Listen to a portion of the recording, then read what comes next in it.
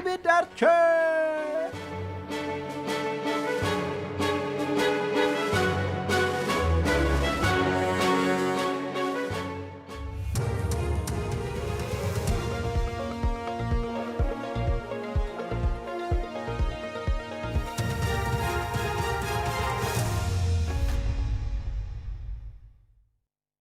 Ramaphosa announces a cabinet reshuffle and calm restored in Alexandra following violent protests. Good morning. President Cyril Ramaphosa has made several changes to his cabinet, including appointing former Communications Minister Dina Pule as Minister of Social Development, replacing Sisisi Tolashe, who was dismissed by the President in May. Pule left a former position in disgrace after she was accused of serious mismanagement and maladministration. The other changes to Ramaphosa's cabinet are Willie Oukamp, who has been appointed as the Minister of Agriculture, and David Maynier, who replaces him as Minister of Forestry, Fisheries and the Environment. Chandu Kolikeke has more. The President has further appointed Jack Bloom, who once served in the Gauteng legislature as Deputy Minister of Water and Sanitation. Alexandra Abrams comes in as Deputy Minister of Electricity and Energy, whilst Yusuf Kasim will deputize Budima Namela as Deputy Minister of Higher Education. Johnston Hazen, who served as Minister of Agriculture, has been appointed as Deputy Minister of Trade, Industry and Competition. Calm has been restored in Alexandra north of Johannesburg following violent protests and looting near the intersection of 8th Avenue and Joan Tlantla Street last night. This following countrywide protests against undocumented migrants. One person was shot and killed during the incident. The exact circumstances surrounding the incident are still unclear at this stage. Police are yet to comment on whether any suspects have been arrested. A large police contingent have been deployed to the area to ensure calm. In Hillbrow in Johannesburg, 3 suspects were arrested after 2 people, including a 17-year-old teenager, were shot and injured during the protests yesterday. According to police, the suspects opened fire during the march in the Hillbrow area. The exact circumstances leading up to the incident are still unclear. Gauteng Police spokesperson Brigadier Brenda Muradili. It is alleged that the trio opened fire at protesters who were passing through the street, injuring 2 people. The protesters reportedly retaliated by torching the suspect's vehicle. The 3 suspects were arrested and 2 unlicensed firearms believed to have been used during the incident were seized for further investigation. The suspects are expected to appear before the Johannesburg Magistrate Court soon on charges of attempted murder. Meanwhile, the acting police minister, Feroz Kachalias, says police will continue to be vigilant in the weeks ahead following yesterday's protests. Kachalias says while illegal immigration is a genuine grievance among South Africans, there also appears to be a political agenda at work. He was speaking at a media briefing in Pretoria last night. I've taken note of statements that were made that these marches will continue each Thursday until the next election, local government election. That suggests to me that there are some involved in mobilizing sentiment around the grievances that are genuine, that there is a political dimension, that this may be part of a project to mobilize politically as a lead up to the local government election. And that suggests that this is not just about illegal immigration. Motorists are paying significantly less for fuel from today. The price of 93 octane and 95 octane decreased by R2.01 and R1.96 per litre at midnight, while diesel cost R3.13 and R3.58 per litre. This is despite the short-term fuel levy relief measures introduced by government in April coming to an end today. And finally, at least 12 people have died after torrential rains triggered severe flooding across Ghana, including the capital Accra. More than 470 people have been rescued, with emergency crews continuing search and rescue operations. President John Mahama blamed changing climate conditions for the extreme weather. Heavy rains also battered neighboring Ivory Coast, where local sources say multiple people are feared dead. Recapping the top story, President Cyril Ramaphosa has made several changes to his cabinet, including appointing former Communications Minister Tina Pule as Minister of Social Development, replacing Sisisi Tolashe, who was dismissed by the President in May. For SAFM News, I am Anne Musa. It's a very good morning to you. In your SFM Sports Headlines, soccer action from the World Cup. We've got France, Norway, Mexico booking their place in the last 16. And in rugby, Rassie Erasmus reveals that England nearly snapped up a future Springbok. We'll find out more at around 6:30. SAFM, guiding you through the rush hour traffic. Good morning. Busy start around Pretoria with overnight roadworks overrunning on the M1 South at Sefaka-Makato. That short time ago was about a 12-minute queue to work through. That'll be surprising if you're coming down through Pumalani Plaza into that mess. Also a collision on the mighty Mopani Highway at Block XX coming out of Shoshanguve. Quite a heavy queue up into that one as well. Misty conditions again around Emelafedi. The N12 is misted between Emelafedi and Kendall down through Ochi, so please drive carefully. Durban, a breakdown in the roadworks between Kwamashu and Gateway going north, and Cape Town a fairly decent start. It is busier this morning obviously than it was yesterday, but the big story in Cape Town this morning is the quite dramatic increases on My City bus fare. If you're just about to head out and catch My City bus and you haven't heard about it, daily, weekly, monthly ticket prices up anywhere between 35 and 50%, and that applies from this morning. With your traffic update, I'm Rob Byrne. The National Briefing on SAFM. Clarity, context and conversation.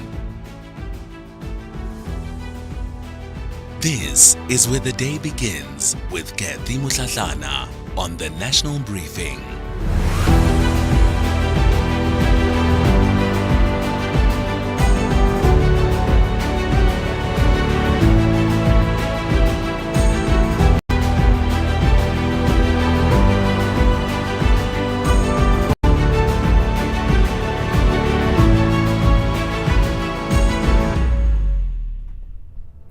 It's 6:07. You're listening to the National Briefing. A very good morning to you.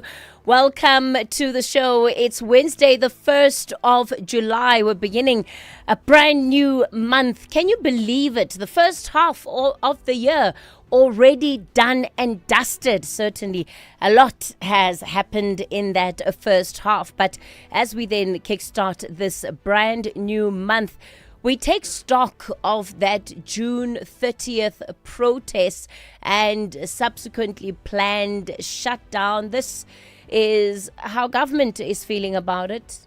In the build-up to the 30th of June, we assured you that the country will be safe. There's not going to be a shutdown. There's not going to be intimidations, and you doubted us. And there were marches in between, as I've said, but they were peaceful, and everybody abided by the rule of law. Our government says South Africans showed that peaceful protests and the rule of law can coexist. But what happens now? Beyond keeping the peace, what action can South Africans expect? That's part of the conversation we'll have this morning. Then today also marks the beginning of a new financial reality. New municipal tariffs come into effect. Electricity, water and other services are becoming more expensive. We'll unpack what some of those increases mean for your household and whether families can absorb yet another rise in the cost of living. And then politics inside the government of national unity. President Cyril Ramaphosa has approved the DA's cabinet reshuffle. There'll be new faces in new portfolios. But there are big questions about what that tells us about the balance of power inside the GNU. And I want to know, what do you read then into the changes that have been effected? And the big question of the morning is, did yesterday restore your confidence in government? Did yesterday restore your confidence in government when you look at how the state managed itself and the fact that there was no shutdown, at least not to the extent that had been anticipated and expected?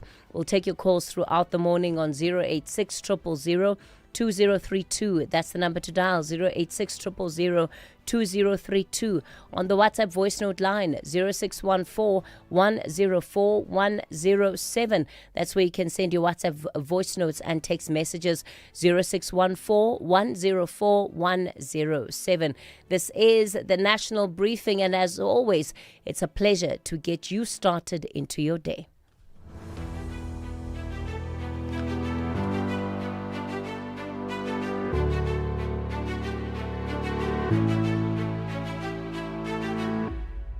It's Elimination Week on the Tastemaster Professional this Sunday evening at 7. Faced with one of the world's most popular dishes, our chefs must create a pizza that rises above the rest. With big flavors and bold ideas needed to impress the judges, the stakes couldn't be higher. Who will earn a slice of success and who will get boxed out of the competition? Find out on the Tastemaster Professional, Sunday at 7, repeat Saturday at 4:30 and Sunday at 3:30, only on SABC2.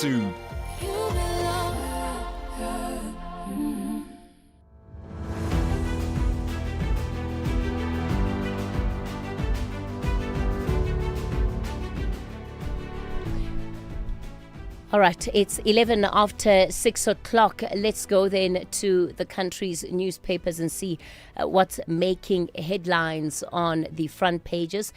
We'll start off with the Sowetan cops pass test against disorder. High police visibility helps maintain law and order amid anti-illegal migrant protests and isolated incidents as the army rolls in several Gauteng hotspots. So that's what the Sowetan is going on. It has on the front page this morning. They also have pictures from some of the protests in key provinces. So there's a picture of protesters in Kugombo City, in Pretoria, in Durban, in Cape Town. It's actually a beautiful layout of the Sowetan front page today. A wonderful layout that they have that gives you just an overall picture of how the protests unfolded. At the front page of The Citizen, it's not over. It reads, "We will do this every Thursday for 6 months until they are gone." March and March leader Jacinta Ngobeze Zuma telling thousands protesting undocumented foreigners in Durban. This is despite pockets of unruliness. The marches countrywide were peaceful with a strong police presence. And you heard the acting police minister yesterday saying the fact that this protest action is now going to be sustained for longer than just what we have seen, and the fact that they're threatening, to protest every Thursday, does suggest that perhaps they're building to something bigger politically, that maybe this is the beginning of a formation of a group that is thinking about local government elections and may well want to contest the local government elections. I wonder what you make of that, right? That this is not just a protest, but there's a bigger political movement behind what we are seeing. I'll certainly love to take your thoughts on that. They also then have some of what came out of the Madlanga Commission of Inquiry. I was offered 10 million rand for my silence. That's what Mkhonto Wesizwe Party MP has told the Madlanga Commission of Inquiry. And you'll have more on that particular story inside the paper. Also on the front page, I did nothing wrong. Tony Leon. It's been the fallout, right, within the DA. from this request for a reshuffle that is seeing John Steenhuisen out as the agricultural minister. Over the weekend, he gave an exclusive interview to News 24 in which he basically confirmed that he felt betrayed, but also made a number of other allegations that implicated the former DA leader, Tony Leon, and his communications company, and how, speaking to basically some form of bullying, from Leon in terms of trying to get state contracts and in influencing some of the debates that we are having in the country, including around Elon Musk's Starlink. So we'll certainly do more on the story. I think in the last 2 days of this week, we haven't been able to cover it sufficiently, but we'll certainly try and do that so that you have a better picture of what is unfolding in the DA. But very clearly, there are factions within that party too. The front page of the Business Day: President credited with defusing bomb. Show of force by law enforcement agencies keeps protests largely peaceful. And the president's intervention seemingly diffusing what had been billed as a major protest against illegal immigration in South Africa yesterday, blunting an effort he described as an attempt to destabilize the country. That's what the Business Day is going with. And it's also then taking snippets out of the Interministerial Committee briefing that was held last night, where the ministers lauded South Africans for not engaging in incidents of criminality, and police confirming that they arrested 195 people and that 103 cases have been registered since the 1st of March, specifically regarding protests against illegal migration. So the front pages of the newspapers are really singing the same tune. The Star also going with the protests yesterday, but then speaking, or rather, putting on the front page, MP testifies about 10 million rand bribe offer to Shield Khan. And that's Vusi Shongwe, who told the inquiry that a tender worth 2 million rand per month was also tabled. And that's his testimony, that he received an offer of 10 million rand during a virtual meeting with Major General Feroz Khan. And it followed his questioning of Khan's alleged links to the illegal cigarette smuggling during a parliamentary ad hoc committee meeting on SAPS. So it really just, again, speaks to the links between the high-profile police officers and the extent to which they may have gone in trying to protect their images. And of course, all of this are allegations at this stage that remain untested by the rule of law. But I think nonetheless, they do paint a picture of what has been happening behind the scenes. So that's what's on the front pages of your country's national publications.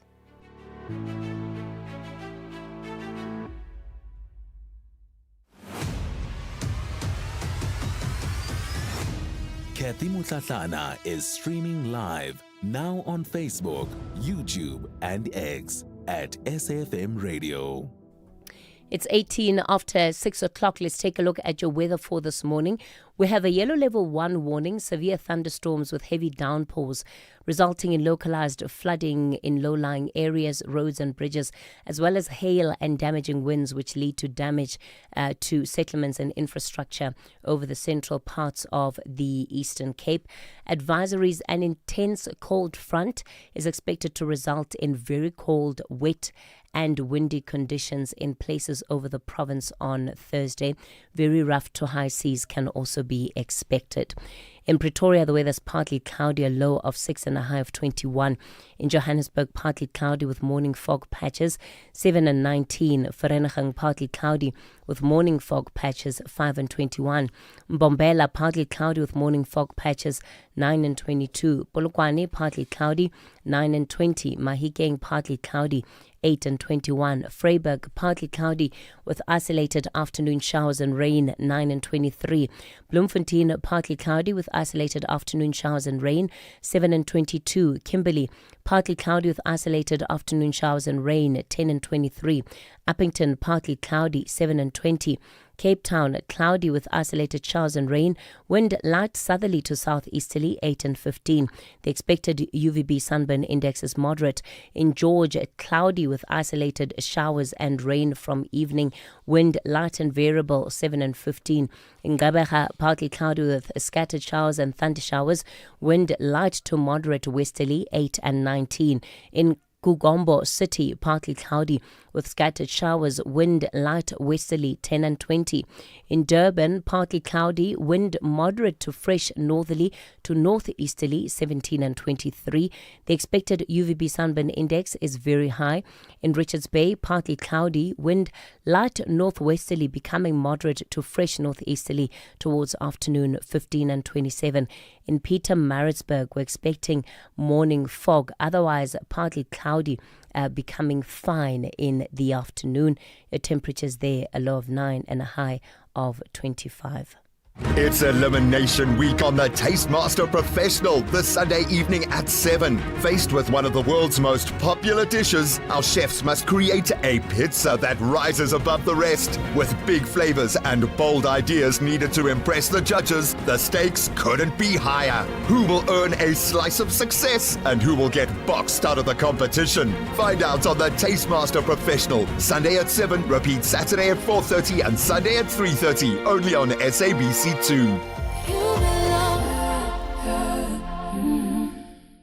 Clientele is here to safeguard you and your family with compassion because life happens. Be part of a family that truly cares. Our funeral dignity plans have helped South Africans bury their loved ones with dignity for more than 30 years.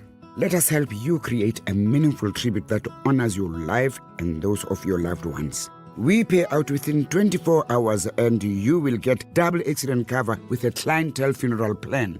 Our plans are affordable. Pick the option that suits your needs. Easy to apply, no medical examinations and no paperwork. SMS SAFM to 48031. That's 48031. Clientele Life is an authorized FSP and licensed life insurer. T's and C's online. Standard rates apply. The Global Briefing on SAFM. It's 6:21. Let's get into our global brief for today. In North America, Washington is expected to formally trigger the review of the USMCA trade pact today. It's a decade-long countdown that could reshape car manufacturing across the US, China, Mexico, and Canada.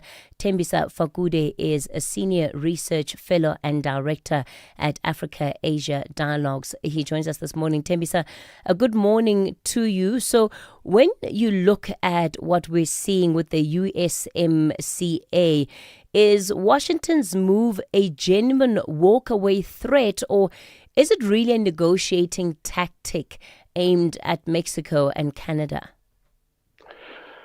I think it's a tactic aimed at Mexico and Canada. But Mark Carney, the new Prime Minister of Canada, has said in no uncertain terms that bring it on.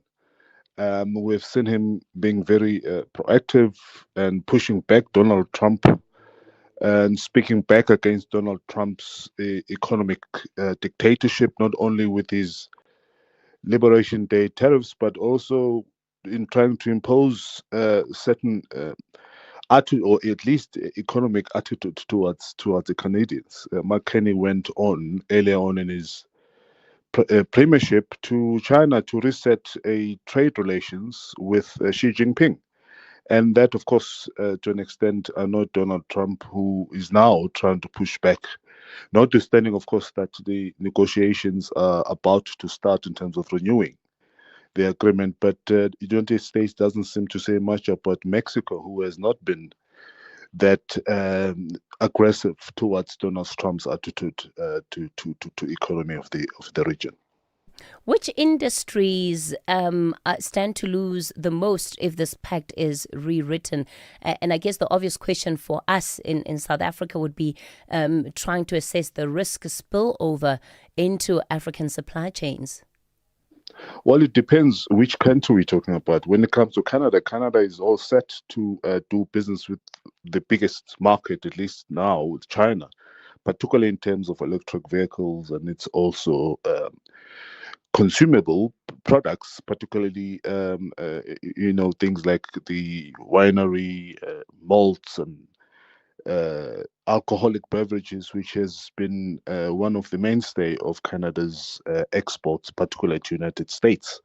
But Canada is also a big country that has been consuming a lot from the United States. So if Donald Trump does decide not to renew this agreement, I think Canada is already set in terms of who is going to direct its new market and how is going to try and improve the relationship that has been reset between China and Canada. And I think Donald Trump knows that. So the Canadians, I think, to an extent, some of them are really praying that they establish a relationship with China because it's got no conditions, it's fair, it's friendly compared to what they've been receiving from their neighbors in the United States in the form of Donald Trump. All right. Well, speaking of China, Europe is back at the table with Beijing, and it's following a warning that a flood of Chinese imports is putting European jobs on the line. Are you expecting that Brussels can get real concessions, or are we heading now towards a tariff war? I don't anticipate tariff war. I think China has been very clear in terms of its intentions in doing business, not only with Europeans, but also with Canadians and the world. So there is likely going to be some negotiations. You can't stop Chinese aggression in terms of its exports and continual production of particularly electronic products, including electronic vehicles, which are now dominating the European market after Elon Musk's mistakes in joining the government of Donald Trump. There was a huge backlash and boycotting of Tesla, for example, and the Chinese products took advantage of that in Europe because many of the Europeans felt that Elon Musk had gone back against his commitment, particularly on the matters of green energy and alternative energy, by joining Donald Trump, a known denier of global warming. So you are likely to have negotiations that are going to, I think, bring results that will be a win-win and benefit all parties involved. And we're going to wrap it up in Venezuela this morning. Rescue teams are continuing to search the rubble, right, looking for survivors following that quake. Now, there are many that are telling reporters on the ground that their real anger isn't the earthquake. It's years of government neglect that they believe has made the disaster so much worse. I mean, has the Venezuelan government been left wanting here?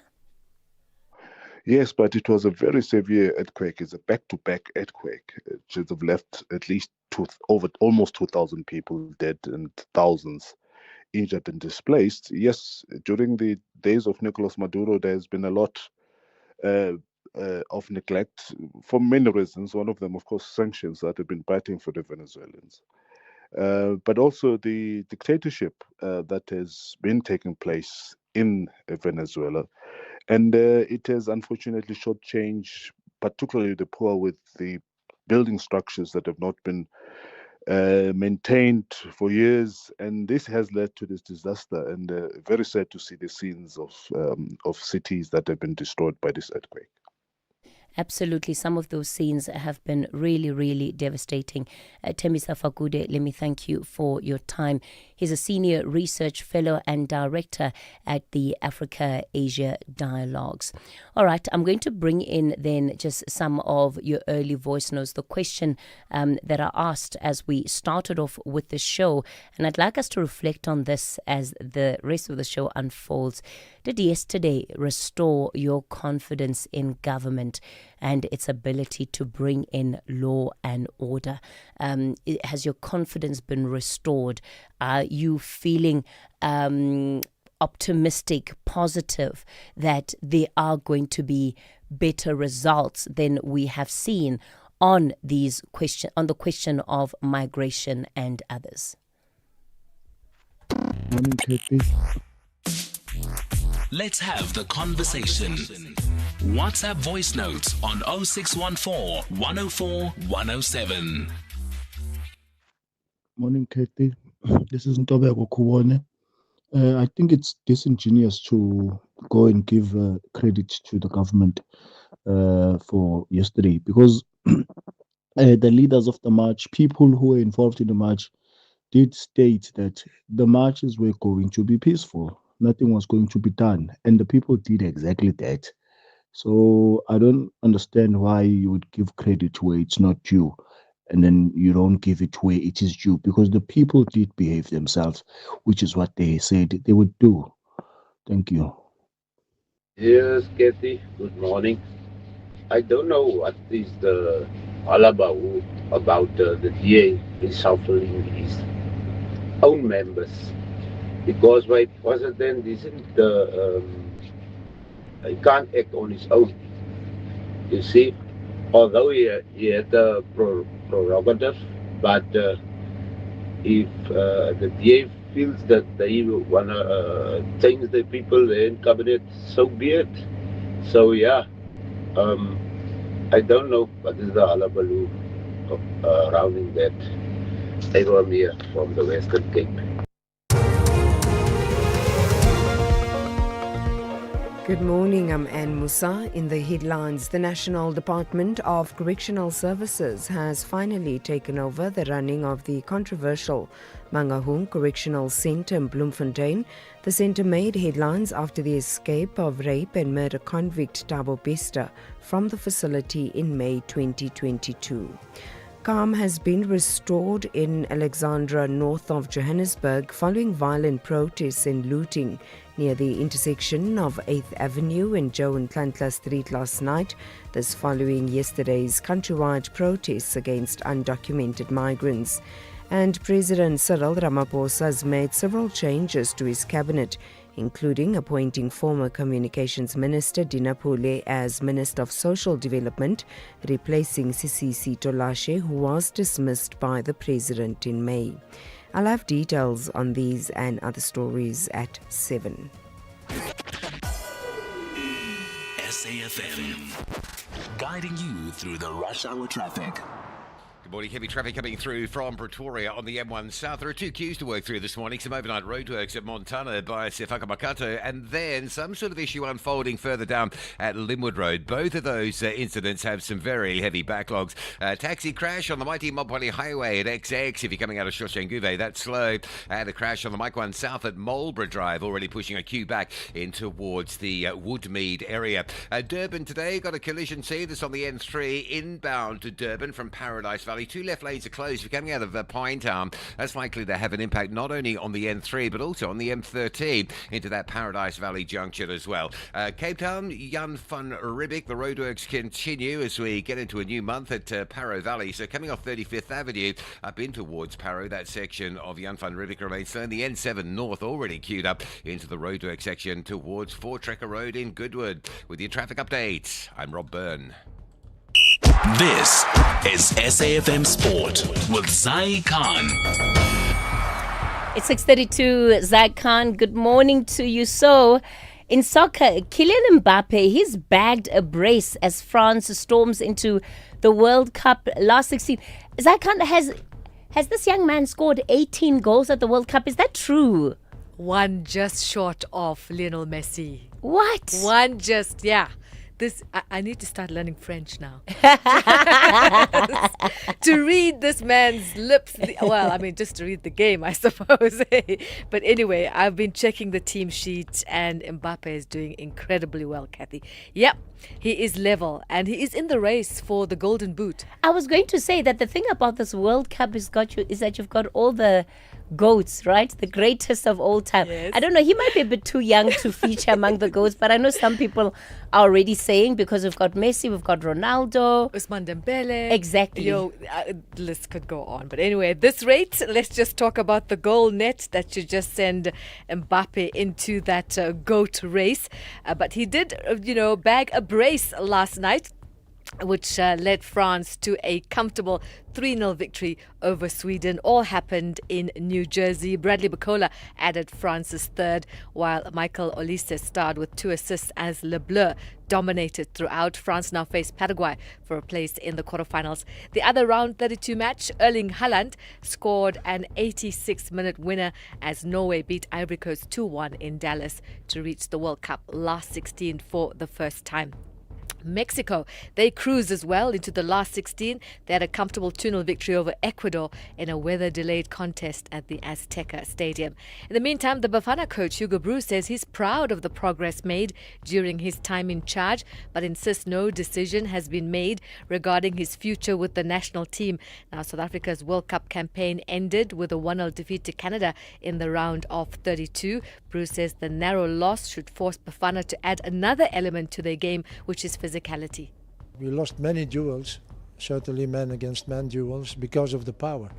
And this is something I think that we have to work on in the next months, but not only we, but also all South African football. That is not anymore playing tiki-tiki, it's also the power and the speed you need.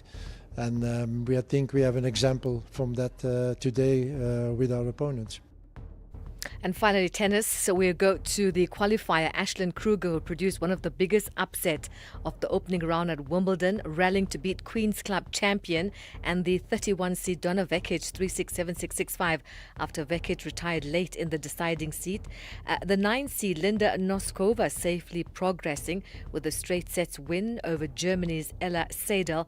And we also have news with the Queen herself, and that was Serena Williams. She was in action last night. She headlined against the 20-year-old Australian Maya Joint.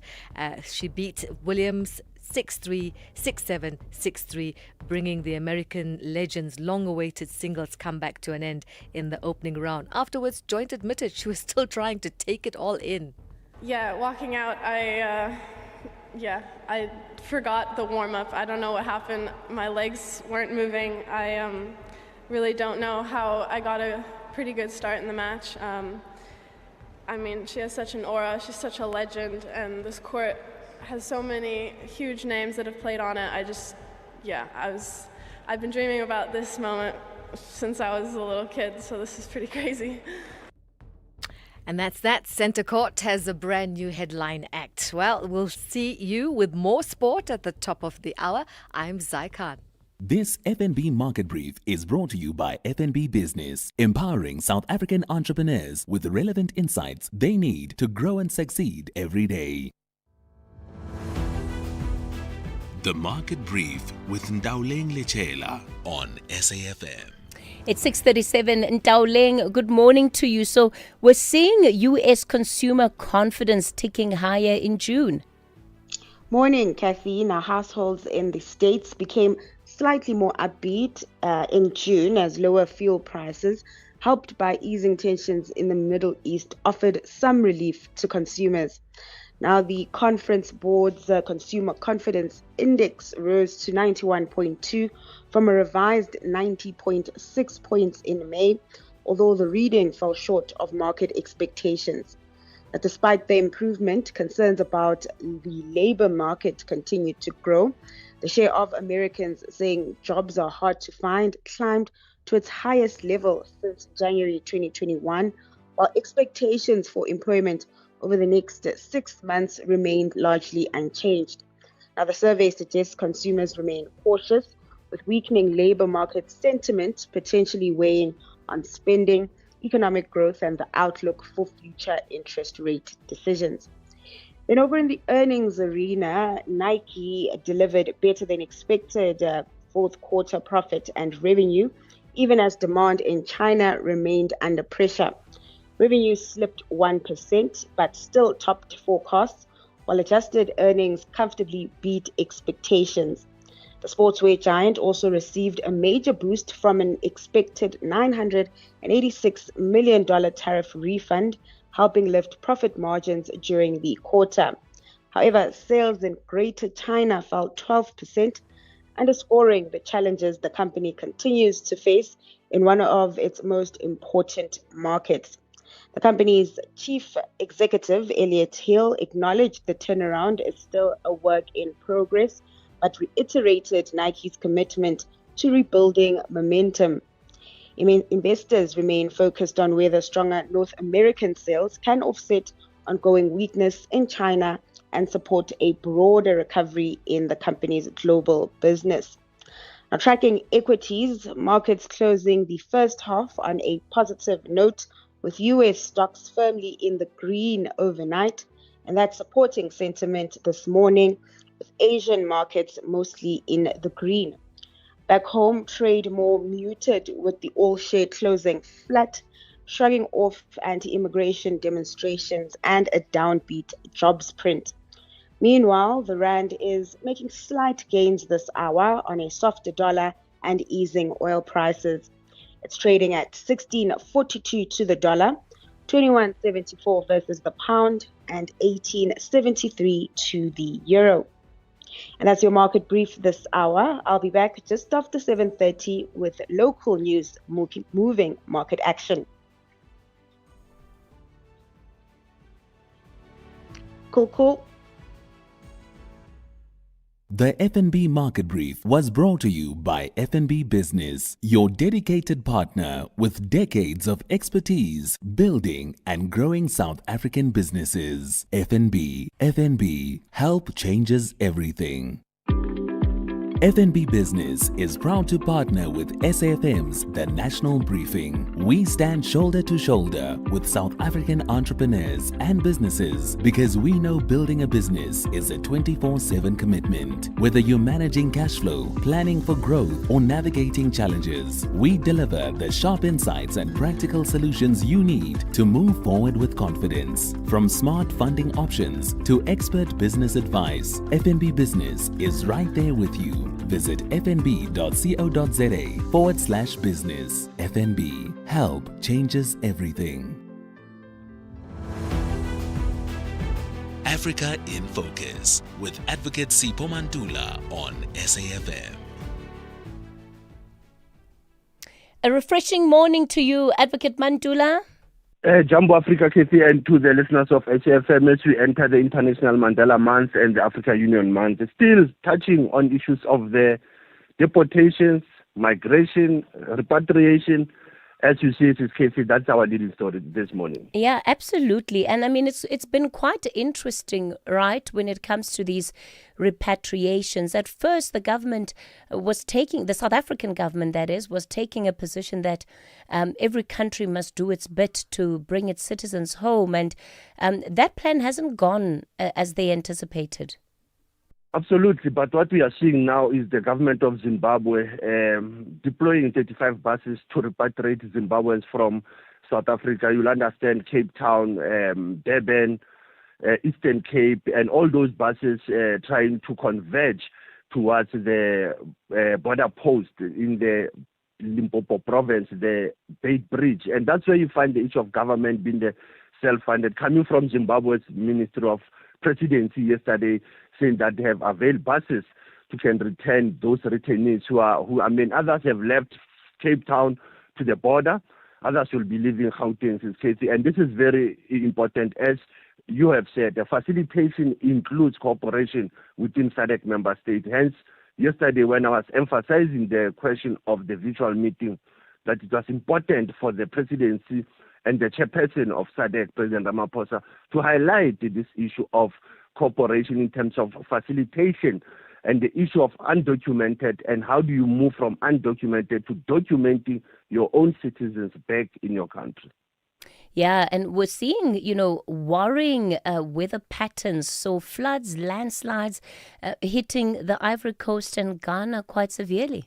That is very true, very sad. We'll normally talk about the threats of climate change globally, but continentally we know it is a rainy season in some of the parts of the African continent, and West Africa being the hardest hit. Now 24 people have lost their lives, talking about the capital cities of Ghana, Accra, Ivory Coast, Abidjan, and people losing their lives, children and women, becoming victims of such floods. Again, infrastructure development in those countries, it is the key issue.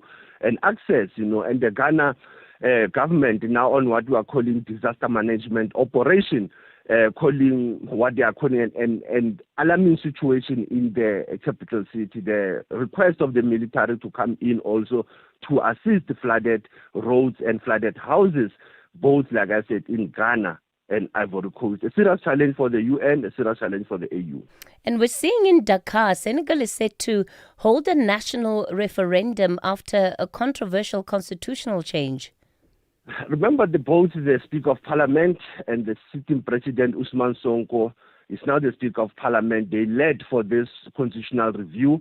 They pushed the President to say, Faye, you need to call a national referendum on these issues around the change of Parliament. And Pastefa of Ousmane Sonko has 130 members in that Parliament. Hence, they were able to push that we need this referendum in terms of looking at the powers of the President, powers of the Speaker, and also, Katie, what is important is that Ousmane Sonko wants to contest for power. You will recall he will not be very comfortable to be the Speaker of the Parliament. He will want to become the head of state.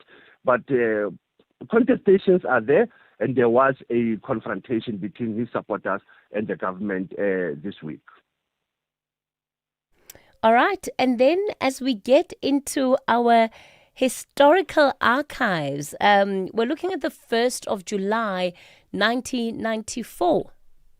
This is my very close sister in Jamaica, a filmmaker who initiated this day after the visit of the late Nelson Mandela and Winnie Mandela to Jamaica, to put this day aside as the International Reggae Day, to be celebrated in the media spaces, to be celebrated in environmental spaces by planting trees and wearing of the red, gold, and green.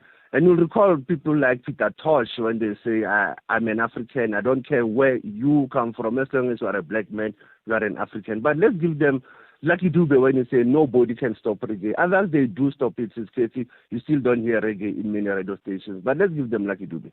Reggae in the bathroom, reggae in the bedroom, reggae everywhere. Reggae in jail, reggae in church, everybody likes it.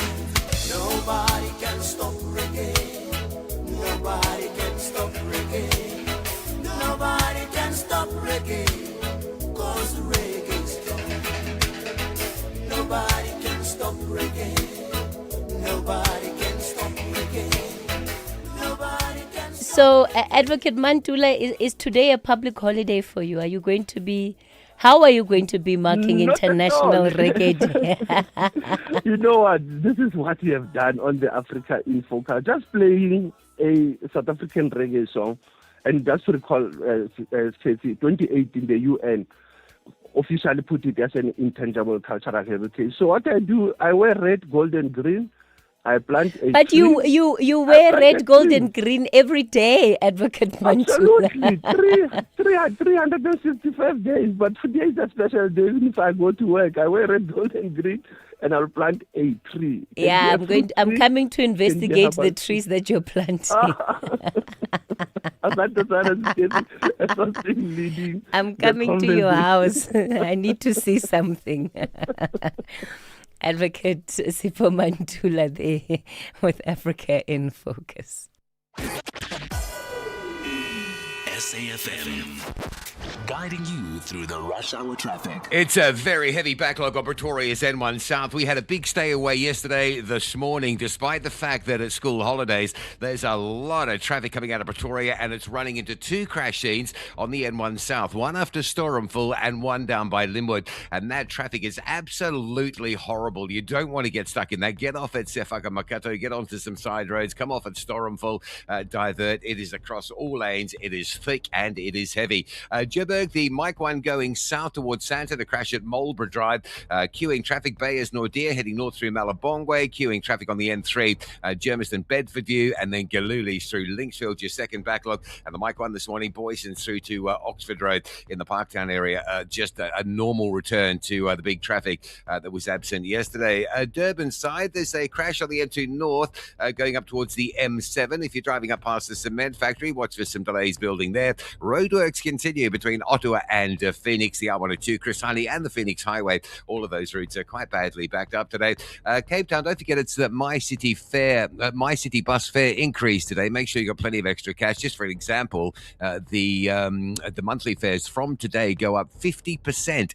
If you paid $1,000 last month in June, you're going to pay $1,500 this month for July. It's a really steep increase, and they apply from today. And roadworks continue on the Jan van Riebeeck run through Parow. Quite heavy traffic coming off 35th Avenue from Sylvetsak area up into Parow as you hit that construction zone. With your traffic update, I'm Rob Byrne.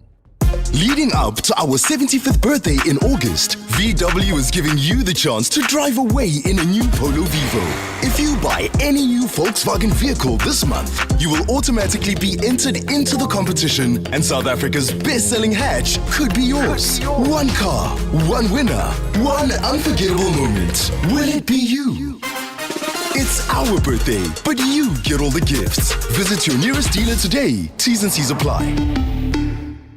EFC is live this Thursday. Cape Town's very own undisputed bantamweight champion, Faheez the Troublemaker Jacobs, puts his gold strap on the line. But a hungry challenger, the relentless gift walker, steps up to the biggest stage to try cement his name in the history books. How's the Troublemaker sound? Sounds like it's good to me. One champion, one challenger. Live this Thursday from the World Sports Betting Arena. Watch it on SABC Sport Channel on DTT Channel 4 from 7 p.m. Brought to you by SABC Sport. As a business owner, you're always looking for ways to save money. But have you looked at saving on your business insurance premium? With OUTsurance Business Insurance, you could save big, like Bosmansdam High School. We were with our previous insurance for 10 years plus before switching to OUTsurance Business Insurance. We are saving 3,705 Rand per month. It was so quick and easy, we should have switched sooner. Ready to switch and save? Visit outsurance.co.za or call 08600 60,000 today. Licensed insurer in FSP. TCs and information online. Do great solutions start with good conversation? SAFM, leading the conversations that move us. All right, it's 6:51. You're listening to the National Briefing. If you've just tuned in, great to have you with us on the show. Well, today marks the start of a new municipal financial year. And for Johannesburg residents, that means paying more for water and electricity, but we'll get to the electricity bit in a moment because that affects all municipalities. Now, the city's controversial water demand management levy increases from today. This is despite AfriForum's bid to stop it in court. It'll jump from 65 Rand to almost 108 Rand a month before VAT, and it's around 124 Rand including VAT. So we're looking at about a 65% jump here. The court didn't rule on whether the levy is lawful. It simply found that the matter was not urgent enough. So residents will start paying today while the legal battle continues. Marius de Waal is advisor for environmental affairs at AfriForum. Marius, good morning. Why do you think that this levy and its increase are unfair on the city on the residents rather of the city of Joburg? Morning, Kathy, and the listeners. Yeah, that's a great introduction you gave. I think our biggest issue, our biggest concern is that this 66 almost % increase in a fixed charge in this levy really jumped out at us. If you consider that most other municipal tariffs already increased above inflation rate, but maybe around, I think for water in Johannesburg, the normal water tariffs that you pay for consumption increased by something like 12%. So an increase of 66% really is significant. And the Metro, not in its budget documents and not in all the questions we asked the Metro, ever explained why this 66% increase is rational, why it's necessary to increase a fixed charge by this much.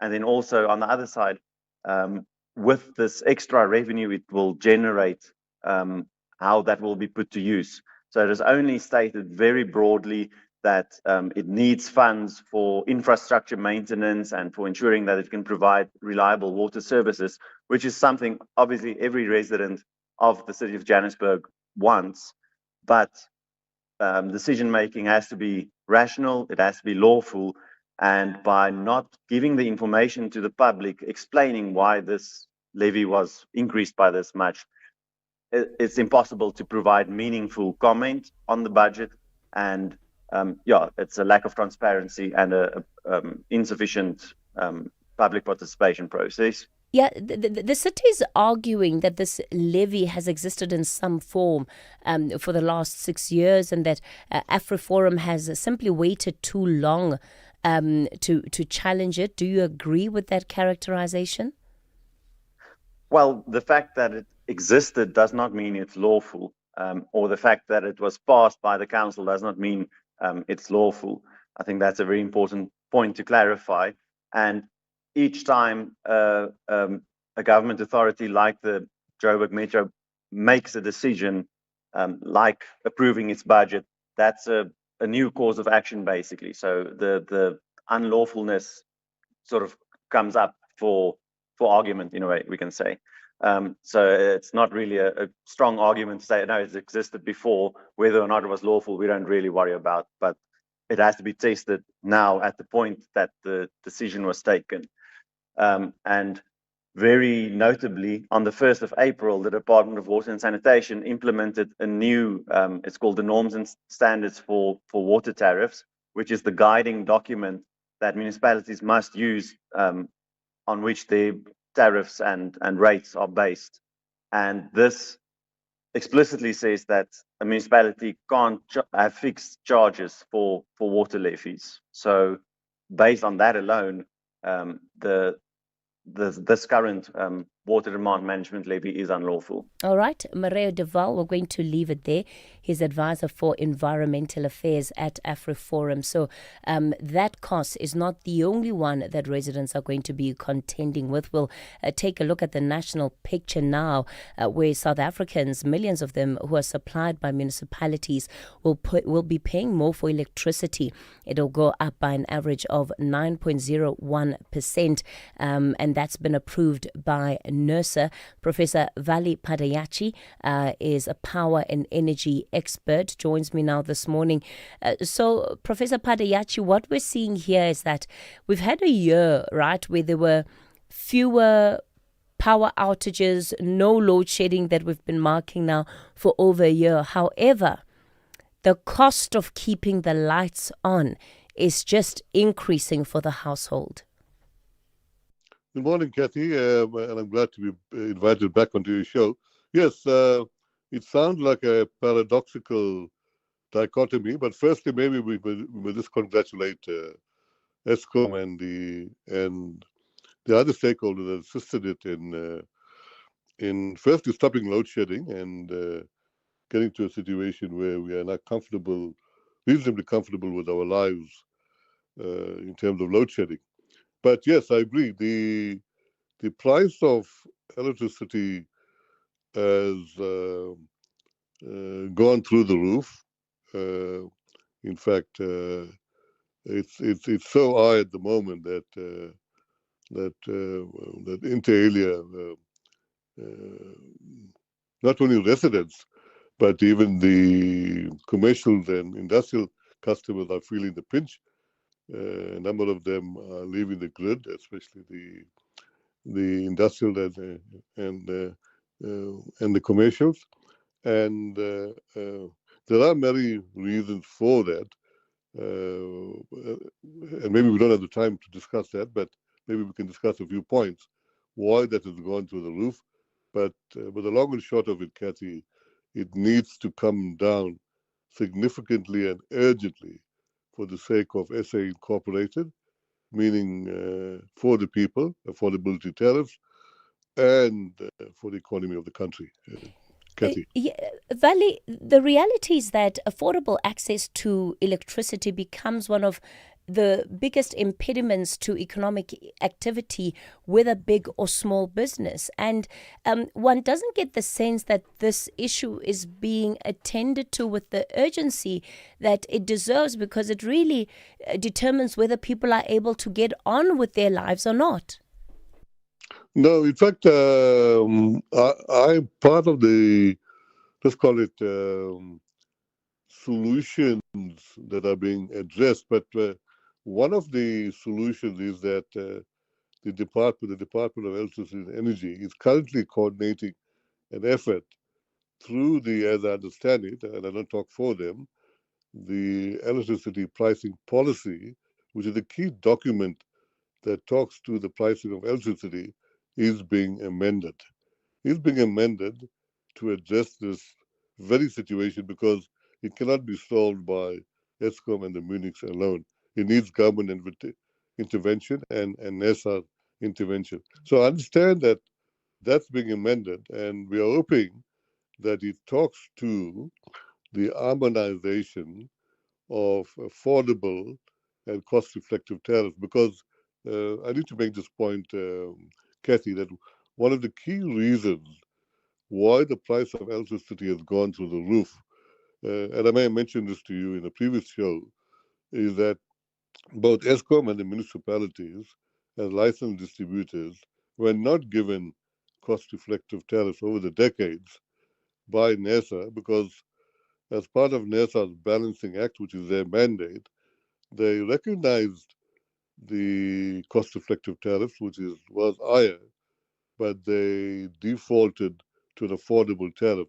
So that has come back to bite ESCOM and the Munichs, and that is why we see the high tariffs.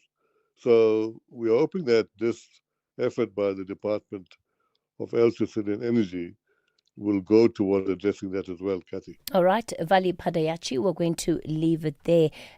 He's a power and energy expert. It's 7 o'clock time for your latest news update. Theft, accident, and 1 million rand third-party cover for your older car. Outsurance Essential has it all. Get a quote. SMS car to 43185. That's car to 43185.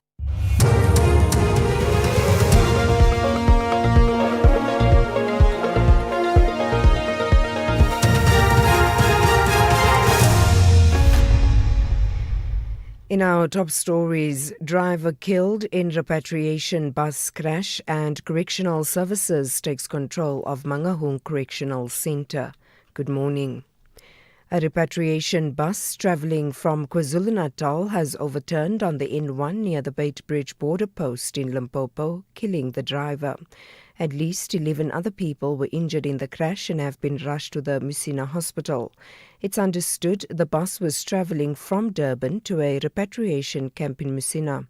More details in our next bulletin. The Department of Correctional Services has officially taken full control of the controversial Mangaung Correctional Centre in Bloemfontein. The centre made headlines after the escape of rape and murder convict Thabo Bester from the facility in May 2022. It has been renamed the Grootvlei Maximum Correctional Centre. Commissioner for Correctional Services Mahoti Tobagale was at the centre just before midnight to ensure it was all systems go. The centre was managed by G4S for more than 20 years. Tobagale explains. What it means is that this is the end of the contract between the Department of Correctional Services, that is South African government, and BCC, which subcontracted G4S to manage the facility. This is a contract that spans around 25 years. We have now taken full control, meaning that each and every unit function is now under the management of the Department of Correctional Services. Calm has been restored in Alexandra, north of Johannesburg, following violent protests and looting near the intersection of 8th Avenue and Joan Tlantla Street last night. This following yesterday's countrywide protests against undocumented migrants.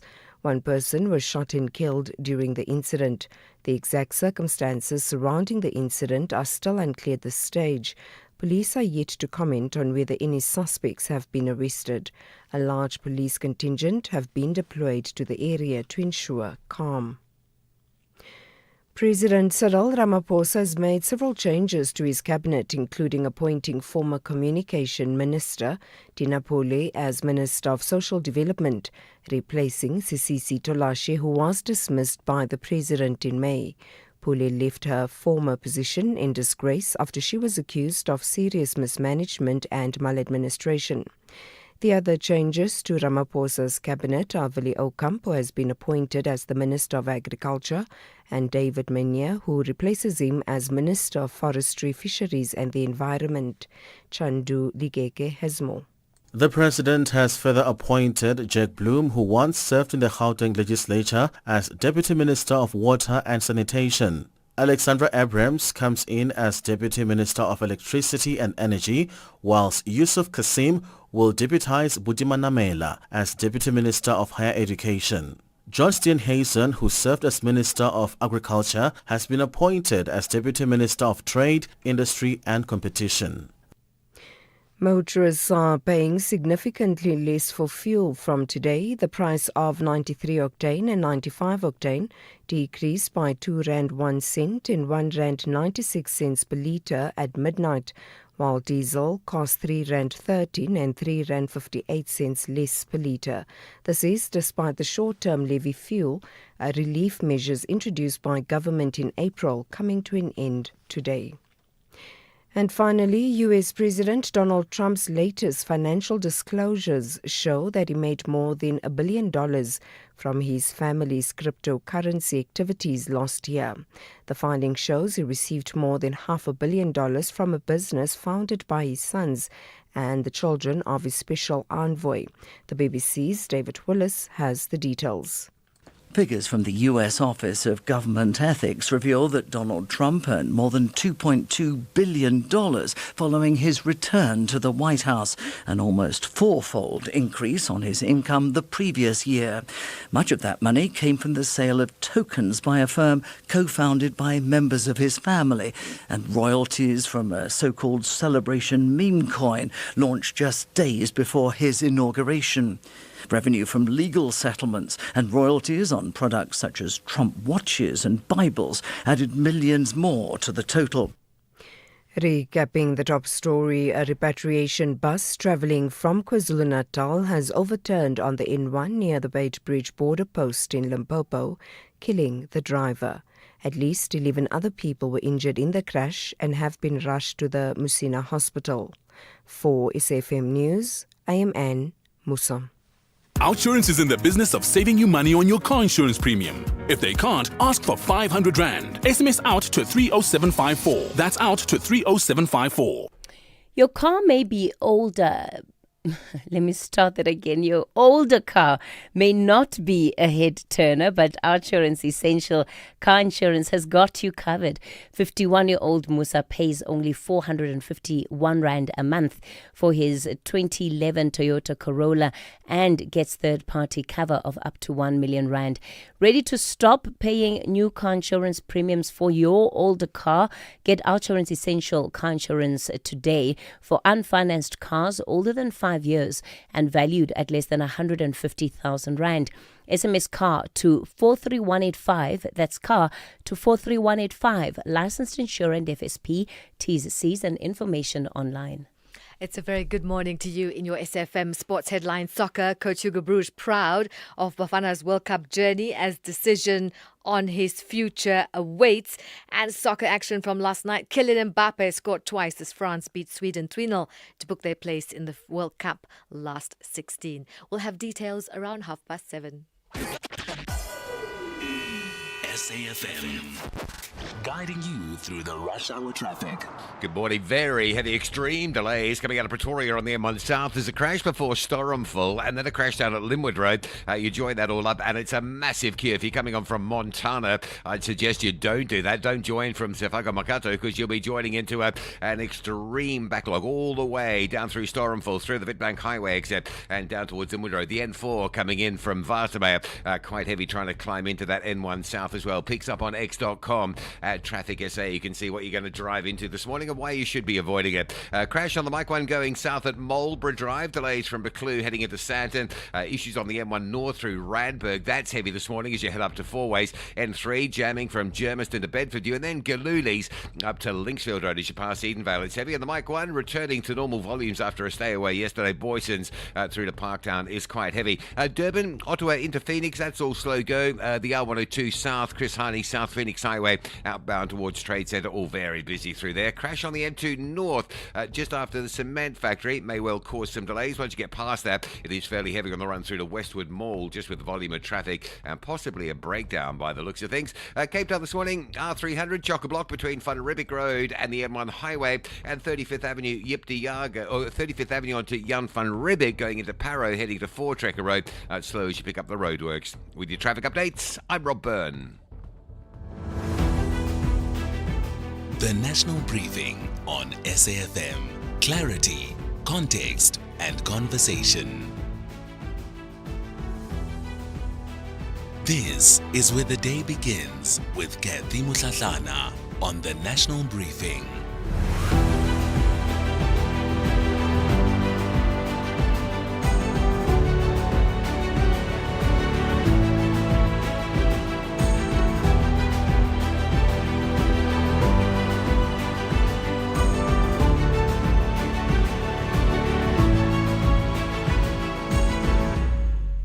It's 9 after 7 o'clock. You're listening to the National Briefing. A warm welcome if you've just tuned in. I'm Kathy Mutlatlana with you until 9 o'clock.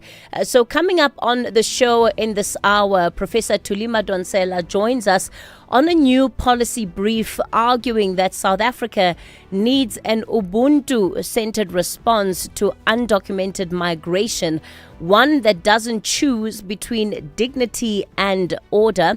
Lawyers for Human Rights tells us why they took the government to court to force a commitment against xenophobic violence. And we go inside the cabinet reshuffle that landed overnight. John Steenhuisen is out, and so are three other DA deputy ministers. But we also see the return of the controversial former communications minister Dina Pule to cabinet, now as Minister of Social Development. Of course, the question we're asking this morning is, has your confidence in government been restored? Has your confidence in government been restored following yesterday's protests and, of course, the huge show of force of the state? Let's listen to what the Minister, Kumbuzo Nchaveni, had to say. And I think this really echoes the sentiment of the Interministerial Committee and the response that came out yesterday. In the build-up to the 30th of June, we assured you that the country will be safe. There's not going to be a shutdown. There's not going to be intimidations. And you doubted us. And there were marches in between, as I've said, but they were peaceful. And everybody abided by the rule of law. Of course, we'd also love to hear from you as the show unfolds. 086 000 2032 is the number to dial. 086 000 2032. And on the WhatsApp voice note line, send those voice notes to 0614 104 107.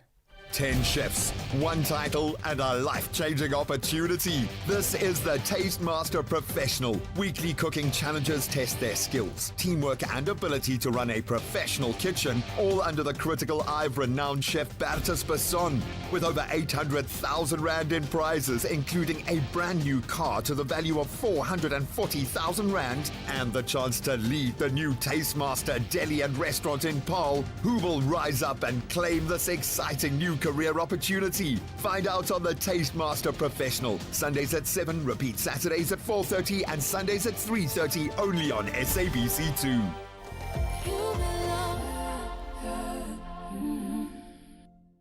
Outsurance can't improve your couch coaching skills, but they could improve the car insurance premium you currently pay. SMS out to 30754. Get a quote today, and if Outsurance can't save you money on your car insurance premium, ask for 500 Rand cash. Make that 1,500 Rand if you've been claim-free and with the same insurer for 3 years. Get a quote and get savings or cash. Either way, you win.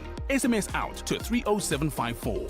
When it comes to car insurance, you couldn't be in better hands. Outsurance was voted News 24 Short-Term Insurer of the Year for 4 years in a row. Built to Reader's Choice Best Insurer 4 years in a row. And City Press Reader's Choice Best Insurer Award 3 years in a row. Clearly, they all feel they're getting something out. SMS right now to see if you can switch and save. SMS out to 30754. That's out to 30754. Outsurance, licensed insurer and FSP. T's and C's online. You are listening to the National Briefing with Kathy Mutlatlana. Well, it's 13 after 7. We continue then with the subject that has really been the national debate. How do we manage the real migration crisis that we're seeing in the country without descending into hatred? Many South Africans, of course, say their frustration over scarce jobs, housing and services is legitimate. There are concerns about some of the action associated with the protests turning into xenophobia and the use of hate speech. In a new policy brief, Professor Thuli Madonsela argues that South Africa must confront these realities through an ubuntu-centered social justice lens. Prof, good morning to you. Thanks for your time this morning. So firstly, let's just begin with what an Ubuntu-centered response is, and what does that mean really for a government now that has to prioritize the regulation of its borders and deal with the consequences of the mismanagement that has come about over decades, really? Good morning, Kathy, and morning to listeners. Thank you for the privilege. An Ubuntu lens for responding to migration and the pressures it's putting on some communities in our nation is one that balances. It balances the claims of the communities that feel the pressure and the humanity of the migrant community, be they legal or not regulated, or be they documented or not documented. At the core of that is respecting the human worth, the equal human worth of each person, but while also considering the claims of each of the two groups as valid and the claims and intentions of broader South Africa, the kind of society we're trying to build, and the interests of the environment and future generations. If we were to bring this, into practical use, you have, I would say, in this moment, the government that, of course, on the one hand is trying to quell tensions, and then on the other, you would also have the protesters and the leaders of those protests who are representing these concerns. So what would you say to either party, or what would having this Ubuntu-centered approach, what effect would that have on either party's approach to this conversation? Well, to the marchers, I would say your claims are valid to the extent that your communities are bearing the disproportionate share of uncontrolled migration. And those communities are historically Black townships and villages. I would say, whilst your claims are valid, and government, through the Department of Home Affairs in particular, is responding to those claims and fixing our porous borders and ensuring that those who are not in the country legally are sent out, hate is not the answer. The messaging should not sound like it's hatred of foreigners, because hatred of foreigners is xenophobia, whether we like it or not, whether it's two people who are xenophobic or many people. But those who are now sounding like they just hate foreigners, that's xenophobic. And then that would be my message to the marchers.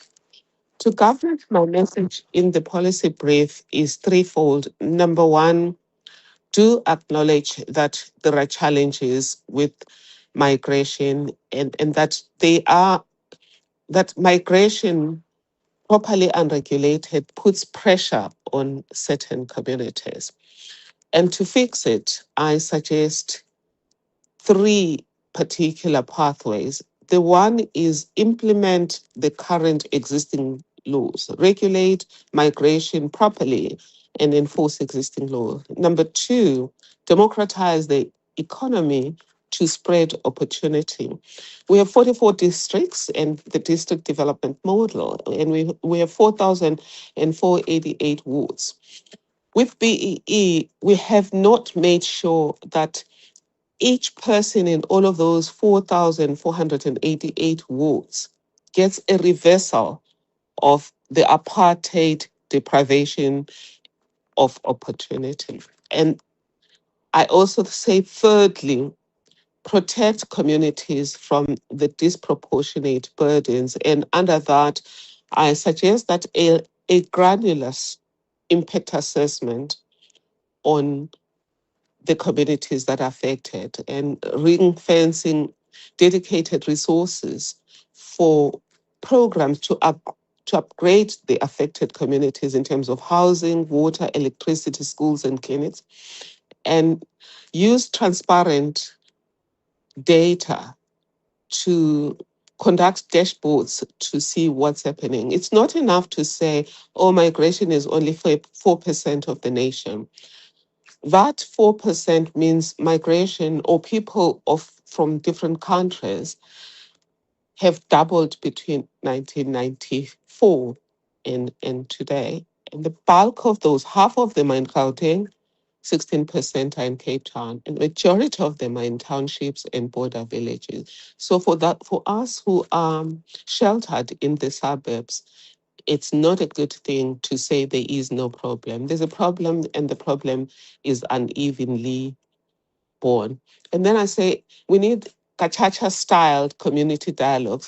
Gachacha styles helped Rwanda to heal, because now that there's been some hatred planted, there will be a need for dialogue between citizen communities and the migrant community. And then, of course, we have to strengthen the enforcement of the law, particularly to deal with transnational syndicates involved in drug trafficking, human trafficking, and other forms of organized crime. And of course, support what DHA is doing, which is improve their deportation protocols. And then also make sure we improve safeguards for children, because some of the cries or lamentations of the March movement is trafficking in children. Professor Thuli Madonsela, we're going to have to leave it there for this morning. Director of the Center for Social Justice and Law Faculty Trust Research Chair at the University of Stellenbosch. So while those thousands marched yesterday, there was an important legal victory that landed just days earlier. Lawyers for Human Rights acting for Kopanang Africa Against Xenophobia went to the KwaZulu-Natal High Court and secured a public commitment from government to prevent xenophobic violence. Mamegre Sibei is an attorney at Lawyers for Human Rights and also a member of the Kopanang Africa Against Xenophobia, joins us on the line. So, Mamegre, let's talk about why you went to court when already there was the strong commitment from government that law and order would prevail and that the state was not sleeping in as far as the concerns that had been raised. Don't agree with that. Clear. You see, the state wasn't unequivocal that the 30th of June is not a deadline of government, is not an official deadline, and they treated it almost as if. And there are a number of officials from government who actually said, this, we support the deadline, but only we are against violence and so on. And that created a conditions which really terrorized many communities, and I think allowed people to think they could act with impunity insofar as the migrants were concerned. And we had to go to court. But even before that, we're engaging with government, and ultimately that commitment came forward. So part of this commitment that you had from government, that actually the 30th is not their deadline, the 30th is a normal working day in this country. That commitment partly came from our engagements, came from our litigation, and in response to those. So are you saying that in the absence of the court action, government would not have taken the clear stance that it did? And I'm thinking about the fact that your court action arrived after some of these public statements had already been made. So help us understand here why you believe that your court action was so significant in the posture that government ultimately took. Well, firstly, let's understand that the court papers were filed some time back. When is some time back? I think it's about a week or so ago. But even before that, let me be clear about it. It wasn't just we just wanted to go to court. Let's be clear about it. In the capacity of the campaign that we also launched as Kopanang Africa Against Xenophobia, which also lost for human rights is part of, which is a Sefarasonga Action Campaign, we met with the high-level government delegation. And in that, it was a very difficult, but of course, quite a constructive engagement where they ultimately agreed that they've got to be unequivocal. And that was not very clear. I can tell you, give an example about what has been happening. There are instances in KZN, for instance, where the mayor of one of the municipalities was going around taking the keys of the shop owners, because they are migrants. And when you look at some of these things that we require, is that government also had to commit that enforcement of the law can only be done, immigration laws can only be done by a designated officials. Why that was important? Let me give you an example about this particular instance. A mayor went to a refugee to take a shop, a keys to the shop on the basis that is a migrant and therefore is not allowed to work and so on. That person is a refugee. In law, refugees are allowed actually to work and also to operate businesses. Now, when you have people that are not trained, that are not authorized to enforce immigration laws, those are the kind of things that we actually get. And these are things that we had to get out of government, and they ultimately made that commitment. Mametlwe Sebe, we're going to leave it there. So there you have it then, that government wasn't fully acting in its own accord. I wonder what you make of that statement from Kopanang Africa Against Xenophobia. The pain of losing a loved one is never easy. At Clientele, we understand that burying loved ones with dignity truly matters. Our funeral plans pay out cash within just 24 hours, and you receive 200 Rand airtime when you claim.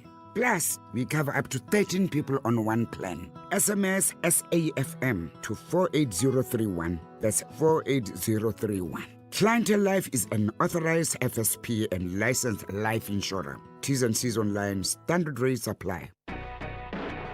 Do you ever call you like to sell, but don't trust your uncle or your pal? Then we buy cars is just for you. Buying cars is what we do. We offer service with a smile. We always go the extra mile. Use a place that you trust and sell your car to us. We Buy Cars, the easiest way to sell your car by far. Stay on top of all meaningful, top trending stories right here on SAFM. Leading the conversation. Well, while we were watching then the outcome of yesterday's national protest, President Cyril Ramaphosa sneaking in cabinet reshuffle in the midst of the chaos. Susan Boyson is emeritus professor at the University of the Witwatersrand. Professor Boyson, if you blinked, you may have missed it, but the DA had its way. The president has brought in some of the changes that they have asked for. Yes, indeed, Kathy. We saw that President Ramaphosa indeed brought in all the changes that Jordan Hill-Lewis, relatively new leader of the DA, had requested. And this really speaks to the fact that there's a constitutional and that was upheld, but a very delicate balance of power in the government of national unity.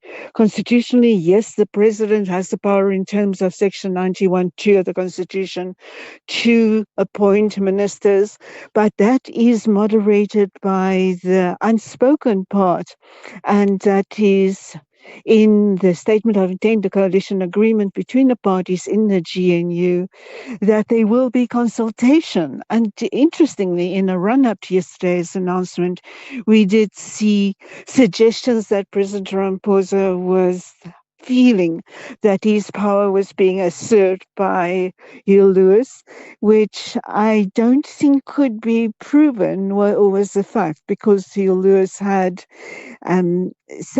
consulted internally in the DA and then sent a letter to President Ramaphosa requesting that these changes be made. And the political parties in the GNU have got that right. We've seen that through practice, not specifically by written parts or in the Constitution, but have got the right to request that. And Hill-Lewis then waited for the president while the president applied his mind. And we know the president can sometimes take a bit of time to apply his mind. It also, I believe, gave him the chance then to bring in or to sneak in Dina Pule, previously fired in 2013 as minister, cabinet member, for untoward behavior, and but to bring her back in, and that appointment will also take a lot of explanation. Yeah, look, and that's part of what I was thinking about, Professor Boyce, and perhaps it also signals the shift, right, in the political tectonic plates, as it were, because at the time that Dina Pule was fired, the DA was amongst the parties that were at the forefront of criticizing her. The fact that she's back in government now, while there are all of these other things at play, what kind of response are you expecting to that? Because the allegations made against Dina Pule still stand. The controversy around her still stands. Yes, that absolutely still stands. I cannot imagine how this reappointment could be justified. If this one is justified, there's almost no previous or ex-member of cabinet that cannot also be brought back. And the message is really unambiguous that there are compromised values in the appointments that President Ramaphosa is making from his own ranks. We know Dina Pule is a hard worker. She's got a reputation for getting things done in cabinet, but one cannot think of anything else but that President Ramaphosa probably needs some favors to be pulled in, some organizational ability, some loyalty in his own ranks. But this appointment definitely goes against the values that he purports to maintain in his government. So I think that is going to do a lot of damage to his credibility. We're going to have to wait and see if there's going to be that accountability or same stance from, in particular, the Democratic Alliance on this Dina Pule matter, if in fact they'll just let it go because they've been given everything they asked for. Yes, indeed. The DA side, I think one sees their project coming through under new leader to assert their influence, to make sure they need a run-up to very important local government elections. They're not just being seen as a sidekick of the ANC and other parties in government, but that they can be assertive while in government of national unity. All right, Susan Boyson, Emeritus Professor at the University of the Witwatersrand. It's time for your latest news headlines. Anne Musa is standing by. Anne, good morning. Good morning. Thanks, Kathy. In the headlines, a bus driver has been killed and 11 Malawians injured after a repatriation bus overturned on the N1 near the Beitbridge border post in Limpopo. It's understood the bus was travelling from Durban to a repatriation camp in Musina. Judgment in the 228 million rand Medicaid 24 fraud case involving tenderpreneur Fuzumuzi Kat Matlala is expected to be delivered in the Specialised Commercial Crimes Court in Pretoria this morning. Matlala has pleaded guilty to fraud, corruption and money laundering. And the Department of Correctional Services has officially taken full control of the controversial Mangaung Correctional Centre in Bloemfontein. The centre made headlines after the escape of rape and murder convict Thabo Bester from the facility in May 2022. I'll have details on these and other stories at 8. SAFM, guiding you through the rush hour traffic. Still very heavy on Pretoria's N1 South today. Worth avoiding, certainly worth avoiding joining the N1 South from Montana, because you come straight into a queue from Montana, down through a crash at Storenville and down to an earlier crash and now a breakdown at Linwood Road. That is about as heavy as it possibly can get. All lanes from Montana right through to Linwood Road. Behind that, the N4, Emilafeti Highway, pushing a queue back as far as Vardameyer Street. Some problems getting off the N4 and into the N1 because of the heaviness of it. Crash on the N3 North at Linksfield, so coming from Germiston, from Elon's interchange up through Galuli's, up through Edenvale's heavy. Behind that N12 and R24 routes are backed up from the Ekurhuleni side, trying to get into that N3 at Galuli's, and the N1 from 14th Avenue round to Willie Mandela looking quite slow as well. Bit of mist to contend with again out in the Emilafeti region. Drive carefully on the N12 and on other routes south of the Emilafeti area. It is heavy mist. Durban, plenty of action on the N2 this morning. A breakdown, as we thought there might be, near Westwood Mall. So heavy from the M7 up through Spaghetti Junction on your way to Umgena Road. A secondary breakdown in the roadworks between Kumashu and Gateway, and that's a secondary big backlog of traffic as well. Cape Town, a little bit lighter. It is school holidays. You can see the impact around Cape Town's roads. Heaviest of the highways, the M5 North up to Kubo Interchange, and the R300 North towards the N1. With your traffic updates, I'm Rob Byrne. This is SAFM Sport with Zai Khan. Zakan, good morning again. So we've seen the visuals, right? Spotted at the airport, Hugo Bruce, Relemo Fokeng, and he's proud of Bafana's World Cup journey. As we wait to hear whether he's staying or going. Absolutely. And after that World Cup run, Kathy, you know, if you're listening, coach, we have already voted. So please take your time, but not too much time. We need an answer.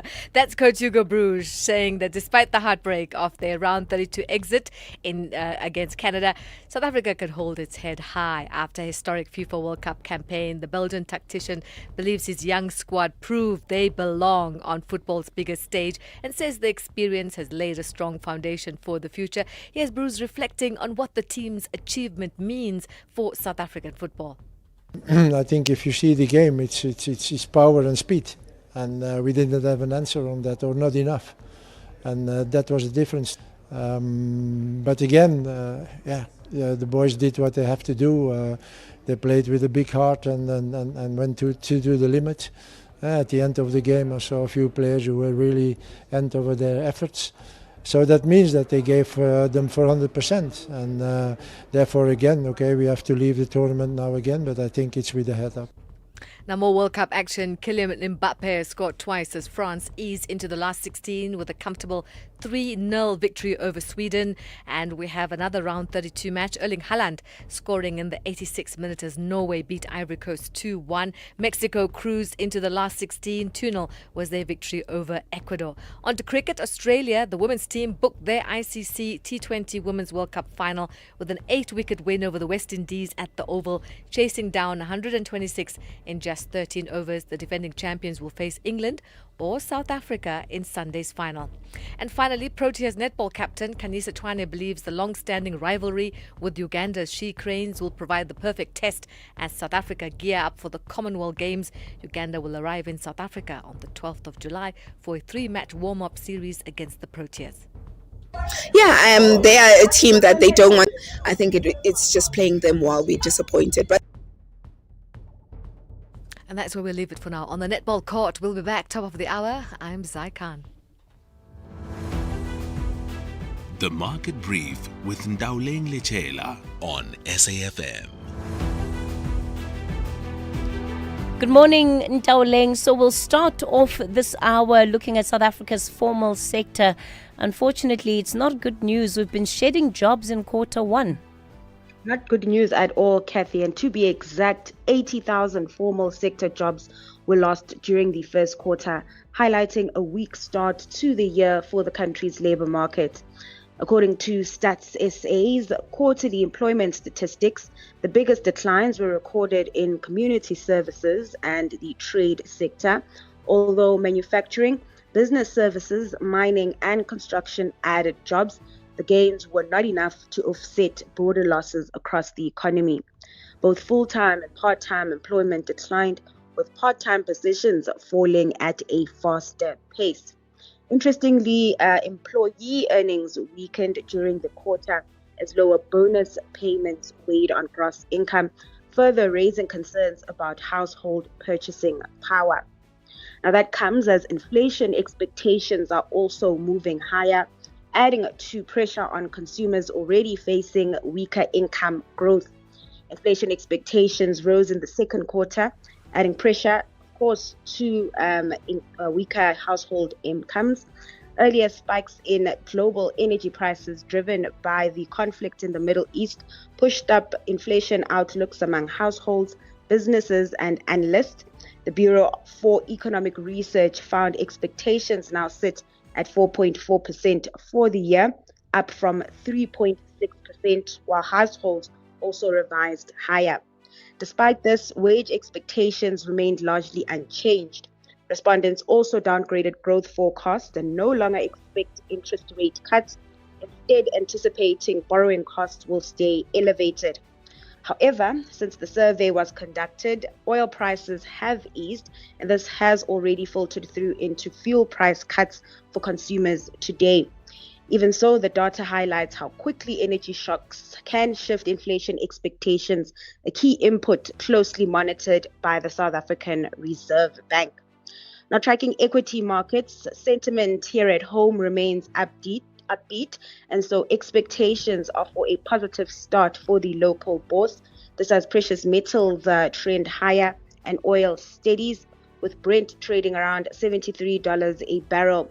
That also supporting the rand, making slight gains this hour at 16.42 to the dollar, 21.74 to the pound, and 18.73 versus the euro. Globally, sentiment quite mixed. Next big catalyst for markets is the U.S. jobs print, that out tomorrow. And ahead of the data point, U.S. futures are in the red, while Asian stocks trade mostly in the green. And that's where I leave things with you today. I'll be back bright and early tomorrow morning with more market-moving news.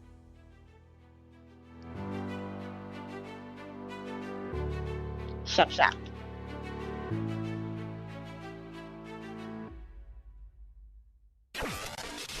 Across South Africa, online and on radio. SAFM, let's talk. With the price of fuel going up, we all need to drop expenses wherever we can. Switch to OUTsurance and you could save big on your car insurance, like 48-year-old Adam, who saves a jaw-dropping 1,803 Rand a month on his 2020 Audi Q3. No matter what happens in the economy, OUTsurance is still committed to dropping prices and saving you money. Get a quote today. SMS out to 30754. That's out to 30754. Licensed insurer and FSP. T's, C's and information online. Reality check on the National Briefing.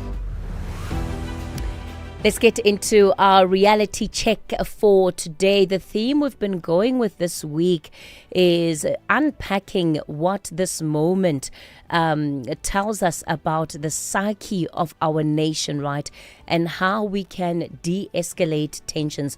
Nomfundo Mohapi is our guest, and yesterday she spoke to us about trauma carriers and peace carriers. And I must say, Nomfundo, that really stayed with me throughout the day. We had a big debate in our debriefing meeting around who we identify as trauma carriers, who we see as peace carriers, and how that really helps us to, I guess, look at the leadership of our country and assess them.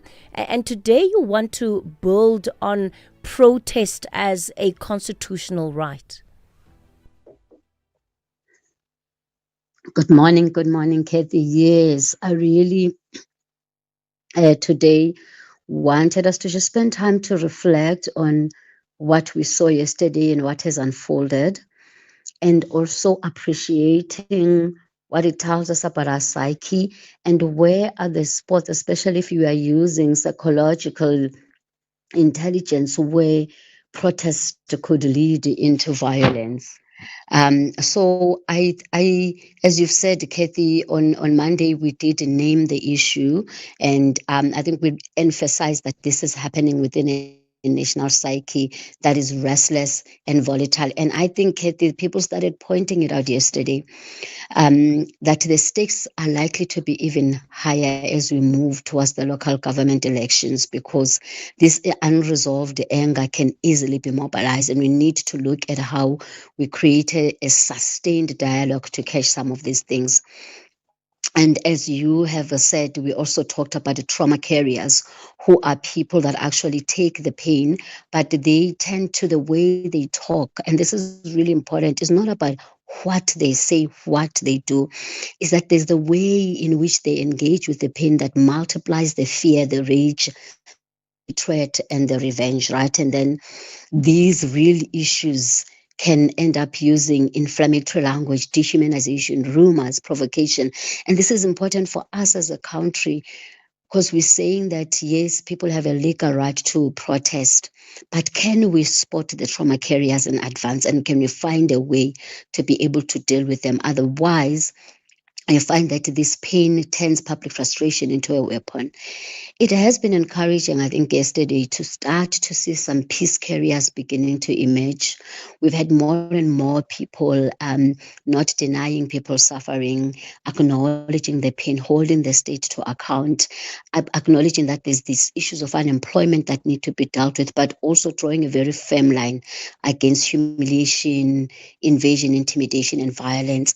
And we need more of those. We've seen more activation of the middle class and the elite coming up, speaking against these issues. But I think the biggest issue, Kathy, for me is how do we galvanize this, not just for migration, but for these other issues that are brewing in our society that could be a problem. So today, I really want us to pause and just reflect on how these issues played themselves. So when government was responding yesterday, they appreciated that it wasn't as violent as they thought. And whilst there is an appreciation of that, I think what really concerned me, Kathy, was not the protest itself, but the emotional temperature around it. Because what unfolded confirmed that we are a restless society, that there is deep anger. I mean, I looked at the eyes of some of the young people on TV, the rage that they actually carry, and that desperation for a tangible outlet, and that people really have felt unheard and unseen for so many years, and dehumanized, that it doesn't matter for them to dehumanize the other, because you treat the other as you feel about yourself. I mean, hearing a story of a family being invaded and a young girl being in a shower and naked, and people still invade. For me, those are really worrying concerns of a society that feels unseen and hate, dehumanized, that therefore does that to the other. I think what also was concerning, Kathy, is how this anger could easily be directed towards vulnerable people. It was the migrants, but also it was these young women. And the other issue was what happens when space is not held during protest. So we saw that there were certain moments where there was lack of clear leadership, lack of boundaries, people showing up, and no one to hold people and ensure that they don't move towards violence. We've seen these in Jamestown, we've seen it, some of that in Gqeberha. So there is a learning here that when a crowd is not sufficiently held, it can become dangerous and have a life of its own. And how do we learn as a country. The other thing we talked about in the research of the smoke that causes what we call crowds within crowds, right? That though there might be people with genuine grievance, but in the crowd there could be smaller group who carry a different energy. People who are ready to intimidate, humiliate, invade homes, provoke, escalate the violence. And I mean, especially at nights, it gets worse. So without visible leadership that can hold people accountable, this becomes a risk. How do we learn from that as a society? And then also, Kathy, very close to my heart, I've talked about this. The language that we are using, I want to emphasize the language, the way we spoke about the migrants, the dehumanization of other people, because when you use that language, you then feel that there are certain people that can be treated as if they are no longer human. So language really, really matter, because before people are harmed physically, they are often first harmed in language. Before homes are invaded, people are first spoken about as if they do not belong. They are not family. Before a young woman is humiliated and invaded in the shower, before families feel safe, before people are hunted and threatened, there is usually a language that has already prepared the society to see them as less than human. And this language, Kathy, is not something that we just seeing in migrant. You see it in South Africa. You see it in our tweet, in our X, how we talk public and how we use the social media. And if we don't find a way of really dealing with this dehumanization that is entering our strategies for problem solving, it then becomes much easier to justify violence. These are things that we need to see, because there are signs before a large violence actually erupt, Kathy. Kathy, I've got more to say. Please feel free to interrupt me, because there's so much reflection around some of these issues. The other thing I really, really want to talk about was that, of course, we saw that the rage was real. We saw that people are directing it. But the thing that really concerns me is that lack of awareness of the deeper issues that are actually feeding that rage. We need to get a moment to name this rage, name this pain, and be able to process it, because if we do not process it, it could be activated. So the concern that this rage easily gets directed, as we said, to more tangible issues like the migrants, and then we make it only about the migrants. It's very, very concerning. I saw that there's a society that we haven't even processed, like, okay, yes, there's the anger towards the migrant, but why is there so much rage? How do we name it? How do we process it? So that when we are responding, we are not responding from that rage, and we are not responding from that pain. So for me, I think really Wednesday, it comes real as a warning for us that whilst these issues are real, the restlessness of this society, the language that we use, the way in which we engage with each other, the lack of awareness, are things that are actually going to end up fueling some of this work, some of this problem that we have in our country. Nomfundo Mohapi, we'll leave it there for this morning, but I wonder if tomorrow perhaps you can unpack the naming of the rage, because that's really part of what is at the heart of the matter. South Africans not feeling heard, South Africans not feeling seen, not feeling like they have a voice. How do we legitimately deal with that as a society? How do we focus that as a society? We'll leave it there with the reality check. Rob Byrne is standing by with your latest traffic. Rob, good morning. SAFM, guiding you through the rush hour traffic. Yeah, good morning, Kathy. We're back into it in a big way this morning. A day off for a lot of people yesterday. Well, a stay away from the roads at least. But we full tilt this morning. Two crashes on the N3 north at Edenvale. One at Linksfield, one closer to Modderfontein's. Heavy coming up from Bedfordview via Galulies up into that Edenvale area. Behind that, the N12 and R24 are quite extremely backed up coming into Galulies to try and get into the heaviness that is the N3 running north. A crash crash on the Mike 1 South at Marlborough Drive. That's heavy from Buccleuch. At the same time, a crash on the Mike 1 North at Woodmead.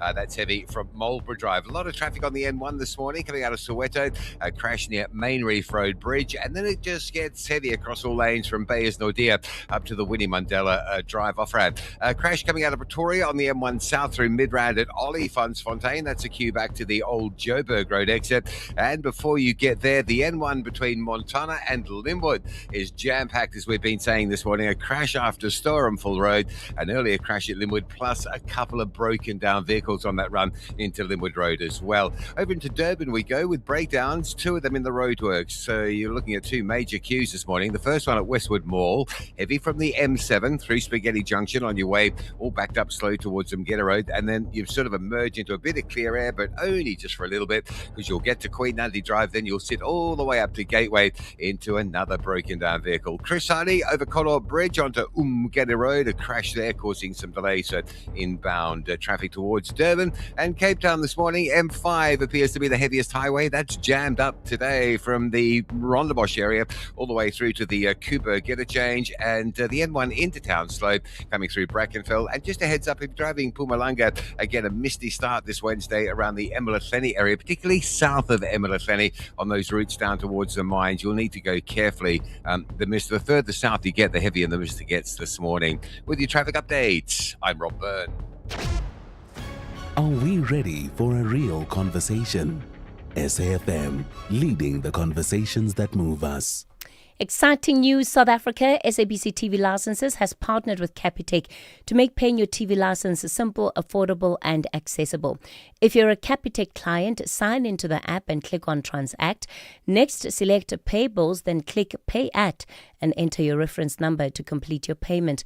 It's as easy as that. You'll receive instant SMS confirmation. Now you can keep your stories alive and your screens shining bright. TV Licenses, pay yours, make a difference. Call SAFM now on 086 000 2032. All right, let me bring in your calls, 086 000 2032. That's the number to dial. And on the WhatsApp voice note line, 0614 104 107. Let me start off in Johannesburg. Eunice, good morning. Hi, morning, Kathy. How are you? Good. Go for it, Eunice. Yeah. Kathy, what I want to bring up is, I don't know if you've seen pictures. I've read an article also that former President Jacob Zuma was in India in the last few days. And pictures of him there at a temple there with, guess who? Ajay Gupta. Now, also in that picture was the South African High Commissioner Anil Suklal, together with Jacob Zuma. Now, former president can travel anywhere in the world, not a problem. I have two questions. As a fellow BRICS partner, can't we contact India and say, listen, Ajay Gupta is a wanted fugitive in South Africa. Why don't they extradite him here? Number one. Number two, I think you should get in Clayton Moniela. Is it okay for a high commissioner to be together with a wanted fugitive? So I'm having that problem. Maybe you could get Clayton Moniela for some clarity here. Eunice, I mean, the entire story on News 24, it was quite bizarre, right? And clearly that visit was widely reported by news media in India. And there are a couple of quotes that they have from the former president around his visit, and he seemed to have referred to Ajay Gupta as his brother and Yes. his friend, but also seemingly a sense that he's helping him come back and take over power in South Africa. Yeah, I mean, I read the story and I just thought, geez, it feels bizarre.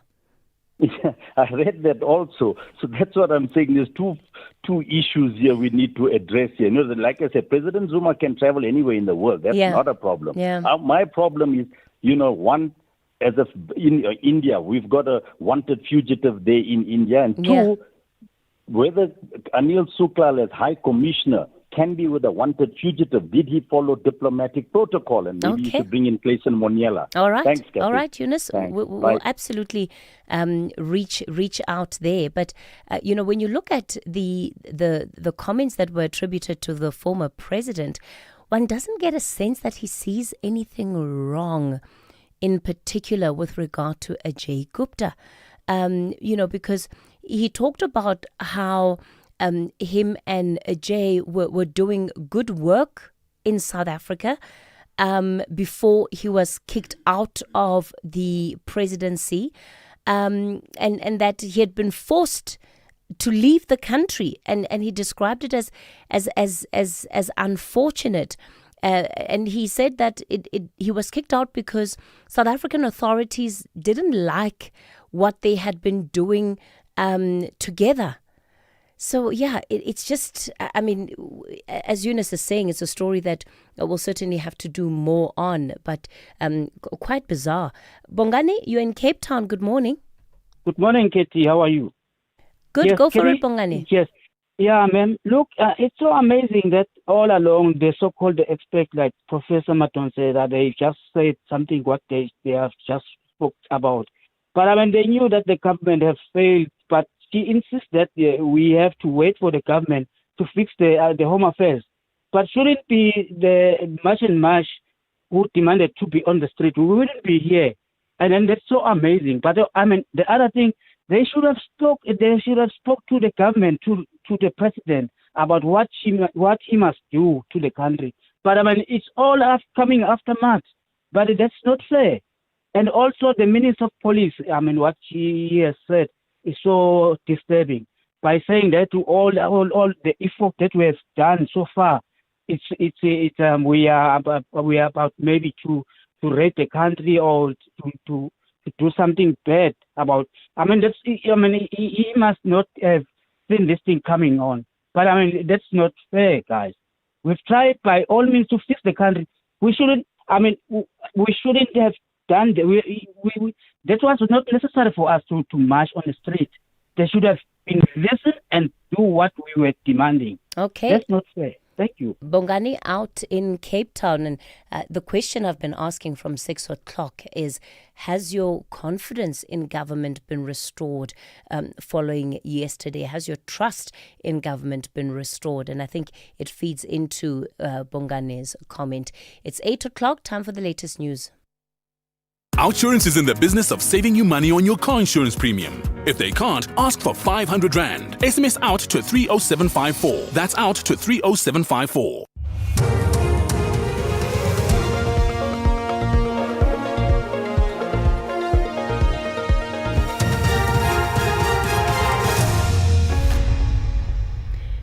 In our top stories, Brigadier Maching dismissed over Matlala links and driver killed in Limpopo repatriation bus crash. Good morning. Senior SAPS Brigadier Rachel Maching, who's implicated in the 228 million rand Medicare 24 tender, has been dismissed from the South African Police Service. Her dismissal follows the conclusion of an internal disciplinary process. She was found guilty on multiple counts of serious misconduct arising from her relationship with tenderpreneur Vuzimuzi Cat Matlala. She testified before the Madlanga Commission about her romantic relationship with Matlala and how he showered her with gifts. However, she denied the money Matlala gave her was a bribe intended to ensure Matlala secures the SAPS Health and Wellness tender. National Police spokesperson Ethelinda Mate. Among the charges on which she was found guilty are accepting gratification, money laundering, improper conduct by advising Matlala against the interests of the SAPS, conduct prejudicial to the administration of the SAPS by providing Matlala with a list containing details of SAPS members with the intention of deriving a financial benefit, and dishonesty. Meanwhile, judgment in the Medicare 24 fraud case involving Matlala is expected to be delivered in the Specialised Commercial Crimes Court in Pretoria this morning. Matlala has pleaded guilty to fraud, corruption and money laundering. He has entered into a plea and sentencing agreement with the NPA. Nonhlanhla Nchingela reports. During his last court appearance, the state and the defense agreed on a proposed sentence of 15 years imprisonment with 7 years suspended. If the court accepts the agreement, Madlanga will effectively serve 8 years behind bars. The presiding magistrate Ignatius du Preez reserved judgment and said that he still needed time to consider the proposed sentence and the evidence before the court before determining whether the agreement is fair and just. He is expected to hand down his judgment this morning. A bus driver has been killed and 11 Malawians injured after a repatriation bus overturned on the N1 near the Beitbridge border post in Limpopo. It's understood the bus was travelling from Durban to a repatriation camp in Musina. The road remains open to traffic at this stage, but motorists are advised that temporary closures may be implemented to allow forensic investigators to conduct their work. Transport Department spokesperson Mashudu Mabata. According to preliminary reports, a bus transporting individuals from KwaZulu-Natal to the repatriation camp in Beitbridge was involved in a crash after the driver allegedly lost control of the vehicle due to fatigue, causing the bus to overturn. The driver has been confirmed deceased, while 11 passengers sustained injuries. The injured were transported to Musina Hospital for medical treatment. The Department of Correctional Services has officially taken full control of the controversial Mangaung Correctional Centre in Bloemfontein. The centre made headlines after the escape of rape and murder convict Thabo Bester from the facility in May 2022. It has been renamed the Grootvlei Maximum Correctional Centre. Commissioner for Correctional Services Magoti Tobagale was at the centre just before midnight to ensure it was all systems go. The centre was managed by G4S for more than 20 years. Tobagale explains. What it means is that this is the end of the contract between the Department of Correctional Services, that is South African government, and BCC, which subcontracted G4S to manage the facility. This is a contract that spans around 25 years. We have now taken full control, meaning that each and every unit function is now under the management of the Department of Correctional Services. And finally, Venezuelans have expressed anger and frustration at the country's response to the devastating twin earthquakes a week ago. Nearly 2,000 people have been confirmed dead so far, with thousands still missing. Dozens of international rescue teams have been deployed to Venezuela to help. The BBC's Yogeta Leme has the details. It will be a mammoth task to locate all of the dead, with questions being asked about whether it can ever be done. Safely disposing of the dead bodies while still allowing families to give their loved ones a dignified farewell is an immediate challenge facing the government. In the capital Caracas, as well as in the worst-hit city of La Guaira, tents have sprung up in open places, occupied by those who've lost their homes, but also by people who are too scared to sleep indoors. Recapping the top story, senior SAP's Brigadier Rachel Macheng, who's implicated in the 228 million rand Medicare 24 tender, has been dismissed from the South African Police Service. Her dismissal follows the conclusion of an internal disciplinary process. For SAFM News, I am Anne Musa. OUTsurance will go out of their way to try and save you money on your car insurance. If they can't, ask for 500 Rand. SMS out to 30754. That's out to 30754. Groceries may be getting more expensive, but when you switch to OUTsurance, you could actually drop the price of your car insurance premium and save money. You could save big, like 37-year-old Lerato, who saves a whopping 599 Rand a month on her 2026 Kia Sonet. Ready to drop your current insurer to switch and save with OUTsurance? Get a quote today. SMS out to 30754. That's out to 30754. OUTsurance, licensed insurer and FSP. T's, C's and information online. It's a very good morning to you in your SAFM Sports Headlines. Cricket, Marizan Cup says the Proteas women must first clear England before dreaming of a T20 World Cup final return at Lord's. And in rugby, the England centre Seb Atkinson says facing Damien Delander and Jesse Creel at Ellis Park will be an alpha test against the Springboks. We'll have your details at around 8:30.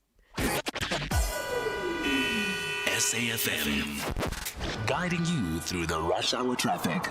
Good morning. Lots of traffic between Pretoria and Joburg today. Make sure you got plenty of time to get through. First up, it's heavy on the M1 out of Pretoria, Montana, through towards Linwood Road. It is getting a little bit easier, but it's still very slow.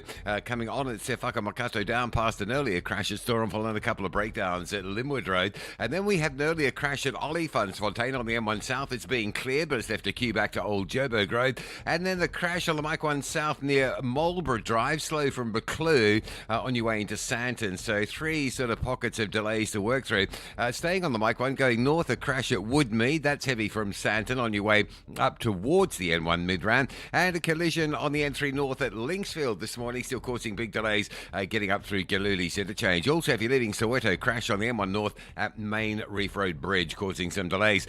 Durban, you got two big queues on the N2 to work through this morning. The first one is M7 through Westwood Mall. That's a breakdown in the roadworks. And then from Queen Nandi up to the Gateway exit, that's still very slow after an earlier breakdown, which has, I believe, been cleared away. N3, Pietermaritzburg, Ashburton checks fine if you're worried about that. Into Cape Town we go with just some sluggishness on the N1, Kraaifontein through Brackenfell. Elevated freeway going into Cape Town CBD is busy. The heaviest of the highways, the M5, which is clogged from Rondebosch up towards the N1 Coburg interchange. With your traffic update, I'm Rob Byrne. The National Briefing on SAfm. Clarity, context, and conversation. This is where the day begins with Kathy Mutlatlana on the National Briefing.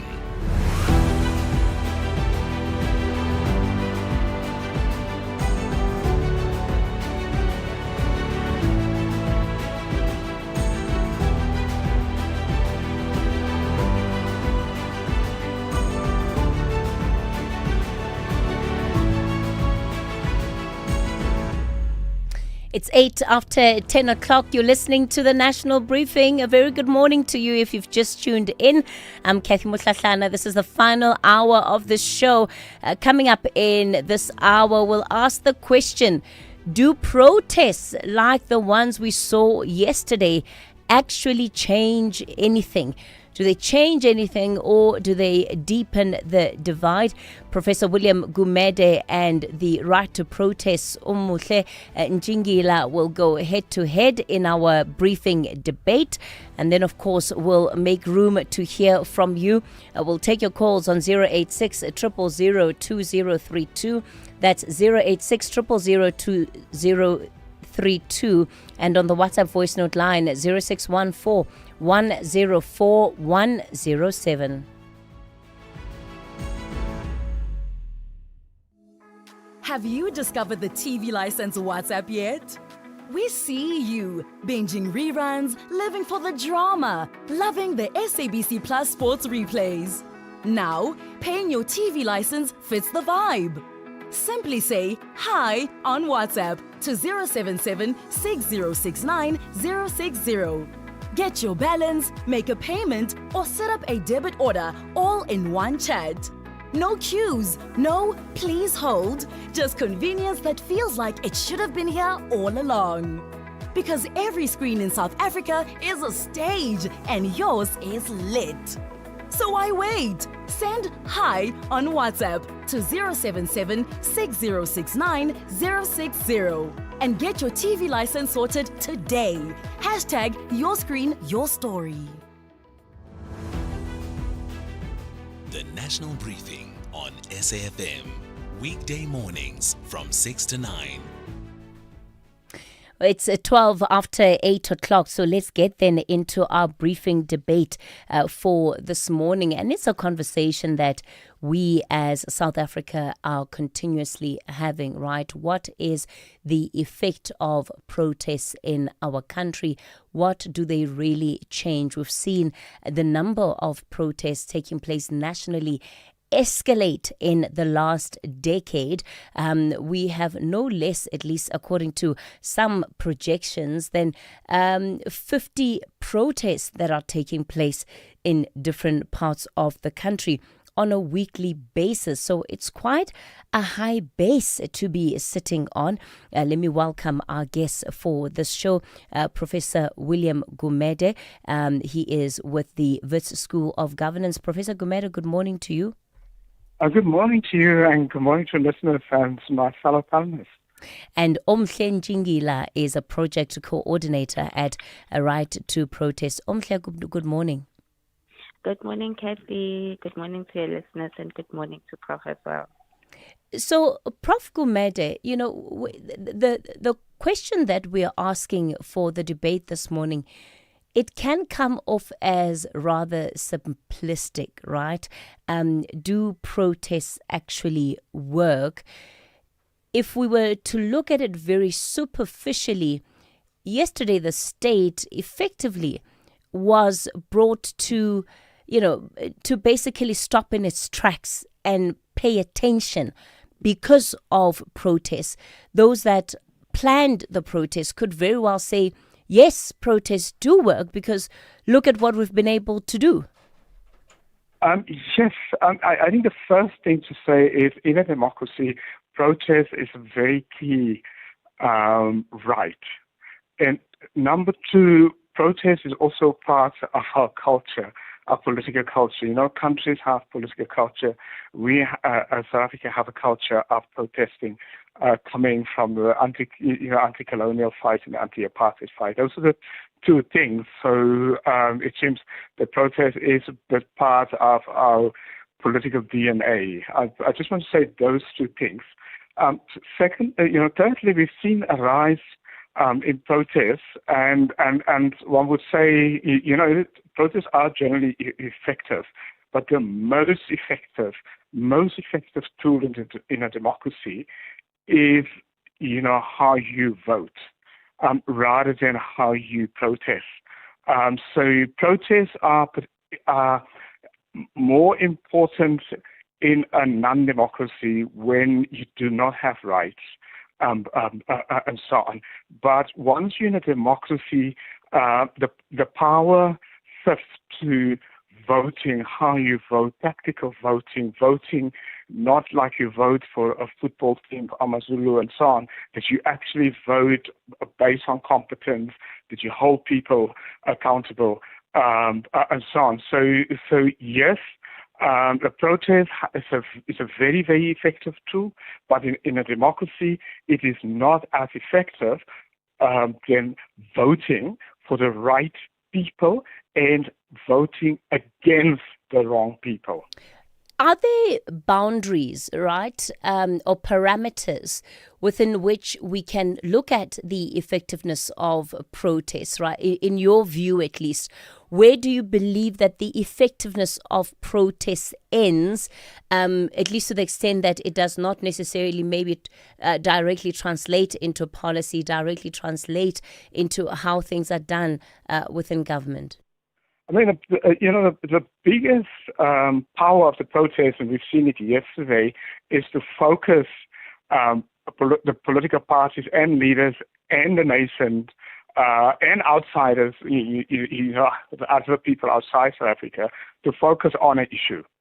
So we've got to focus yesterday. I mean, the whole country was gripped by this issue yesterday, so we cannot ignore it. So what protest does, if it is as effective as yesterday, is focus the minds of the politicians, the governing politicians and ordinary citizens, and also clearly, as we've seen, outside South Africa, Africans and the rest of the world on the country. On one issue. Now, what we now need to do as a society is to deal with the issue in a grown-up way, in a mature way, and to deal with the real reasons for an issue. Because we may focus on the issue, but we may actually get a policy response from government or from people that focus on the wrong issues.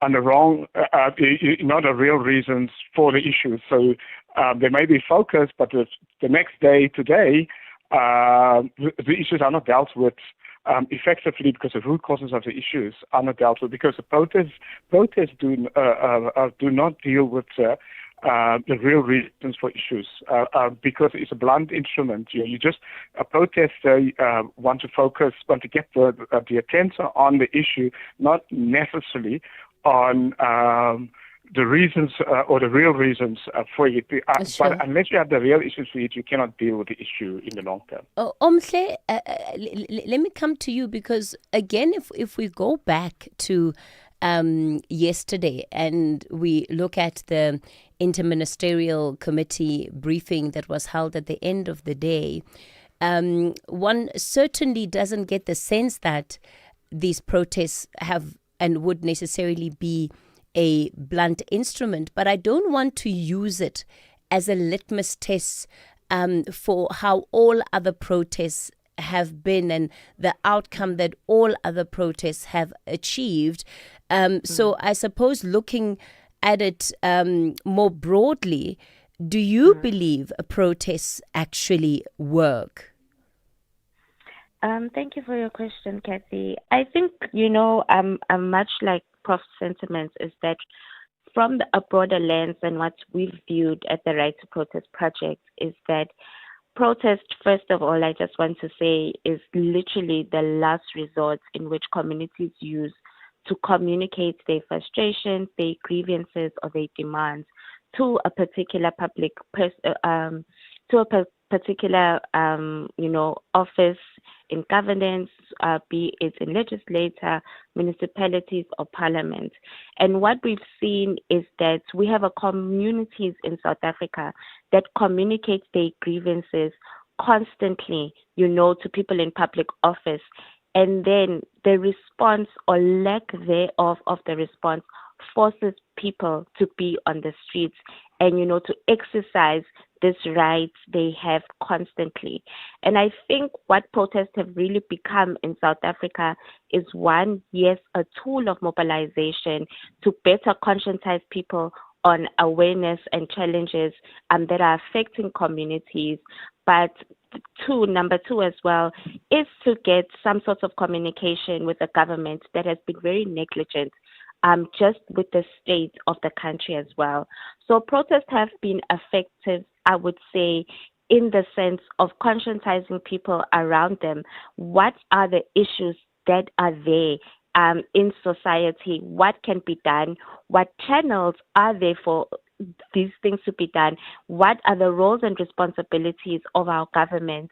So I do think that protests cannot be fully, utilized without a combination of different democratic processes that exist. I think Prof has already highlighted, like the right to vote.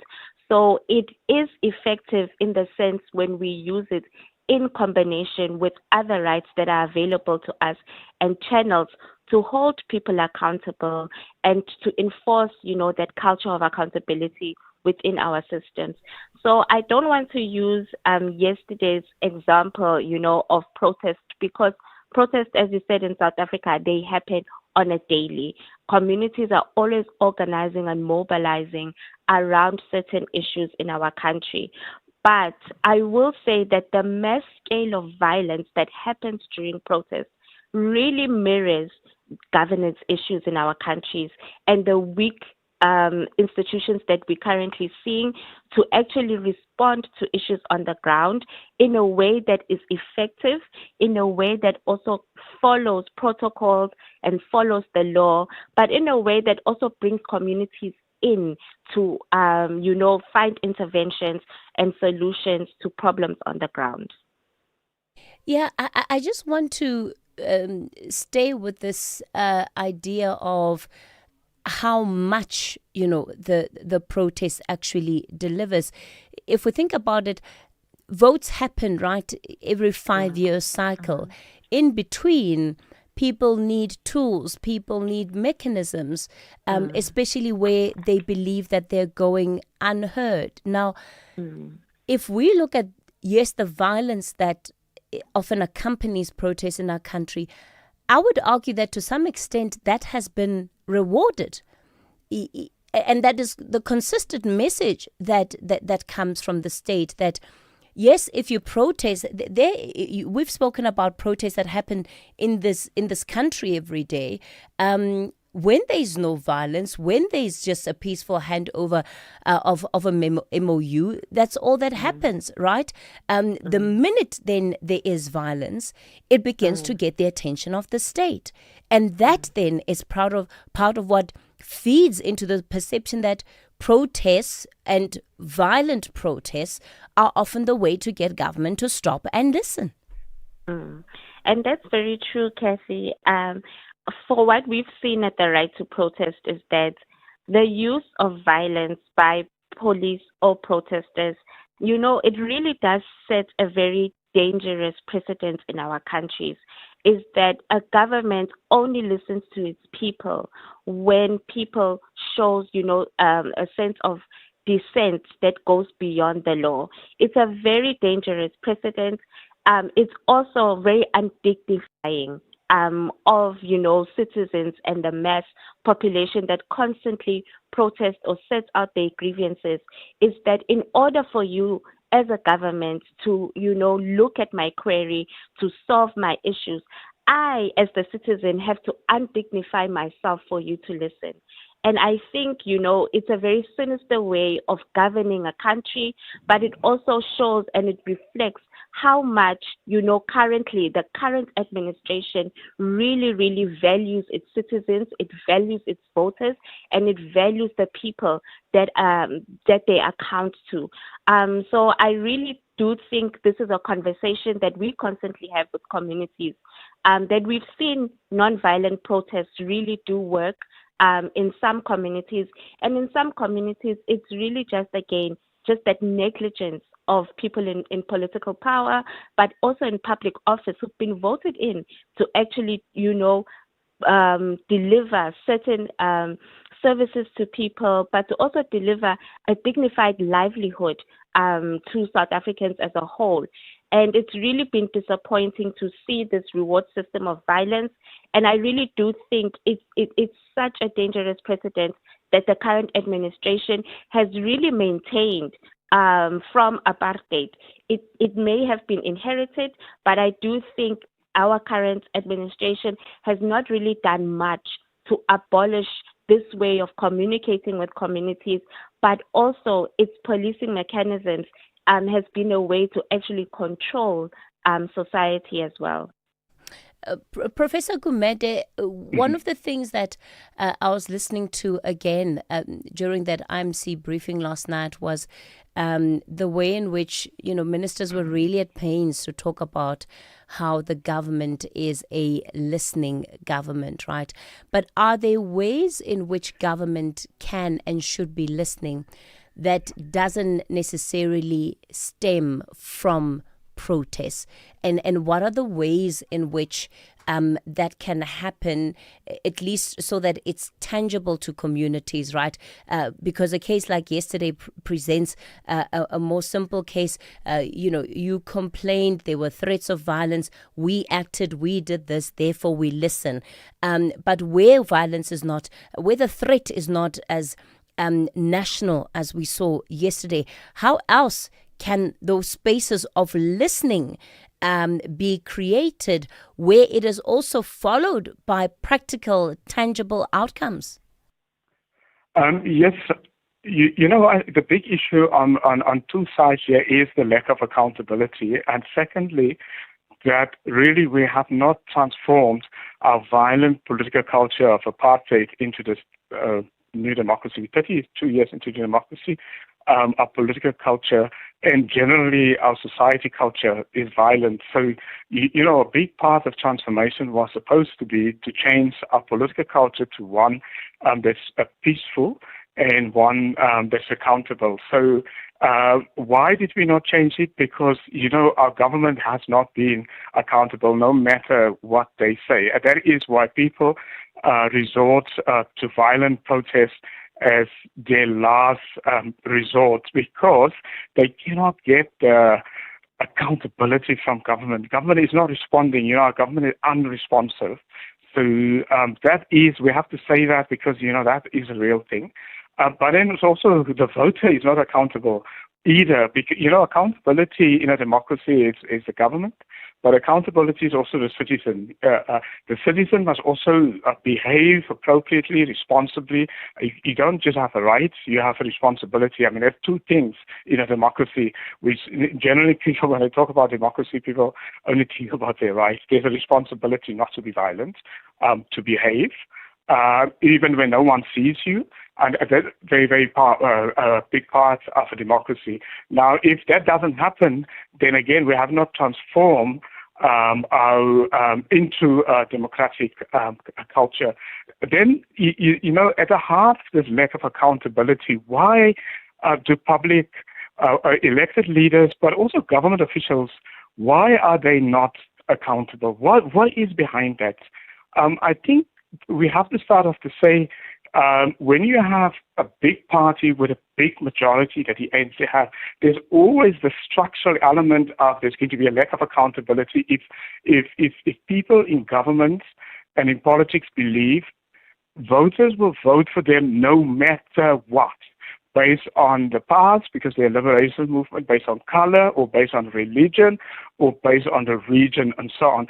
That's the first failure of accountability, because in such circumstances, if you're an elected individual, there's no reason really to be accountable, because that same people, no matter what you do, will tomorrow and in the next election still vote for you. That's why I started off with a vote as so important, because in a democracy, you can only bring accountability when a voter, the ordinary citizen, decides to vote against, for, and for others. So it's about 3 or 4 ways one can vote in order to bring that accountability. Because unless a government fears it is going to be out of government, there won't be a natural human will to be accountable. Okay. There has to be another way.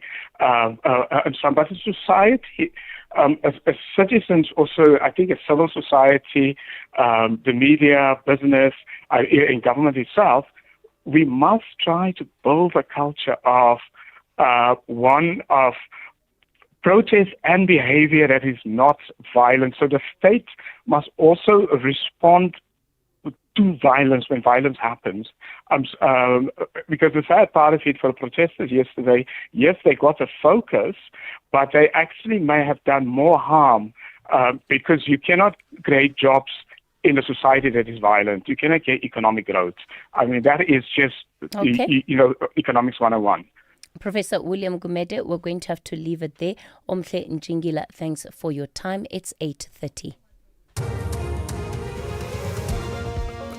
Good morning, I'm Anne Musa. In the headlines, senior SAPS Brigadier Rachel Macheng, who's implicated in the 228 million rand Medicare 24 tender, has been dismissed from the South African Police Service. Her dismissal follows the conclusion of an internal disciplinary process.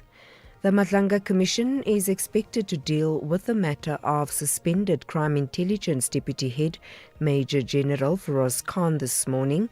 Khan, who was due to testify before the Commission today, remains in hospital after he was shot in Houghton in Johannesburg on Sunday. And a bus driver has been killed and 11 Malawians injured after a repatriation bus overturned on the N1 near the Beitbridge border post in Limpopo. It's understood the bus was travelling from Durban to a repatriation camp in Musina. I'll have details on these and other stories at 9. SAFM, guiding you through the rush hour traffic.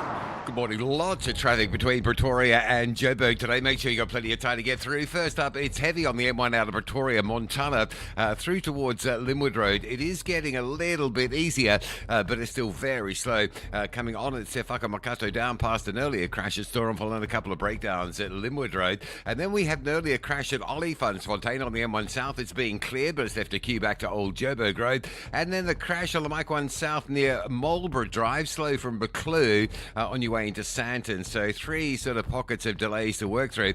Staying on the mic one, going north, a crash at Woodmead. That's heavy from Santon on your way up towards the N1 mid-round. And a collision on the N3 north at Linksfield this morning, still causing big delays getting up through Galuli's interchange. Also, if you're leaving Soweto, crash on the N1 north at Main Reef Road Bridge, causing some delays. Durban, you've got 2 big queues on the N2 to work through this morning. The first one is M7 through Westwood Mall. That's a breakdown in the roadworks. And then from Queen Nandi up to the Gateway exit, that's still very slow after an earlier breakdown, which has, I believe, been cleared away. N3, Pietermaritzburg, Ashburton checks fine if you're worried about that. Into Cape Town we go with just some sluggishness on the N1. Kraaifontein through Brackenfell. Elevated freeway going into Cape Town CBD is busy. The heaviest of the highways, the M5, which is clogged from Rondebosch up towards the N1 Kuberg interchange. With your traffic update, I'm Rob Byrne.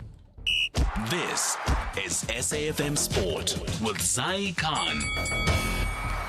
Zai, good morning for a final time this morning. So we're looking at the Proteas women, right? And Marizanne Kapp, she brought it home for us the last time, and she's looking at beating England. Yeah, Marizanne Kapp keeping it nice and South African. She's like one game at a time.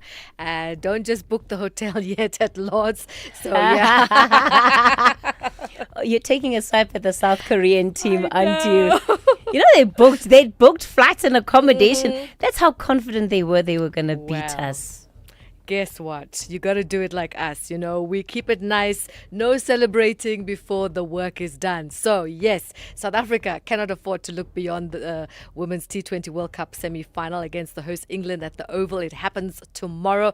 Now, while the team is dreaming of returning to Lord's for Sunday's final, Marizanne Kapp, the Proteas all-rounder, insisting the focus firmly on clearing a tough England hurdle first. She believes the Proteas have only played at around 60% of their potential and says the best cricket is still to come when it matters the most. Let's go to rugby, where the junior Springboks head coach Kevin Foote says his side will continue with its planned rotation policy for their next Junior World Championship clash against the host Georgia. Retaining just 4 players from the team that started the tournament, South Africa's under-20 will face Georgia tomorrow night. The 47-year-old mentor says the rotation policy was communicated and it was to ensure every player in the squad had an opportunity. No, I think everyone performed well. So it's never easy, but we were clear with the guys from the get-go that we wanted to play everyone in the second game. So I think you're lucky if you can go into 2 games and you've used everyone in the squad, so everyone's battle ready. But the guys knew that we were using a rotation, so everyone had clarity. Let's go now to more rugby, where the England centre Seb Atkinson says Saturday's Nations Championship opener against the Springboks at Ellis Park will be the ultimate alpha test of his career. The 24-year-old Gloucester midfielder says he's eager to measure himself against world champions Damon Dellander and Jesse Creel, describing Dellander as one of the players who has inspired his own game. Tennis action, the French Open champion Alexander Zverev survived a tough 4-set battle to beat Belgium debutant Alexander Blocks. He next faces France's Valentin Royer. Meanwhile, the American Ben Shelton suffered a surprise first-round exit, losing to Finland's Otto Virtanen in a 5-set thriller. Virtanen will now meet the British wildcard Arthur Ferry. Another match, Matteo Berrettini, the 2021 Wimbledon finalist, edged past Stan Wawrinka in a marathon match, winning 6-7, 7-6, 7-6, 7-6. And Serena Williams' Wimbledon singles comeback, ending in a 3-set defeat to Australia's Maya Joint, who won 6-3, 6-7, 6-3 in the opening round. Playing her first singles match in 4 years, the 44-year-old showed the best of her tennis, firing serves of over 193 kilometers per hour. But she did struggle with her movement as the match wore on. Williams saved a match point to force a deciding set before fatigue allowed the rising Australian to close out victory. And that's where we'll leave the victory on the sports field. We'll come back with John Herica. He'll be serving it up at around 12:30. I'm Zai Khan. Kathy Mutlatlana is streaming live now on Facebook, YouTube, and X at SAfmRadio. This FNB Market Brief is brought to you by FNB Business, empowering South African entrepreneurs with the relevant insights they need to grow and succeed every day. Well, we're getting into our F&B interview for entrepreneurs and for businesses. Now, payment failures often expose weaknesses in how a business is set up, not just a technical problem. Payments have become a core part of how SMEs trade, but for many, reliability is still a pressure point, especially during busy periods. When payments slow down or fail, it disrupts the sale and changes how customers experience the business. We're joined by Netsai Ngidi, Product and Solutions Head at F&B Merchant Services. And Netsai, good morning to you. Thanks for your time this morning. Morning, Kathy. And sorry, can I? Yes, go ahead. We're live on air, Netsai.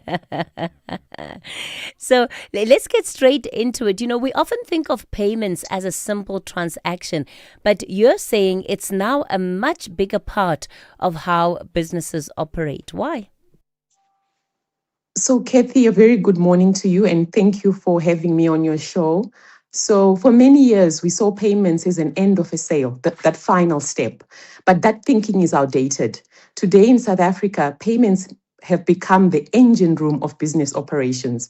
Modern payment platforms are being repositioned as comprehensive business tools that help merchants not only start their business, but run and grow it more efficiently. So instead of just accepting payments, they now offer real-time sales and stock visibility, integrated inventory systems, and even access to working capital. For example, with F&B Get Paid Plus, this is a free stock management app that comes preloaded on the merchant's device to help them run their business from day one. Let's talk about that moment that goes wrong, and I'm sure many of us have experienced it, right? At the point of sale during a busy period, and you're trying to pay, and there seems to just be something wrong. The transaction is not going through. The service cashiers helping you, trying to fiddle with the machine. How big of an issue is that for businesses in real terms? So, Kathy, when payments fail especially during peak times, the impact is severe. Reliable payments aren't a luxury. They are a foundation of business certainty. So POS failure is not just an inconvenience. It's actually a direct threat to a business survival and comes with hefty hidden cost. So beyond just the loss in revenue, outage damages the customer trust, it damages the business reputation. And this is why we recently introduced a new range of SpeedPoint devices with inbuilt resilience, built to trade 24/7, 365 days a year with comprehensive business tools. And when you think about small businesses and what they should be doing differently, are we seeing a shift towards more integrated or connected ways of managing payments? Absolutely, Kathy. We are seeing a definitive move toward integrated, connected payment ecosystems. The days of managing separate devices for payments, stock, and admin are ending. Small businesses should be looking for all-in-one solutions. So the modern SpeedPoint device, for example, comes with prepaid product sales, voucher and ticket sales, real-time stock visibility, online selling tools, all in one device. The barrier to entry is also lowering with options such as the First Business Zero account that comes at no monthly fees and rental plans starting from as little as 230 per month. Beyond reliability, and I think this is one that would probably get a lot of SMMEs interested, it's that payments are starting to unlock new opportunities for businesses or creating additional income streams. What are those income streams, and what is required from the SME in order to tap into them? Kathy, this is where it gets really exciting. Payments are becoming a launch pad for growth. So through modern platforms, businesses can now earn up to 9% on value-added services like selling airtime, electricity, and vouchers. This turns a simple terminal into an additional income stream. For spaza shops and township businesses, our new Android devices allow them to sell these prepaid essentials while receiving ordinary payments on a single device. And with FNB, even helping small businesses create online stores through our web store offering. Perhaps more significantly, payment data is unlocking access to funding. Through products like our FNB Cash Advance, businesses can now access working capital based on their actual transaction history, with repayment structured as a portion of their daily sales. And just to wrap it up then, you've said that it's not just about the device when payments fail, but it's about how the business is set up. So what does a well set up payment environment look like? So, Kathy, the speed point is at the heart of the transformation. FNB is actively repositioning it beyond just a card machine into a comprehensive business operations platform. We are seeing this through several innovations, integrated software that connects sales and stock systems, value-added services, like I mentioned earlier, through our partnership with Flash, that turn terminals into a one-stop convenience hub, and smart connectivity that keeps businesses trading even when networks falter. The vision is clear. SpeedPoint is no longer just taking payments. It's about helping South African businesses trade more connected, more resilient, and in more profitable ways. Nitai Ngidi, thank you for your time. She is a product and solutions head at FNB Merchant Services. The FNB Market Brief was brought to you by FNB Business, your dedicated partner with decades of expertise building and growing South African businesses. FNB, help changes everything. FNB Business is proud to partner with SAFM's The National Briefing. We stand shoulder to shoulder with South African entrepreneurs and businesses because we know building a business is a 24/7 commitment. Whether you're managing cash flow, planning for growth, or navigating challenges, we deliver the sharp insights and practical solutions you need to move forward with confidence. From smart funding options to expert business advice, FNB Business is right there with you. Visit fnb.co.za/business. FNB, help changes everything. SAFM. Prime time all day long.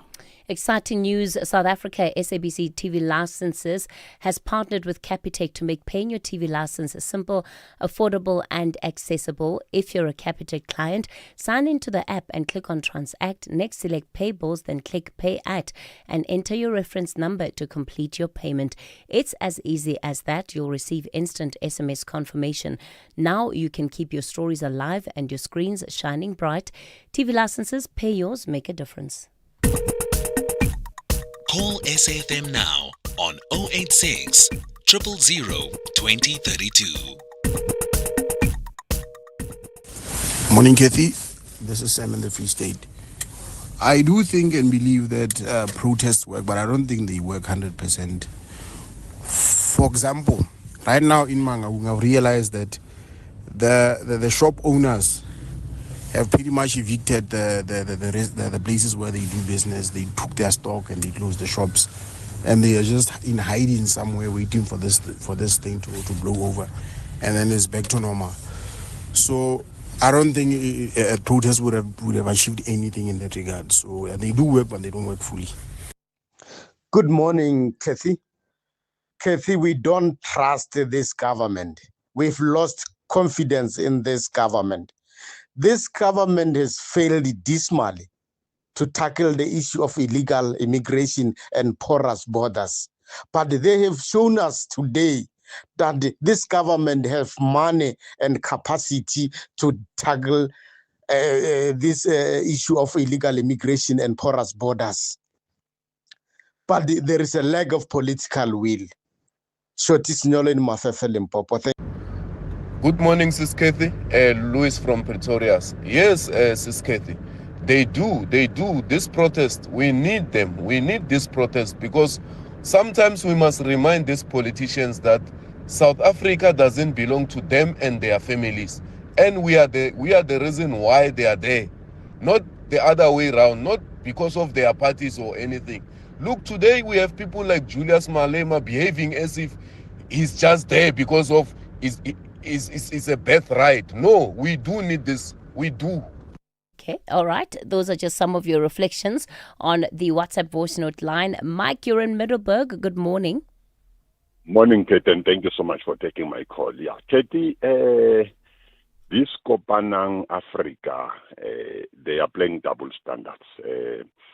I've listened to the interview by Ashraf Gada in the afternoon the other time, and he asked a simple question. Should law enforcement continue to deport or repatriate those who are illegally here?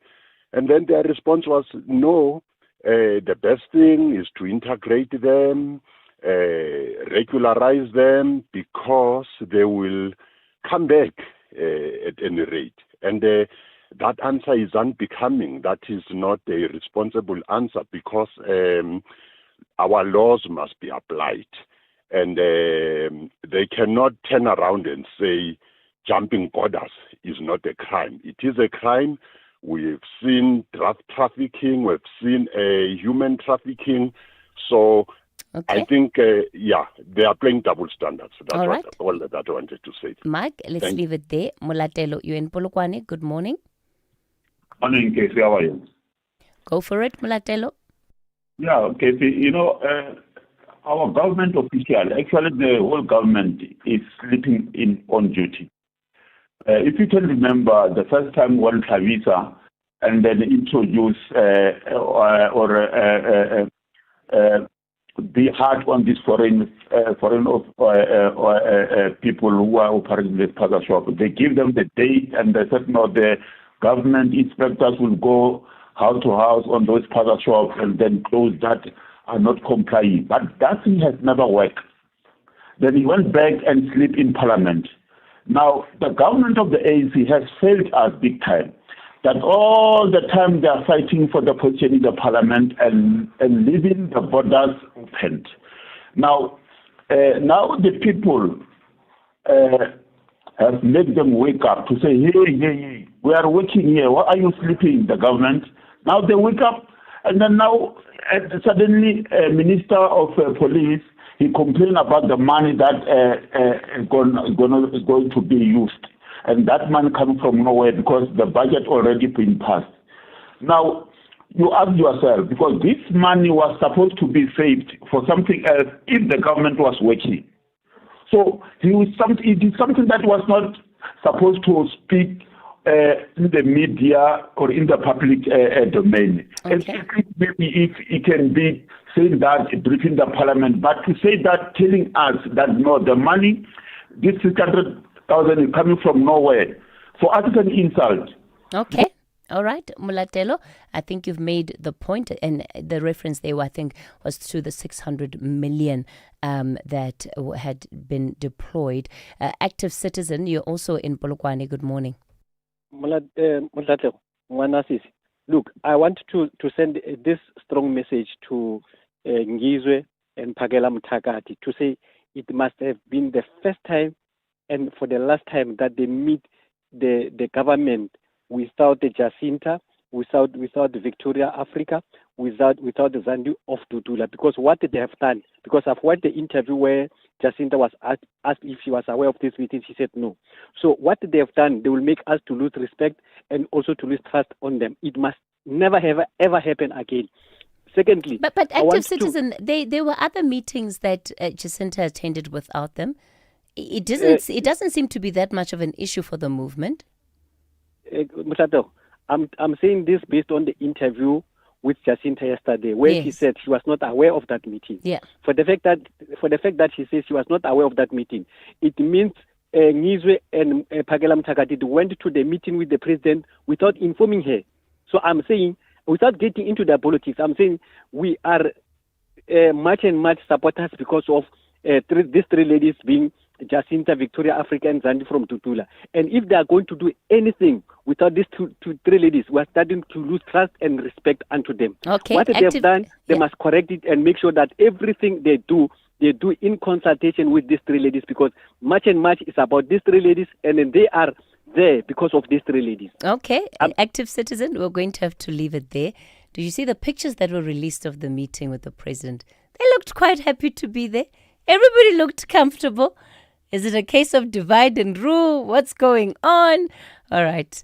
Rob Bird, let's get the final traffic update from you for this morning. I must say, Rob, yesterday driving back home from studio, it felt like it was a Sunday, to be honest, a public holiday. Yeah, it reminded a lot of people of COVID times, the highways that were, severely limited in terms of the traffic flow during that period. A lot of people yesterday, when we were posting pictures of particularly the Gauteng highways, and especially the N1 through Midrand, they would go, oh yeah, memories of COVID. And you remember back then there was little traffic and there was little yesterday, but boy, did it all come back again this morning with a big bang. Even the fact that the school holidays doesn't really seem to make much of a difference around Gauteng these days. Just got a big delay running up the Mike 1. It's a crash up by Woodmead Drive. It's been with us for some time. If you're leaving Sandton, there's quite a backlog of traffic from just after Grayston Drive, making your way through Marlborough and up towards Woodmead. There is some pressure on the southbound side as well as you come through to Sandton. Pretty misty through Midrand. That's slowing traffic between Old Joburg Road and New Road. Misty as well out in Mpumalanga this morning, especially routes south of the N12 highway. If you go to the Okis through to Emalatheni, take that as the boundary, that N12 route, then if you're south of that, it really is heavy and really is thick as you go down towards Kasuli and Leandra, Kinross, that sort of part of Mpumalanga. Durban, the N2 breakdowns just after Spaghetti Junction and the other one up by Gateway. They've both been cleared and that traffic is starting to move on. In fact, it has all moved on. Still very slow. Ottawa down to Phoenix because of the roadworks. A little bit of traffic around the Key Ridge area on your way to Durban as well this morning. And Cape Town, it has been a lighter morning. School holiday still with a noticeable sort of impact there. So a lot lighter highways, but the M5 is all clogged up from Rondebosch moving through to the Kuberg interchange. With your traffic update, I'm Rob Byrne. EFC is live this Thursday. Cape Town's very own undisputed bantamweight champion, He's the troublemaker Jacobs, puts his gold strap on the line. But a hungry challenger, the relentless gift walker, steps up to the biggest stage to try cement his name in the history books. How's the troublemaker sound? Sounds like it's good to me. One champion, one challenger. Live this Thursday from the World Sports Betting Arena. Watch it on SABC Sport Channel on DTT Channel 4 from 7 p.m. Brought to you by SABC Sport.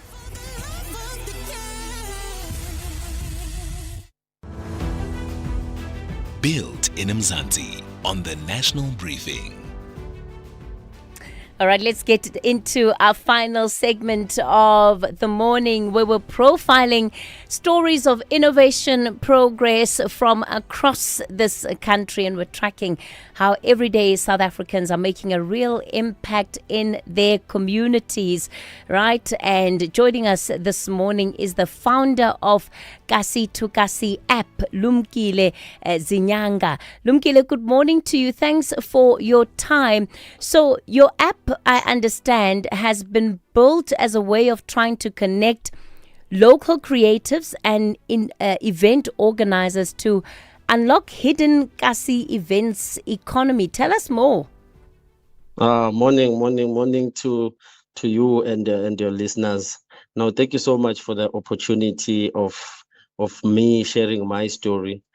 So yeah, I think what you just said, you just described exactly what the application is all about. Because even me, when I started having this idea, it's because I was new to entrepreneurship and I was also doing events on the side, and I will struggle to find events happening around me. And most of the time I will find out late when I see people posting on social media saying that this event was great. And I saw maybe what if there was like a platform where people can find events happening around their township at a very cheaper and affordable rate. So that's how this platform started. And then I saw that also the event organizers around township, they are struggling a lot in terms of reaching a larger audience. They have to depend on their social media.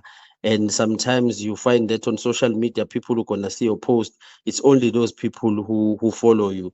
And it necessarily doesn't mean that you are reaching a new audience. So that's why the platform is there. So we connect event organizers to people who want to attend, while we also cater now, because we added a new feature where we also cater for service providers. If you provide a stage, if you provide anything that I will need, maybe an interior, you can also now register on the platform and be available to be connected to event organizers whenever they're creating an event and they need someone who does what you do. Lumkile, how do you make money from all of it? So far, it's through monetization so far, and also because we also have other platforms where we do podcasting and we do like online content. So we also make money on that. But we will we are working on updates where people will have to buy our coins, because we want to create our own coin that is going to allow people to move around the platform. Let's say maybe if our coin is 10 cents per coin, and then you buy those coin, and then if you want to create an event, maybe it costs you 5 coin, and people can also watch ads to earn this coin, because we understand that we are dealing with township people. Sometimes you find that there is no money, but you want to list something. But for now, it's still free, because it's also we've started enrolling it. We have like 3 months now to 6 months since it's been enrolled. So we're just getting people to understand what we are all about, because we are not competing with companies such as ComputerKit, because we don't sell tickets yet. You know, Lumkile, I'm quite, fascinated by the number of young people, especially that we've had on the segment, who are using technology as, as a means to actually create products that can generate income, whether presently, whether going into the future. Why did you turn to technology and this app? Technology is something that I did also in school, because I graduated at UKZN in information systems and technology, and also did my honors in the field. So it's a field that I was quite fascinated when I got introduced to it. And when I left varsity, I started to think, why go to work when I can create something? Because I saw that as Africans, or South Africans, should I say, we are not yet aligned. You find a lot of like small businesses or people who are still like in the early stages of their companies. They struggle with this thing of adjusting and being visible. So we wanted to provide that, and this was also one of our, because it's the first of our products that we are introducing. Seeing that the entertainment industry in South Africa is growing now, we even have content creators, but the industry is not regulated, and there are no platforms that are trying to make sure that there is a way to communicate with the youth. Lumkile Zinyanga, founder of Kasi to Kasi app. Yeah, there is a thread that I believe keeps running, especially in the young people who come onto the show. That's where we leave it for today. Up next, the Daily Discourse with Joanne Joseph.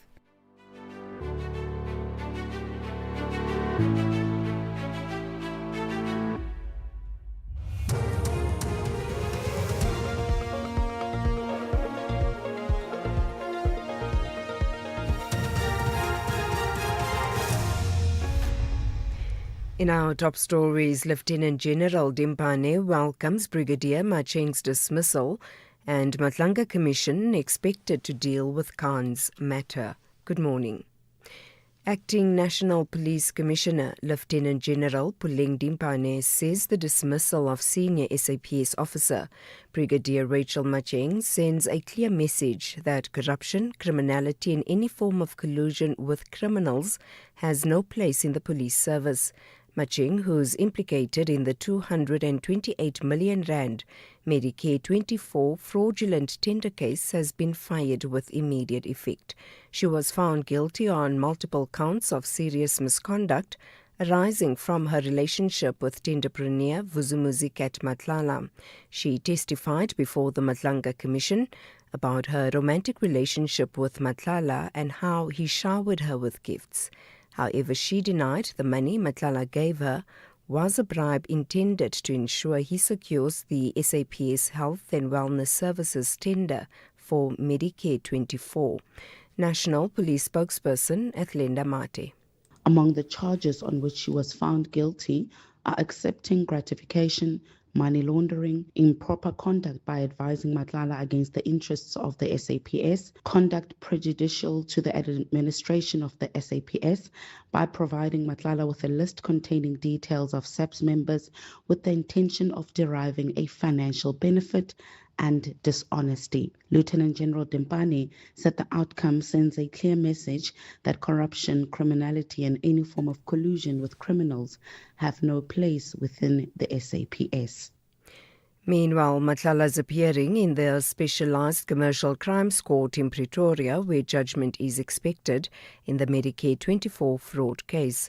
The court has adjourned until later to give Matlala's new lawyer time to consult with him after he fired his previous lawyer. Matlala has pleaded guilty to fraud, corruption and money laundering. He has entered into a plea and sentencing agreement with the NPA. Nonhlanhla Chingila reports. During his last court appearance, the state and the defense agreed on a proposed sentence of 15 years imprisonment with 7 years suspended. If the court accepts the agreement, Matlala will effectively serve 8 years behind bars. The presiding magistrate Ignatius du Preez reserved judgment and said that he still needed time to consider the proposed sentence and the evidence before the court before determining whether the agreement is fair and just. He is expected to hand down his judgment this morning. The Madlanga Commission is expected to deal with the matter of suspended Crime Intelligence Deputy Head Major General Feroz Khan this morning. Khan, who was due to testify before the Commission today, remains in hospital after he was shot in Houghton in Johannesburg on Sunday. The Commission is also expected to receive an update from businessman and alleged informer Tumelo Nku on his supplementary statement. Police remain on high alert as the nationwide protests against undocumented foreign nationals are expected to continue today. Following on from yesterday's widespread disruption, civil society groups have vowed to maintain intense pressure on the government until all immigration concerns are addressed. Deputy National Commissioner for Policing, Lieutenant General Tibelo Musikidi says while these sorts of situations can be unpredictable, law enforcement are prepared for any eventuality. And today is an unpredictable terrain, hence we have put measures and plans in place. We police before 6 o'clock last night. When we took our stock, we have policed close to 130 marches. 101 of those were peaceful. So this, I must thank the South Africans that the engagement that we have, the communication that went out, the call for calmness that we have requested, they have respected. And finally, a bus driver has been killed and 11 Malawians injured after a repatriation bus overturned on the N1 near the Beitbridge border post in Limpopo. It's understood the bus was travelling from Durban to a repatriation camp in Musina. The road remains open to traffic at this stage, but motorists are advised that temporary closures may be implemented to allow forensic investigators to conduct their work. Transport Department spokesperson Mashudu Mabata. According to preliminary reports, a bus transporting individuals from KwaZulu-Natal to the repatriation camp in Beitbridge was involved in a crash after the driver allegedly lost control of the vehicle due to fatigue, causing the bus to overturn. The driver has been confirmed deceased, while 11 passengers sustained injuries. The injured were transported to Musina Hospital for medical treatment. Recapping the top story, Acting National Police Commissioner Lieutenant General Puleng Dimpane says the dismissal of senior SAPS officer Brigadier Rachel Macheng sends a clear message that corruption, criminality and any form of collusion with criminals has no place in the police service. For SAFM News, I am Anne Musa. Leading up to our 75th birthday in August, VW is giving you the chance to drive away in a new Polo Vivo. If you buy any new Volkswagen vehicle this month, you will automatically be entered into the competition, and South Africa's best-selling hatch could be yours. One car, one winner, one unforgettable moment. Will it be you? It's our birthday, but you get all the gifts. Visit your nearest dealer today. T's and C's apply. Hey there! Need to know your TV license balance but don't want to wait? No sweat! Just send a quick SMS with your ID or TV license number to 44210. Remember, standard SMS rates apply. And presto, your balance pops right up anytime, anywhere. It's as easy as pie. So why procrastinate? Give it a try and get your info in a flash. T's and C's apply. The pain of losing a loved one is never easy. At Clientele, we understand that burying loved ones with dignity truly matters. Our funeral plans pay out cash within just 24 hours, and you receive 200 Rand airtime when you claim. Plus, we cover up to 13 people on one plan. SMS SAFM to 48031. That's 48031. Clientele Life is an authorized FSP and licensed life insurer. T's and C's online. Standard rates apply. The Daily Discourse on SAFM with Joanne Joseph, unpacking the issues that matter. The Daily Discourse on SAFM, weekday mornings from 9 to 12. Good morning and welcome to the Daily Discourse. Great to be with you this Wednesday morning. Thank you for joining us. I'm Joanne Joseph. The team is with you, Ginewe and Melissa, producing the show and taking your calls. Mbo is on sound. Bonga is behind the camera today. Remember, apart from listening to us on the radio, you can also listen live on DSTV channel 814, or feel free to go to our website and listen live there. We're also on the SABC Plus app. Now, in addition, we are streaming our broadcast, video streaming that is, so you can watch us from anywhere in the world on YouTube, Facebook and X. Welcome if you're joining us from there. And don't forget that if you've not managed to catch the show in its entirety, our digital team loads the podcasts onto our website, so you can catch up on all our interviews on demand there. We always kick the show off with an open line at this hour. Our studio line number is 086 000 2032. Our WhatsApp line 0614 104 107. And of course, you can send your voice notes there. You can send texts as well, and I'll do my best to get through as many of those as possible. Yesterday we were absolutely bombarded with messages, and I didn't manage to get through as many as I would have liked to, but we did have a lot of engagement with you, and it was wonderful to be able to talk each other through what was happening in the country yesterday, and I think we had some wonderful, respectful discussions that probably espoused the overall tone of the day. Yes, there were passionate protests out in the street, but they were largely peaceful. And I think the fact that, we were able as citizens to be able to maintain law and order along with government's enforcement of it, I think it worked out quite well. People felt that they began to be heard, I think, yesterday, if you listen to some of the interviews and watch some of them over the course of the day. All right, let me tell you what's coming up in the show in the next hour. We're going to be talking about how business is counting the costs of what happened yesterday. Every day off, whether it is a public holiday, whether it is a protest day, costs the economy some measure of money. So we're going to have a chat with the CEO of the Black Business Council, Khanki Matabane, about that issue. And we're going to find out exactly what it costs the economy when things shut down for a day of protests, and essentially also what the cost is from an investment point of view. Does it have an effect on how people perceive us and the stability of our country? Then we'll chat to the Thabo Mbeki Foundation on the protests as well, and just get their feedback on how they think things went yesterday and what sort of messaging was sent out. And, the Mbeki Foundation has been quite critical of the way March and March has been carrying itself, but let's see how they respond to the way people carried themselves themselves in the streets yesterday. A little bit later on, we are going to continue this theme. We're going to talk to the committee that's actually dealing with this, the IMC that's dealing with all of the immigration concerns that have been raised in the country right now. We'll get an update from them. There was a Nat Joints briefing last night, and hopefully they'll be able to tell us exactly how they feel about what happened yesterday from a policing point of view, but also what's happening from an immigration point of view in the country right now, how they're tightening up systems to ensure that immigration is dealt with in an honest way. And they're also talking about all sorts of things that they want to clamp down on, human trafficking, drug trafficking, how they're managing repatriations and deportations and so forth.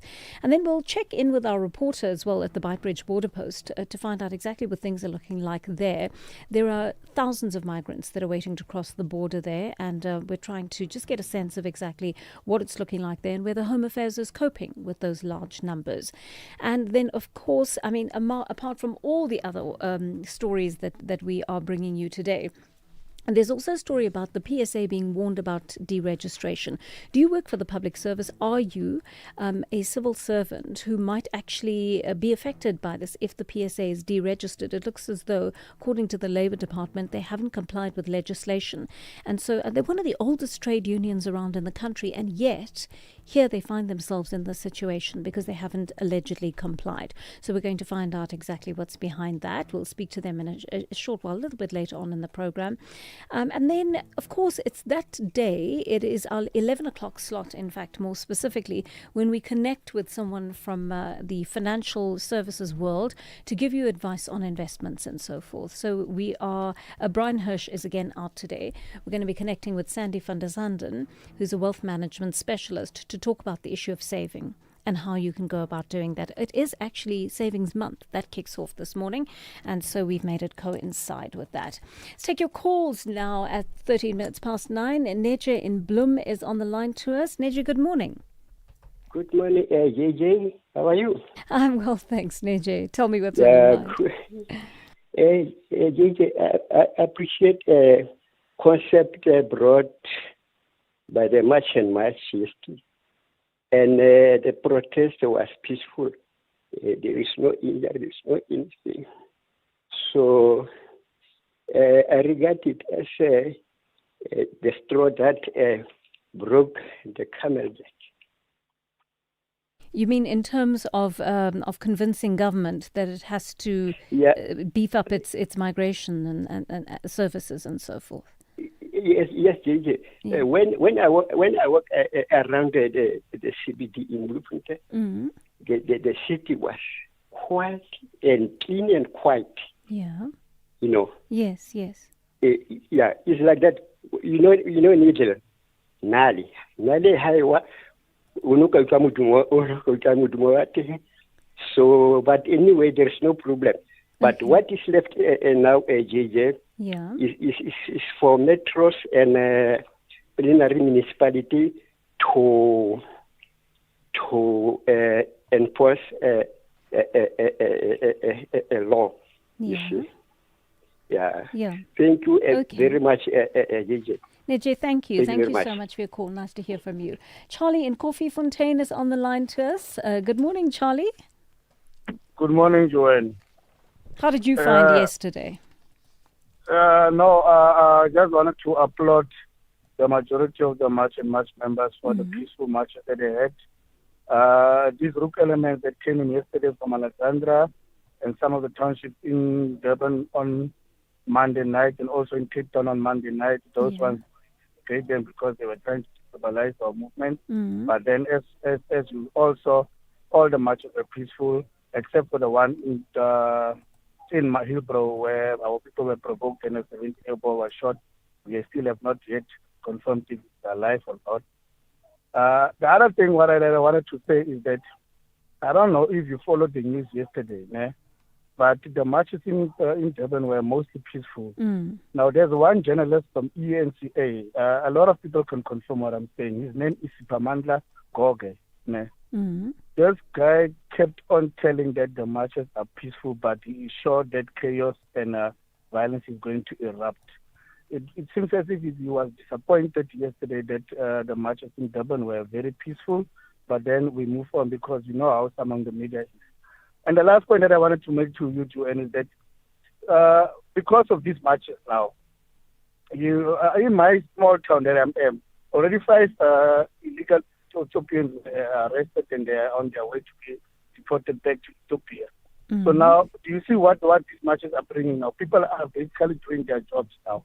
Yeah, because now we cannot be harboring illegal immigrants in our communities now. No, I hear you. I hear you, Charlie. And I think that's true. I think only when government saw how angry people were and what they threatened to do on the 30th of June, I think that was what galvanized them into action, to be quite honest. But they've got a history of doing that, Charlie, where they need a wake-up call, and I think the fear around March and what could have happened had they not begun, repatriations and deportations in a more intentional way. Let's say, if they had not been more deliberate, I think they knew they were going to be in trouble if they didn't act immediately. Yes. Thank you for that. But call, we are not Charlie. stopping here. But we are not stopping not yet. Okay, we are not stopping here. Yes. Yes. And now I hear what Jacinta Ngobese Zuma had to say about that. Colin in Cape Town is on the line to us. Colin, good morning. Good morning, Joanne. Good morning. I just want to talk about what's going on in this country. Mm-hmm. I was listening to Balula. What's his name? Fikile Balula or something. Yes, the ANC Secretary General. Yeah. I was listening to him, and was it Friday or Monday on your station. Yeah. He puts a blame down. He reckons, this immigration started years ago, long before. He reckons in apartheid days it started. When they took migrant workers for the mines and Yes. And you know something? I thought to myself, what rubbish you're talking about. Because those migrant workers did come from various countries in Africa. But they were living in hostels. They had hostel flats. That's true. And they weren't mingling in squatter camps and among our people. They were controlled. They were all registered and controlled. So he's talking a lot of rubbish. Apartheid gets blamed for everything. The mess-up came from his government from 1994 when electric fences were taken down and it was free for all. And something, Joanna, another thing that hurts me. Mm-hmm. I saw footage to see those poor people Saturday in Cape Town. In Epping, standing in the rain, mothers, pregnant mothers, little babies soaking wet. The office was supposed to have opened up 9 o'clock. It only opened up 12 o'clock. Those poor people stood in the rain. They were drenched. And yesterday I'll see again, 1 bag was allowed on a bus. How many of those people left their belongings behind? They even burnt their blankets to keep warm and all that stuff. Absolutely. It's so... I felt like actually crying when I see people like that. And yet, our African people here in this country, not everybody, but most of them are here on your radio station, on Ashraf's program. Our brothers and sisters, our beloved brothers and sisters. Is that the way you treat your brothers and sisters, your fellow brothers and sisters in this country? It's a disgrace the way our people are carrying on and going on. And they called them, they got a nerve to say, our brothers and sisters, we love them, but they must get out of the country because they're illegal. And it's so pitiful. And those people left little TVs behind, their clothing. There was a whole... piles. And they looted. Colin, Colin, I hear you. No, it is sad. It's very sad to see what has happened to the migrants and what sort of conditions they live in before they leave the country. Or there's a temporary camps, as we know, but it is still sad to see those things. Having said that, I think that the frustration in the country is coming from the fact that so many South Africans are living like that too, in a way. That the democracy should have brought them a level of dignity. It should have brought them the equality that was promised, and the freedom that we take for granted. It's said repeatedly about the Constitution, but freedom. If you're poor, you don't have a certain level of freedom that wealthier people do. right? And therefore I can afford to be freer than most South Africans in this country because I can move about in a better way. I live a more protected life. My life is more insulated from the difficulties that this economy presents, etc. So I think, it's difficult. We're weighing up two things here, but I think the most important thing is not to engage in the dehumanization of anyone in this process. And that's what we have to bear in mind. It's Elimination Week on the Tastemaster Professional this Sunday evening at 7. Faced with one of the world's most popular dishes, our chefs must create a pizza that rises above the rest. With big flavors and bold ideas needed to impress the judges, the stakes couldn't be higher. Who will earn a slice of success and who will get boxed out of the competition? Find out on the Tastemaster Professional, Sunday at 7, repeat Saturday at 4:30 and Sunday at 3:30, only on SABC 2. In life's most challenging moments of loss, compassion can be your greatest comfort. You shouldn't have to face the financial burden of losing a loved one by yourself. Rest assured, Clientele's funeral plans pay out cash within 24 hours. You can cover up to 13 family members on one plan, ensuring all your loved ones are taken care of, and 3 children are covered at no additional cost. With Clientele, you are not just buying a plan, you are also buying peace of mind. When the time comes, you will need to make important calls with your 200 Rand airtime you will receive when you claim. Plans offer double accidental death cover as well as a transport, grocery and unveiling benefit. Apply today, it's easy. There are no medical examinations and no paperwork. SMS SAFM to 48031. That's 48031. Clientele Life is an authorized FSP and licensed life insurer. T's and C's online. Standard rates apply. Call SAFM now on 086 000 2032. 23 minutes past 9 here on the Daily Discourse, taking your calls and listening to your voice notes. One of you says, a march every Thursday of the week will be interesting to see. However, they will tire soon. The same resources used yesterday should be applied to solve the problem. Let's listen into your voice notes on this. Hi, Joanne. This is Salim from Durban. March said they're going to shut down South Africa. They thought they would close every avenue in South Africa. In my opinion, they have failed to do that. If anything, they thought they'll cause major disruption, and many of the looters thought they can loot. But I must salute the South African government, the police services, and private security, because they were not able to go on a wholesale looting. Good morning, Johan. I think government yesterday was humbled. The tone was completely different from what we used, and congratulations to those who took part in the marches, who made it a point that they disappoint a lot of people who were calling them vigilantes and the likes. The marches were generally peaceful, and I think South African, we should not stop from there. We should continue. Thank you. Thank you very much. I'm so fascinated by your polarized opinions on the issue of the march. Sintu in Midrand is on the line to us. Sintu, I believe you want to comment on Dina Pule's new position? Yes, totally. It's a march in Dina Pule. Yes. Yeah, okay, let me start with the march. I think, my dear sister, I think I was very impressed with how the South Africans conducted themselves. Also in the build-up towards these marches.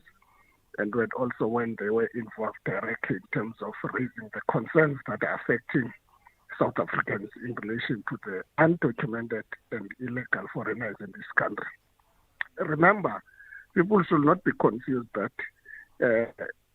South Africans were not fighting foreigners, but those who are in the country without documents. I think this has been the gospel throughout, you see. But the government wanted to ventilate what they wanted to be portrayed out there, as that people are being xenophobic and Afrophobia, all those issues. But government yesterday was humbled, and you could hear the tone from the likes of Abano Mvula. They try to understand right now. And the next thing that I want to say, Joanna, is that changes in South Africa are not going to be brought about by political parties, by people themselves. If you look at all the provinces, those marches were well attended. People were singing the same song. Easy to say that we are tired of these illegal foreigners in our own country. But we'll welcome them once their books are correct. You see. And I think these are the first warning shots to the government. And I'm just praying to South Africans that they should teach the African National Congress the lesson on the 4th of November and take them out of all those municipalities. You see, and the ANC should only become a rural party. Maybe they will also cling only in Limpopo in the Eastern Cape, you see. But I think they need to understand that. Secondly, let me go to the issue quick one, please. Since I've got other calls. I do not understand why the president would reappoint someone who was found guilty during her first term in that party. But that shows that the ANC is undermining the intelligence of people in South Africa. I think they will have to look at it, and the Integrity Committee will have to revisit this matter. Thank you very much. Thank you very much for that. Nhlakanipho in KZN, you want to talk about something completely different. What would you like to speak about, Nhlakanipho? Good morning, Joanne, and good morning to the listeners. Yes, go ahead. Hello. Yes, we can hear you. I just have a query here which I would like you to address at a later stage. It's concerning AFBOB, Mutual Society. AFBOB, yes. Yeah, their systems have been down from the 28th of May till today. So we as clients are struggling to process claims. Now, when I'm talking about claims, I'm being general here. I'm being broad. There are various claims like insurance-related, cashback, and whatever it can be. Okay. So you say when you go to, do you have a portal that you go to? Yes. So the portal is not working? Yeah. Okay. Same thing if you go to the branches, you will have the same problem. They'll tell you that they are offline since the 28th of May. Oh. Okay, that's quite a long time. So how do they expect you to transact? Is there a call center you can phone or a helpline that you can phone? Yes, of late there is the call center is operational, but people have been complaining that they cannot process claims. Okay. Right. And this is serious now because this involves debt-related matters as well. Okay. Now, the issue that I'll also just raise in terms of AFBOB, the manner in which this was communicated, it was communicated via social media. I, as a client, was not aware because it wasn't communicated to me via the appropriate channels.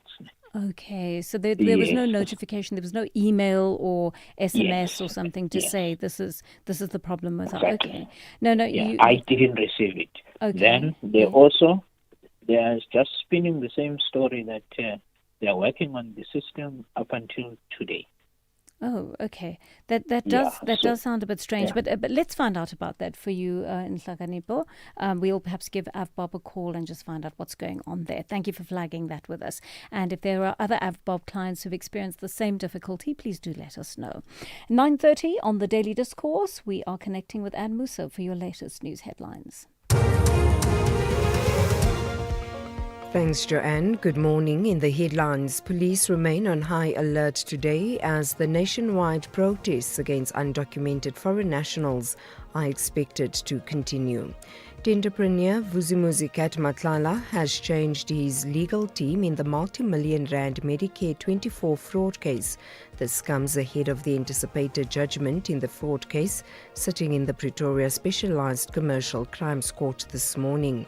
And Acting National Police Commissioner Lieutenant General Puleng Dimpane says the dismissal of senior SAPS officer Brigadier Rachel Macheng sends a clear message that corruption, criminality and any form of collusion with criminals has no place in the police service. I'll have details on these and other stories at 10. SAFM values your views. Be an active citizen. EFC is live this Thursday. Cape Town's very own undisputed bantamweight champion, He's the troublemaker Jacobs, puts his gold strap on the line. But a hungry challenger, the relentless gift walker, steps up to the biggest stage to try cement his name in the history books. How's the troublemaker sound? Sounds like it's good to me. One champion, one challenger, live this Thursday from the World Sports Betting Arena. Watch it on SABC Sport Channel on DTT Channel 4 from 7 p.m. Brought to you by SABC Sport.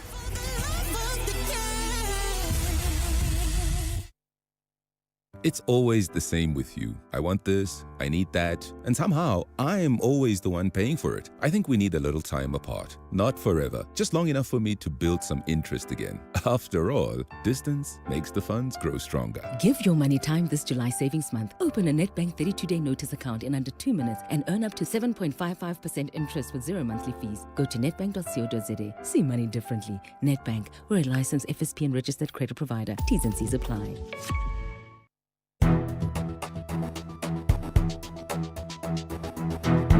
The Daily Discourse on SAFM. Weekday mornings from 9 to 12. 9:32 on the Daily Discourse, taking more of your calls at this hour and playing some of your voice notes. One of you is commenting on food prices. Morning, Joanna.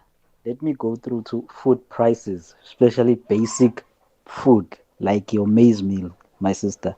You know, on the June, on the 12th June, I bought like a 10 kg maize meal White Star in ShopRite. It was only 99 Rand for Joanne. 2 weeks later, 26 June, tell you my sister, it was 148 Rand. Almost 49% increase. What has changed? I think we should go for them now with March on March. We should attend these food price issues on big retails. This is PK in Durban. Yeah, PK, good question. But you remember we've had all these fuel hike increases, and that certainly would have played into food prices in general. But also the Human Rights Commission has been looking into the issue of food prices, and they've had hearings into that. And I can't remember offhand what the outcome of their report was, but they certainly have been looking into that issue. And it would be interesting to see. I mean, the fuel price is going down, but let's see if any of the food prices go down. It's not often that when the fuel price goes down, we actually see the food prices going down, even though when fuel prices increase, food prices do too. Good morning, Joanne and listeners. Undocumented foreigners must understand that even their countries have laws, and it's their right to enforce their laws. We don't hate foreigners, we don't hate anyone, but we can't accept illegality. What we don't want is uncontrolled movement in South Africa. This is Vusim Caesar from Potchefstroom in the South Coast. Thank you. Thank you so much for that message. And then I think one of you is speaking about a book. Let's listen into this.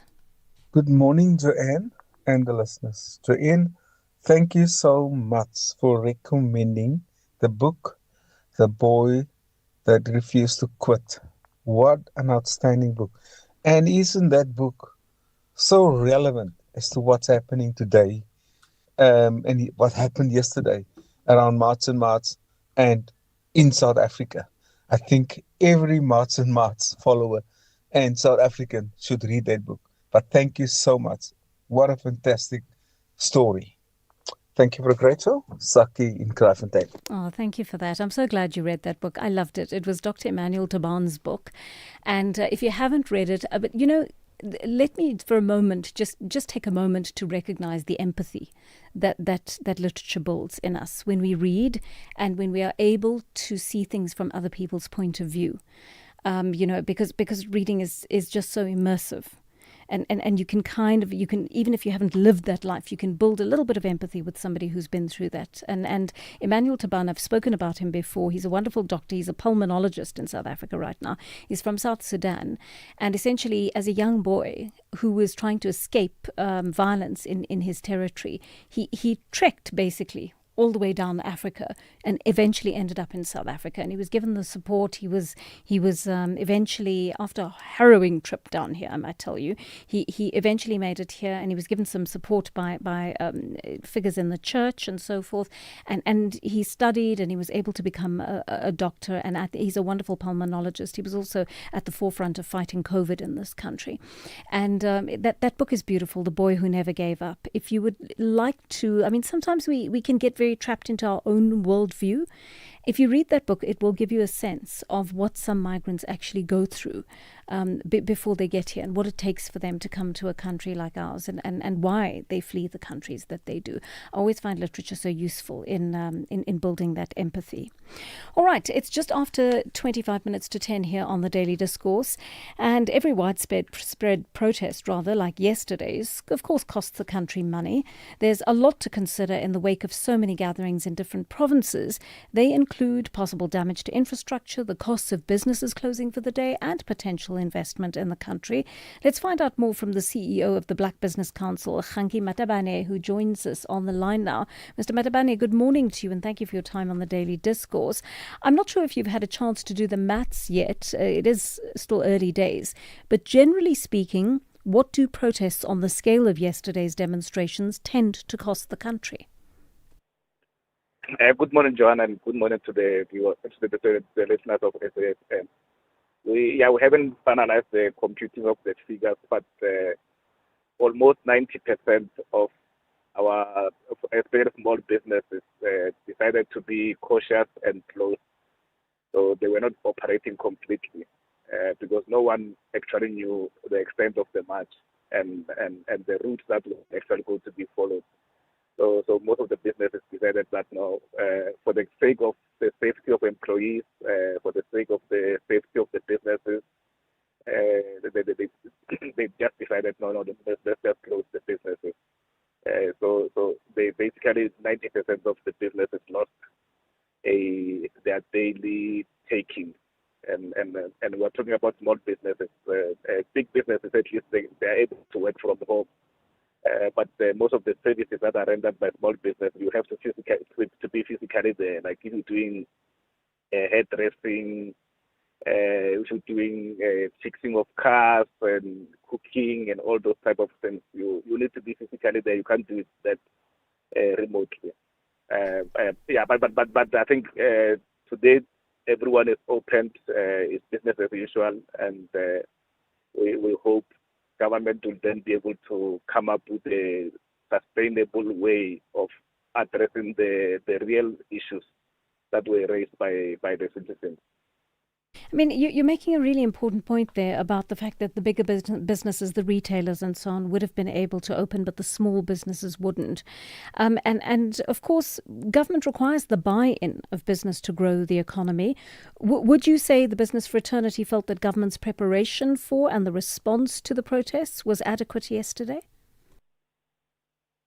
Yes, I think compared to the 2021, the government was well prepared. Which helps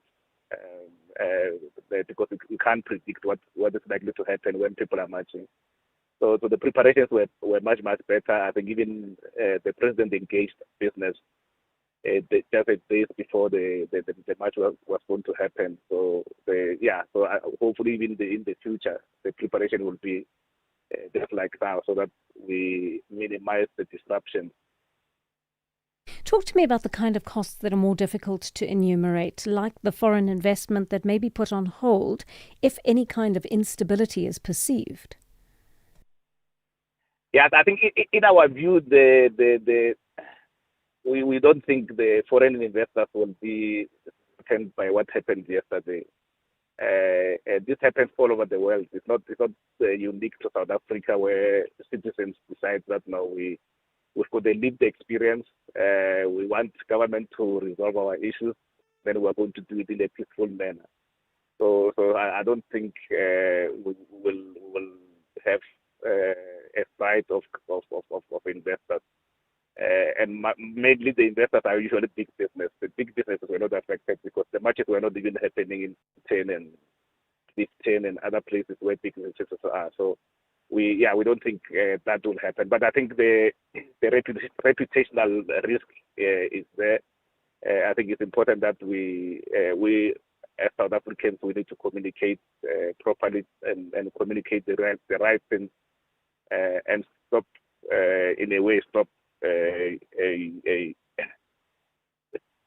telling the stories that are not necessarily true, because for us there is an element of xenophobia, but the people are fighting for economic survival, and it will always happen in case government is not resolving the issue. You know, there are a couple of important things that you mentioned there. Let's start with the issue of small businesses, right? And certainly March and March, and other organisations affiliated to it, I presume would not want to hit the small businesses, right? Because those are the businesses that we are hoping are going to grow our economy. They're small entrepreneurs trying to build lives for themselves, and they service communities at a grassroots level. And yet, in a strange sort of way, that is one of the drawbacks of these marches that are now presumably going to continue based on what Jacinta Ngobese Zuma said yesterday. How do we need to shore up small businesses so that the long-term effects of marches like this don't hit them in the long run? Yeah, I think if the marches are peaceful, small businesses can continue to operate during the marches. But I think people were scared because of what happened in 2021, and they did not necessarily want to take chances. But seeing what happened yesterday, if the marches are peaceful all the time, small businesses can continue to operate, because you are right. The unintended consequences of this is that if this continues every Thursday, as they say, and small businesses are expected to close every Thursday, we may likely see small businesses having to retrench staff, because once you lose your days taking like 4 times a month, that is very huge for small businesses. So I think they also then have to think twice about this thing, to say, how do we then allow small businesses to keep on operating? Because small businesses are the ones who are going to employ people who are not educated, people who are not who don't have experience, because the entry-level jobs there in small businesses are easier to get into, and the criteria to get into that is not as stiff as the one that is applied by established businesses. That is a very good point indeed. You spoke about reputational risk and whether that is true or perceived. Foreign investors are looking at this from wherever they are in the world, and wherever they are observing from outside the country. And do you worry that as South Africans we sometimes forget we're not the only country seeking foreign investment on the continent? Our neighbours are too, and some of them purport to be or are showing more stability these days than we are. Yeah, you're right. I think we also have the tendency of back mouthing ourselves, because, as I said, instances like this happen, but it's how we report on them, how we tell the other people from other countries in the world how we perceive, how we project this into the world. That gives that a wrong impression. And I think a lot of investors were still worried about 2021. But I think the nature of the march yesterday being as peaceful as it was will sort of dispel those type of myths. Because, again, as I'm saying, there are always marches in the United States, there are marches in Europe all the time. But the investors still go there because how the marches are perceived. They are perceived that they are trying to, the locals trying to solve their local issues, not threatening people from other countries. So, because it's very, very important that, and it happens all over the world, that anyone who is in South Africa is legally here, and the person details are known, because we've seen many times where crimes are committed, and then you go to a police station, they are doing fingerprints, but they can't even trace whoever has committed crime because the person may not be registered. So it's very, very important that everyone who stays in South Africa is registered. Like it's happening all over the world. You can't go to any other country and be illegal there and so on. So it's very, very important that government implements their own laws. They make sure that the immigration laws are respected, like we all respect other people's and other countries' immigration problems, but also it's the responsibility of government, South African government, as a big brother to the continent, to try and help the economic challenges in SADC and other countries in Africa, because it's not necessarily easier for anyone to decide to leave their own country to go to live in another country.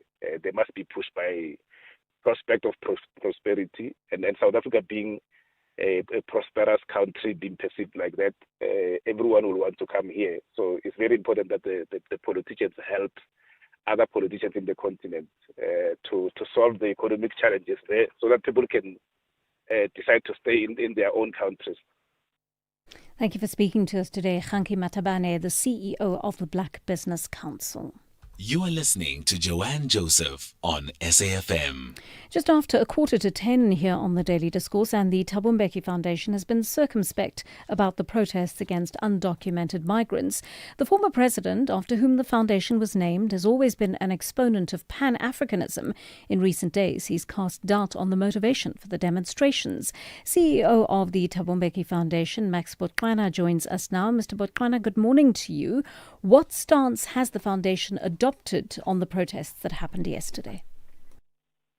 Joanne, thank you very much. For us, Joanne, the protest is the symptom of many problems. One of those problems, first and foremost, is the retreat of continental leaders to the issues that confront our continent. There is absence of leadership that begin to anticipate the economic crisis that our continent is facing, this migration issue that we are talking about.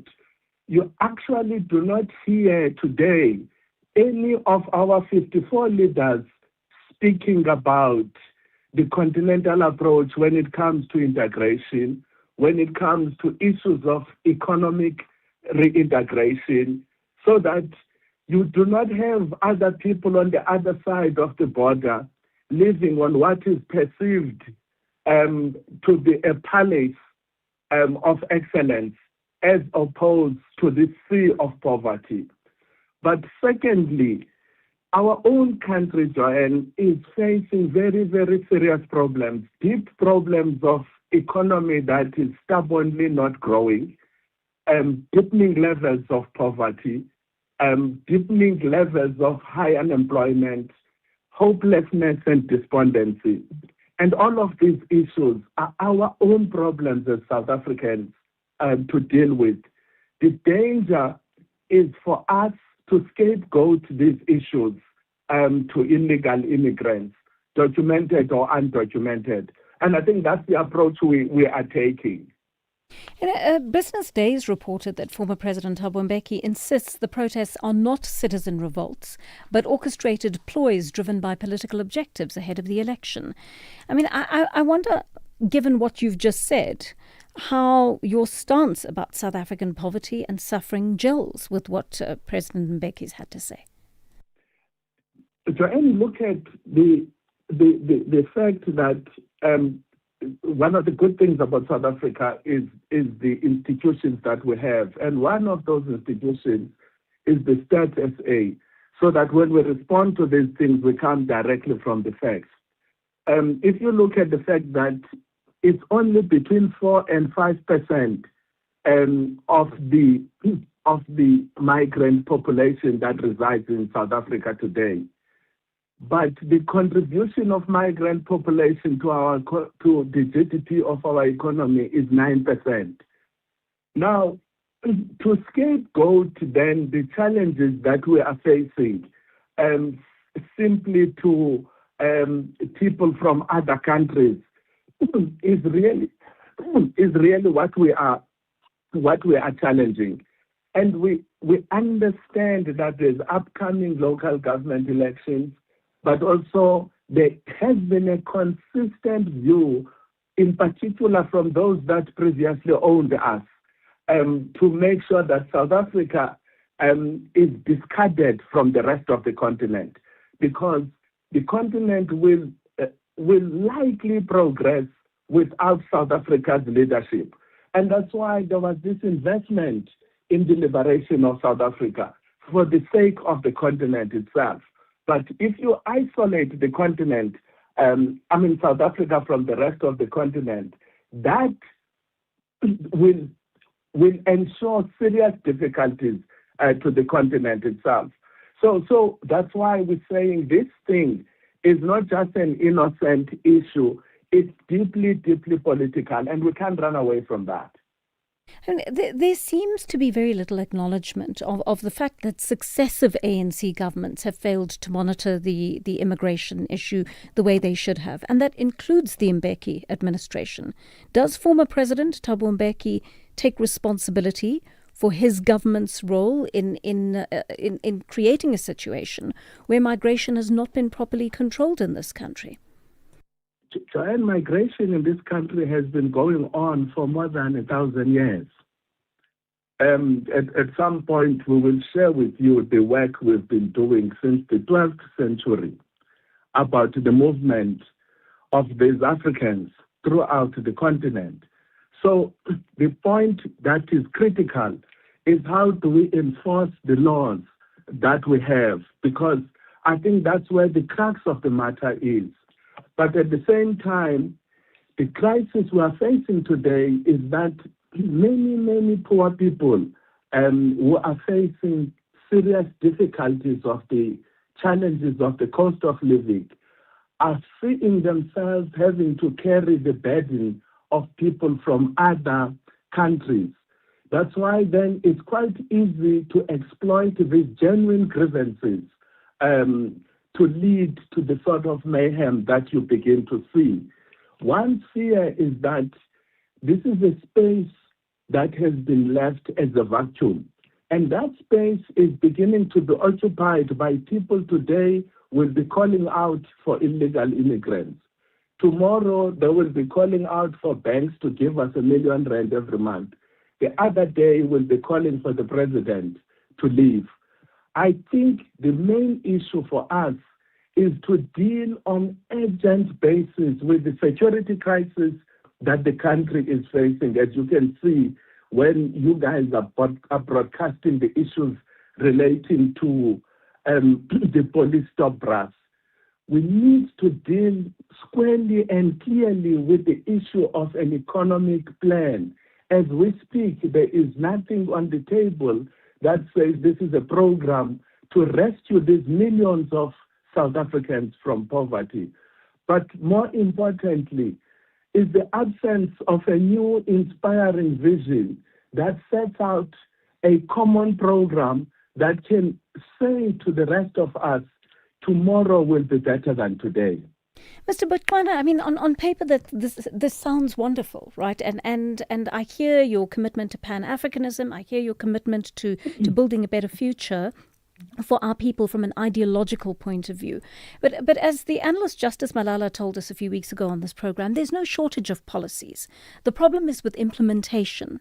And my question to you is, while embracing Pan-Africanism, right? Because one can approach it with this ideology while maintaining the ideals of Pan-Africanism. How does one address the bread and butter issues and the grievances of South Africans in a way that satisfies their desire to live properly before they can start thinking about wonderful philosophical and ideological political positions that affect us as members of this continent? This is really not just ideological, Joe, and the point you are making is absolutely correct. The point I was making earlier, for me, there seems to be no urgency in ensuring, there might be issues about policies, but what we need is a plan that says, how does this economy, which is structurally deformed, works for us tomorrow?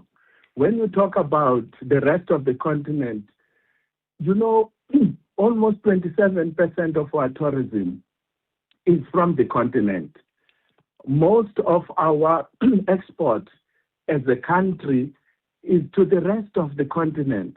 So this idea of seeing the continent simple as anathema, as a burden to us, it's not a correct one. Many of our businesses in South Africa are actually thriving in the rest of the continent. What we need is a leadership that begins to reintegrate these economies and make sure that they work for Zimbabwe, they work for us, they work for Malawi, and they work for all of these other countries. Because it doesn't help even if we chase away all of these immigrants tomorrow, the day after tomorrow, we will be facing exactly the same problems. And if the economies in these countries around us are collapsing, these people will return the following week. So it's not a simple matter of just chasing away people. It's really for us to think collectively, to think strategically, to plan clearly in a manner that is visible, but also in a manner that you can actually see changes in people's daily living. I mean, I'm hearing what you, if I'm hearing you correctly, Mr. Bozwana, and please correct me if I'm wrong. What I'm gleaning from what you are saying is that although we are very focused on what we need to do for South Africans now, to uplift South Africans in this moment, that we can't lose the wider picture of our place in the continent and how important all of those countries in the continent become to our survival as a country in the future. Correct. You know, if the Basotho people say, let's cut the water from Lesotho to South Africa, that's a crisis.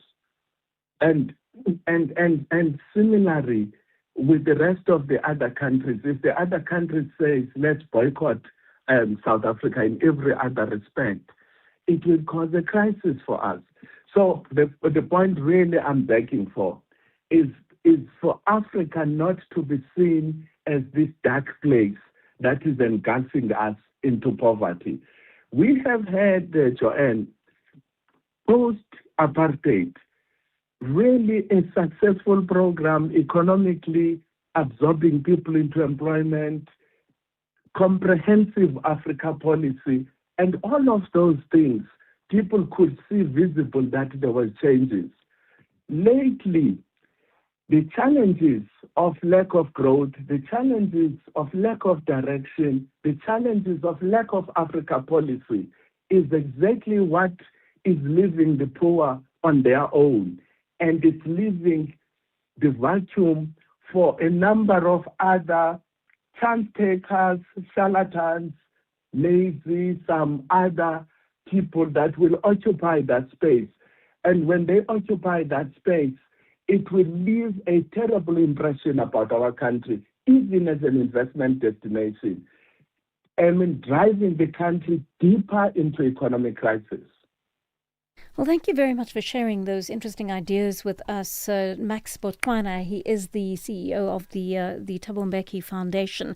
And I'd love to hear from you on that. I'm thinking right now, after the last two interviews, of the unintended consequences of marching and ongoing protests this way. And I'd like to have a discussion with you on that. Give me a call on our studio line after the news, 086 000 2032. Tell me what you think about the possibility of small businesses that are going to create employment being affected by the possibility of ongoing marches, as many of them were yesterday. About the issue of perhaps creating a schism between us and African countries that may result in our trade being affected with them, which may also result in a jobs crisis. The issue of instability or perceived instability from outside that may affect foreign investment, that may, again, affect jobs in this country. What do we need to think about, while holding the truth of what South Africans need right now to live a better life, for their lives to be improved? How do we hold the wider truths of maintaining the kind of relationships and keeping these doors open that enable us to make this country prosperous? Comment for me on both those tensions, please. 10 o'clock here on the Daily Discourse. Anne's got your latest news bulletin.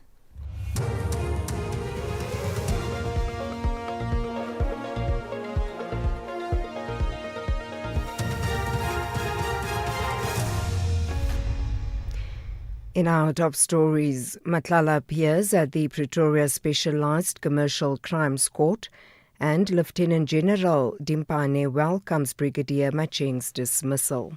Good morning. Alleged underworld kingpin Vusimuzi Cat Madlanga has been slapped with a proposed sentence of 15 years for fraud, with 7 suspended and handed 10 years each for the other charges against him. relating to the Medicare 24 fraud case. Matlala earlier pleaded guilty in the Pretoria Specialised Commercial Crimes Court in the hope of getting a lenient sentence. To pre-delivered this decision. The sentence viewed as just by this court. Accused 1, count 1, that of fraud, 15 years imprisonment, of which 7 years are suspended for a period of 5 years. Accused 1, counts 2, 3 and 4, those of corruption. The 3 counts are taken together for the purpose of sentence, and the accused 1 is sentenced to 10 years imprisonment.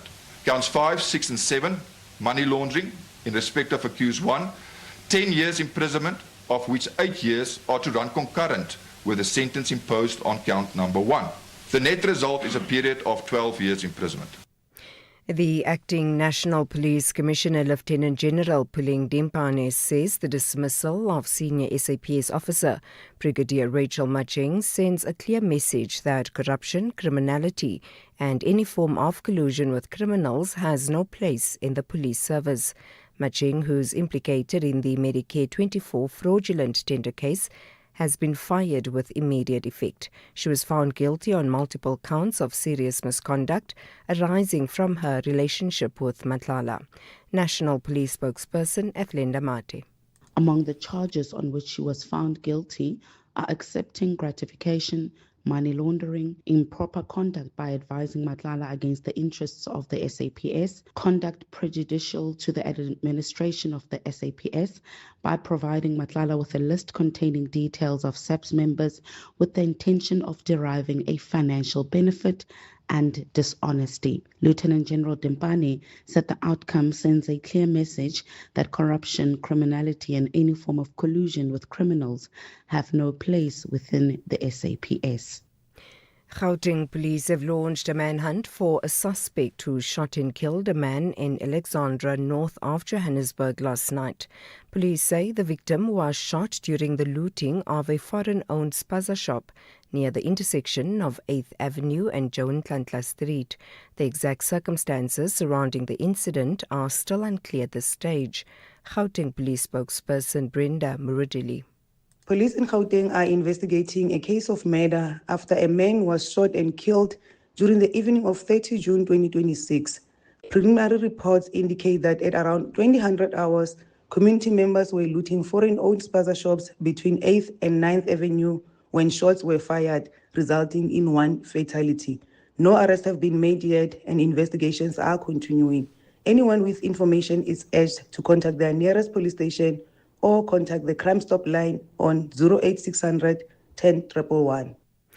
Police remain on high alert as the nationwide protests against undocumented foreign nationals are expected to continue today. Following on from yesterday's widespread disruptions, civil society groups have vowed to maintain intense pressure on the government until all immigration concerns are addressed. Deputy National Commissioner for Policing, Lieutenant General Tibelo Musikidi says while these sorts of situations can be unpredictable, law enforcement are prepared for any eventuality. And today is an unpredictable terrain, hence we have put measures and plans in place. We policed before 6 o'clock last night. When we took our stock, we have policed close to 130 marches. 101 of those were peaceful. So this, I must thank the South Africans that the engagement that we have, the communication that went out, the call for calmness that we have requested, they have respected. And finally, the Taliban in Afghanistan say they've carried out strikes on targets along the border with Pakistan. Several people are said to have been injured in the attack. On Monday, at least 28 civilians were killed and 49 injured in Pakistani airstrikes on its border with Afghanistan in what Islamabad had called retaliation for terrorist attacks on its soil. The BBC's Anbar Hassan Ithrajan has the details. The Pakistani military said it had shot down 4 rudimentary drones along the border in Balochistan province. It warned that it would respond to any continued provocation by the Afghan Taliban. There has been no independent confirmation of the two competing versions. On Sunday, Pakistan carried out airstrikes against what it said were militant hideouts in Afghanistan. Pakistan accuses Kabul of providing safe havens to insurgents attacking its forces. The Taliban deny the accusations. Recapping the top story, alleged underworld kingpin Vusimuzi Madlanga has been slapped with a proposed sentence of 15 years for fraud, with 7 suspended and handed 10 years each for other charges against him relating to the Medicare 24 fraud case. For SAFM News, I am Anne Musa. Are we ready for a real conversation? SAFM, leading the conversations that move us. EFC is live this Thursday. Cape Town's very own undisputed bantamweight champion, he's the troublemaker Jacobs, puts his gold strap on the line. But a hungry challenger, the relentless gift walker, steps up to the biggest stage to try cement his name in the history books. How's the troublemaker sound? Sounds like it's good to me. One champion, one challenger. Live this Thursday from the World Sports Betting Arena. Watch it on SABC Sport Channel on DTT Channel 4 from 7 p.m. Brought to you by SABC Sport.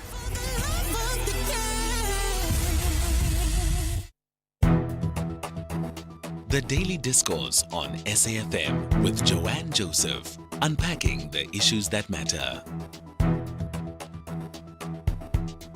The Daily Discourse on SAFM, weekday mornings from 9 to 12.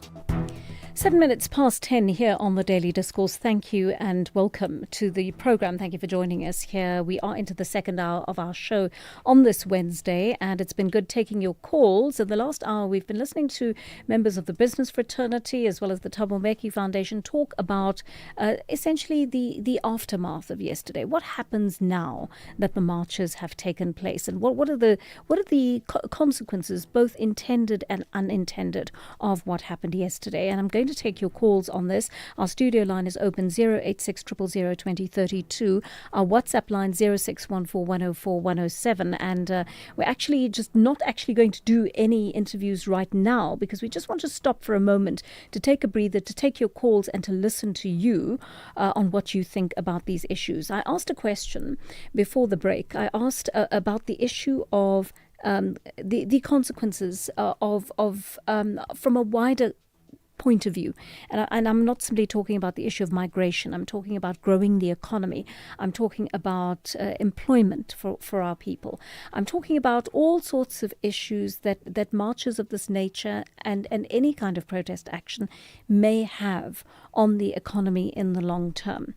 And I'm asking you, do you see an opportunity for small businesses, for example, to take their place in this economy where the big businesses seem to be doing okay? The retailers were open yesterday, the big retailers.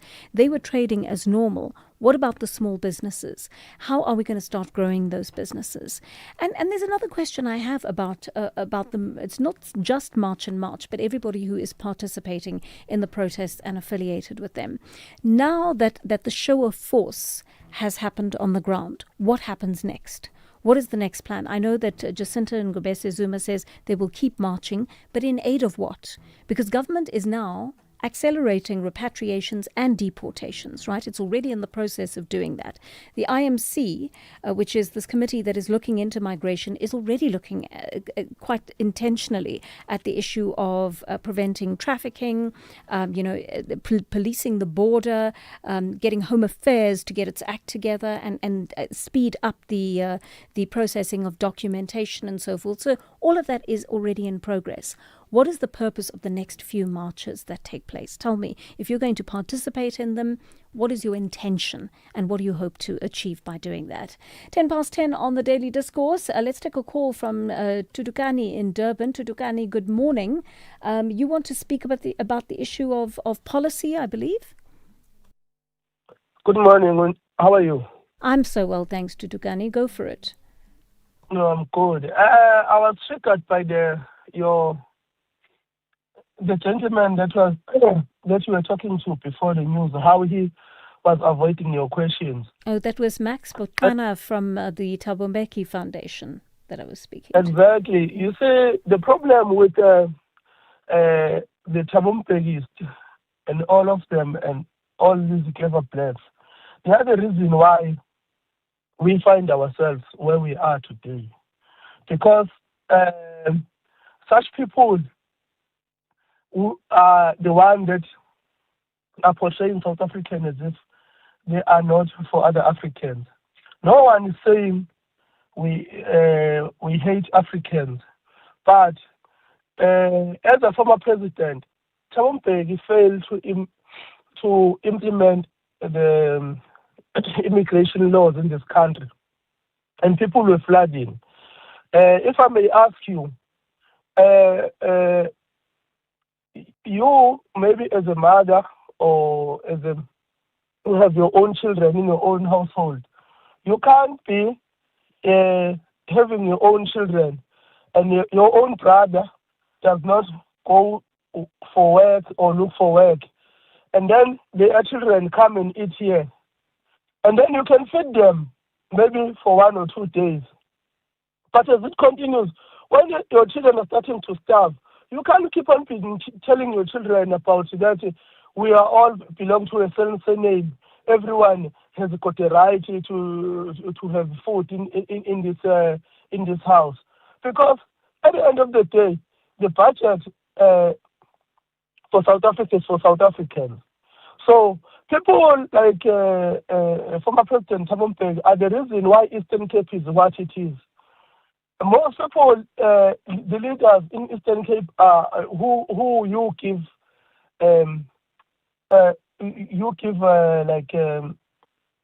to be vocal, are politicians. These politicians are the ones who are destroying our country, who come with these comments like this, because now it's time to enforce the laws. And for now, I agree with Jacinta when he says we must march until something tangible we see happening. But Tutukani, can I ask you a question about that? Are you not seeing something tangible happening on the ground now? This government that has been... No, Tutukani, I'm asking a question. Let me finish my question. We know why people marched yesterday. They marched because they were angry about the issue of migration and the lack of control over migration. And I think you're quite right when you say that Thabo Mbeki is implicated in that too, because his government was also one of those that did not do what it ought to have done to manage migration. But I think that the whole movement and the people out on the streets, even before the point of marching yesterday, had shocked government into actually doing something about migration in this country. So do you not recognize that anything has been accelerated in the last few weeks on the part of government? You see,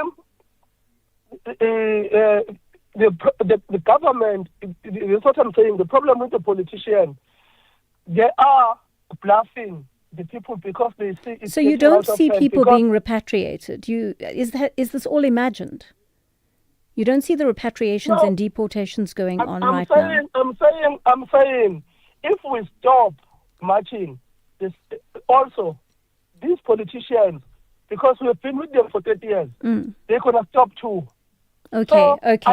All right. Tutukani, thank you for that. You've given me a reason there that you believe you have to keep marching and you've got to keep the pressure on, or they won't do what they say they will do. But I must also just caution against this phrase "clever blacks."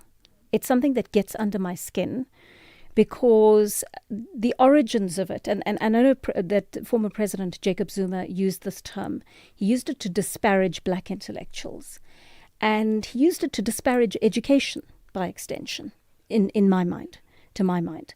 And I don't like the term at all, because I think it also undermines the intelligence of black people in general, and it suggests that intellectual black people have something unusual or wrong with them.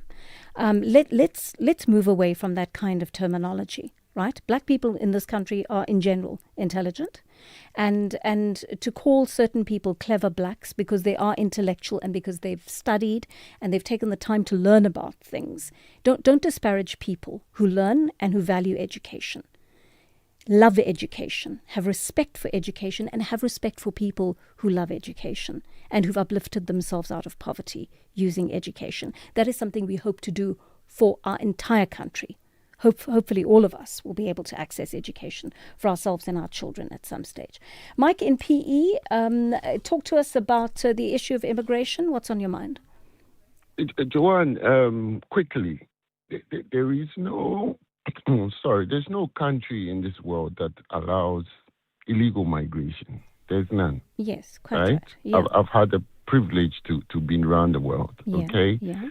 Why should South Africa be the exception? That's just number one. Number two. So, Mike, can I ask you a question? Is anybody saying that there should be illegal immigration in this country?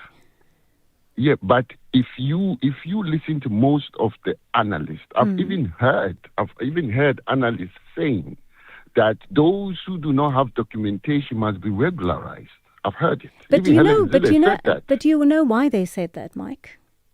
No, do you know why they said that? There's a reason, and I'll tell you the context in which that was said. Joanne, you do not allow a person to even put their views across. You always do that. Can you please let a person at least say what they want to say? Then you can come in, Joanne. Mike, the reason I'm stopping you as we go is because a lot of people are phoning into this show. And they phone into SAFM in general, and they make generalized statements, but it's because they haven't been listening properly. What's the generalized statement?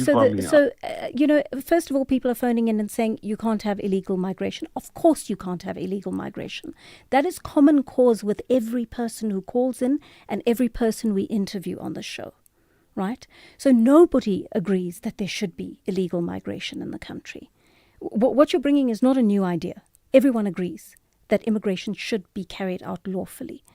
But we've discussed this on the program before, and this is where I get a little bit tired of repeating myself, is that people who have, the experts we've spoken to, who've said that undocumented migrants should be regularized, are talking about the undocumented migrants who were not given documentation because Home Affairs was not able to carry out its functions in the country. Do you see the difference? Between just generally regularizing, I don't see the difference. And I know you're not going to give me the chance to explain to you. No, go ahead. You cannot come. Ahead. Okay, yeah. Okay.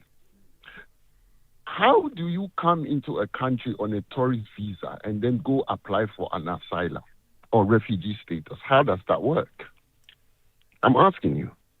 You come into a country on a tourist visa, but you go and apply for an asylum or refugee. I've not heard of that, Mike. I've not heard of that. My understanding is you come into the country as an asylum seeker, and if the processes are carried out properly, you can qualify for refugee status. Joanne, perhaps let me just highlight something for you. If you look at most of the migrants that are in this country, right? Mm-hmm. They are not coming from countries where there is civil war. None. Mm-hmm. Okay? So they are economic migrants. Let's just state the fact as it is. Yeah. And most coming on tourist visas. That's a fact. And then they go apply for asylum. Because if you come in as an asylum, you're coming from a country where there's most probably war or a civil war. Then you can come in. Or economic. It could be economic as well, Mike. People could be there are many different types of migration, right? One of them has to do with, for example, if you belong to the LGBTI community and you're trying to escape a particular regime in a country like Ghana or Uganda. So it need not be war. I know what you're talking about. You're talking about refoulement, but there are also factors to do with other types of migration that are not only war situations.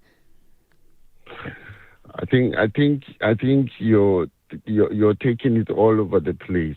The point that I was trying to make is, Joanne, if you listen to most of the analysts, right, they want to sort of make illegal migration a norm. In other words, anyone, you can come. It's okay. Whether you've got document or not, you can come. And I'm saying there's no country that can allow that.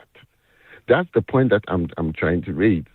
The second point I was raising, you see, It's very easy, very, very easy when something doesn't affect you directly in your daily life to make certain comments about it.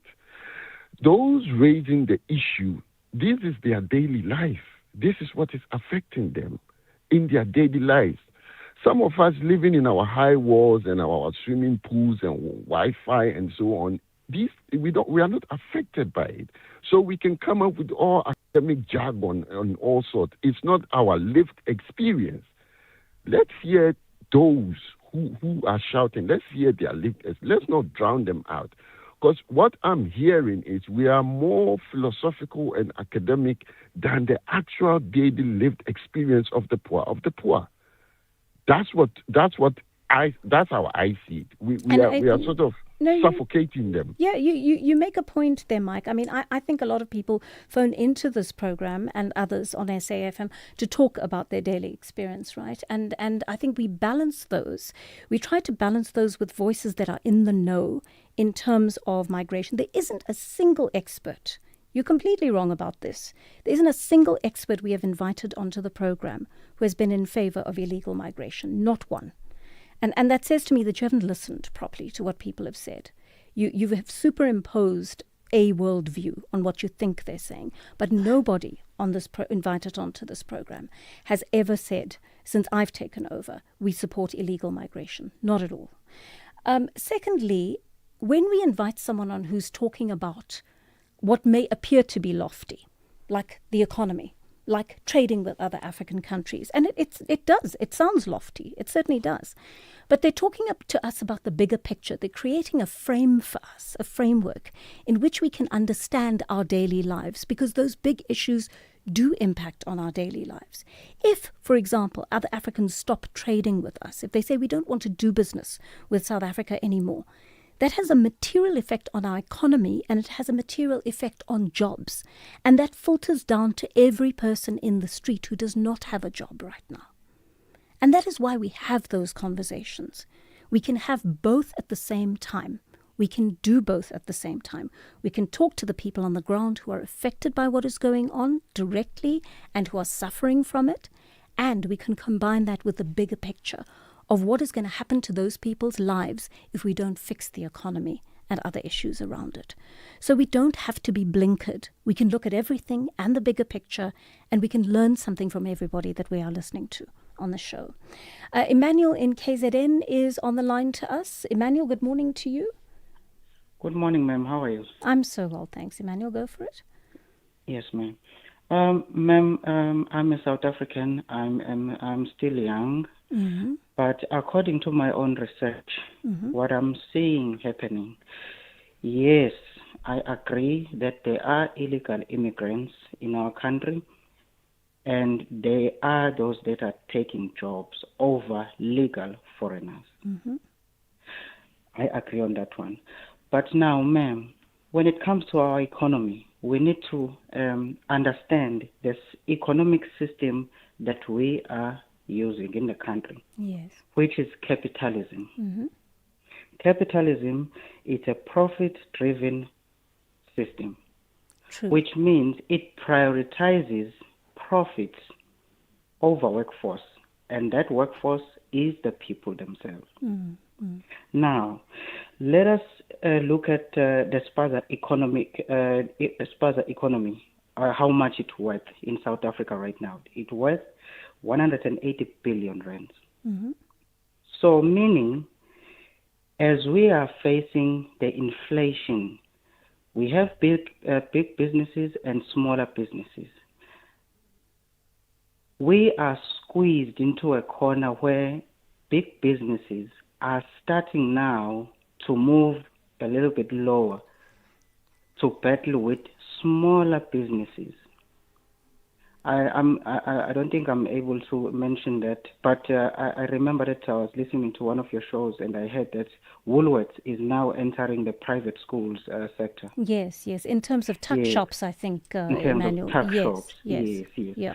So I'm not saying other big retail businesses are going to do the same, but I have a feeling, ma'am, that 180 billion rands is at stake at the bottom. Mm. And those at the top might move down and say, okay, maybe others can be maybe behind these strikes and all this, what's going on in the country, but they might move down so that they can take that economy, which is at the bottom. Yeah. But now, the greatest danger, man, because people are complaining about illegal immigration, they are taking jobs, I agree. But the greatest danger that we're facing as a country and the world is technology, ma'am. Technology is taking jobs every day. That's true. This is true. So- and we are moving towards that AI usage, Emmanuel, which I think is Yes, going to ma'am. make things worse. But thank you. That was a beautiful call. And I think it was thoughtful, which I really appreciate. Thank you. Let's take a call from Madama in Gqeberha. Good morning to you, Madama. Morning, Joanne. Quickly, initially, I wanted to touch on the issue of March and how it has been taken, especially by the analysts. Yeah. Yesterday on air, many leaders and prominent people and analysts came to caution South Africans to say we should consider humanity and stuff when it comes to dealing with illegal immigrants. Now, my point with that is that the consideration of humanity shouldn't be expected on us first. It should have been expected from them because, remember, when these people came to our country, we treated them with great hospitality. So it showed that humanly possible, we are the very hospitable people in South Africa because we never treated them like trash. We even gave our names to others or some of them, and they are using them, our names as their nicknames. There is the likes of Andile in our local areas and stuff like that. You see, so it proves that we were greatly hospitable to the people and we were friendly. So we can never now, when we step up against the wrongdoing of the illegal immigrants, and then we are told about considering humanity, because to me it is an emotional blackmail in a way. You see? Madama, So do you think there's a possibility we could look at each other in a humane way? That it But- need but- not but be look, from but- one side, but that but we view each other in a humane way. Do you think that's possible? But Joanne, remember here, we are reacting. We stepped up. So we shouldn't be taken in a way or indirectly as the wrong ones. You see, because what the music that is being played now by our leaders should have been played to these people earlier on. You see, because these people have been acting like this for more than a decade, and not even a single leader that has rebuked these people's behaviors. And all of a sudden now, when Africans or the natives of this land step up, then the leaders now step up. It should provoke your thoughts now that there is a hidden agenda such that our leaders, the people that are going to rely on us come elections, they are standing against us today. Now, when you caution the people on the issue of academics and stuff like that, I just want to caution you also, man, because so many leaders had shown a behavior of being against us and the illegal immigrants being chased away. I'm just going to quote a few. I've got videos, if you want to follow me on Facebook, correcting Malema. Malema has been grossly standing against the people of South Africa. I've got a video correcting Thabo Mbeki. Thabo Mbeki had said in his video that who's going to be buying our oranges. On my video, I corrected him to say, I work in the shipping industry where our oranges, the best products of our oranges, fishes and everything are being shipped abroad. None of that is going to the African countries. So there's no such thing as we are nothing without these people, because these people were here for more than a decade, but our economy never grew, or they never even added value in our economy. You see? So if you're going to caution us, the leaders mustn't come and suppress us here, and we mustn't be fooled. There's a video where I correct Somizi. He is in his vehicle. He's one of the presenters, you see? And I caution him to, and I caution him to say, look here, Somizi, he's saying that he'd prefer to have someone, an illegal immigrant in his garden rather than to have someone who's going to think about fighting for his rights. So it shows that he's against even our constitution. All right. Thank you, Madama, for that. I'm going to go through to Ondela in a moment for your latest news bulletin, but I'm also just thinking about an interview that Kathy did this morning with a psychologist who spoke about the language that we use around people. And I'm just thinking of this phrase, these people, these people. Remember when the apartheid government and racist white people in this country used to refer to us black people as these people. And I'm just cautioning against the language that we use around this. 10:30 on the Daily Discourse. Here's Ondela Mbana. Thank you, Joanne, and a very good morning. On the news headlines, the Pretoria Specialized Commercial Crimes Court has proposed a 12-year sentence for tenderpreneur Vusimuzi Madlanga.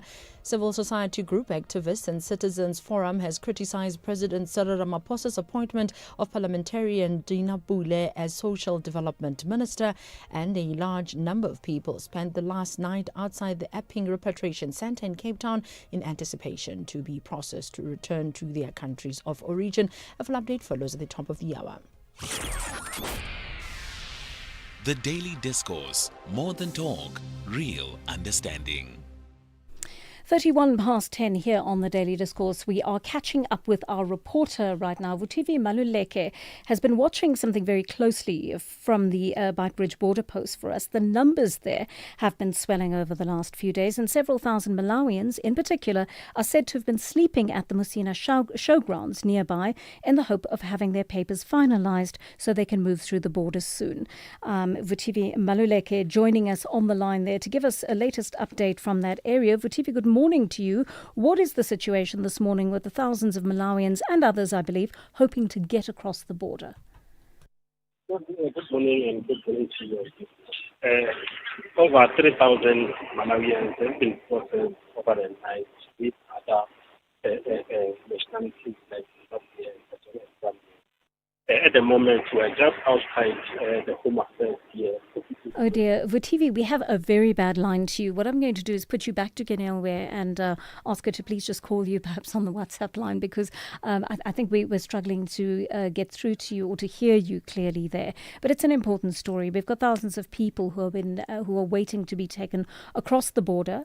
And of course, with everything that has been accelerated in the last few days and weeks, a lot of people are going to need processing, and they're going to need probably extended hours on the part of that part of the cluster in order to ensure that people are able to get over the border safely and as quickly as possible. So, my understanding is that many people have been sleeping out there on the showgrounds and in other surrounding areas very close to the Musina border in the last few days.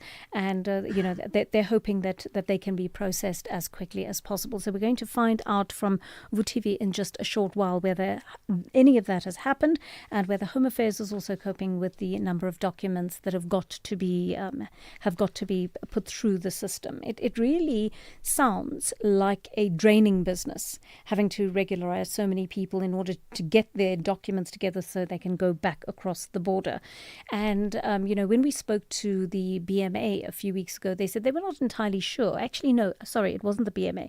It was the Home Affairs Portfolio Committee chair.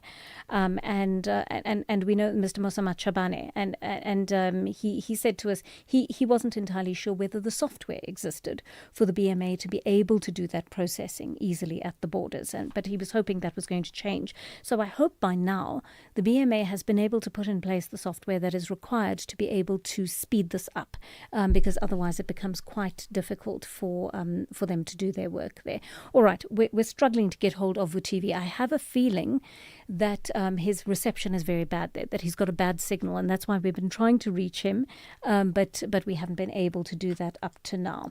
So let me just take a call in the meantime. Luba in Guguletu is standing by. Good morning to you, Luba. You want to talk about the marches yesterday? Hi. Hi, Joanne. I won't take your time, and I'll be very mindful of my words. I happened to view a Zimbabwean WhatsApp group and page, and I noticed that they were shocked, many of them actually amazed that there was no butchering or killing or harming of people. And what some media outlets from across Africa are spreading news of South Africans trying to kill the immigrants. And the issue, what I want to emphasize specifically, Joanne, is that we need to document people who enter the country. Whether you are from Zimbabwe, Lesotho, Swaziland, Namibia, follow the rules of the nation and abide to those rules. If I, for example, right now, I'm planning to go to Namibia, I'm not going to be jumping the border. I will check in, I will enjoy myself in Namibia, and then I will check out. And that is as simple as it's what we need. And the previous callers have also mentioned that The illegal immigrants, they come in via a holiday visa, which is typically for 3 months, and they simply never go. And then they go to Home Affairs and they apply for asylum seekers. And now what happened is this, it's illegal. That act alone, that you enter the country via holiday visa and then you apply asylum seeker once you are in the country. And it's even worse because of, I remember when I was growing up, my colleagues, they used to go to England and watch all these Arsenal, Manchester United buy a free visa to the UK. But now we don't have those benefits of going to UK via a free visa because our system was corrupted by immigrants who took our IDs, duplicated them, and then they went to the UK, and then they were unable to verify themselves in the UK. Some of them got deported back to South Africa, even though they're not South Africans, but because they're carrying our documents. Yeah. You understand? They were sent back here, even though they're not South Africans. So this is a broader issue. And I see maybe some Zimbabweans, they are laughing that this thing was not successful. It's not about harming anyone. And the problem I have, particularly with Zimbabweans, is this: they've got a different attitude when they are here and when they are at home. Like they have no say what happens in their home. Right now, we know that Mnangagwa has extended his term without any election up until 2030, and they are here. You understand? And those are the frustrating things that are happening, and not to even mention that the fact that we know, or I know, and I've got evidence of this one, or if you want me to send it to you, Zimbabweans and Malawians are working 12 hours straight every day. And, if you think about that, it's a modern-day slavery for any individual to work 12-hour shift every day. And I remember growing up, I used to work those shifts, but it was never 7 days or 5 days. It was always 3 days, and I'll get 2 days off. So this is a broader issue, and then people are taking jabs at South Africans for simply wanting people to abide by the rules of migration. Yeah, I think it's wrong. It's wrong to do that because we absolutely need the rules in place. That's why things are out of control, right? Because the rules were not observed in the first place. But in regard to what you've said, Luba, I think, if you come into the country with a tourism visa, right, and go back to apply months later for a refugee visa or refugee status, the system must flag that. The systems have got to be such that they flag that, or that they flag that you overstayed and did not report back to the border when you ought to have. Do you know what I'm saying? We need to have systems in place that do that. And it seems to me that those systems have just not been working. But all of this was easy to circumvent if you had a working system. All right, we are heading for 20 minutes to 11 on the Daily Discourse. And are we going to take a short break or no? We actually are going to go straight to our reporter. We've managed to establish a line with Vutivi Maluleka, our SABC News reporter, who is at the Beitbridge border post for us. Good morning to you, Vutivi. Let's just hope that we've got a better line to you now. You were telling us when we were cut off what the situation was this morning with thousands of Malawians and other migrants hoping to get across the border today. Good morning to you and your listeners. Over 3,000 Malawians have been processed and cleared over the night, as well as other nationalities like Zimbabweans and Zambians who were able to be cleared over the night through the Beitbridge border. At the moment, we're just outside the Home Affairs offices here in Musina, where hundreds of Malawian nationals are still waiting for their verification so that they can be transported to the border to be processed and cleared as they are waiting for their repatriation. Thousands of Malawians are also waiting at the showground here in Musina, where they are being processed as they are also waiting for those processes to be completed before they are taken to the border.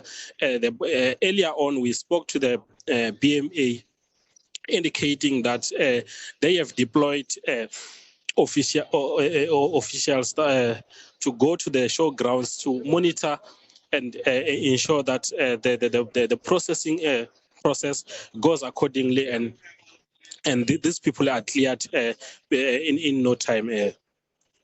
So tell me this. I mean, there was also the issue of people sleeping outside, and we were not quite sure whether they had shelter, whether the Home Affairs systems, for example, were able to cope with the number of people. What is Home Affairs saying as to whether it is able to cope with the number of documents that need to be issued on such short notice?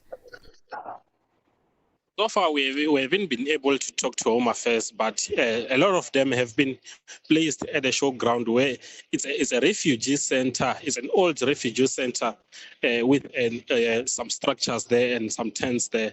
So some of them were sheltered over the night, whereas some of them slept just outside the Home Affairs offices without shelter. So those are some of the incidents or situation around here in the Musina.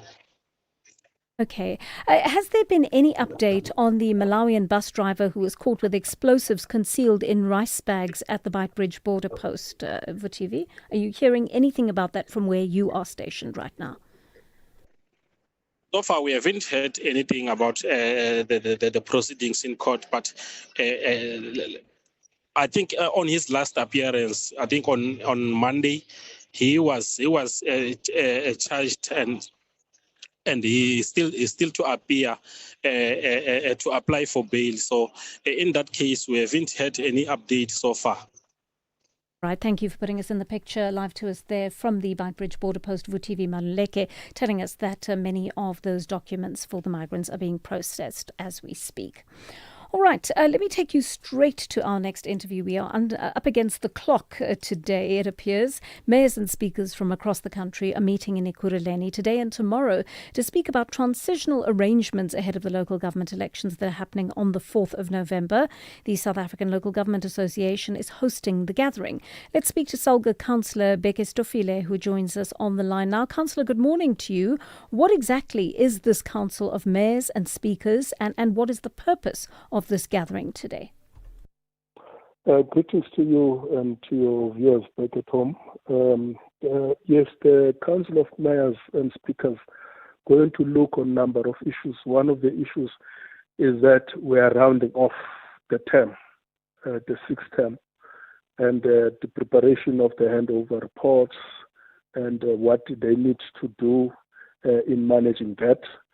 And then, of course, as we are quite aware that we have not concluded or we have not finally got a new amendment on the Municipal Structures Act, more in particular dealing with the coalition is concerned, because the time is very shorter. Now it depends to municipalities now to plan as to how to manage the process, and this is what we are trying to empower the mayors, outgoing mayors and speakers as to how to manage that transition and how to put together a solid document that it will then give the new generation of council coming to council knowing exactly what is happening and what are the areas, what the focus they need to look at in addressing completely the issue of transition. So we are dealing with that today and tomorrow. And of course, we'll be talking about what is expected of a mayor during this period, what is expected of a municipal manager, what is expected of a speaker in terms of legislative provisions, and what we expect them to do as they go back to their respective municipalities. So let me ask you, it's a fraught time for the country in many ways. We saw marches happening on a national scale yesterday. They might begin to happen on a provincial or a municipal scale as well, right, at local government level. How do you prepare the incoming successors and leaders for the kind of climate into which they are going to be inaugurated in a few months potentially? One of the biggest issues that most of us in the Republic were not asking, what is the reason why the government is not acting as a single unit? For instance, as you have had to a person that you're talking with, and then they're talking about foreign national, and of course, I think it's linked to marches that took place, and these marches have taken place into municipality, and municipality is not managing foreign nationals, but somebody at the national government has that mandate constitutionally, and how then we deal with that. And a part of our train or conversation today is that how do we make government to realize that government is not government because it operates in a particular silo area. Government is expected to act as a single unit, and that is why South African government under President Mandela developed a very important law which is not applied today, a law that talks about Intergovernmental Relations Framework Act. And Dr. Mandela here foresaw the different capacity and capabilities of different spheres of government, and that is why he then spoke about the importance of the collaborations and intergovernmentally exchanging views, information, planning together, responding to challenges. Because the challenge that happened in the municipality is a challenge that affects the society and is a challenge that affects the country. So we are taking them on that, that know the weaknesses of our today, that the other level of government has no really paid a particular focus on the functional ability of government to act as a single unit collaboratively. And these are the areas that you need to be aware of, and this is what you need to do as far as leading the transition and handing over the baton to the new councillors. And the new councillors, as they come, they will be then orientated, trained, develop about number of issues that are weaknesses in the process of government. All right. Thank you so much for speaking to us today. Councillor Bekestofile, wishing you the best for this gathering that is going on over the next couple of days. He is the SALGA president.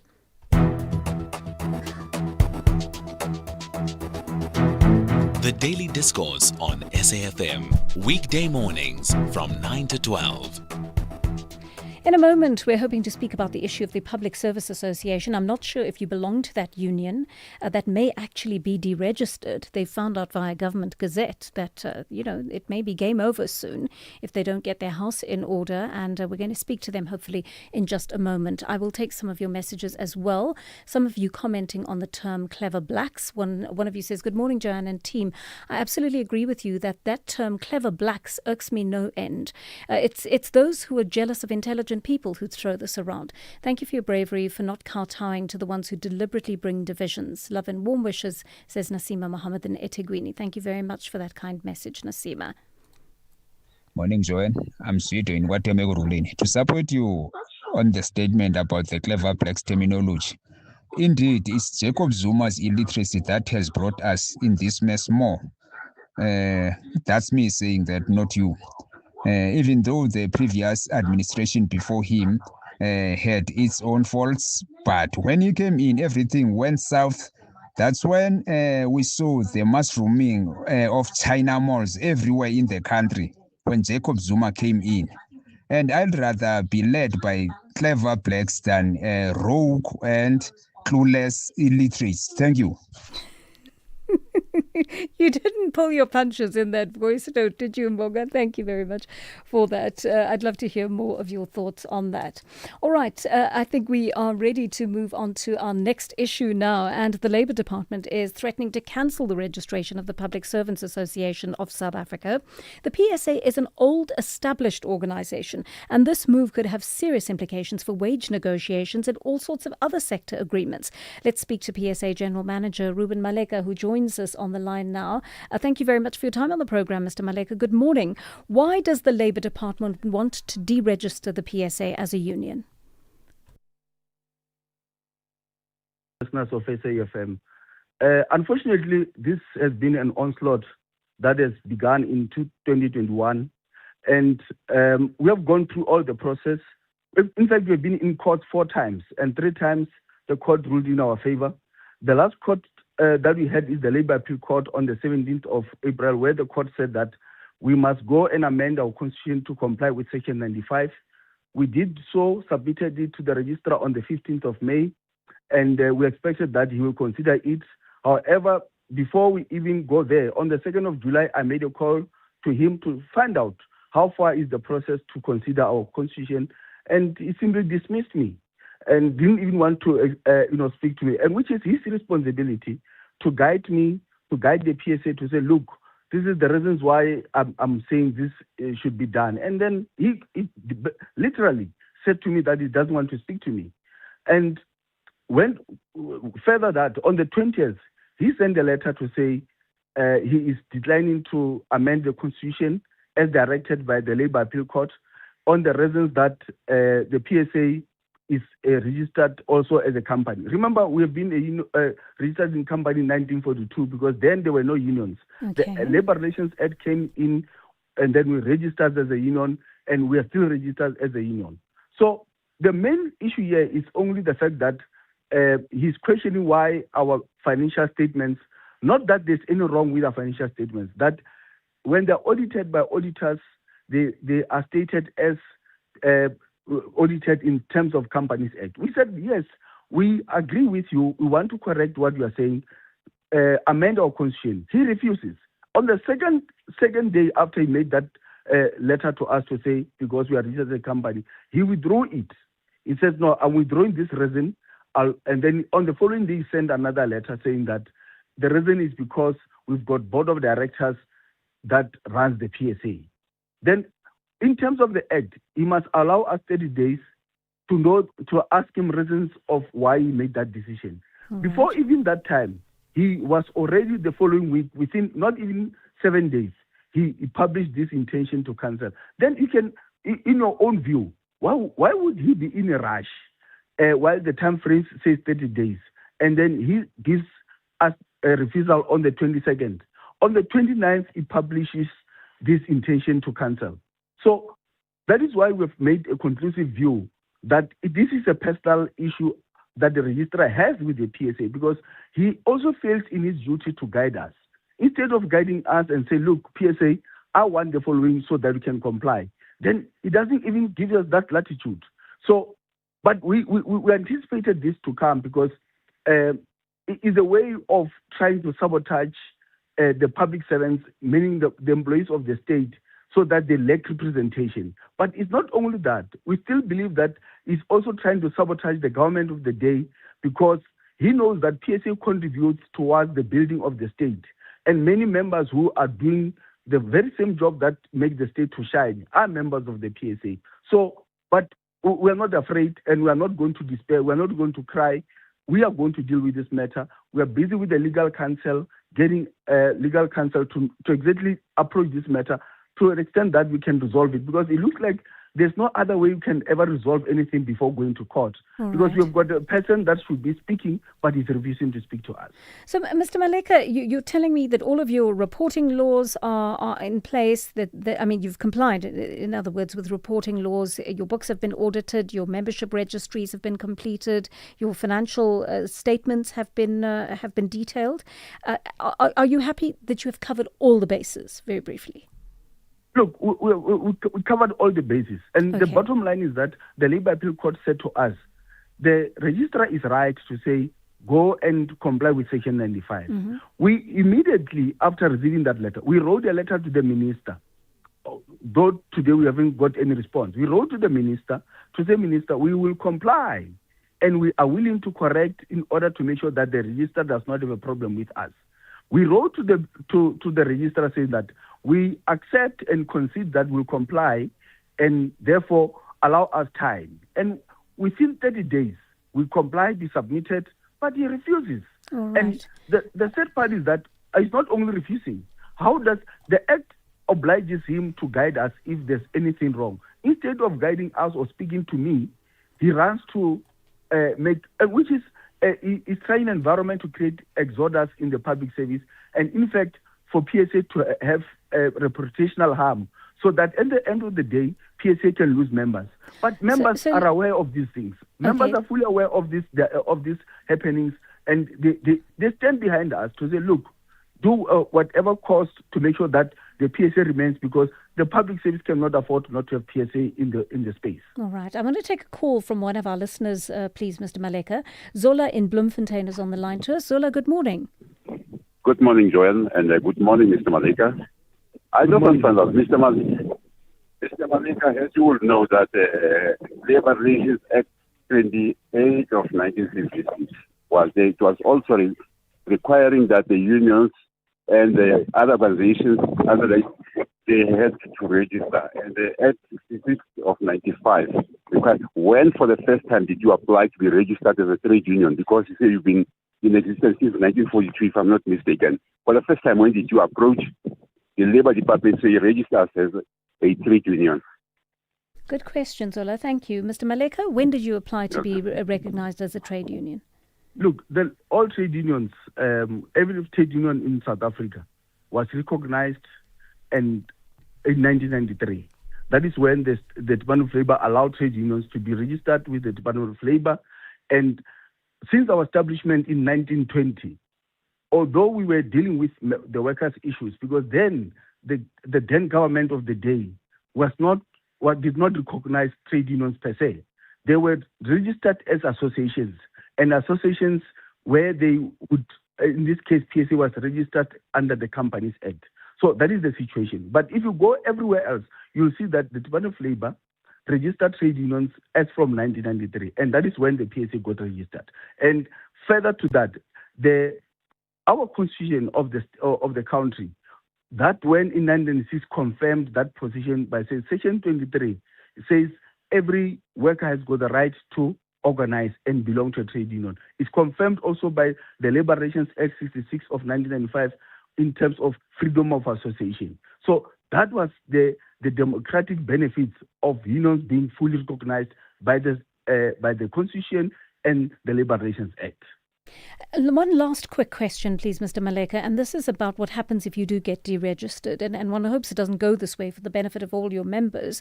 But should that happen, what implications would it have for things like the existing agreements, like collective bargaining deals? Look, it's going to create exodus in the environment, especially in the public service.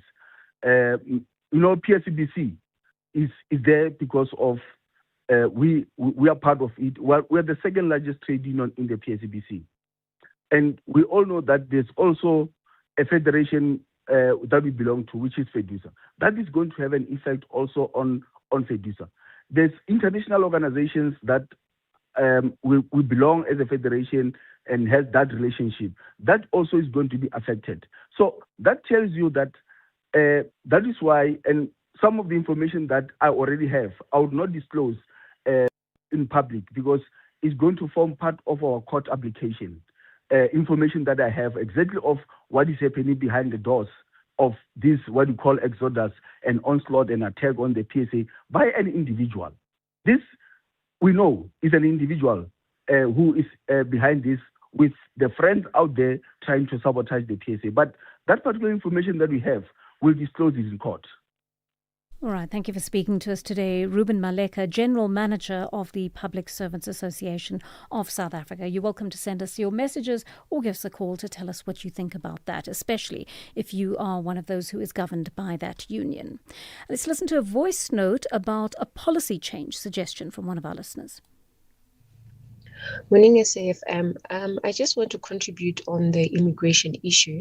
I think it's very important that we look at our policies and try to change them. Currently, how it works is if a person crosses, the government really relies on that person to look at their passport, check how many days they have left, and then take it upon themselves to go home. But that's not the reality that is happening on the ground. And I think we need to change and adapt to what is happening.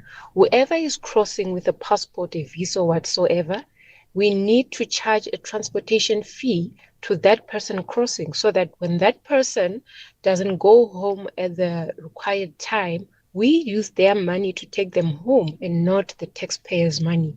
I think those are some of the things that I could just add to help improve what is happening. Thank you. Thank you so much. Such a lovely WhatsApp, because this is what I like. I really like the solutions that are coming through and people who are actually thinking, how does one put it, perhaps analysing and thinking more thoughtfully about how we can solve this situation. That brings us to 11 o'clock here on the Daily Discourse. Let's catch up with Ondela Mbano, who has your latest news bulletin.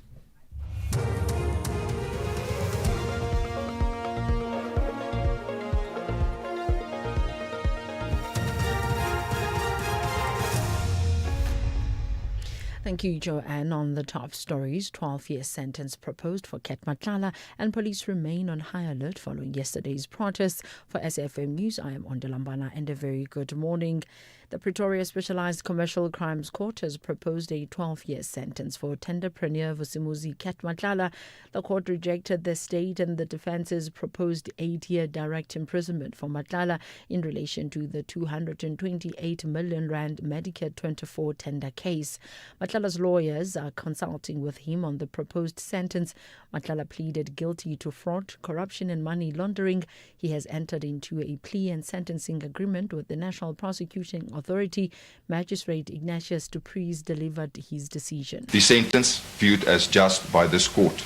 Accused 1, count 1, that of fraud, 15 years imprisonment, of which 7 years are suspended for a period of 5 years. Accused 1, counts 2, 3 and 4, those of corruption. The 3 counts are taken together for the purpose of sentence, and the accused 1 is sentenced to 10 years imprisonment.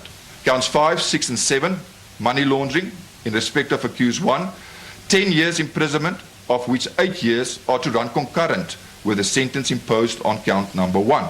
The net result is a period of 12 years imprisonment. The Madlanga Commission has heard that suspended Deputy Crime Intelligence Head Major General Feroz Khan is unconscious, sedated and unable to give instructions following Sunday's shooting in Houghton in Johannesburg. Khan was scheduled to testify before the Commission this morning. Khan's legal counsel Zubair Khan has brought an application to the Madlanga Commission to have his testimony heard in camera. The application is being opposed by evidence leader Advocate Adila Hasim. Advocate Zubair Khan invited the Commission's chairperson and commissioners to visit his client in hospital to satisfy themselves that he is in a critical condition. There's allegations that this is a contrived shooting, etc., and that General Khan is in fact lying relaxed in hospital eating jelly, that we invite the chairperson and or the further commissioners to have access to him in hospital and to speak to his medical attendants and verify and satisfy yourself that he is in fact in an extremely critical situation as set out in the JATA. Civil society group Activists and Citizens Forum has criticized President Cyril Ramaphosa's appointment of parliamentarian Dinah Pule as Social Development Minister. The presidency announced the cabinet reshuffle last night following consultations with DA leaders as part of the Government of National Unity. The former Communications Minister in the Jacob Zuma administration was removed from cabinet after the public protector found her guilty of maladministration and improper conduct. The forum's Dennis Bloom says Pule's appointment is scandalous. It is a shame that President Cyril Ramaphosa reappointed Dinah Pule as minister who was fired by former President Jacob Zuma for gross corruption and was found guilty of lying to Parliament's Joint Committee on Ethics and Members' Interest. It is very clear to us that President Cyril Ramaphosa is not serious in rooting out corruption. Police remain on high alert today as the nationwide protests against undocumented foreign nationals are expected to continue following on from yesterday's widespread disruptions. Civil society groups have vowed to maintain intense pressure on the government until all immigration concerns are addressed. Deputy National Commissioner for Policing, Lieutenant General Tibelo Musigidi, says while these sorts of situations can be quite unpredictable, law enforcement are prepared for any eventuality. And today is an unpredictable terrain, hence we have put measures and plans in place. We policed before 6 o'clock last night. When we took our stock, we have policed close to 130 marches. 101 of those were peaceful. So this, I must thank the South Africans that the engagement that we have, the communication that went out, the call for calmness that we have requested, they have respected. In Cape Town, a large number of people spent the last night outside the Epping Repatriation Centre in Cape Town in anticipation to be processed to return to their countries of origin. A large group at the Repatriation Centre remained unprocessed by last night, while a total of 6 buses loading mainly Zimbabweans left the centre. A Malawian man, Samuel Muntali, said he has been waiting since Monday to get any sort of direction on whether they will be transported soon. Like us Malawian, because we get the information late, so the time we came we didn't even get a transport, we had lack of transport, but we see other people from Zimbabwe I think them, they have the transport, they are moving. Yeah, so that's the condition for here. You have the children, as you said also, they are here and it's cold, as you can see. So the condition is not that good. Recapping the top story, the Pretoria Specialized Commercial Crimes Court has proposed a 12-year sentence for tenderpreneur Vusumuzi Matlala. I'm on Delambana for SAfm News headlines at 11:30. Stay on top of all meaningful, top trending stories right here on SAfm. Leading the conversation. Hey there! Need to know your TV license balance but don't want to wait? No sweat! Just send a quick SMS with your ID or TV license number to 44210. Remember, standard SMS rates apply. And presto, your balance pops right up anytime, anywhere. It's as easy as pie. So why procrastinate? Give it a try and get your info in a flash. T's and C's apply. The National Arts Festival is live in Makhanda until 5 July, featuring artists like Thandiswa Mazwai, Msaki, Concord Ngabinde, and the Soweto String Quartet, plus international productions from Canada, the UK, Brazil, and Australia, and the 2026 Standard Bank Young Artists. Over 200 shows, one small town, 11 days. You should be there. Book now at nationalartsfestival.co.za. The Daily Discourse on SAfm with Joanne Joseph, unpacking the issues that matter. The Daily Discourse on SAfm, weekday mornings from 9 to 12. 7 minutes past 11 on the Daily Discourse. We're into the third and final hour of the show, and thank you for tuning in if you just have. We've been having some very interesting conversations about migrants in the last few hours, and I think we are reflecting on what happened yesterday, what benefit it has to the economy, the country, if any, and how we move it forward from here. But today is also the start of National Savings Month, if I'm not mistaken. Is that right, Sandy? Could be. Yes, it is. Sandy Vandesanden, wealth management and a specialist at Anchor Capital, is with us. And as you know, it is 11 o'clock. And what that means on a Wednesday is that we always have a financial analyst and specialist in studio with us to talk through some aspect of your financial life that can improve it in one way or another if you listen in closely. So Brian, who is usually with us, is away at the moment, but Sandy Vandesanden is standing in for him. So we're going to take your calls on any of this, the thoughts you may have, the questions you may have on the issue of saving and investing, how one gets into the habit of saving, and how you mitigate against the effects of inflation and that kind of thing. So please feel free to give us a call. Our studio line number is 086 000 2032. Our WhatsApp line is 0614 104 107. And I'm going to get straight in there. Sandy, you've made it very clear as the savings month kicks off that saving is a habit, not an amount. How does one get into that good habit? Yes, so saving is almost, I mean, if you think about it, it's almost like brushing your teeth. Mm-hmm. Doing it, be. once a year doesn't really help that much, right? True that. But if you do it on an ongoing basis, brushing your teeth on an ongoing basis avoids an expensive dental problem later. Saving on a regular basis actually, builds your assets for you, and it's quite staggering. I just looked at a simple example. So somebody starting at age 25, and investing till age 65, just 2,000 rand a month, they'd end up with 6.2 million rand, give or take, at retirement. Wow. Just give me those numbers again, please. I want to jot that down. So if you started at 25, yes, and you invested till age 65, so 40 years, yes, you'd end up with roughly 6.2 million rand in value. Wow. And what would you have to invest roughly to end up with that amount? So 2,000 rand a month. 2,000 rand a month. Okay. The really interesting part is if you just delay that starting point by 10 years. Yes. So instead of starting at 25, you start at 35. Yeah. And you invest double. So you invest 4,000 rand a month instead of 2,000 rand a month. Yeah. You end up with 5.9 million rand. Wow. You end up with less. So time is of the essence. Time is of the essence. The compounding power of money is one of the eighth, they call it the eighth wonder of the world. Yeah. And that just shows that, quite elegantly. Just delaying that starting point, just if massively affects your outcomes later.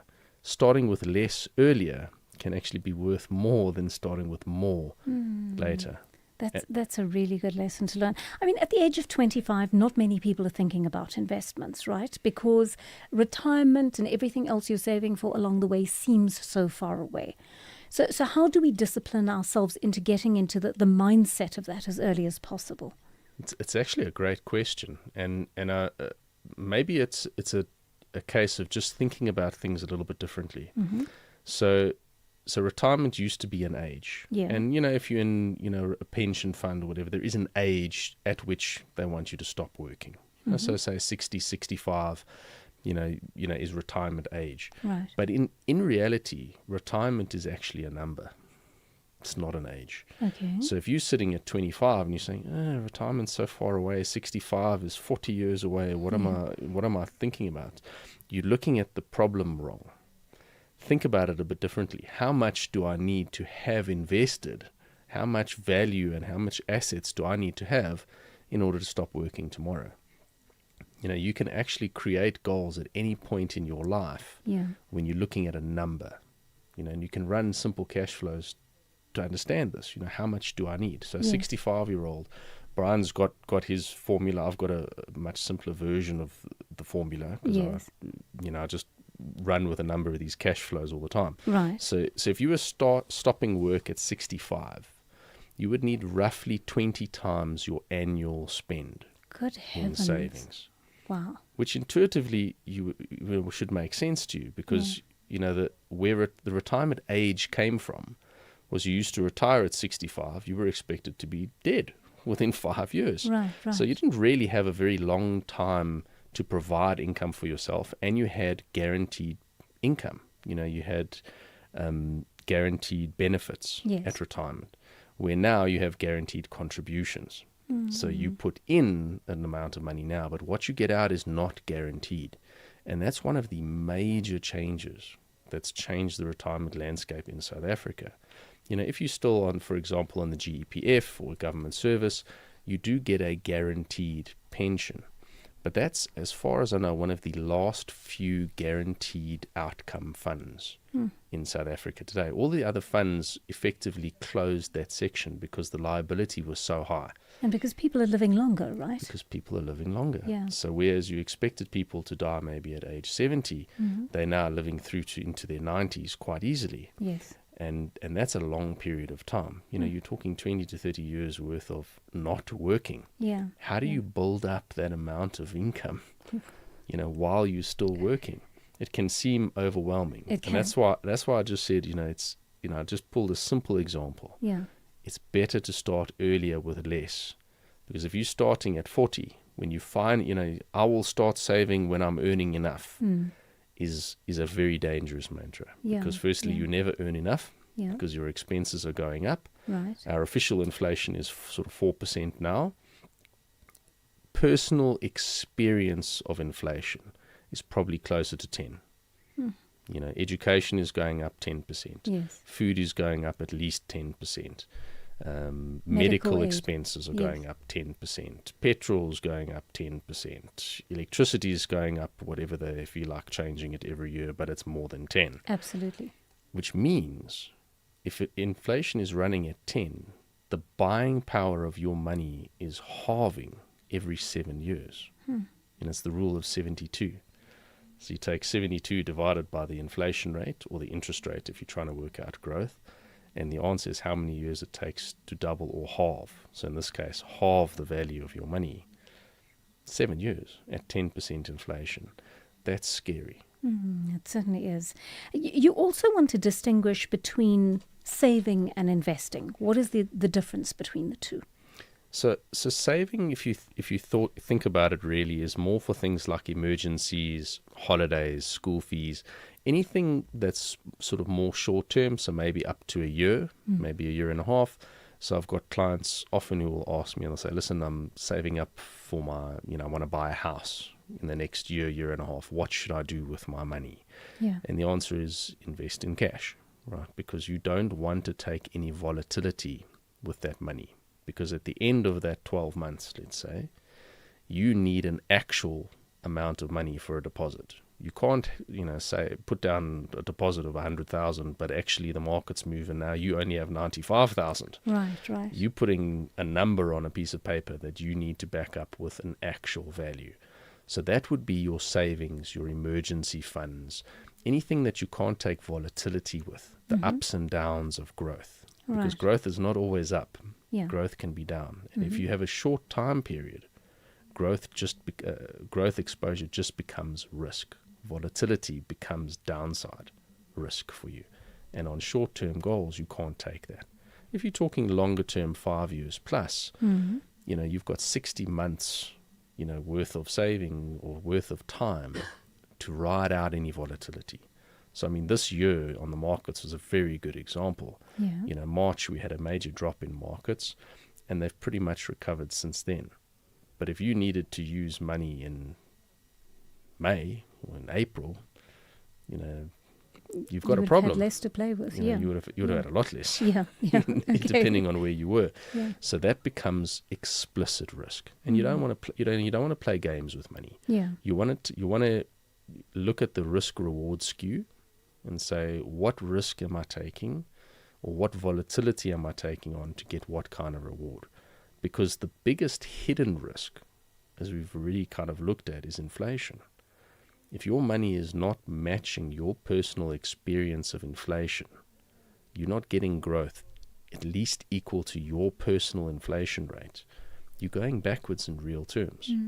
So a lot of clients will look at it and say, geez, I like my money in the bank. I can see the interest going up every month, and it's safe and it's secure. Well, that may be, but inflation is also, just destroying the purchasing power of that money all the time. What percentage of your income should you be saving on a monthly basis? So there used to be a number. It was about 10% of your money. If you start early, invest 10%, and you're kind of okay for life. I would probably say work on 1/5 of your money. So 20% of your money. Yeah. If you're putting away 20% of your money and you start reasonably early, you will not have a financial problem in your life. If you build that into a habit. Yes. You don't incur massive debts. And the principle really that we're talking about here is paying yourself first. Because the idea of I will invest when I have more money is looking at it backwards. Right. You should be investing your money for yourself first. You are the first creditor in line. Your future self should be number one in that queue. I want money for my future. You pay me first. And you cut the cloth to fit. I love the sound of that, because we don't always think of it that way, right? We think of it as a grudge purchase or grudge saving, so to speak, when we put money away, right? In other words, I need this money at the end of the month, but actually I should save something, so let me just put it away. But that is an investment in your future, right? It is, and there's an important idea that I find many people miss with budgeting. Is the concept of a fun budget. Yeah. You talked about, I really should invest this money, but no, I don't really want to. Yes. That's because you don't have a fun budget in place. Right. So there should be some money, because you work very hard for your money, right? There should be some part of that for you. Yes, a payoff. To blow. Yeah. To spend on things that you enjoy, on entertainment, on travel, on whatever blows your hair back. Yes. There should be a fun budget line item in your budget that says, this is for me. Right. And then budgeting becomes fun, right? Because budgeting, you don't want to be looking every month and saying, oh, okay, I need to pay this and I need to pay. Yeah. You know all of that. Add it all together, work out the number, you put in your fun budget number, and now all you're looking at every month is you're making sure that your expenses are at least equal to your income is at least equal to your expenses, including your fun budget. And then all you're doing is you're budgeting one line item, which is your fun budget. Okay. Now, I love the sound of that. and it allows, at least for both the discipline alongside a little bit of reward as well. I've got lots of messages coming in from our listeners. Sandy, let's take this first one. Hi, what saving can I use for my children? They are 9, 7 and 5. I want a savings where they can take over the contribution when they are older. Thank you, Dee. Thanks for that question, Dee.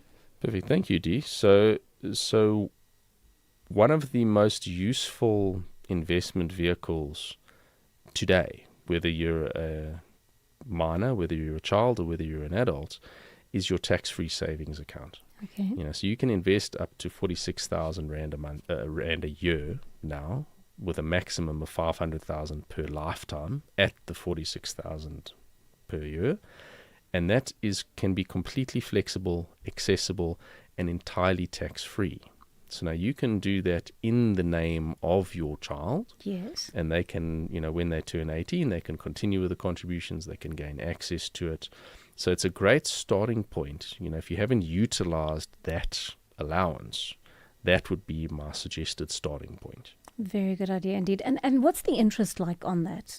Does it earn much interest at all, Sandy? So it's a great question. Very important to distinguish between a tax-free bank account and a tax-free investment. Okay. So you can get tax-free bank accounts, with the same limits that apply, and it's a normal it's a normal bank account, normal interest rates apply. A tax-free investment is the room. So Brian talks about this a lot. Yes, so if you think about your investment vehicle or your investment room, you can furnish it with whatever you want inside. So you can have growth assets inside there. You can be growing money at the rate of growth of any market anywhere in the world. You can have bonds. You can have cash as well. So the actual the tax-free investment that I'm talking about is the room. You can fill it with whatever you want to grow in the way that you want it to grow. Okay. All right. Great answer. Thank you. And then one of our listeners says, when I started working in 96, I took out a disbursement policy with Sanlam. I've now got a message from them saying that it will be invested in a Satrix low equity balanced index fund. And this actually makes me very happy, as I don't want to touch it until retirement. I've seen too much hardship once people go on to retirement, and I don't want to end up there myself, says one of our anonymous listeners. It's great for you to not be touching the money. If you can obviously keep it growing, till when you actually want to use it, perfect. Just make sure that you're comfortable with the underlying investment there. So you mentioned Satrix low equity. If that matches with how you want the money invested, perfect. If not, you might need to speak up and change that allocation, which you should be able to do. All right. One of you says, regarding savings, any advice on how to navigate saving while unemployed and earning UIF, currently between jobs? Sure, it's a very tough one. It is. And it actually goes back to the fundamentals of a budget. Because if you had to think about it, take it in a different context. So I'm very sorry to hear about your, the challenge that you're facing there. I'll use a different analogy which may relate in exactly the same way. Is how do you teach children to save? It's the same example. You're getting a fixed income, so in your case it's UIF, but it could be an allowance, for example, that you're paying your children. How do you get them to invest? And it goes back to exactly the same fundamentals of budgeting. Fund budget, if your kids are covering any of their expenses, and maybe their expense is their future investment. So that's their expense, and whatever's left is their fund budget that they can actually then budget on. So they can save up for however long if they want a new toy or whatever the case is. They can use their fund budget to save up for that, but they don't touch their investments expenses. Yes. So it's all about cutting the cloth to fit, and I don't say that that's easy. It's simple, but simple is not easy. You're the one who has to go and cut the expenses to try and make the budget balance. Right. And that's not easy. It's simple, but it's definitely not easy. One of our listeners asks, how many tax-free investments is one allowed? So another great question. So just to be clear, the limit is on how much you contribute to tax-free investments, plural. So however many you like, you can have 50 of them if there are 50 providers available to give you a tax-free investment, but you cannot go above the limit allowed, or you will be taxed. I think the tax rate is 40% on over contributions. So in my example, I have 2 tax-free investments for a specific reason. There was a benefit to having the second one, but my total contribution can't be more than the 46,000 per year, or I will be penalised and taxed. Okay. Mark from Durban says, hi, should I be increasing my contribution towards my company pension fund? It's currently on 12% and the other options are 15 and 18. I'm 40 years old and I have 2 million at the moment. Am I on the right track?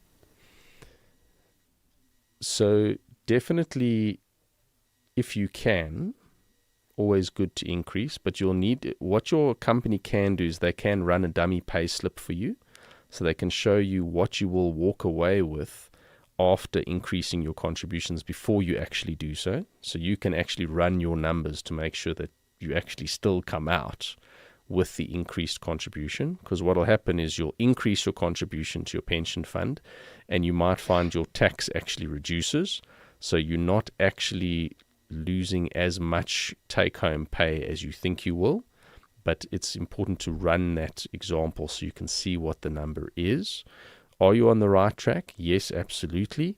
You have a non-voluntary contribution to a fund that is running and you're paying yourself first, every month, whether you like it or not. It may or may not be enough for you. So that's the other trick that you need to make sure of, because very seldom will a pension fund be all that you need to fund the 20 to 30 years of retirement living post your income earning years. So you may need to look at it, supplementing that with discretionary investments, something like that. Obviously, if you can increase your pension contribution, wonderful. It's a tax-free environment. You're getting a tax deduction up front, but run your numbers first. You don't want to get yourself a nasty surprise next month when you're walking away with too little income. A last quick one, please, Sandy. Hi, Joanne. Could you please give us that calculation again? Because it's not accurate, says Duran in Pietermaritzburg. He says 40 times 24,000 equals 960,000, not 6 million, as your guest said. Or did I mishear? No, you're quite right. So that's the total contributions you would have contributed, and you would get about 5.2 million investment growth on top of that. So that's actually a good question, Duran, because it actually shows you how compound interest works, right? And how over the years, what you've invested grows if you stay the course. And very, very sharp, Duran. Yeah. Well done. You're much better at maths than I am, Duran, that's for sure. Sandy, thank you so much for joining us today. I think you've answered a lot of important questions.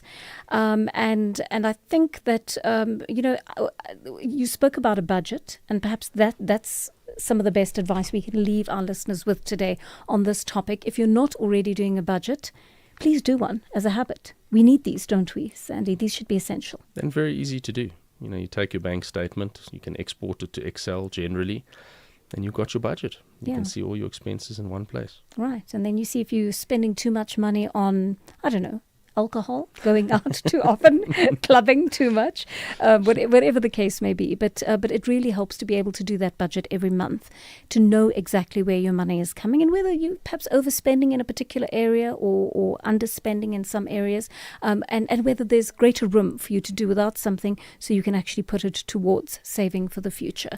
So saving is tough in this economy. It really is. But we should all try to put something away, because putting money away for a rainy day, those emergencies do come up from time to time over the course of our lives, and that's when we need the money. And if you've got that little amount put away, it often makes a huge difference to the outcome of your situation.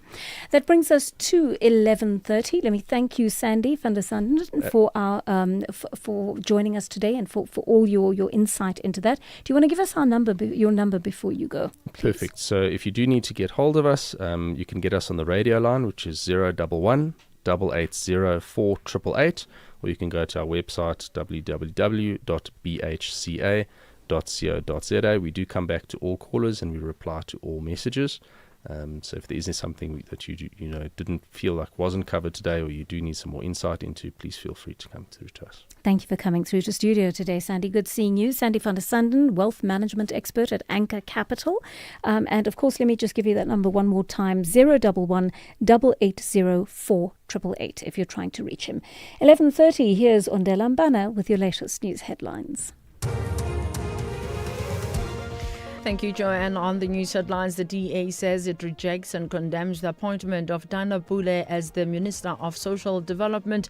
The Pretoria Specialized Commercial Crimes Court has proposed a 12-year sentence for tenderpreneur Vusumuzi Ketmatlala and the ad hoc committee investigating allegations of criminal infiltration, corruption and political interference in the justice system is meeting to deliberate on its draft preliminary report.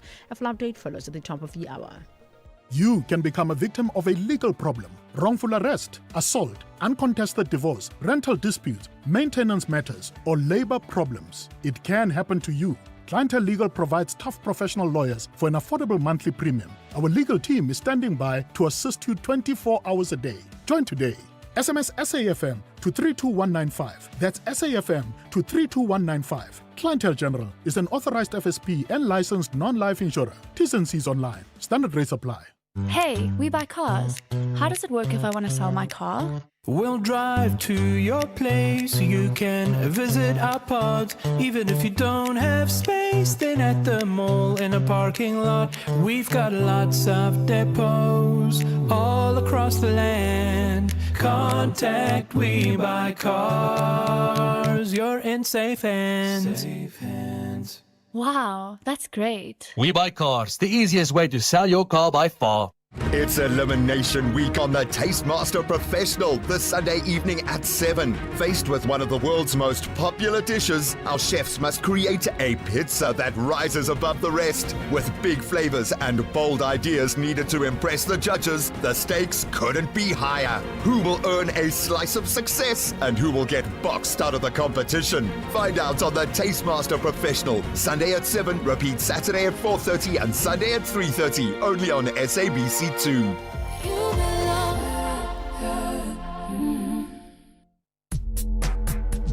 If you're active on social media and love SAFM, we hope you'll take a moment to like or follow our SAFM page on Facebook and Twitter. These are the best places to find all the guest information, conversations, and stories you love from your favorite presenters, along with regular updates from SABC News. And don't forget, you can send your questions to feedback@safm.co.za. SAFM, leading the conversation. This is the Madlanga Commission update on SAFM. 11:33 on the Daily Discourse. And of course, the Madlanga Commission's proceedings have been dominated by procedural developments rather than witness testimony today. The Commission is currently on. Businessman Tumelo Nku's appearance was postponed to the 2nd of July, that's tomorrow, after his legal representative said his witness statement was still being finalised. Nku confirmed that he understood the postponement. The Commission also focused on the case of suspended Deputy Crime Intelligence Head, Major General Feroz Khan. He's still in a critical condition, by the way, after being shot in Houghton, Johannesburg, on Sunday, and that was just days before he was due to testify. He should have actually been there today. His legal team told the Commission Khan is unconscious and sedated, so he's completely unable to give evidence while doctors have restricted access to him. Justice Mbuyiseni Madlanga ruled that Khan's application to testify partly behind closed doors was too vague and it was subsequently withdrawn. But his legal team may submit a fresh, more detailed application once they've completed their review of a vast body of evidence. Now, that includes approximately 370,000 pages of WhatsApp messages and 11,000 pages of bank records. That's a process they estimate could take around 200 days. Can you believe that? Acting National Police Commissioner Puleng Dimpane also confirmed that a high-level investigation into the shooting is underway, and the Commission says it'll decide on its next witness once Khan's matter has been dealt with. The Commission is continuing its proceedings. It remains engaged with Khan's legal team on several matters, including their interactions with the media. Justice Madlanga also cautioned against making public statements that could undermine or call into question the integrity of the Commission. Call SAFM now on 086 000 2032. 25 minutes to 12 on the Daily Discourse, and I'm taking your calls right now on our studio line 086 000 2032. Ignatius in Bloemfontein is on the line to us. Ignatius, good morning to you. Good morning once more, Johan, and I believe you are good. Yes, so far. Thank you so much. Hope you are too. Yes, Johan, quickly, I also don't want to take much of your time, but I want to talk about, a few things quickly. Number one is that I've been listening. I actually enjoyed the show yesterday because I think there was a bit of a sober, input that were made by most of the listeners. But then, today, I'm not sure. But then what I observe is that, we as black people, we get distracted easily. And unfortunately, in 1994, Joanna was in my primary schooling when we went for the first election in the country, and I was quite much interested in politics. I used to watch TV a lot, and I guess I've been following the trends in the country again, and I believe that we are also getting distracted once more. Why I'm saying so is that we do not understand our pain as the source of our pain as black people. Unfortunately, now. For example, we have over 54.6% of youth unemployment in this country. And secondly, even black people that are currently employed, they remain the lowest earning in most of the companies in this country. All these jobs that are in the malls, believe you me, they're exploiting our own local black people, including those that come from outside if they are employed with them.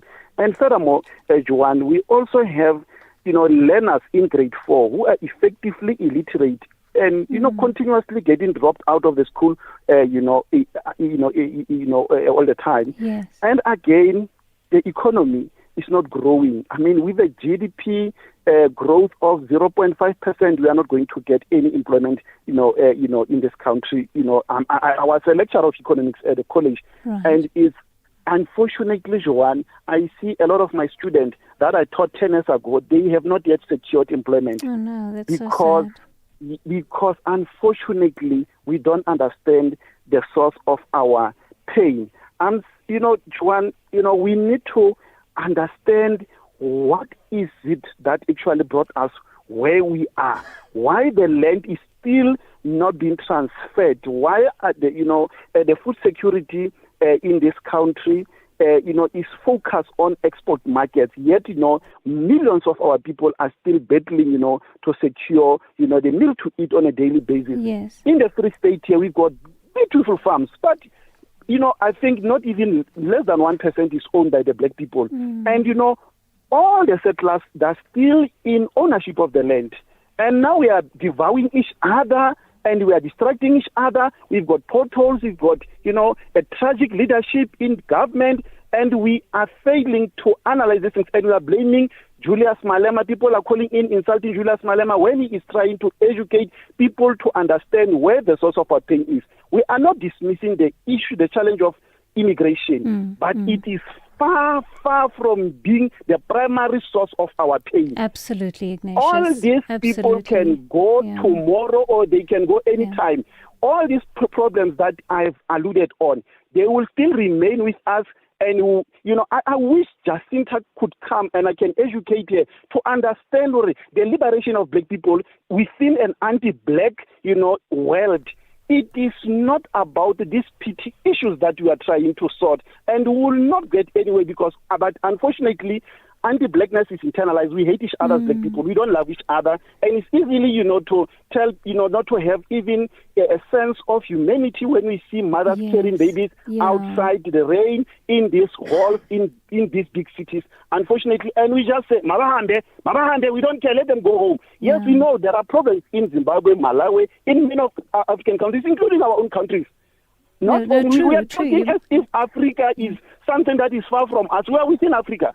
And people are talking as if, we are divorced from this. But unfortunately, until our people learn exactly where is our source of our pain, what is hurting them, what is making them to cry. Now I'm in town, Joanna. I see a lot of young people that I taught at school that are standing on the long queues. No, I hear you, Ignatius. I really do hear you. And I think you're making such a fantastic point. And the fact that these are not just lofty philosophical things. They go to the heart of who we are. How we see ourselves, where we see ourselves in the greater scheme of things, and how our minds remain colonized in a manner of speaking. We've got some real work to do in terms of thinking about that. Lovely call, Ignatius. Thank you. Incognito in Durban is on the line to us. Hello, Incognito.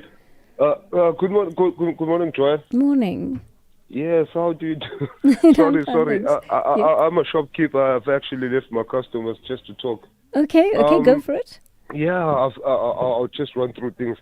First things first, I'd like to say I like the theme song to your show. It just makes me, seriously, it makes me think of animation. And I remember that time you were talking about reading and all of that. Yeah. And one person called in to say that he makes his children or his kids to read comic books and all of that. He pays them. Yes. Yes, I. So now I wanted to talk about what happened yesterday about the state of affairs of our country in terms of this March and March, right? Yeah. First things first is that we've got the government to blame for letting things go as we see them, right? Yeah. And also our South African community for allowing it to proceed and go forth. So now I wanted to say that the national dialogue could have been the first place for us to address the government, as much as the government had proposed that we have the national government, but it went down and it died out. Yeah, true. And we had these commissions and all of those things, and we refocused our intentions on solving our issues here in South Africa into what is actually happening in those committees and commissions, right? Yeah. So now, let me tell you about what happened yesterday. Okay, quick one, Incognito, yes, please. I've got one more call to take. Yes. Okay, Joanne. Yeah, I live in a village, and there was no protest, but I'm here in Durban. I was listening to what was happening in eThekwini, Pietermaritzburg. Yesterday, since these shop owners, these foreign national shop owners, they were closed, I worked so hard yesterday, Joanne. I worked so hard that I couldn't even eat a single meal because everyone was coming here. So now that economy, which I would say would have been South Africans, would have been taken by these foreign nationals. And I remember in 2013, this newspaper, the New Age, I think it's disbanded right now. It actually showed some statistics that money that was taken out of the country was more or less 3 times more than the money that was utilized here in the country. Yeah. So, it just goes to that we have to protect our own. It's both the South African government and both the people within the Republic that is making this an issue. Right, so, thanks, Joanne. I would have smoked more. But, sorry, we're so pressed for time. But thank you for sharing that with us, Incognito. Churchill, I'm giving you the last say. Quick one from you, please. You're coming from Tata? Yes, of course. Yes, hello. Hi there, go for it. Hello, my sister. Yeah, thank you very much. I'm very disappointed with some of our leaders who keep on diverting us from the main issue that is at hand. Yes, we understand that there's a plethora of issues that make our people, angry. The issue of poverty, not being part of the mainstream economy, and so on and so on. But now we're addressing the issue of illegal, and I want to underline illegal immigrants. Being illegal in a country is a crime. Africa cannot be treated as a country. Africa is a continent that is divided of so many sovereign countries that have got laws. That must be very clear. But we must be able to put the blame directly where it should go, at the doorstep of our politicians who are living in glass houses, who are not like yourself and myself living in Alexandria, Soweto, and so on and so on. Yeah. They don't feel the pinch. That's where the problem is here. They are going to speak good English and so on and so on. But at the end of the day, we are affected by these issues. All right. We don't hate our foreign brothers and sisters. We love them. especially those that bring skill to the country. All right. But they must come to this country within the laws of this country. Absolutely. Thank you so much for that, Churchill. Right, that is where we're going to wrap it up for today. Thank you so much for joining us here on the Daily Discourse. We'll chat again tomorrow between 9 and 12.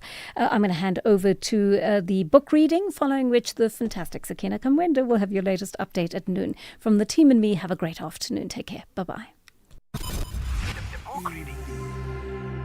SAfm's award-winning drama department presents to you another episode of the book In the Shadow of the Springs I Saw, written by Barbara Adair, read by Fiona Ramsey.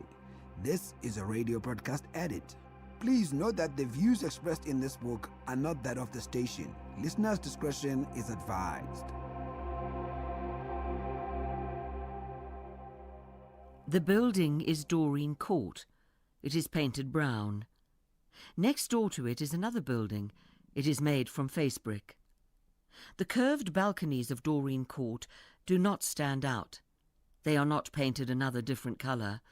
They fade into the building itself. It is only on a closer look that they are noticeably curved, and on another closer look that once they may have been painted an uncommon much lighter colour. Food trays emerging from a brick wall. The balconies are now functional rather than decorative. Once they were pink and turquoise, now they are brown set against brown. The garbage that piles up on them is rotting. The two front wooden doors to the building are closed. In front of them are locked iron gates, padlocked. The bars are shaped like mermaids. They cannot speak and say what they hold inside them. In the shop on the left-hand side of the doors is a sign. Its doors are open, that there is no one there. The shop to the right is closed. The iron gates are also padlocked and evenly brown with dust. The doors have not been opened in a long while. Now there is movement behind the metal gates of the front door, and movement on a balcony. A rat has made its home here. A cat. Or is it a person hidden behind the facade of decoration that is no longer decoration? People shapes pass by the closed and broken panes of glass. A wisp of smoke emerges from an open window. There are cooking smells, meat, and then quickly a young girl dressed in sheer stockings and a red and black brassiere steps out and watches the street from one of the balconies. She waves. A red-winged starling, the aging grey of the feathers on its head, sits on the plaster of the balustrade and whistles. It sings to the unclouded sky. No, you cannot go inside the building, no. Why? Because I say that you cannot. There is a problem with the owner. He does not like it that strangers go inside. And I am the caretaker, and I say you cannot go. No, you cannot go inside. I have said this. There is a dispute of ownership with this building, so maybe, if you come back next time... Yes, I recognize you from when you were here before. You were walking down this street and 3rd Street. Maybe in 3 months then the dispute will be finished. The owner will then have no problem with you coming inside. But now, no, not okay. No, not today. Dennis is very dark. He wears a T-shirt that has had the sleeves cut off. It is very white against his very black skin. His biceps have a life of their own when he lifts his arms and reaches upwards to something, and then he walks down the pavement. He stops to ask something of someone. A cigarette. Then he lights the cigarette that he is given with a golden lighter. A silver platinum bracelet reflects the shadowy word Cartier that is written on the base of the lighter. The flame hisses as he flicks it open. Then it is gone. He walks forward, 1 foot before the other. His shoes are made of brown patent leather, newly polished, burnished, and yet the street is dusty, and blackened pieces of paper scud across it in the wind. Dennis is tall, very tall. He is at least 6 feet tall, and because he stands so upright, he appears taller. His head is shaven. There is no stubble on it, and his face is bearded. It is thick, lush. His full red lips smile. A threat. Laughter, threatening laughter. He looks down at everyone. everyone who walks or stands, for Dennis is very tall. What does it mean that there is a dispute of ownership? Ha! Do you want to know this, really? I'm telling you that there is a dispute and that I am now the owner of the building. There is a problem with the last owner. Look at it, this building. It is dark inside too, and it is falling down. Water is running down the walls and there are children inside. They need to have light. Maybe 6 months ago the city council cut off all the power and the water. There were a lot of people living here, and the man, the owner, did not care. He just took their money and did not pay for the electricity or the water. So it was cut. Then they had nothing. It smelled, for there are many people here. You can imagine the smell, no? And there were rats running about. Someone said that a rat nearly killed a baby that was lying on a bed. Ate it, for the rat was big and the baby was small. Someone told me, I live not far from here, in that other building. Yes, you have come from there. Coalition House. It is better the man that owns it cares about the tenants, like me, and the water has not been cut. Many families live there. No, not mine. I have no family. And my mother, she is dead. She died before I came here. She was killed by a car. As she was walking down the street, a car came driving very fast. She was trying to cross the street, and the car did not slow down. It knocked her, and she died. No, not then. She died later, when they were taking her to the hospital. But they could not help her, because the ambulance was slow, too slow. There are many cars, more than in Johannesburg. Often it is better to walk. You get to places much quicker than if you drive. But that is my mother, and anyway, I came here because, yeah, I can make money, a lot of it, and I do make money. Look at my shoes, Gucci, from France. They are new, imported.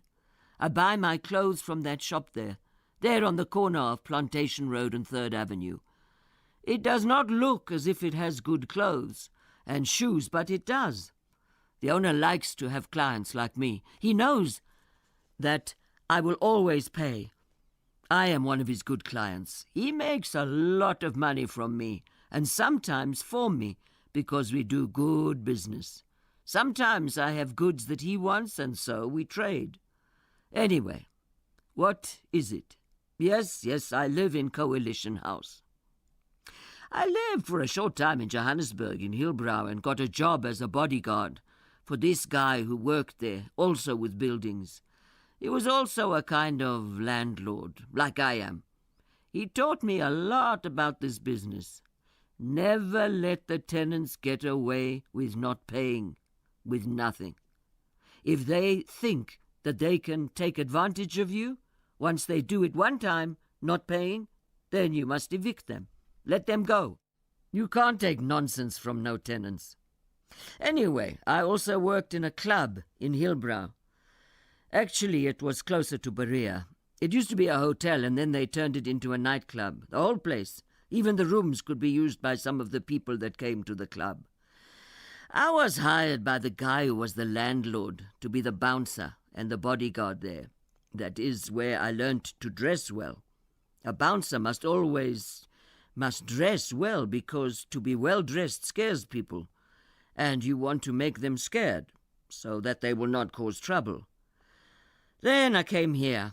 I got into a fight, and the guy that I worked for there, he said that I had taken away some of his clients. But I don't know this. How could I have done this? What clients did he have? And how could I have taken them? What did he sell? What did I sell? We did not sell the same stuff.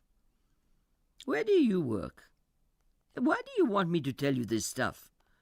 No, you can't go into the building until the dispute is resolved, until I fix it with the owner.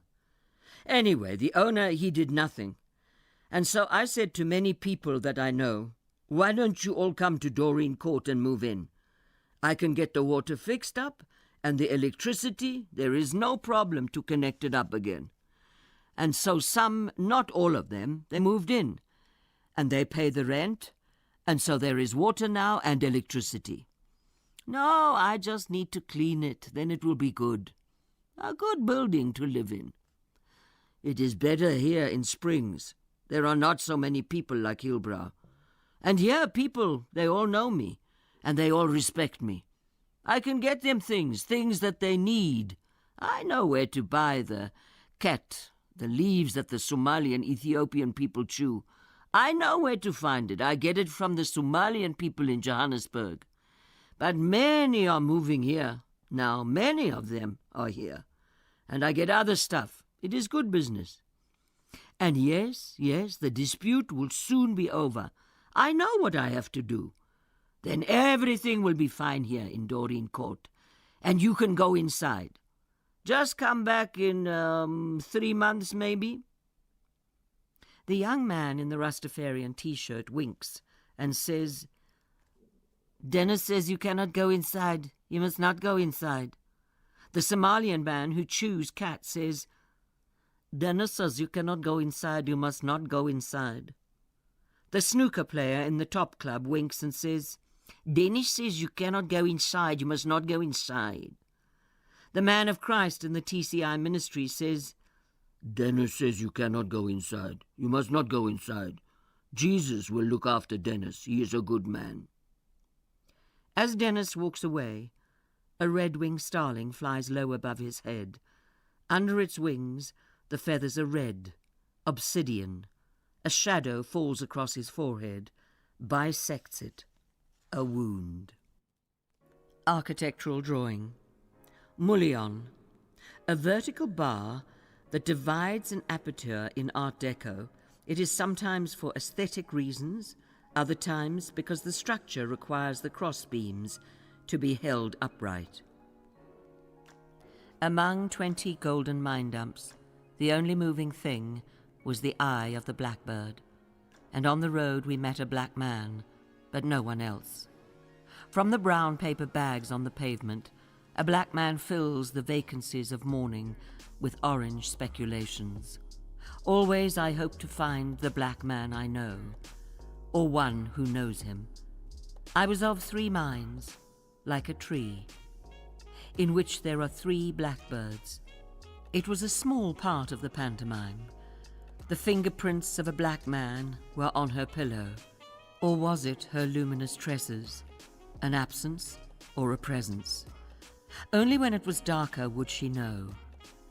I do not know which to prefer, the beauty of inflections or the beauty of innuendos, the blackbird whistling or just after the black man sipped water from an iron tap. And when the tap stopped flowing, he dipped his hand into the cool blackness of the bowl. We are told that the seeds of rainbows are not unlike a black man's tears. There is the sorrow of black men lost in cities, but who can conceive of cities lost in a black man? The stream is moving, the blackbird must be flying by moonlight. We tossed our small stones into the slime dam and marveled at the beauty of concentric sorrows. You thought it was like the troubled heart of a black man because of the dancing light, as I remember it. The only unicorn in the park belonged to a black man who went about collecting bits and torn scraps of afternoons.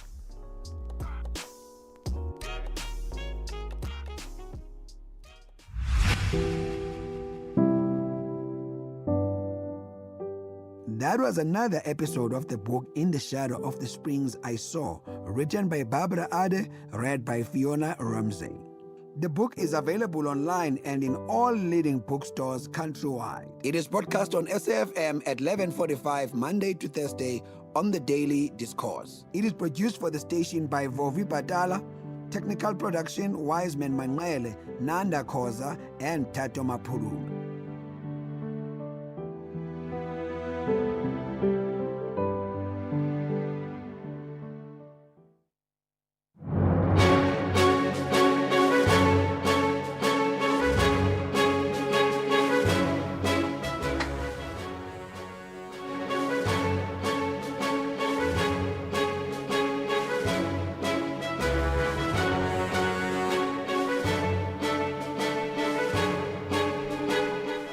It's exactly 12 o'clock on Wednesday, the 1st of July, 2026. A very warm welcome to Update at Noon here on SAFM. Leading the conversation, I'm Sakina Kamwendo. Coming up in the next hour. In light of all of these events, and he specifically mentioned the murder of somebody that appeared before the commission, that he feared for himself. General Feroz Khan's legal team says that he fears for his life, noting that witnesses have died after appearing before the Madlanga Commission and... The 3 counts are taken together for the purpose of sentence, and the accused one is sentenced to 10 years imprisonment, of which 8 years are to run concurrent with the sentence imposed on count number 1. Magistrate Ignatius Dupree has slapped alleged underworld kingpin Vusimuzi Cat Matlala with double the sentence requested by the National Prosecuting Authority. Coming up in sport. Senegal and the DRC in the World Cup today. We look ahead to those matches. Also, the Proteas women take on their toughest challenge tomorrow. I thought it was today. It's happening tomorrow. I thought it was today. It's actually tomorrow. Tomorrow. So but we'll look ahead to that. Indeed we do. All right, John Gericke with those details during the sports segment. In the meantime, let us know what's on your mind. 41391. That's our SMS line number. You can also write to us via X at SABC News_radio, or you can send us a WhatsApp voice note on 082-692-3909. Well, these and more stories coming up on this Wednesday edition of Update at Noon. First, though, is the latest news with Onde Lambana.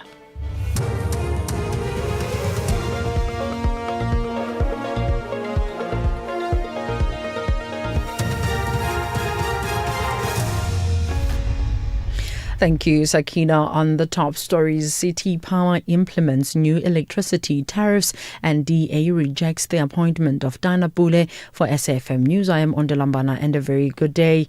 City Power has implemented new electricity tariffs from today following approval by energy regulator. The Johannesburg Power Utility says the average tariff increase for the 2026-27 financial year is 8.63%, which it says is lower than the increases approved for Eskom and several other metropolitan municipalities. City Power says it has also introduced measures to cushion qualifying indigent households from the rising cost of electricity. City Power's Isaac Mangena says the tariff adjustment is aimed at balancing affordability with the need to maintain a reliable electricity network. This increase is lower than both Eskom and NERSA approved increases and follows a detailed tariff review process that considered the rising cost of electricity supply on our side, infrastructure maintenance requirements, and also the need to basically continue investing in reliable electricity network. The increase follows NERSA's approval of 8.76% average tariff increase for Eskom, which resulted in about 9.01% increase in bulk electricity costs for municipalities, including City Power. While tariff adjustments are necessary to ensure City Power can maintain and improve the electricity network, the entity has implemented measures to basically cushion customers. The Pretoria Specialized Commercial Crimes Court has adjourned the 228 million rand Medicare 24 tender case to the 13th of July for agreement on the sentencing or tenderpreneur Vusimuzi Cat Matlala. The court this morning rejected the state and the defence's proposed 8-year direct imprisonment for finding it to be too lenient.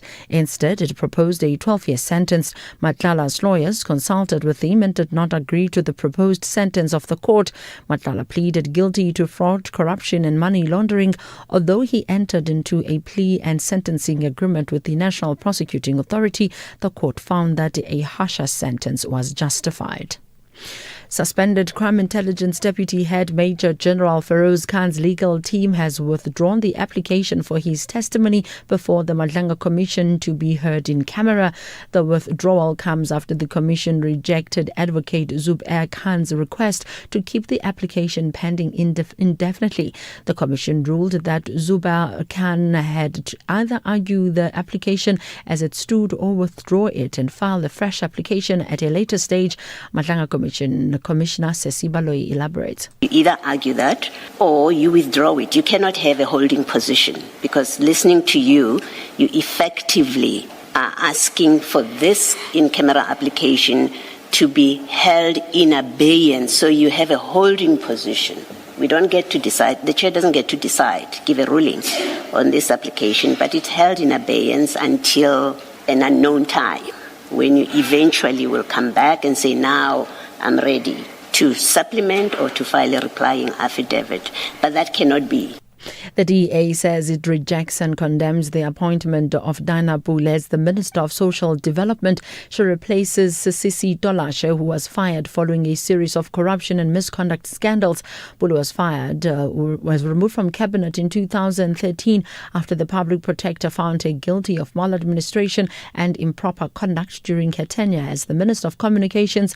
The DA spokesperson on social development, Nazli Sharif, says it appears that President Cyril Ramaphosa has chosen the interest of the ANC Women's League over the interest of millions who rely on social grants and need a reliable minister. Pule was removed from cabinet in disgrace years ago, with serious findings against her by the public protector, including maladministration and improper conduct. Pule was also reprimanded by Parliament and chastised by the Speaker, recording that she betrayed her oath of office and brought Parliament into disrepute. Civil society group activists and Citizens Forum also criticized Pule's appointment. The forum's Dennis Bloom says Pule's appointment is scandalous. It is a shame that President Cyril Ramaphosa reappointed Dinah Pule as minister who was fired by former President Jacob Zuma for gross corruption and was found guilty of lying to Parliament's Joint Committee on Ethics and members' interest. It is very clear to us that President Cyril Ramaphosa is not serious in rooting out corruption. The ad hoc committee investigating allegations of criminal infiltration, corruption and political interference in the justice system is meeting to deliberate on its draft preliminary report. The committee was established last year to investigate allegations made by KwaZulu-Natal Police Commissioner Lieutenant General Nhlanhla Mkhwanazi during a media briefing.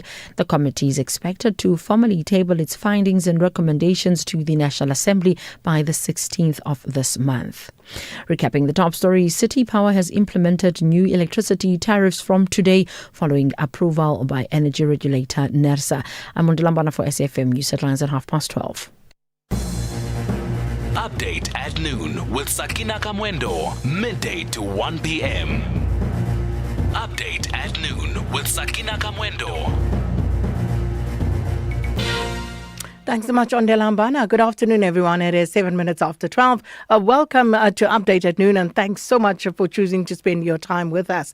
Now, this afternoon, as you heard there in the news, there's just no let up for consumers. A bit of relief at the petrol pumps, but then there goes the electricity price. And I don't even want to think about it, because as we speak, electricity is generally unaffordable to ordinary people, for ordinary households, because it is so expensive.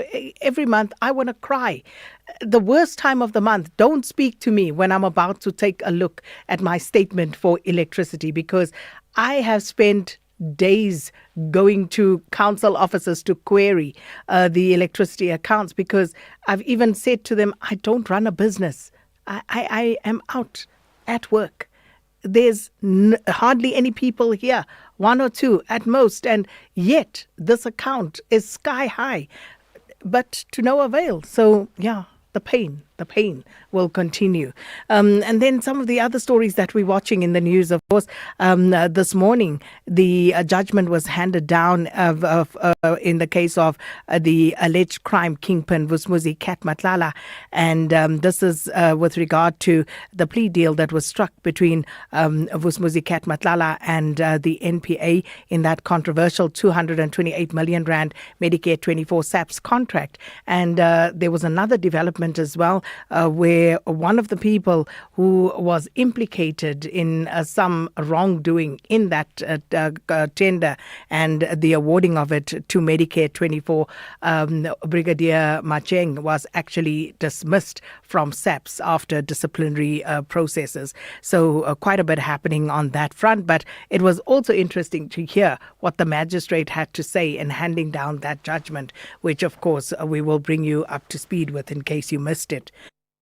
Then the ad hoc committee investigating allegations of criminal infiltration, corruption and political interference in the criminal justice system. They're meeting today to deliberate on a draft preliminary report and dotting the I's and crossing the T's, so to speak. They'll be working through some of the contents of that report and also making sure that the wording of it ultimately suits all of those who have participated.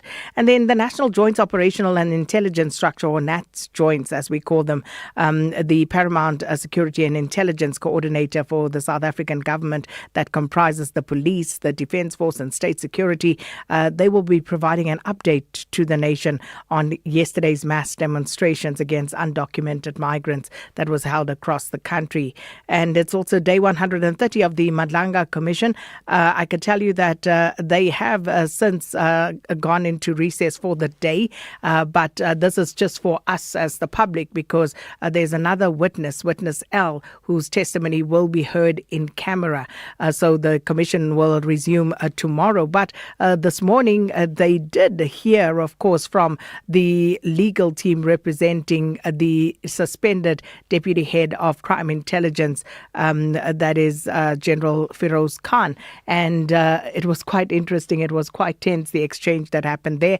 But as things stand, what will happen is that on Friday, you'll remember what happened on Monday when Medicare 24's Mike van Wyk, that was last week when he was meant to appear, and he has suffered a severe panic attack.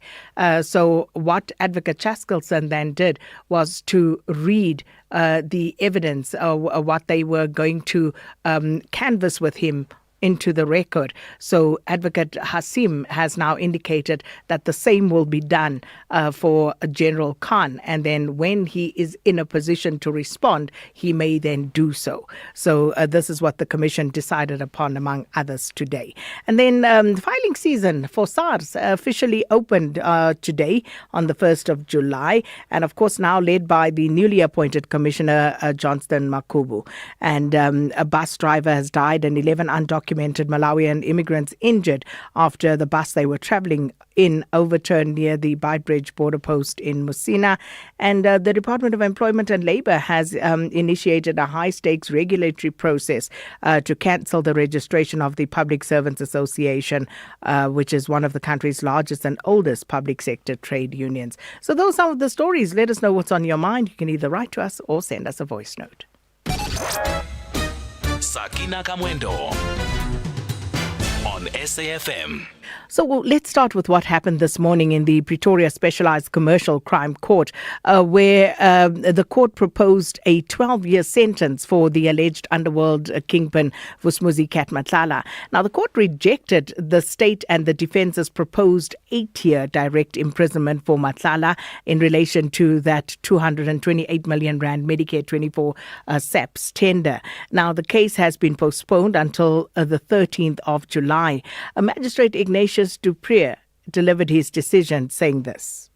The accused may not refuse to testify in future proceedings or retract any of his formal statements to the investigators during the period of suspension, or the accused may not leave the Republic of South Africa during the period of suspension. Accused 1, counts 2, 3 and 4, those of corruption. The 3 counts are taken together for the purpose of sentence, and the accused 1 is sentenced to 10 years imprisonment, of which 8 years are to run concurrent with the sentence imposed on count number 1. Counts 5, 6 and 7, money laundering, in respect of accused 1, these counts are taken together for the purpose of sentence. 10 years imprisonment, of which 8 years are to run concurrent with the sentence imposed on count number 1. The net result is a period of 12 years imprisonment.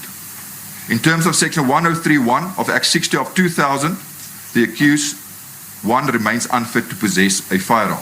Accused 2, on count number 1, that of fraud, a fine of 1 million rand, wholly suspended for a period of 5 years on condition that the accused is not convicted of fraud or theft committed during the period of suspension. Accused 2, on count 2, 3 and 4, that of corruption. These counts are taken together for purpose of sentence. A fine of 500,000 rand, wholly suspended for a period of 5 years on condition that accused 2 is not convicted of corruption in contravention of Section 3 or 4 of the Prevention of Combating of Corrupt Activities Act 12 of 2004, committed during the period of suspension. In respect of accused 2, counts 5, 6, and 7, that of money laundering, they are taken together for the purpose of sentence. A fine of 500,000 rand, wholly suspended for a period of 5 years on condition that the accused is not convicted of money laundering in contravention of Section 4, 5, or 6 of the Prevention of Organised Crime Act 121 of 1998, committed during the period of suspension. In respect of accused number 3, counts 2, 3, and 4 of corruption, it is taken together for the purposes of sentence, and accused 3 is fined to 500,000 rand, wholly suspended for a period of 5 years on condition that accused 3 is not convicted of corruption in contravention of Section 3 or 4 of the Prevention of Combating of Corrupt Activities Act 12 of 2004, committed during the period of suspension. In respect of accused 3, counts 5, 6, and 7, that of money laundering, these counts are taken together for the purpose of sentence. Accused 3 is sentenced to a fine of 500,000 rand, wholly suspended for a period of 5 years on condition that the accused is not convicted of money laundering in contravention of Section 4 or 5 or 6 of the Prevention of Organised Crime Act 121 of 1998, committed during the period of suspension. That is the sentence the court views just. The parties will now be handed each a copy of this sentence the court views just for them to consider.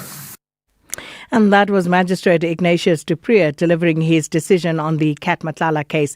Now, to discuss this further, we join on the line by Associate Attorney at Ulrich Roux & Associates, Braden Volmerans. Thanks so much for your time and welcome to Update at Noon. Thank you very much for having me, and it's just a pleasure just to be speaking to you guys today. So first off, let me just get, Braden, your view on what happened in court today, because given what was discussed in the previous court appearance, whereby Magistrate Duprier did say he needed to go and apply his mind to that deal that was struck between the defence and the state. What did you make of the proceedings to that point? Look, so essentially what I saw is that that the magistrate wasn't rejecting the concept of plea bargains altogether. What the magistrate was basically doing was he just emphasizing to the court that plea agreements remain a recognized and important tool within South African criminal law. And what the magistrate appears to be saying is that the plea agreements must result in a sentence that reflects the seriousness of the conduct involved, and that cooperation with the authorities is a factor to be considered. However, it cannot become a mechanism through which an accused person can effectively purchase an unduly lenient sentence in a matter.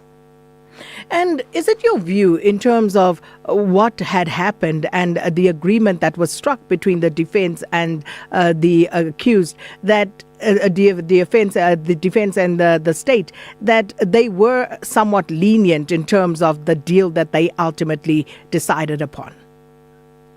Yeah, look, what one needs to consider is the seriousness of the offence altogether, and whether when considering the Minimum Sentence Act, if those sentences or the crimes that have been committed or that what he's been accused of, whether they all fall in line of all of this. However, what the court basically also said to the accused and to the prosecution is that they can inform the court as to what they consider to be a lenient and a fair sentence, and which the court will obviously give them an estimation of what they believe is more just and lenient. And the defense and the prosecutors can then decide whether they agree with the agreement and the sentence that the magistrate wishes to impose. However, they may lead arguments with regards to mitigating of that sentence, or alternatively what they can do is they can just withdraw from the agreement, and then the matter will have to proceed de novo before a new magistrate in the matter.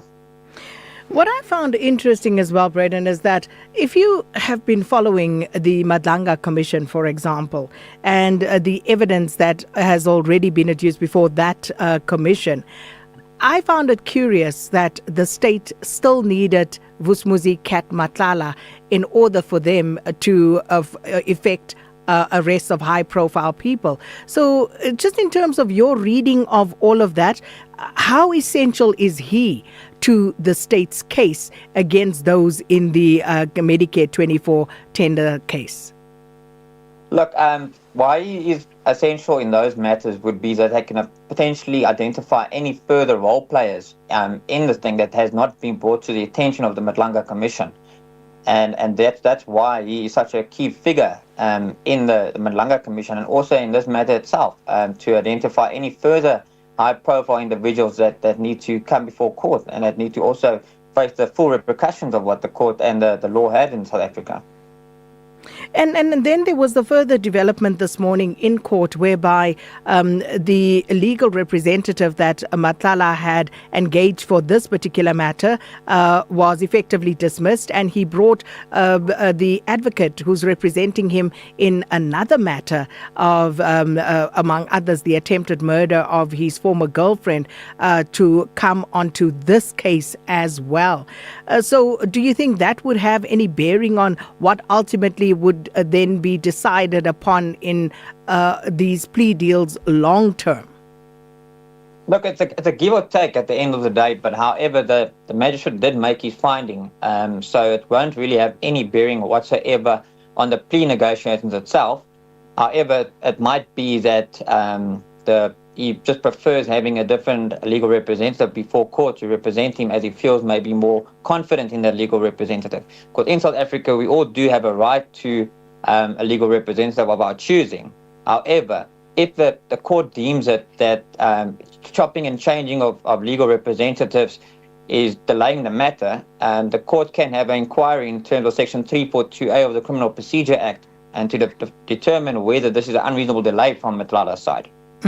So just to bottom line this case for us in terms of that plea and sentencing agreement, which, by the way, his attorney questioned. She was seemingly not happy, the new legal representative, with the sentencing part of that agreement. So where does this judgment now leave that plea and sentencing agreement with the National Prosecuting Authority? Look, I believe this case highlights the balance our courts must strike between encouraging accused persons to cooperate with authorities and the National Prosecuting Authority and ensuring that the punishment ultimately fits the crime.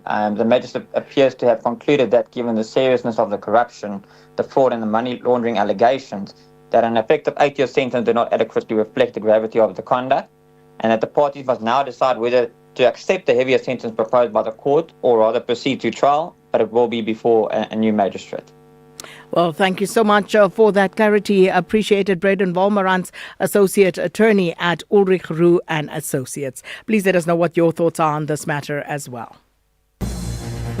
Update at noon with Sakina Kamwendo, midday to 1 p.m. It is 22 minutes after 12. Now, following yesterday's protests across the country, the NAT joints, or the National Joint Operational and Intelligence Structure of the country, is providing an update to the nation on those mass demonstrations against undocumented migrants. And let's take you now to a live update, the National Police Commissioner speaking. For various crimes including looting, public violence and contravention of Immigration Act. Limpopo recorded 26 persons arrested for various crimes, and Mpumalanga recorded a total of 7 arrests for public violence and related charges. These arrests demonstrate that our law enforcement agencies were not merely present, they were proactive, disciplined, effective, and firm. Those who sought to exploit yesterday's demonstration for criminal gain were identified, pursued, and brought before the law.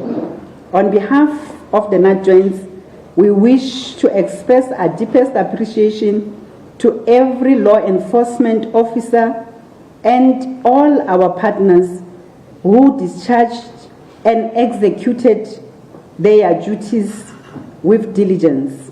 Thank you for your professionalism, discipline, and unwavering commitment to protect South Africa, its people, and all who live in it. We want to also take this opportunity to thank you, members of the media, for ensuring that you portray and display what is happening in the country. To all our officials and officers, you stood firm under challenging circumstances. You enforced the law without fear, favor, or prejudice. You ensured that constitutional rights were protected while criminality was dealt with decisively. Your dedication has once again demonstrated the strength of coordinated law enforcement execution. We also wish to thank every member of NAT Joints, all the departments, government departments, community policing forums that participated in these integrated operations.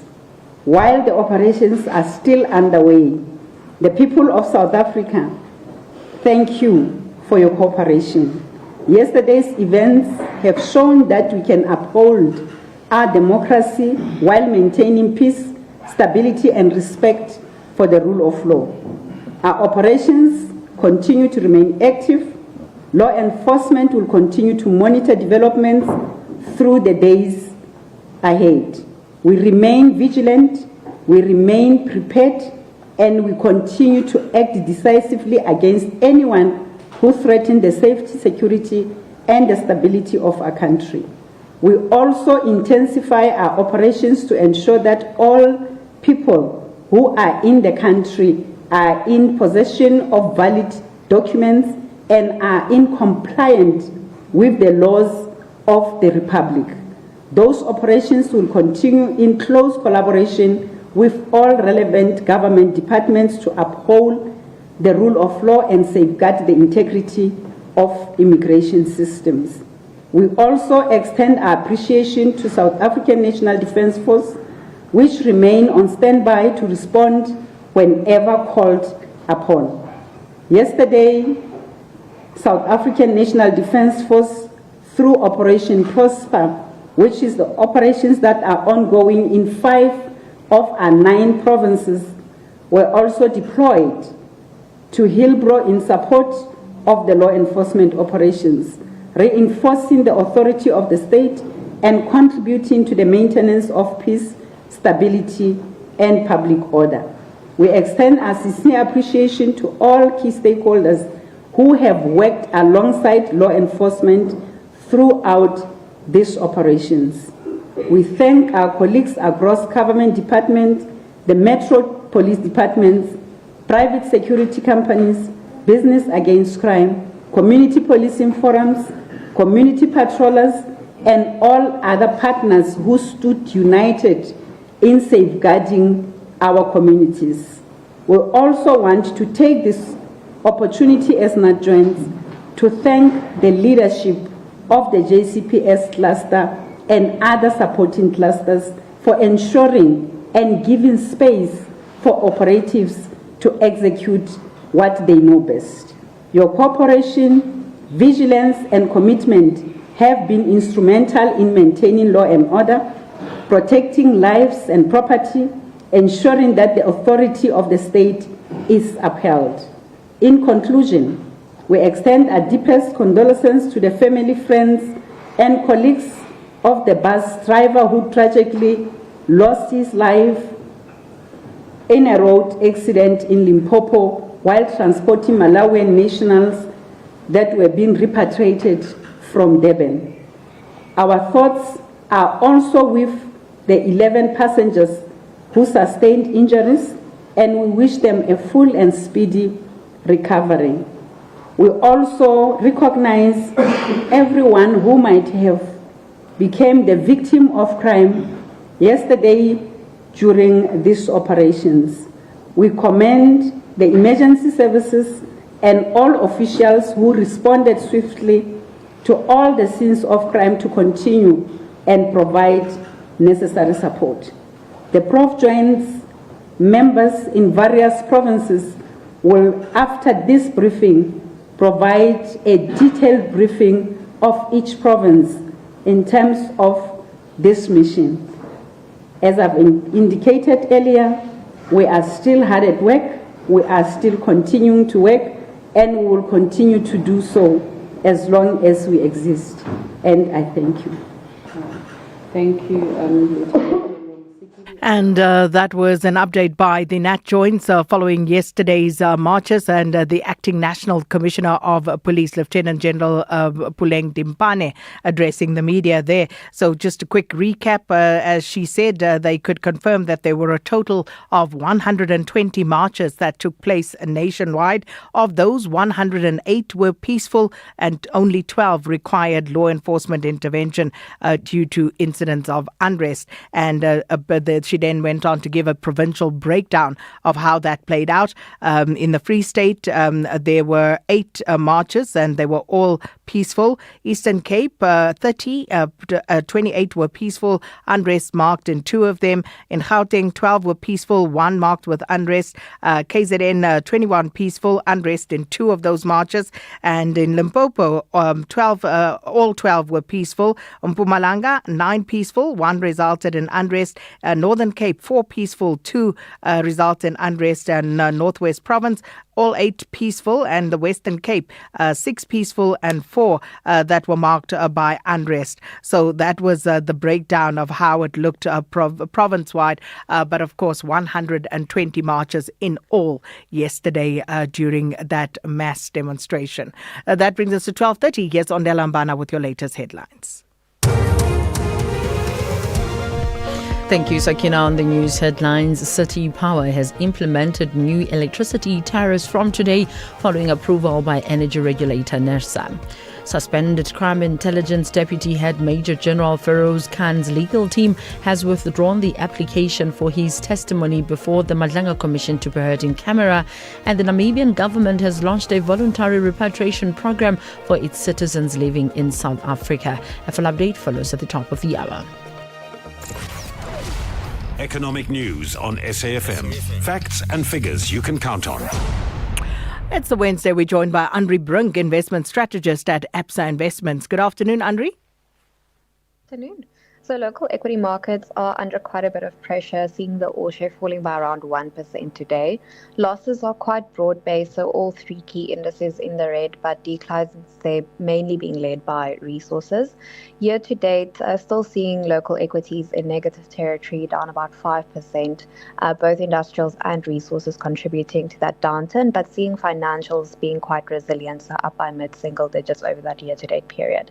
Then on the global front, markets posted a bit of a recovery yesterday, but some of that momentum is being reversed in the current session. So seeing European markets falling slightly, Asian equities also under pressure. And then if we look at commodities, Brent crude prices continuing to hover just above that $70 per barrel mark, however remaining quite volatile, particularly as progress around the US and Iran peace talks have stalled a bit. Iran has paused sort of direct high-level talks and negotiations with the US, so only communicating via mediators. And some of those key issues, especially around the nuclear program, sanctions, and so forth, remaining unresolved, and so market uncertainty quite elevated at this point in time. Then just looking at some recent economic releases, we did see the South African trade balance weakening materially in May, as we're recording a 2 billion rand deficit relative to the 14 billion rand surplus that we saw in April, coming on the back of exports declining by about 5% over the month, and also seeing an uptick in imports. On the export side, really driven by a steep drop in precious metals and stones, as well as some other minerals and vehicle exports. And then on the import side, those were lifted higher by oil-related imports mainly, but also seeing higher imports for vehicles and chemicals. Well, Andri, thanks so much for that update. Andri Brink is investment strategist at Absa Investments. SAFM Sport with John Gericka. I watched Serena. Did you watch Serena? I did. All right, more on that in a moment. Let me tell you about the football tonight. England against the DRC. It's not the first time I've heard, a couple of times, I think it's a bit of a joke in America that they're now being referred to as Dr. Congo because of the DR. And I thought maybe it was just a joke the first time, but now it seems like people are doing it. So I think Dr. Congo will have to fix England up tonight and teach them a lesson. At 6 o'clock, the winner plays Mexico in the next round. DRC make history. They are on their first ever World Cup knockout match, thanks to a third place finish in Group K. Here, though, is England coach Thomas Tuchel. I think we're facing a very, very compact, a very physical a team, a well-drilled team in a expectedly 5-3-2 formation. sometimes a 5-diamond-4 formation, especially with the ball, but off the ball a 5-3-2, compact block, disciplined defending, change between high press and low block, very devoted, very disciplined, well drilled. So very dangerous in counterattacks, very direct in their approach of play, can play, not shy to play long balls into the depth, make it a running game, make it a game into second balls. A team that didn't allow a lot of chances, didn't allow a lot of goals against teams like Colombia and Portugal. So it'll be interesting to watch that one. 10 o'clock today, Belgium against Senegal. Both sides struggled in the group stage, both sides managing just one win in their 3 games.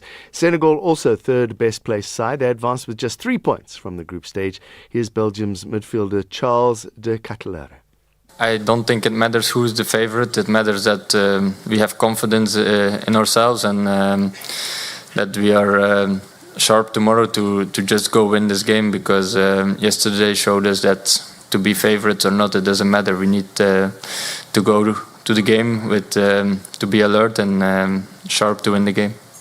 And at 2 o'clock tomorrow morning, the USA take on Bosnia and Herzegovina. There'll be the 4th meeting between the sides. The USA are unbeaten in 3 friendlies from 2013 to 2021. The USA have not won any of their last 13 World Cup games against European nations, though. USA coach Mauricio Pochettino feels that his side's getting better and better. And I think it's a massive improvement. That is a way for me, is if we want to compete and we want to achieve things that sometimes we only were in our dreams, is in this way. That is why we are so happy with the whole federation and the people that is working, the whole staff. But of course, the players are the principal actor. And I think they are doing a fantastic job. I am so happy and so proud of them. Hope that we continue, performing, and then taking the result that we want. Second round at Wimbledon today. Centre court is Yannick Sinner, Mira Andreeva and Novak Djokovic on court. Djokovic finishing off there against Stefanos Tsitsipas. So that should be a red-blooded match now. Mm-hmm. Arena Sabalenka, Coco Gauff are in their second round matches on court 1 this afternoon. Meanwhile, Serena Williams chose not to face the media after her 3-set first round defeat at Wimbledon yesterday. So let me play you the post-match interview with 20-year-old Maya Joint, ranked 87th in the world. Somebody jokingly said they couldn't run with the headline that Serena smokes joint on centre court. Oh, what a pity. She came off. Joint came off an 11-match losing streak, thrown into the primetime match at centre court, and beat one of the greatest tennis players to have lived. I didn't get much sleep last night. I was up till like 2 a.m. just thinking about it. Walking out, I forgot the warm-up. I don't know what happened. My legs weren't moving. I really don't know how I got a pretty good start in the match. She has such an aura. She's such a legend, and this court has so many huge names that have played on it. I've been dreaming about this moment since I was a little kid, so this is pretty crazy. T20 coming up today. First T20 between England and India starts at 6:30. Proteas women play tomorrow, up against England at 7:30 tomorrow night. South Africans haven't been their best in the tournament, having to rely on other results to get them into the top 4. But that's the way Marizanne Cup likes it. I'm always scared if you have everything just goes your way and you just smash everyone. I'm more afraid of that actually than reaching the semi-finals the way we've played. We know we've not been at our best, and we can openly say that. But the hard work didn't stop. We've still been working hard, and like I said, we can just keep on doing the right things, and hopefully a good performance is just around the corner. All right, so you think it's expensive to pay R2,500 to watch the Springboks against England at Ellis Park this Saturday? Mm-hmm. Right? As Jeremy Clarkson said, well, could be worse. South Africa take on Ireland in Dublin in November in the away leg of this nation's championship. The price for the cheapest ticket that I could find this morning, R5,302.40. Cheapest ticket. That's up at the nosebleed section, corner behind the posts, right? If you want to lower down, you want near the halfway line, R11,852.42. Just for one ticket. Rugby is pricing itself out. And it'll still be full. Watch. It will be full. Yeah. There's no two ways about it. Yeah. It will be sold out. Watch how those tickets sell out in no time. There are complaints about Ellis Park not being full, and there's still tickets available. And what's today? Wednesday already. But who are they playing? Yeah, they're playing England. So, which is different to an island in Ireland. Thank you. Yeah. Which is different to the All Blacks. Yes. You see, maybe England after they won the World Cup, maybe it was a different proposition. But right now, it's still economics. Do I go and watch the Box against England, or do I go and watch them against the All Blacks? And there's 3 matches, or there's more than 3 matches against the All Blacks. So exactly. So you're saving for one of those. So even people say and I think they're going to different regions. I'm going to the last one. I'm going to the one on the 5th of September at FNB. Yeah, so you save up for that one. Economics, yes. Yeah. Watch the I'll rest go to the on last TV, one. fine. Yes, I'll see. Hopefully, I'm hoping they come into the last one with a winner piece. Yes. And then suddenly it's a match. Yeah. Okay, bye. Bye. Oh, by the way, I was telling you about Serena. I watched Serena. Yes. Did you enjoy it? You were watching her feet. She's 40-something, eh? This is it. And the thing for me, as I said to you yesterday, no expectations. Mm-hmm. She hasn't played competitively in 4 years. And I thought, considering with all the factors being brought to play, her age, the fact that you said joined as number 87, so she's a top 100 player. Mm-hmm. Serena, I think, now is ranked at number 593. So she hasn't played competitively, and she's not match fit. And I thought she put on quite a show for someone who's not match fit. So she's still Serena Williams. Muscle memory is a thing, so it might just be fitness things. Exactly. But still, to go 3 sets. Precisely. It was impressive, yeah. It was very impressive. Remember I said yesterday, I want to see how she plays. And I was quite impressed. Brits are not happy, though. Brits are feeling that they should have got that wild card to somebody else. Why? It's just, Did you see? People hate or dishate. Yeah, people slept outside the All England Lawn Tennis Club for the centre court on, what's this, a round 1 match? Yes. Round 1, first round match. That's why they have the wild cards, is to get the people into the ground. Exactly. And they were saying people were sleeping out there for 2 solid days just so they could get in to watch Serena Williams. Success then. Yeah, success. People are watching the sporting. But what does it say about the game, the women's game at present? These girls are too inconsistent. Yeah, name the top 5 players. Sabalenka. Yeah, okay, there we go. You're done. Andreeva. Yeah. I gotta go. You see, I can name them because I watch them, but most people will not. I get your point. The National Arts Festival is live in Makanda until 5 July, featuring artists like Thandiswa Mazwai, Msaki, Concord Ngabinde, and the Soweto String Quartet, plus international productions from Canada, the UK, Brazil, and Australia, and the 2026 Standard Bank Young Artists. Over 200 shows, one small town, 11 days. You should be there. Book now at nationalartsfestival.co.za.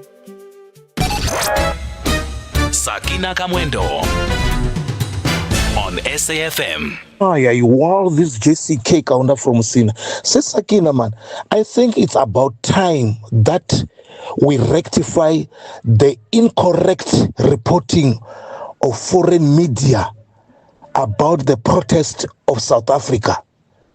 The protests are not anti-migration.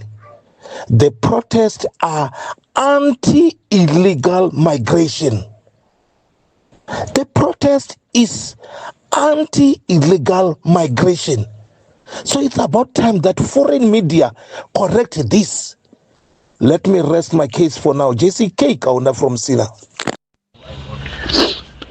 Good day, Sakina, your producers and 2 listeners. Sakina, look, we're in a match yesterday.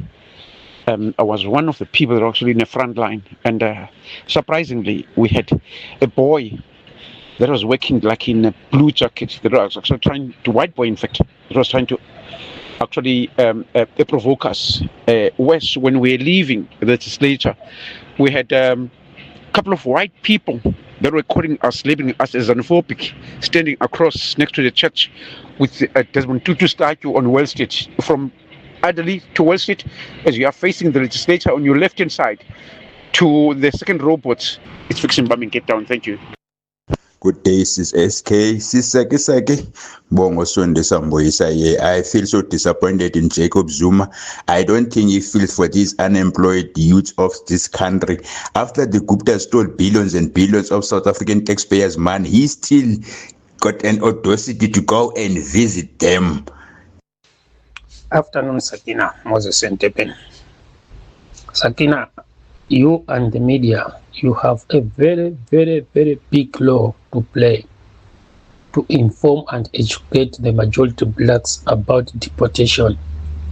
You have to explain who foot the bill, because most of us were just being ignited with anger and hate with one another. We don't know how government works when coming to deportation of illegal immigrants.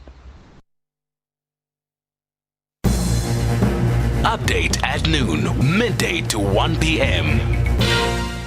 Thanks so much for those messages. Maybe you can provide me with some clarity, because I'm not sure what you mean when you say we need to explain how government works when it comes to the deportation of illegal immigrants. That is pretty straightforward. When you come to a country or when you wish to visit a country, there are laws at play. Some countries require you to apply for a visa. Others don't require that. Some allow you to obtain a visa upon entry. There are different laws at play. And once you are granted permission to enter whichever country it may be, it is clearly stipulated you may be in the country for X number of days. And once you have reached that particular threshold, you need to leave the country. And there may be further details as to what you need to do before you can return. If you are required to have certain documents in order for you to work in a different country, all of those things are pretty clear. They are spelled out for you at the point where you try to enter another country. So in that regard, I'm not too sure what you mean. In a country illegally, it is equally straightforward. It means that you have contravened the rules and regulations that were stipulated upon your entry in some way or another, and therefore you then become an undesirable person in that country for overstaying for whatever reason, and then the government has the right to deport you back to your country of origin, where you originated from. So please maybe be more specific in terms of what exactly it is that you mean the media needs to educate people more on. Which aspect of the deportation are you referring to specifically? But thank you so much, everyone, for those comments. Sakina Kamwendo on SAFM. It is, of course, a Wednesday, and you may have noticed by now that every Wednesday we have a feature with the IEC, which is, of course, the Electoral Commission, and it is set to embark on a series of training workshops now across the country to assist registered political parties and prospective independent candidates to prepare for the submission of candidate nominations and supporters lists in respect of independent candidates ahead of the November 4th local government elections. Now, the workshops will be held in all 9 provinces starting on the 6th of July and will run until the 16th of July. And all parties that are registered or prospective independent candidates or people looking to establish parties, they're all encouraged to register for these workshops using the link that has been created for this purpose. Now, that link has been shared on the IEC social media channels, but for more on this initiative, we're joined on the line now by the IEC's Deputy Manager for Electoral Operations, Choke. Thanks so much for your time and welcome to Update at Noon. Thank you, Commander Sakina, and your listeners. Mr. Choke, firstly, these workshops, just explain to us who is eligible to attend. We are casting the net as wide as possible, specifically looking at all registered political parties. There are parties that have already registered with the Commission and received a registration certificate. prospective independent candidates who might be looking at standing in the upcoming ward elections within the local government election space, and those persons that are trying to register a new political party with a view to either contesting these elections or any other elections that might happen later in the year. So we're not restricting participation or attendance to anybody else, but we're just saying anybody else that has an interest in contesting these elections is welcome to attend so that they can get relevant information that will help them to participate and contest the elections. And then what form will these workshops take, Mr. Choke? Will it be live? Will you have other ways of maybe getting this to people in a remote fashion? How exactly will they unfold? We intend doing the workshops across the 9 provinces face-to-face. We've always found that it's easier to engage with people when you are having a direct discussion and clarify whatever issues they may have. We understand that in some areas connectivity might be an issue, and that would place those persons without access to connectivity at a disadvantage. However, at a later stage, we will avail a video that covers the basics around the same topics so that anybody who might not have been able to attend is still able to watch a video that still explains the same details. Mr. Choke, are there any limits on how many delegates a registered political party or an independent candidate or any potential prospective political party may send into their teams? Let me start at the numbers, Sakina. We're sitting currently with a register of 541 registered political parties, and that's the number as at this morning. We are trying to make sure that at least for every political party or independent candidate that would have responded to us, 2 delegates should be enough to cover the number of parties that we're looking at. So already in some venues, based on the responses we've received, we're looking at over 200 participants in one venue. So you can imagine if the number was more than 2 per party or independent, we would have much larger groups and would need much larger venues just to cater for that. And will these materials, the user guides, reference documents, and in fact the training itself, will it be done in multiple official languages during that period of the 6th to the 16th rollout? Unfortunately, we can only at this moment do trainings in one language, and that's English. We are, however, talking to our colleagues within the organization to see if we can try and translate some of the materials that we have into other official languages. But given the time restrictions, and we do say in an email that we sent out to parties that we're looking at submissions closing somewhere in the 3rd week of August. So the sooner we're able to get the message out and are able to speak and communicate in one official language and have a consistent message going out there, then it would avoid us having confusions and misinterpretations of some of these factors that we'll be speaking to. And with regard to the venues in each province, will there be multiple opportunities, or will it be in one specific center?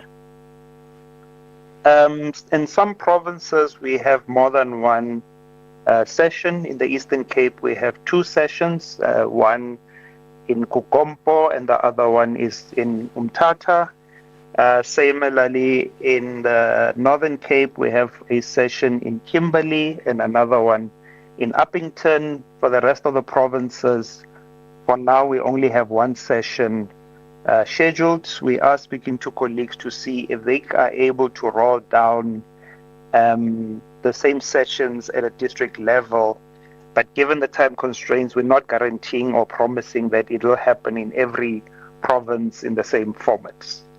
And what is the exact signature threshold or quota required by independent candidates versus unrepresented political parties in this election?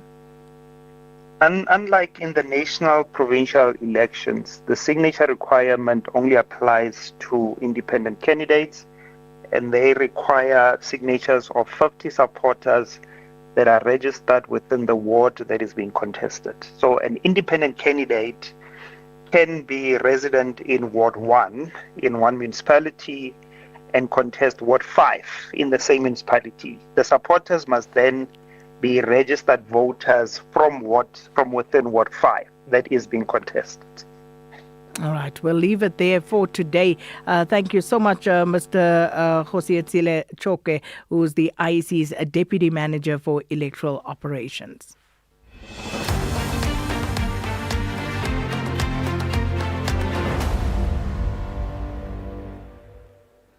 5 minutes before 1 now, Parliament's ad hoc committee investigating allegations of criminal infiltration, corruption and political interference in the criminal justice system is meeting today to deliberate on its draft preliminary report. Now, the committee began by addressing matters arising from testimony that was given by MK Party member of Parliament yesterday at the Madlanga Commission. And the ad hoc committee has agreed that any complaints or allegations arising after its work should be submitted to the committee in writing. But for the latest, let's check in with our SABC reporter Abongwe Kobokana. Abongwe, I believe, is there right now. If not, we'll move on to something else. But I believe Abongwe is there. Abongwe, good afternoon. So let's just get straight into it. What exactly triggered today's debate on how the newly emerging allegations will be handled after the committee has already concluded hearings? Well, Sakina, good afternoon to you and the listeners. I'm not sure which new allegations are you referring to be specific, so that I know exactly where to answer correctly on your question. Well, the committee has agreed that any complaints or allegations arising after its work should be submitted to the committee. I see. So were they specifically looking at what happened in the Madlanga Commission, or were there other matters that arose as well? No, thank you, Sakina. Now I understand your question correctly. In fact, yes, that's what they say. In fact, in the beginning of the proceedings today, in fact, if I were to give just a context, Sakina, this is a preliminary report that has been given by the content advisors of the ad hoc committee, and then what they are going through to it now is to look at the content and whether whatever that they have deliberated on during the proceedings when they call the witnesses is being recorded accurately. And then after this, they will then come up with another report, which will be the final report in terms of the committee, and then take that report to all the affected witnesses to actually have a say or an input on of what is contained in the report before it is taken to the Speaker of the National Assembly, which is Toko Didiza, for a final adoption before the House itself. Now, to go back, Sakina, to your question, is that to be specific and to be straight to the point, Sakina, the EFF MP, Leanne Matthias, have raised a point about the submissions or testimony that were made by the MKP member in the Vusi, in the Madlala Commission of Inquiry, which is Vusi Shongwe, apparently implicating all that one of the reasons that Feroz Khan, who is the suspended head of intelligence in Gauteng, didn't came before the Parliament and submit his testimony because mainly it was due to the EFF leader, which is a part of EFF leader Julius Malema, who is part of the ad hoc committee. So Leanne Mattis raised that point sharply and saying that that is not correct. It's inaccurate to say that it was only because of Malema that Khan didn't appear before the committee, because the decision that was taken by then, it was the decision of the committee, not a a decision of an individual member. And then there were other issues after that, and it was corrected. In fact, the majority of the MPs agreed with Leanne Matthys that is not correct. What they took then about the appearance of Khan, it was the decision of the committee, and then the DA MP Breitenbach came up to say that, but without disclosing the names of other people who were potential witnesses before the committee, whom she said they approach her separately, complaining that apparently the very same people that they have approached her, they appeared at the Madlanga Commission, and then they said that, look, we were not given an opportunity to put our side of the story before the ad hoc committee, so we are being now subjected in terms of the questions on things that we were not given an opportunity to answer on them. So that was the genesis of how then they said that, okay, the committee members agreed that, look, we understand we had limitations in our deliberations during the process of this ad hoc committee, and we tried to approach the speaker to give us resources, including resources such as forensic investigation and all that. So they are saying that now, should those things, they will come up and perhaps put it on record, that saying that some of the issues they couldn't actually go further in terms of their investigation because of the limitations that they have in terms of the time. Remember, Sakina, they have to submit this, they are expected to submit this report by not later than the 16th of this month. So those are the issues that were said, and I remember the DA MP Breitenbach saying that, Glenys Breitenbach saying that some of the issues will have to be done in terms of the testimony by those people who are affected, but they were not given an opportunity to be done in writing, and then submitted to the committee, and then they will take it further in terms of their findings and recommendations to the speaker in particular, and by extension to the National Assembly. Well, that's where we have to leave it. Thanks so much, SABC reporter Abongwe Kobokana, with the latest from the ad hoc committee in Parliament. Thanks so much, everyone, for tuning in, and the production team. Here's on the Lambana with your latest news. Outsurance is in the business of saving you money on your car insurance premium. If they can't, ask for 500 Rand. SMS out to 30754. That's out to 30754.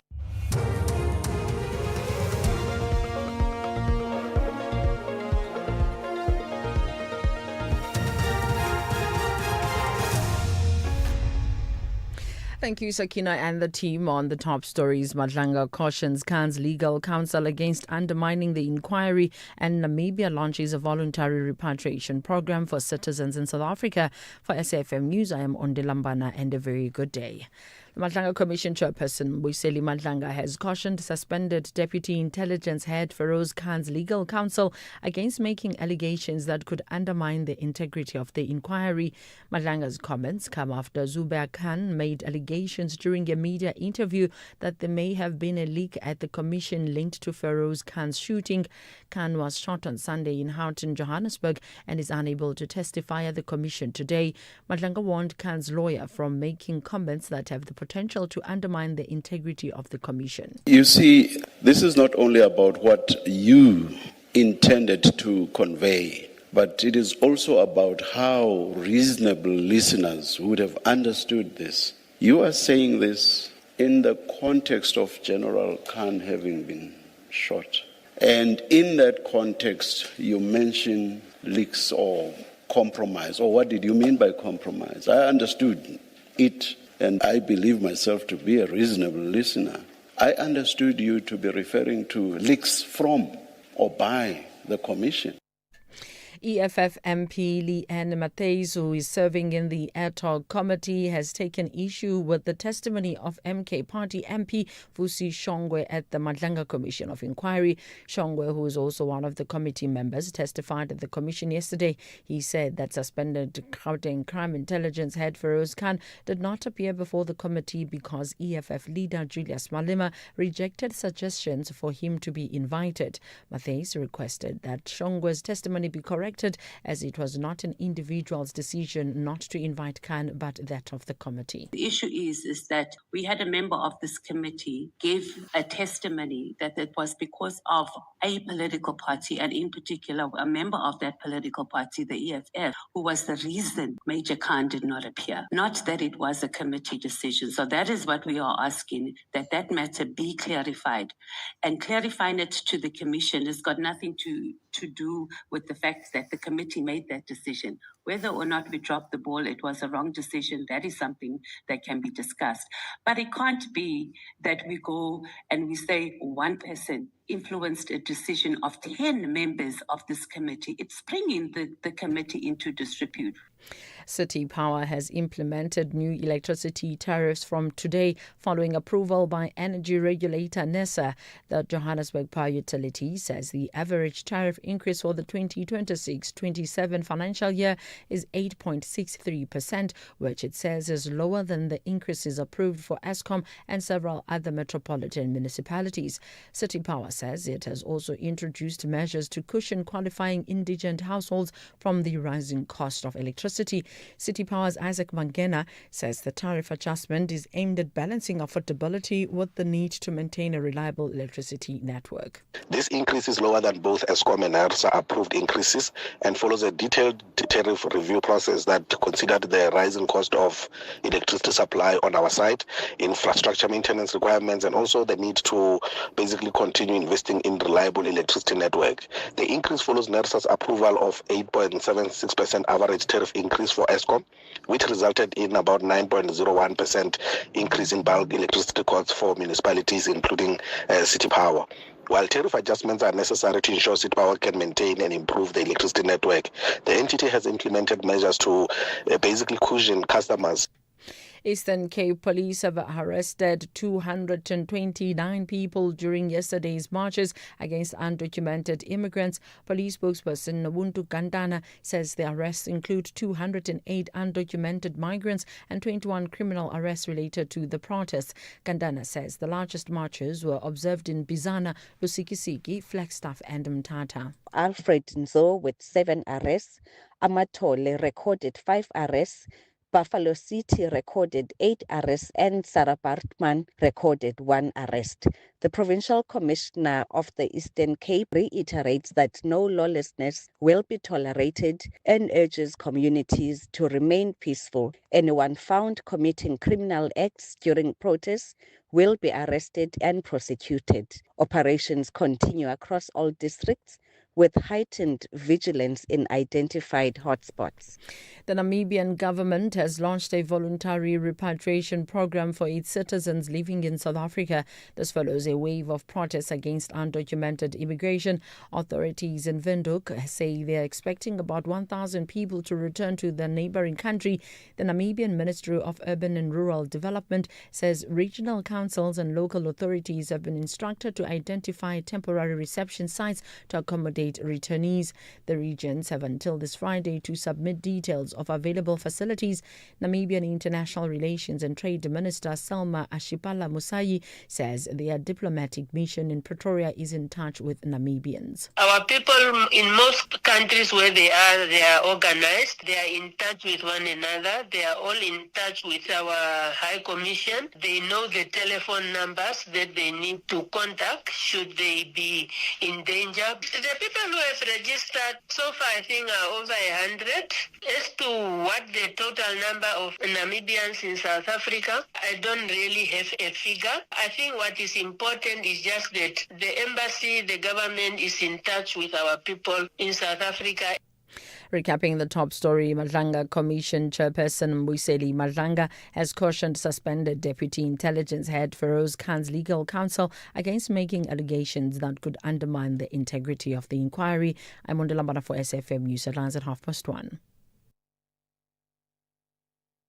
OUTsurance will go out of their way to try and save you money on your car insurance. If they can't, ask for 500 Rand. SMS out to 30754. That's out to 30754.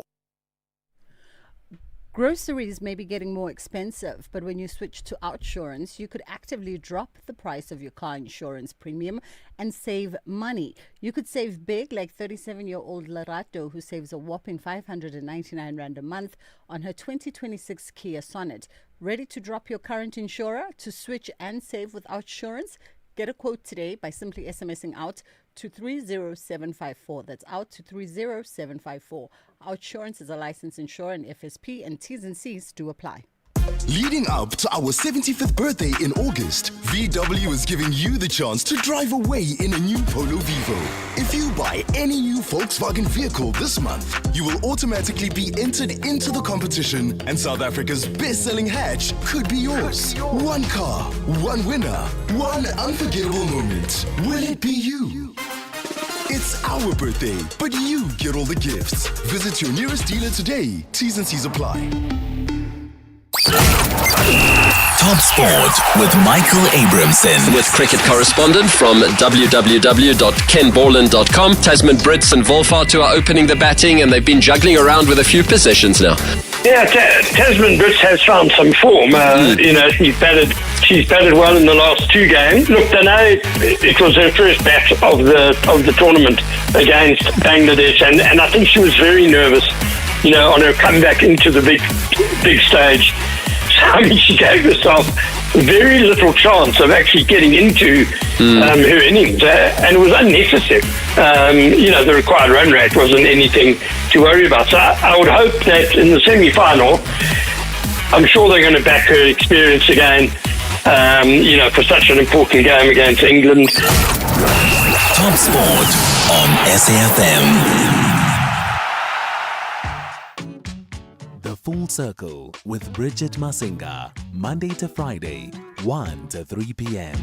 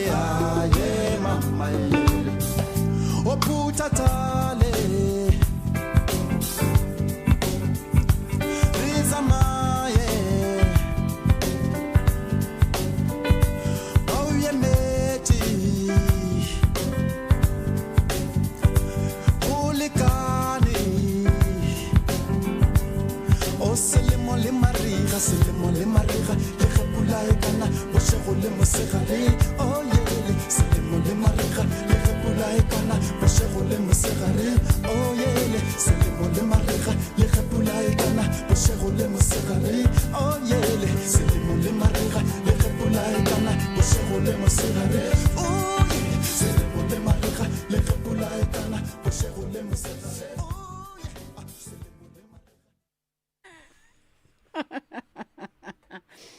Sililo Silota coming through. That is how we kick off the show this afternoon.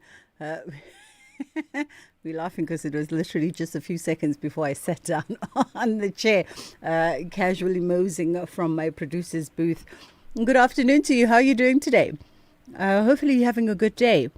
Hopefully everything started off well. It's the day after the day before, and things seem to have settled down into some kind of calm state and some kind of normalcy, whatever normalcy is for us moving forward from the 30th of June 2026. I think the 30th of June 2026 will forever be one of those markers in South African history, one way or another. There was a time before the 30th of June 2026, and then there'll be a time after the 30th of June 2026. As to what that time after looks like, those pages of history are still being written. We've got lots of show from our end. We're going to catch up with Uspahle Mota for day 130 at the Madlanga Commission as we slowly start ticking away at that clock that will signal the end of the Commission's work as well. So we'll get a roundup of day 130. And then in moments in time today, we're looking at a subject that resonates to the most recent events in South African history. And we're looking at forced removals with author of Held, Portrait of the Black Family, a memoir and cultural worker. Lulama Mali is going to be joining us to unpack some of her work and specifically this project. And then we're also going to catch up with the folks at the National Arts Festival. We aren't at the festival this year. Ordinarily, we would be there already this week. But our colleagues from the weekend are going to be at the festival. If I'm not mistaken, Bertha Chiruma is going to be at the festival as of Friday. And then Uma Poloba and Rakhadi are going to be at the festival as well. You know them as Khomutso and Dumiso, but they are Mapoloba and Rakhadi to me. So they're going to be at the festival over the weekend. Let's take a quick pause and then we come back on the other side and we get into conversation with Uspahle Mota.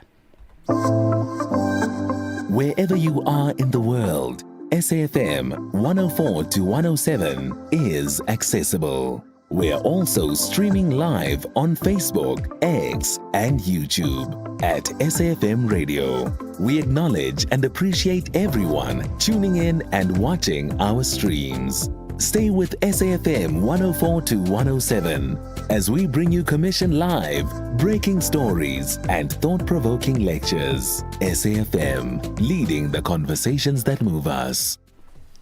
Your older car may not be a head-turner, but Outsurance Essential Car Insurance has got you covered. 51-year-old Musa pays only 451 Rand a month for his 2011 Toyota Corolla and gets a third-party cover of up to 1 million Rand. Ready to stop paying new car insurance premiums for your older car? Well, get Outsurance Essential Car Insurance today for unfinanced cars that are older than 5 years and valued at less than 150,000 Rand. SMS car to 43185. That's car to 43185. Outsurance is a licensed insurer and FSP, and T's and C's do apply. This is the Madlanga Commission update on SAfm. Uspahle Mota joins us now live from the Madlanga Commission as that clock towards the conclusion of the commission slowly starts ticking away. Uspahle, in fact, a lot of the engagements that commissioners are dealing with over the last couple of days that talk to postponements and witnesses being hospitalized and incidences happening, there's been this consistent reminder that the commission has got a limited number of days. No, definitely. Good afternoon to you, Bridget, and to the listeners. And what we even are finding from today's proceedings where, as you know, General Feroz Khan was meant to make an appearance, but unfortunately he's unable to because according to his lawyer, he's unconscious and sedated. And therefore, what they had initially brought before the Madlanga Commission is an application to have his testimony be heard in camera. But that was obviously rejected by the commissioners, who, amongst the issue of time, are citing the fact that, it seems like Feroz Khan wants this application to be pending until he's fully conscious and he's able to give instructions to his lawyers as to what must happen. And what Commissioner Sesibaloi had put to his legal counsel is the fact that it's either they argue this application that is in front of them or withdraw it and then subsequently file a fresh application that they can bring before the Madlanga Commission. So what we've seen now is the fact that they've since withdrawn that application, and we can expect on Friday them presenting again themselves before the Commission, where evidence leader advocate Adila Hassim will then lead that evidence into the record, as we've seen with the Medicare 24 CEO Mike van Veek, who was also not able to present himself before the Madlanga Commission. There's been some, this sort of reading into evidence in absentia of the witness to answer and field those questions. Some folks say, well, this is the commission, just finding a way to work around the legitimate and not so legitimate absences. And other folks who have whether some understanding of the legal system or maybe better analysis than us have also taken to social media and highlighted that this could present a problem for the commission down the line. Has this been ventilated in some of the exchanges in sort of open commission floor around how this reading into evidence begins to safeguard the commission's work in the absence of folks like Feroz Khan, in the absence of Suleiman Karim, etc.? I mean, one gets the sense that, the commission definitely knows what it is doing, and they are legally within their mandates to sort of take this approach, where they are reading the evidence, because they are under such a time crunch. And if you remember, they don't, they can't say this case must go to court, but they make the recommendations to say there can be, possible prosecution against various individuals. And we've seen in some of the recommendations that they had made with the first report, where we've seen various police officials who were recommended for investigations, and some of them have subsequently, been fired from their positions.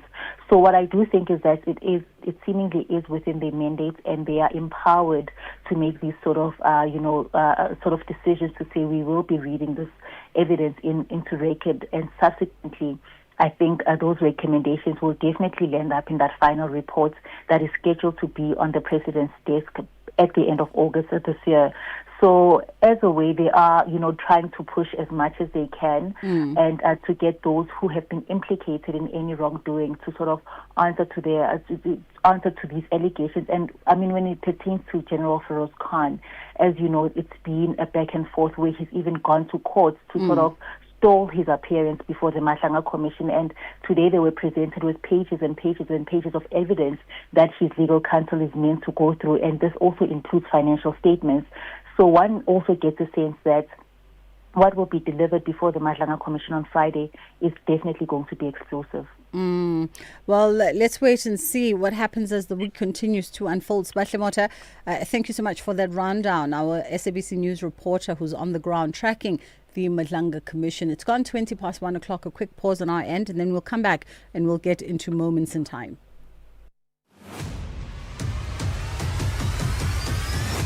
Bridget Masinga is streaming live now on Facebook, YouTube, and X at SAfmRadio. All right, it is moments in time, and we are exploring a conversation around forced removals with author of Held, Portrait of the Black Family, and it is a memoir, and Lula Mamali joins us now.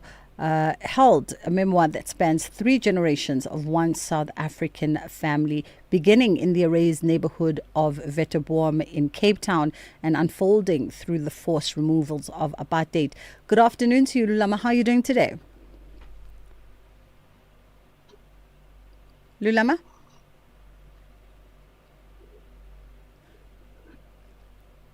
Lulama, can you hear me? Hi, Bridget. Good. Hi, Bridget. Hi. Okay, let's try and reconnect again with Lulama. We seem to be having either a cross line or some kind of delay that's happening there via our WhatsApp connection. So we're going to try and connect again with Lulama. Moments in Time, it's a new feature that we introduced for the 2026 season of the show. And we go back. We go back into the pages of told and untold South African and African history, and we explore some of the moments, some of the events, and some of the characters that have come to shape a lot of our legacy, a lot of our history, past, present, and future. And by the way, if you have a suggestion, because I think with this one, we also aim to bring the lesser told stories and introduce ourselves to the lesser known individuals, whether heroes and heroines, whether characters, antagonists, protagonists of our collective history. So if you have come across an interesting story of an interesting event, whether it be cultural, whether it be political, or an interesting individual or individuals, or an interesting moment that caught your attention and had you going, oh, I didn't know that. Feel free to share with us so that we can begin to explore and unpack with ourselves and our audience. Hopefully we've got Lulama back on a better line. Lulama, how are you doing? Hi, Bridget. How are you? I'm good. How are you? I'm good. Thank you so much for the time. Much appreciated. I guess firstly, let's start with the book Held, Portrait of a Black Family. And let's unpack that title and how that project comes to find expression as a published work. It is quite intense, iteration of life. As a child who received these stories from her grandparents that have experienced the forced removals, the life in what we now call the townships, and I guess with the birth of us and having voices to speak to them again. So that's where all of it is, and maybe to even talk about how even with all the pain that surrounds all of these stories, there hasn't been a moment where the family hasn't had love. The family was never short of magic and warmth, and that's where the title came from. Like, is this is the book? The line is breaking from our end. I don't know if we have another line. Can we try and find another line, because we are dropping Ululama every couple of words, so it will make the conversation a little bit difficult to follow.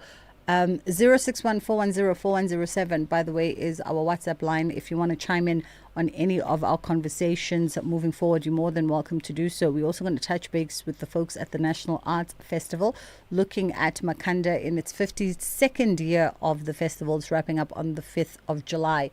And then Stages Pages is also coming through. Are we managing? We're just trying to switch those lines or try to get another number for Ululama so that we can have a better conversation.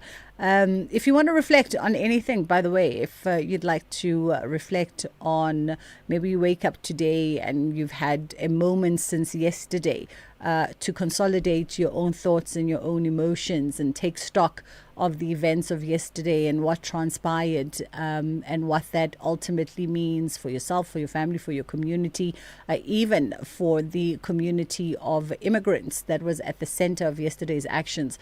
You are more than welcome to share those thoughts and perspectives. Lulama, let's try again before we go into the headline news. You were just unpacking for us the context around the title of the book Held, Portrait of a Black Family. Yes. So I'm not sure where I cut off because I had closed my eyes and I was busy being romantic about it. But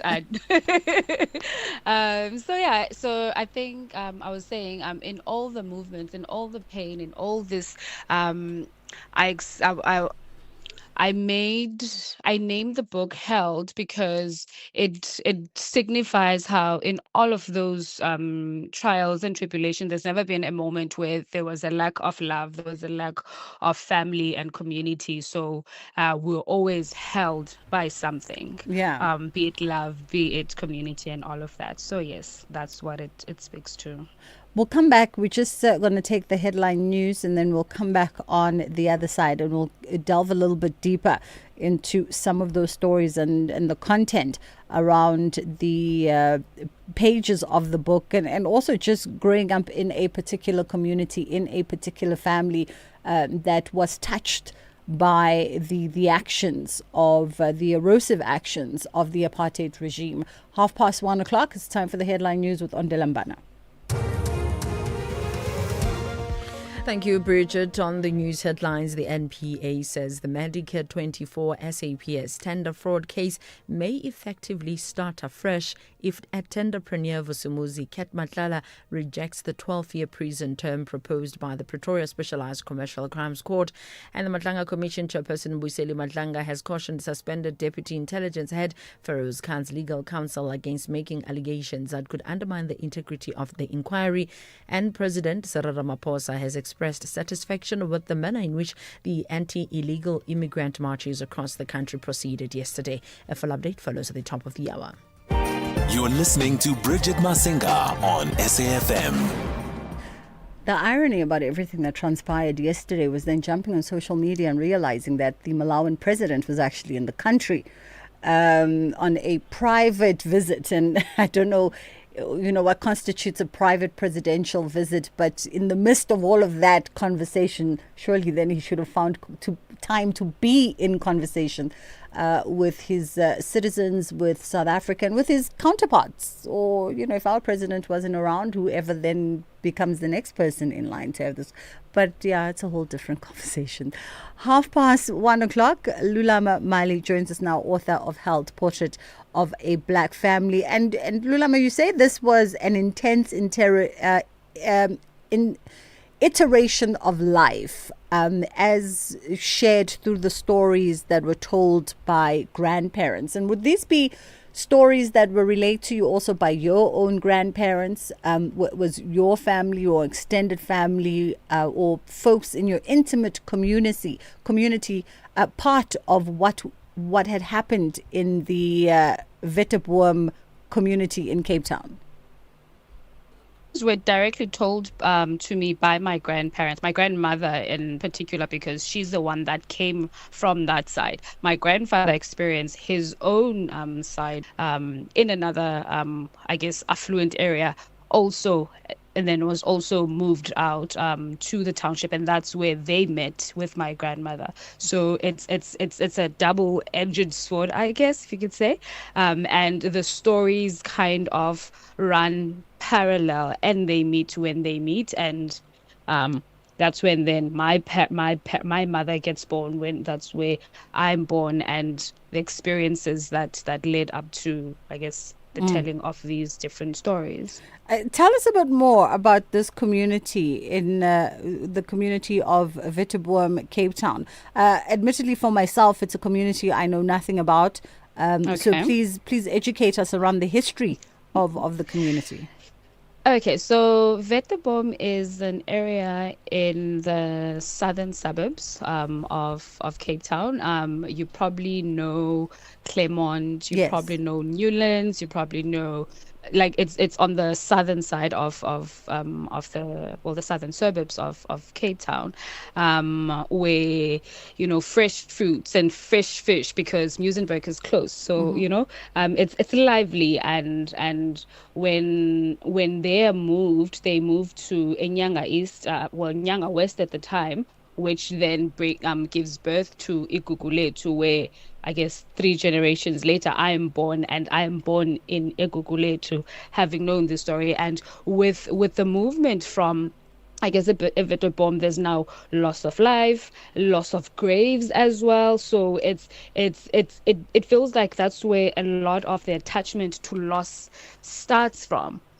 Because now my great grandfather passes away. My grandmother's father passes away, and he gets buried in Wetebom, but no one knows where the graves are because they were moved and their homes are flattened, and they've now built this place where they've moved the so-called colored area now. So now they're moved to this place that has nothing. They have to build shanty towns or squatter camps, and so again, it feels like that's when a loss of self starts happening, because now you're moving. And with Black people, we hold graves at as a sanctity of sort, and as a place of you want to visit at some point if you feel a loss, or you feel like you want to reflect. You go to your parents' grave, and if you need to cry, you cry. But now when you don't have that as a Black person, it feels like there's something missing about you, and that's again, I think I speak to that later when now my great grandmother passes away, because a lot of Xhosa people in Cape Town, their homelands are the Eastern Capes. And when now my great grandmother is quite ill, and the family is like, okay, where are we going to bury her? And she was like, nah, my man is in Cape Town. I'm never going to get buried in the Eastern Cape, because what am I going to do there when my man is this side? So those kinds of conflicts as well. So yeah, so again, stemming back from the initial loss of where so I mean, the book is not just about that, but it also speaks to the politics around, because as a person born in the 80s and waking up to the 90s, Mandela's coming out of prison, Chris Hani is assassinated. These are little stories that we were a little young to understand, but being raised in a Pan-African home, we were forced to have our eyes open to them. So for me, it's stories that our kids need to know outside of what the media influences them to understand, because from a human level, because I think there's that old saying, like if the colonizer tells you the story, they become the hero. And my grandfather was very much into the PAC. He was there on the 21st of March when there was that massacre, and a lot of people don't understand that it actually started in Langa and not just Sophia Town, so those kinds of stories. So I get to talk about those stories, when how the PAC started the march on the the protest on the 21st of March, how he ran because his wife was pregnant at the time, and he was like, I'm not trying to die here. I have a baby on the way, So little trinklets and little stories that make history to not feel so far. Yeah, it definitely sounds like a very personal project that really taps on different themes, displacement, upheaval, being uprooted, a sense of separation from one's physical home, but also from one's spiritual home. And obviously, as you say, as Black people, we have a connotation to a place we call home. The physical earth that we call home for us is more than just the brick and mortar of the house, but it houses the history, the legacy. It houses the spirits, the ancestry of who one is. We got a voice note here on Witeboom, because I think unless you probably grew up in Cape Town, in the Western Cape to be specific, or you really are into delving a little bit deeper into South African history, there are certain communities that speak to the displacement of Black people and colored people and Indian people whose stories have been highlighted over the years, that we know about from different provinces. but there are some stories that most of us don't know about, and for me, a Witteborm is something new. 0614104107. Let's go to WhatsApp. Hi, Bridget. It's interesting to hear about this family from Witteborm. My parents were born in Vrygrond Retreat. I think the place used to be called Ardeflay. They were forcefully removed to Guguletu. Guguletu was still called Nyanga West, and my other families were also moved to Nyanga East. So when you go to Guguletu, Walanga, Nyanga, we have a lot of black families that were moved from these places. As much as you've got people who still want to say that there were no black people born in Cape Town, but there are a lot of black people who were born in like Vrygrond, Simonstown, Witteborm, and other places. Thanks. And that's why we school ourselves with moments in time, right? Because everyone comes from somewhere. And everyone has origins of somewhere, and of course we move and we migrate willingly, unwillingly as folks. Vrygrond, she says, Vrygrond, another place I've never heard of. So if you're from, that's another township in the southern suburbs. That's quite right. And it's so interesting also because as a foreigner to Cape Town, because we've been told that we are. Migrant laborers to Cape Town. Migrants. As a foreigner to Cape Town, we were told that many years ago by a certain lady. We when we hear southern suburbs of Cape Town, as you say, we refer to the affluent suburbs, southern suburbs of Cape Town. And we associate that with what, quote unquote, colloquially we call white suburbs. And we have no context of the history that, in fact, there were black people and colored people who called these places that were abundant with vegetation, that, were probably impeccable with views and all the rest of it, who lived there until they were told that they can't live there. Cape Town is full of that, and the PR machine of that is trying very hard to propagate that erasure, and stories like these. I think I really just want to implore people to start having this conversation, because there's a lot of us, and as the caller just said, we get a lot of that, like there aren't any black people that were born in Cape Town, and I stand here as a third generation Cape Townian, and it always feels like a punch in the gut when someone says that. I'm like, what do you mean? We were there, we've been here. What do you mean that there's none of us that were born here? So and especially, I think the reason, the big part of the reason why I started writing this book is that there aren't really stories from, I guess, what gen are we? Like, if you're born in 1984, I'm just a teenage 42-year-old. You're I'm millennial. just a teenage 40-year-old. There aren't really stories of blackness around this time, because we're really like at the cusp of the millennial and the Gen X, and there's so many stories, and I think the only thing that we get to speak about as that generation is, I guess the highlight is Mandela he comes out of prison, and that's that. But for us, people that were born of the people that were so deep into the struggle, we got the children of very, very heavily influenced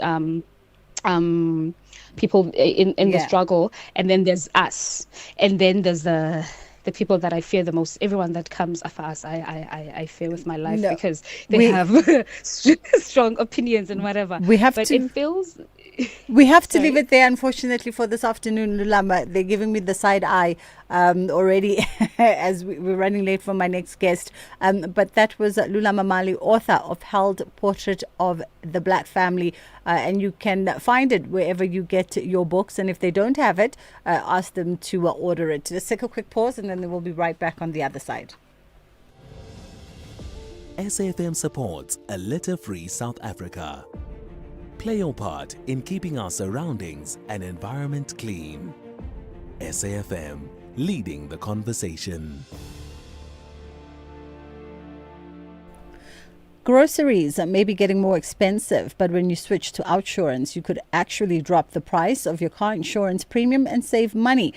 You could save big, like 37-year-old Lerato saves a whopping 599 Rand a month on her 2026 Kia Sonet.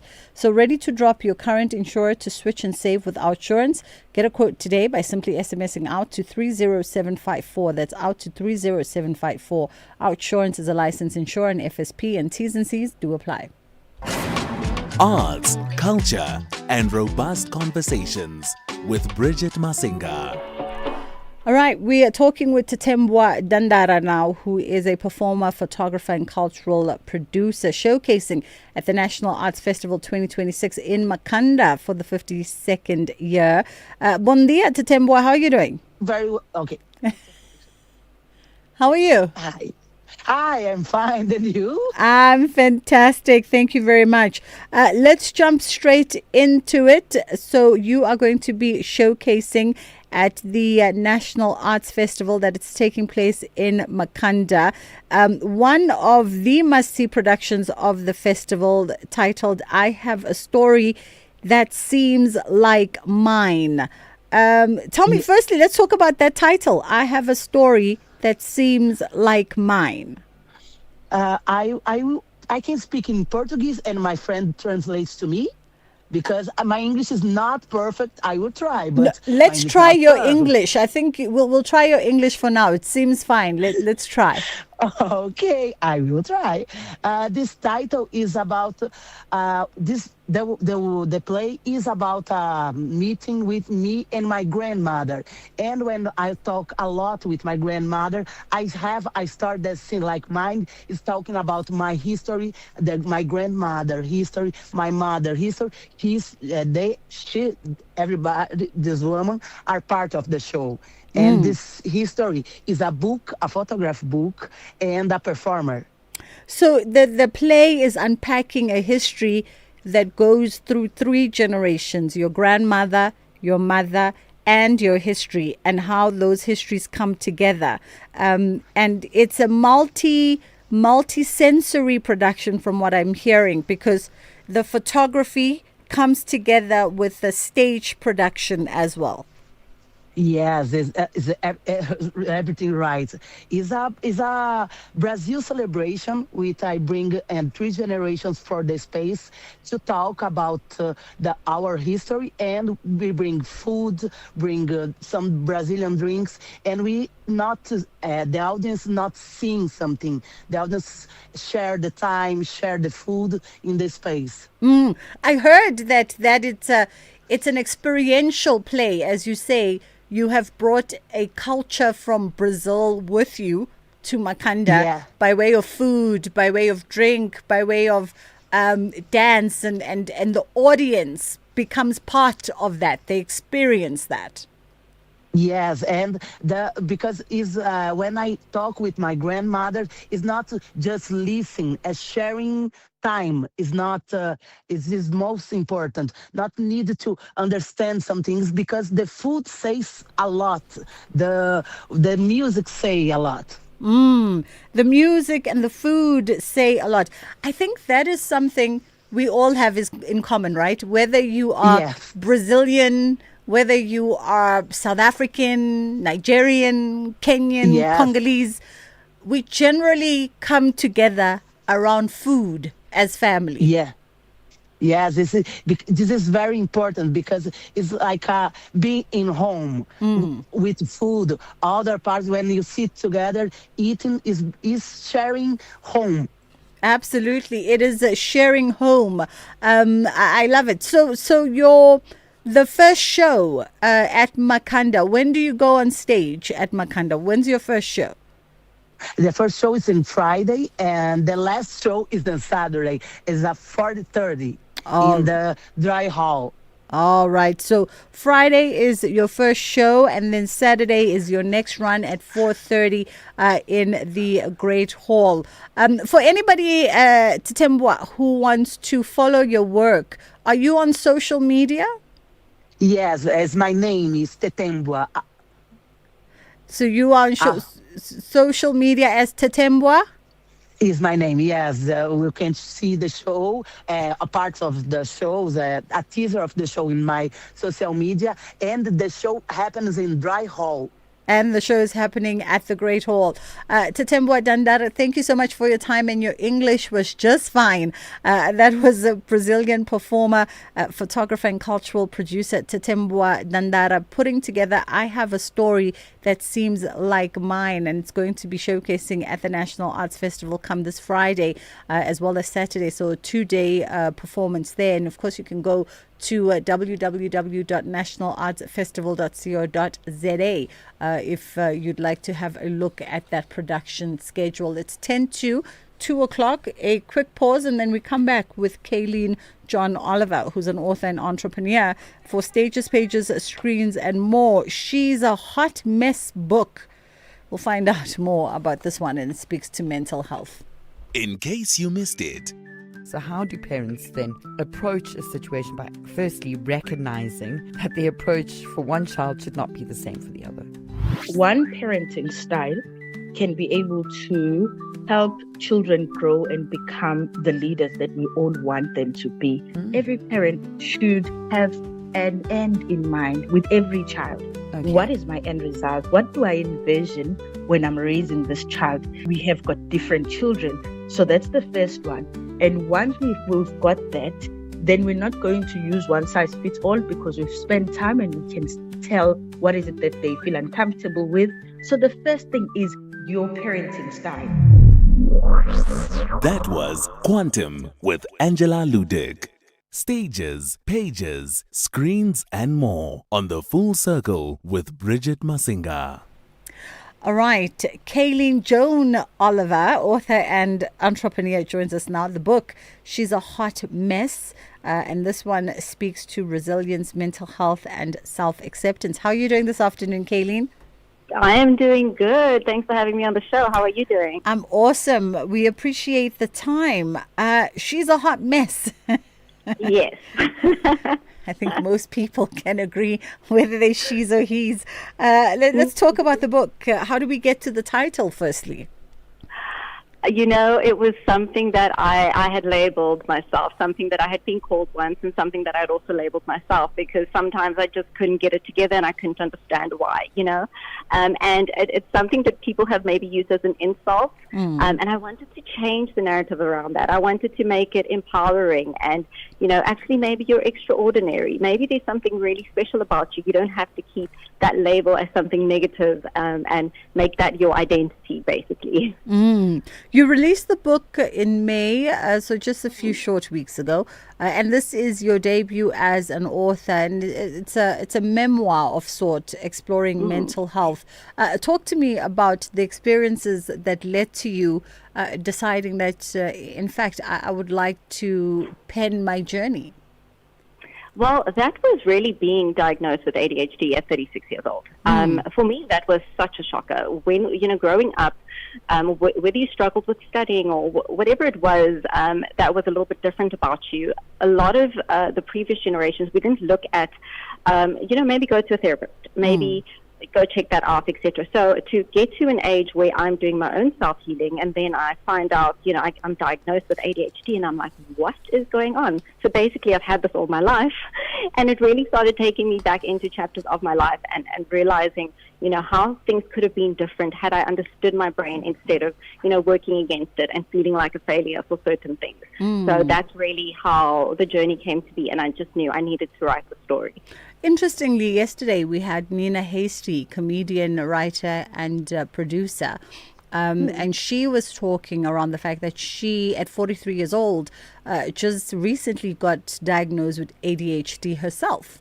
And she shared a similar sentiment to what you've just shared, that, you know, through all the years as a comedian, using the word loosely, unhinged, she just thought she was unhinged, you know, until she went and started doing some self-seeking work that led to the diagnosis of ADHD.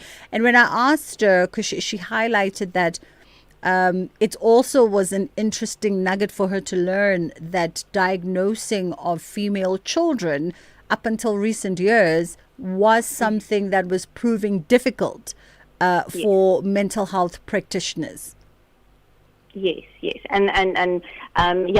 So what I've researched on that, and the reason it is because when you are a little boy, it's easier to spot the signs. They're hyperactive. They're usually, a little bit of they call them the naughty kids in class, very energetic and can't sit still. With a girl, what tends to happen is we get so used to masking, and then we carry on masking throughout our lives because we're told to be a certain way. We're told to not be too loud, you've got to do things right, you've got to not be too loud, etc. And then you tend to just go into you're super sensitive, and then they tell you you're too sensitive, so you tend to just be quiet. So most of the little girls with ADHD, those are the ones who struggle silently, and you can't really pick it up. But she's maybe too quiet in class, or they say you daydream too much because she's looking out the window instead of, one of the chapters of the book talks about that, looking out the window instead of finishing your English assignment, etc. So I think that now that it's coming to light and people are, opening up about it more, I believe that there will be,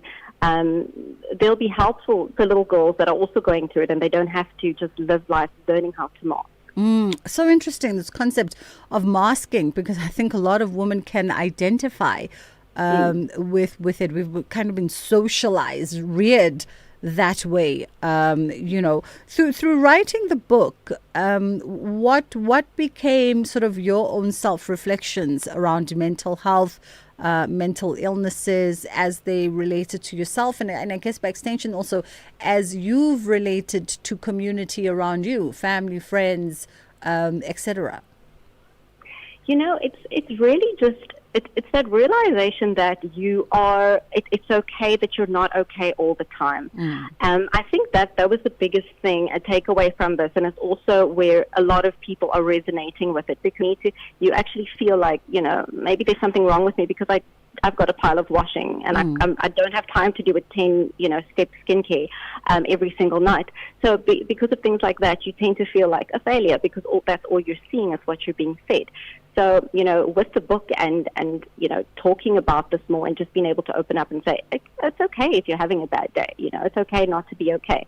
Giving yourself grace, I guess, yeah. For folks that are going to go pick up She's a Hot Mess, particularly women, because I'm hoping men also to understand the inner workings of the female brain, but particularly women, as using this as a vehicle to give themselves grace and to find themselves in someone else's story. What are you hoping would be the takeaway from them? That would pretty much be it. I would, just being able to be okay with not being okay all the time, because there's so much more that you can get done. There's so much more of your potential that you can reach when you're not fighting your own mind all the time. And when you're not looking at yourself like, if I'm not perfect every single day, if, I'm not like everybody else or completely perfect, then there's something wrong with me. Once you realize that your weaknesses are possibly your strengths, the things you're struggling with is what you need to overcome so you can help others. And that's usually where your strength lies. That's where the power is in it. And I hope that that's what they take away from the book. We can't wrap up the conversation without exploring the platform that you've created called the Limitless Woman Hub. Tell us more about that. Yes. That's my baby. I love the Limitless Woman Hub. So basically, it is a platform that I started last year where, and it's grown dramatically all over South Africa, where women are signing up to be part of if you're an entrepreneur, or if you're just starting a business, if you're looking to start a business, or you just want more, you want some mentorship, you want other women around you that motivate you and inspire you, including networking events, etc. So this platform, women have signed up, you register, we do a mentorship every second week with, guest speakers and things like that. We do networking events all over South Africa, Women's Day events, Joburg, Cape Town, Durban, etc. And we really just motivate each other. We've got a private community where it's sort of like a phone app where we chat. You can list your business, and we stick to supporting each other's businesses. We'll support, if there's a job, one of the ladies have jobs, etc., in her salon or whatever it is, she will post it on that platform. So it's quite a powerful, So it's a platform it's a powerful platform that I started last year, and women really needed this. They needed a system that was all for them, and they were going to maybe bump into a woman investor or bump into a woman who can say, hey, let's collab, let's do something together, etc., because we've got the same mindset of motivating and rising. The Limitless Women's Hub, where do folks find it? I mean, is it a .com.org? Is it a simple hi on a WhatsApp? So it's the Limitless Woman Hub is www.thelimitlesswomanhub.co.za. Okay. Once you're on the website, it will tell you everything about how it works, how the sign up works, how we onboard you, etc. They'll then they'll get into the WhatsApp groups and all of that stuff. Be invited to all the events around South Africa, and mentorship that happens every Thursday. So it's also on Instagram and on Facebook as the Limitless Woman Hub. I love it. So if you are a woman entrepreneur, an aspiring woman entrepreneur, female founder, small business, medium business, large business, just wanting to connect with like-minded females, see how we can expand on the power of collaboration, the power of maximizing each other's visibility, growing together as a community, the limitlesswomanhub.co.za, where you can go find Kayleen and some women doing amazing things. Kayleen Joan Oliver, thank you so much for the time. Author and entrepreneur, and that book, She's a Hot Mess, is out at your bookstore. Wherever you get your books, that's where you'll find it. 2 o'clock, Ondalambana is standing by with the news.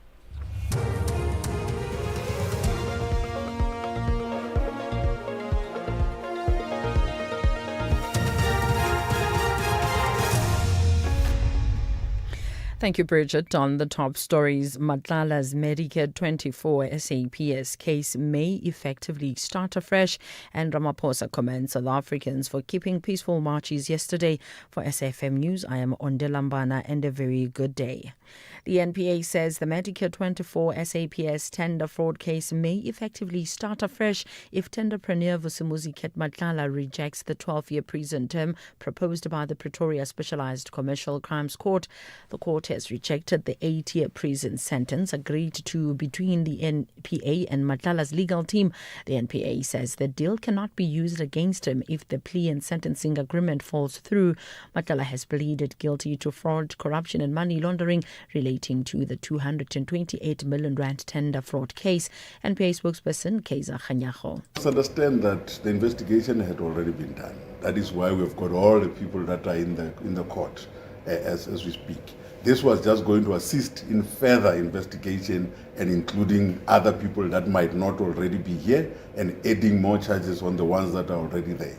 Therefore, if this collapses, therefore, we have got to go back to square one and then continue with the prosecution of the people that are there, and also then deal with the information that is there. Go and find more evidence, because we cannot use whatever is in the affidavit. Madlanga Commission Chairperson Muiseli Madlanga has cautioned suspended Deputy Intelligence Head Feroz Khan's legal counsel against making allegations that could undermine the integrity of the inquiry. Madlanga's comments come after Zubair Khan made allegations during a media interview that there may have been a leak at the Commission linked to Feroz Khan's shooting. Khan was shot on Sunday in Houghton, Johannesburg, and is unable to testify at the Commission today. Madlanga warned Khan's lawyer from making comments that have the potential to undermine the integrity of the Commission. You see, this is not only about what you intended to convey, but it is also about how reasonable listeners would have understood this. You are saying this in the context of General Khan having been shot. And in that context, you mention leaks or compromise. Or what did you mean by compromise? I understood it, and I believe myself to be a reasonable listener. I understood you to be referring to leaks from or by the Commission. Police have fired rubber bullets at protesting residents in Ratanda Extension 23 in Heidelberg. 3 people have reportedly been injured. Residents took to the streets and barricaded roads. After being without water for over 4 weeks, police continue to monitor the situation. This protester, who prefers anonymity, says her brother was shot and remains in a critical condition in hospital. The police arrived and they started shooting at people. The hospital told us they were shot with real bullets and not rubber bullets, and he's in a critical condition. They are considering taking him to a different hospital in Sebokeng or Telamogoane Hospital. President Cyril Ramaphosa has expressed satisfaction with the manner in which the anti-illegal immigrant marches across the country proceeded yesterday. Ramaphosa was speaking on the sidelines of the inaugural Google Cloud Summit in Sandton, Johannesburg, where he delivered a keynote address today.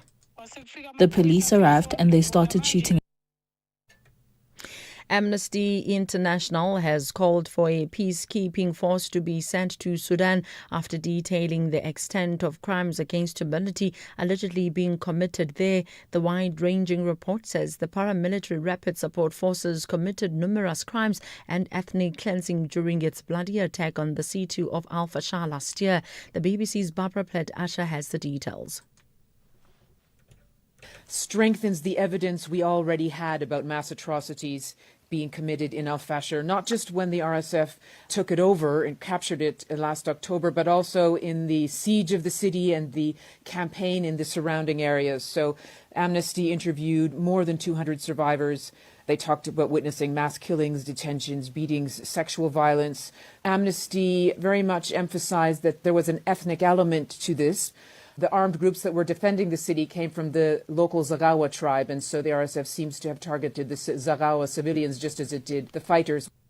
Recapping the top story, the NPA says the Medicare 24 SAPS tender fraud case may effectively start afresh if tender premier Vusimuzi Matlala rejects the 12-year president term proposed by the Pretoria Specialized Commercial Crimes Court. I'm Madlanga for SAFM News Headlines at 2:30. The National Arts Festival is live in Makhanda until 5 July, featuring artists like Thandiswa Mazwai, Msaki, Concord Ngabinde, and the Soweto String Quartet, plus international productions from Canada, the UK, Brazil, and Australia, and the 2026 Standard Bank Young Artists. Over 200 shows, one small town, 11 days. You should be there. Book now at nationalartsfestival.co.za. SAFM has signed a code of conduct that is enforced by the Broadcasting Complaints Commission of South Africa. Under the code, we are committed to giving news that is accurate, comment that is fair, and programming that is not harmful, does not amount to hate speech, or contain violence or explicit sex. If you think we are not living up to that code, then you can inform the Broadcasting Complaints Commission of South Africa. Direct any complaints in writing to the Broadcasting Complaints Commission of South Africa. PO Box 142365. Craig Hall 2024. Fax to 011-326-3198 or an email to bccsa@nabsa.co.za. For more information, please visit www.bccsa.co.za. The Full Circle with Bridget Masinga, Monday to Friday, 1 to 3 p.m.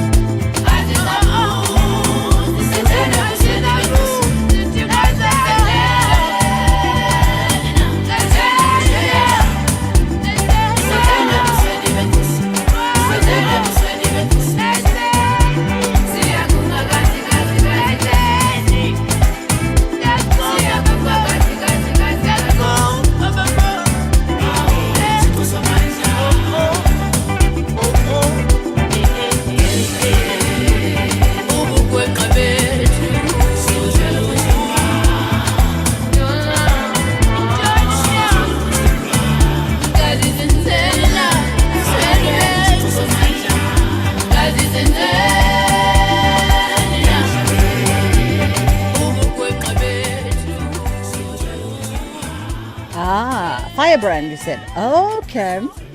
Simpiwa Dana coming through with Nzima from the 2015 album Firebrand. I thought I was a dinosaurus. I thought I knew her catalog extensively, but Lena Yona, yes. And I don't think I've ever heard her. Maybe I've missed the show. I don't think I've ever seen her perform this particular song. Maybe I've just missed the show where she's performed it. Slower. Oh, okay. I'd have to listen to like a live album maybe, and see, because she does have a live album or two. Okay, interesting. Beautiful song. That's how we enter the 2 o'clock hour. It's just gone 10 past 2. Got some of your voice notes and messages from our earlier conversation around Witboom. One of our guests said that just to help our guests on the show, Witboom used to be a farm in what is now Constantia. Rondebosch and Newlands are a bit far off from where it was in a separate farms, and the name Witboom still used for the greater area of Constantia. Oh, it was really prime land, like really prime land. Okay, interesting. We are going to be in conversation now with Cindy Peter Boyer, who is a certified financial planner and certified financial transitionist. We've come through this term financial transitionist quite a bit now on the show. This is the second time we are seeing it. How are you doing, Cindy? I'm very well, thanks, Bridget. Thanks for having me on the show. Thank you so much for the time. So we're going to be talking financial infidelity and money secrets, the mechanics of financial cheating, and how to practically approach a joint financial plan. Let's talk about when we talk infidelity when it comes to finance. I mean, what are we talking about here? How am I cheating on my money? You know, when I was asked to chat with you today, I kind of wondered about this myself, and I looked up what infidelity means, and we all know what it means. It's an action or a state of being unfaithful to your partner or your spouse.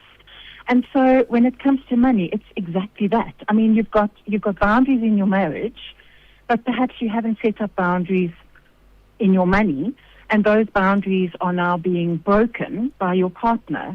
And so it's basically around deliberately hiding financial information or financial decisions, and obviously that affects the relationship. So people might naturally think, oh, maybe it's a hidden bank account, but it could be hidden debt, secret spending, it could be gambling, it could be disclosing undisclosed investments, or lending money or giving money without discussing it. And so I think at the end of the day, for me, the biggest takeout is it's broken trust. Yeah. And I think you're right. That's what it boils down to is the broken trust.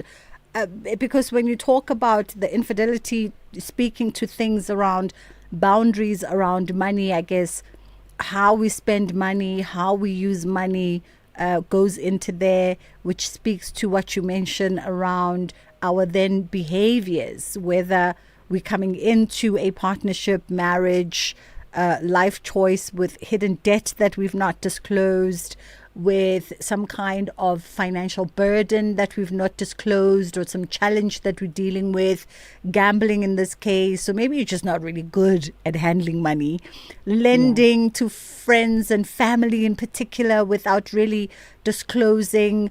And all of this boils down, as you say, to trust. So what conversation should we be having from the jump to set the ground rules of what would constitute financial infidelity in our relationships and what would constitute breaking it? Well, I think this is a really important topic that, to be honest, I hadn't really thought about before I came into this profession. I think just as you would have relationship rules, and I think this is going to be different for each couple, because we're all unique. We're all going to see the world differently. But it's to sit down and actually have conversations around money. Now, when I see clients, one of the first things that I like to do with them is to talk to them about call it the story of money, their story of money. You know, research shows that children have got memory of money from as young as 3 to 4 years old. They don't understand budgeting and things like that, but they can understand the concept of value of exchange. They may have seen their parents fighting over money or over bills, and so they can learn on the negative side, money equals stress or danger. At age 7, this is really quite interesting. Core behaviors around money have already been formed. So it's really interesting. So, we've learned things like delayed gratification or planning ahead, and this research says that this forms like a baseline for your relationship to money. So you come into a marriage at 20, 30, 40, whatever your age is, or into a relationship, and you've got such a history of money story behind you that because we don't talk about it, money is taboo, money is emotive. Generally, people don't speak about money. Now we're going into a relationship, and we've got this history of connection to money, and sometimes that is good and sometimes it's bad. And I think at the outset, and if you are already married for 40 years and you've got monetary issues with your partner and there's secrecy and money conversation isn't easy to have, I think that's one of the signs that there's an issue. We should be able to talk about money. But also to look at our history and to say, I've picked up this behavior because I saw my mother doing it, for example. Is it actually serving me? And have open conversations about that. I think that would be a really, really good starting point. Yeah. Let's take a quick break, Cindy. We'll come back and continue exploring this conversation around infidelity as it relates to finances and our money behaviors and money secrets. Feel free also, if you're listening to the conversation, perhaps you are a reformed cheater in this space, or perhaps you are still cheating on your partner and your spouse. 0614104107, because a lot of people find it also easier to just, give the sibling, sister, brother, give my cousin, give my mom a little bit of money here and there without telling the husband, without telling the wife, and then you patch whilst you're waiting for that money to come back. Or you just donate it to friends and family without actually telling the other person that, hey, by the way, I've given Bridget 2,000 Rand just to tide her over, or 500 Rand just to tide her over. So we're having that conversation today. And because we don't want you to get in trouble at home and end up sleeping on the floor or sleeping with the dog, you're more than welcome to remain anonymous. 061-410-4107 is our WhatsApp line. It's just gone 20 past 2 o'clock. Whether it is a CCMA referral, problems with a mechanic, unfair blacklisting, or an uncontested divorce, Clientele Legal provides tough professional lawyers for an affordable monthly premium. We cover civil, criminal, and labor-related matters. Our nationwide legal teams are standing by to support you 24 hours a day. Plus, all plans include a bail benefit of up to 5,000 Rand, and we'll go to the police station and pay it for you. Join today. SMS SAFM to 32195. That's SAFM to 32195. And we'll call you back. SMS now. Clientele General is an authorized FSP and licensed non-life insurer. T's and C's online. Standard rates apply. You're listening to Bridget Masinga on SAFM. All right, we're in conversation with certified financial planner Cindy Peter Bauer, who joins us now, and we are having a conversation around financial infidelity and money secrets. And Cindy, you spoke about parents and that a lot of our relationship with money, we know, stems from observing what our parents do or don't do. So when it comes to partnership, because it's so difficult for us to, in those romantic stages, we're not talking about, hey, what is your debt? It's such an off-putting question. Oh, hey, how do you handle money?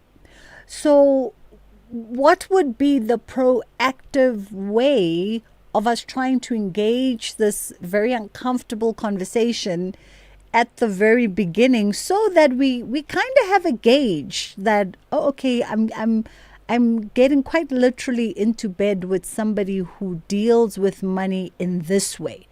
And so I need to have a strategy that speaks to that. So I think awareness is key. If you're aware and you have conversation with your partner and you become aware together of your own money story and even the way you handle money and the things you do, and what I think could be quite a helpful strategy is to sort of create a rule, probably the wrong word, around let's talk about money. But when we talk about money, let's create a safe space. Let's instead of sitting opposite each other and fighting, let's have an agreement that what we'll do is we'll sit on the same side of the table and we'll be on the side against the issue. Mm-hmm. And we'll make a decision and we'll try and stick to it, because it's actually really difficult to stick to it because money is so emotive. Yeah. To say, this is going to be a no judgment zone. I'm going to give you space to speak and you're going to give me space to speak. And sometimes things are going to flare up. And if they flare up, say, hold on, we said this is a safe space. Let's just table that and we'll come back to it later. And you can look at what caused the flare-up, what triggered you. I think it really comes down to communication, to being brave enough to have these communications. The issue will come in it where, and I see this a lot, not necessarily with my clients, but just through my life, is that sometimes people do start getting extremely defensive when you speak about money. And that is the problem.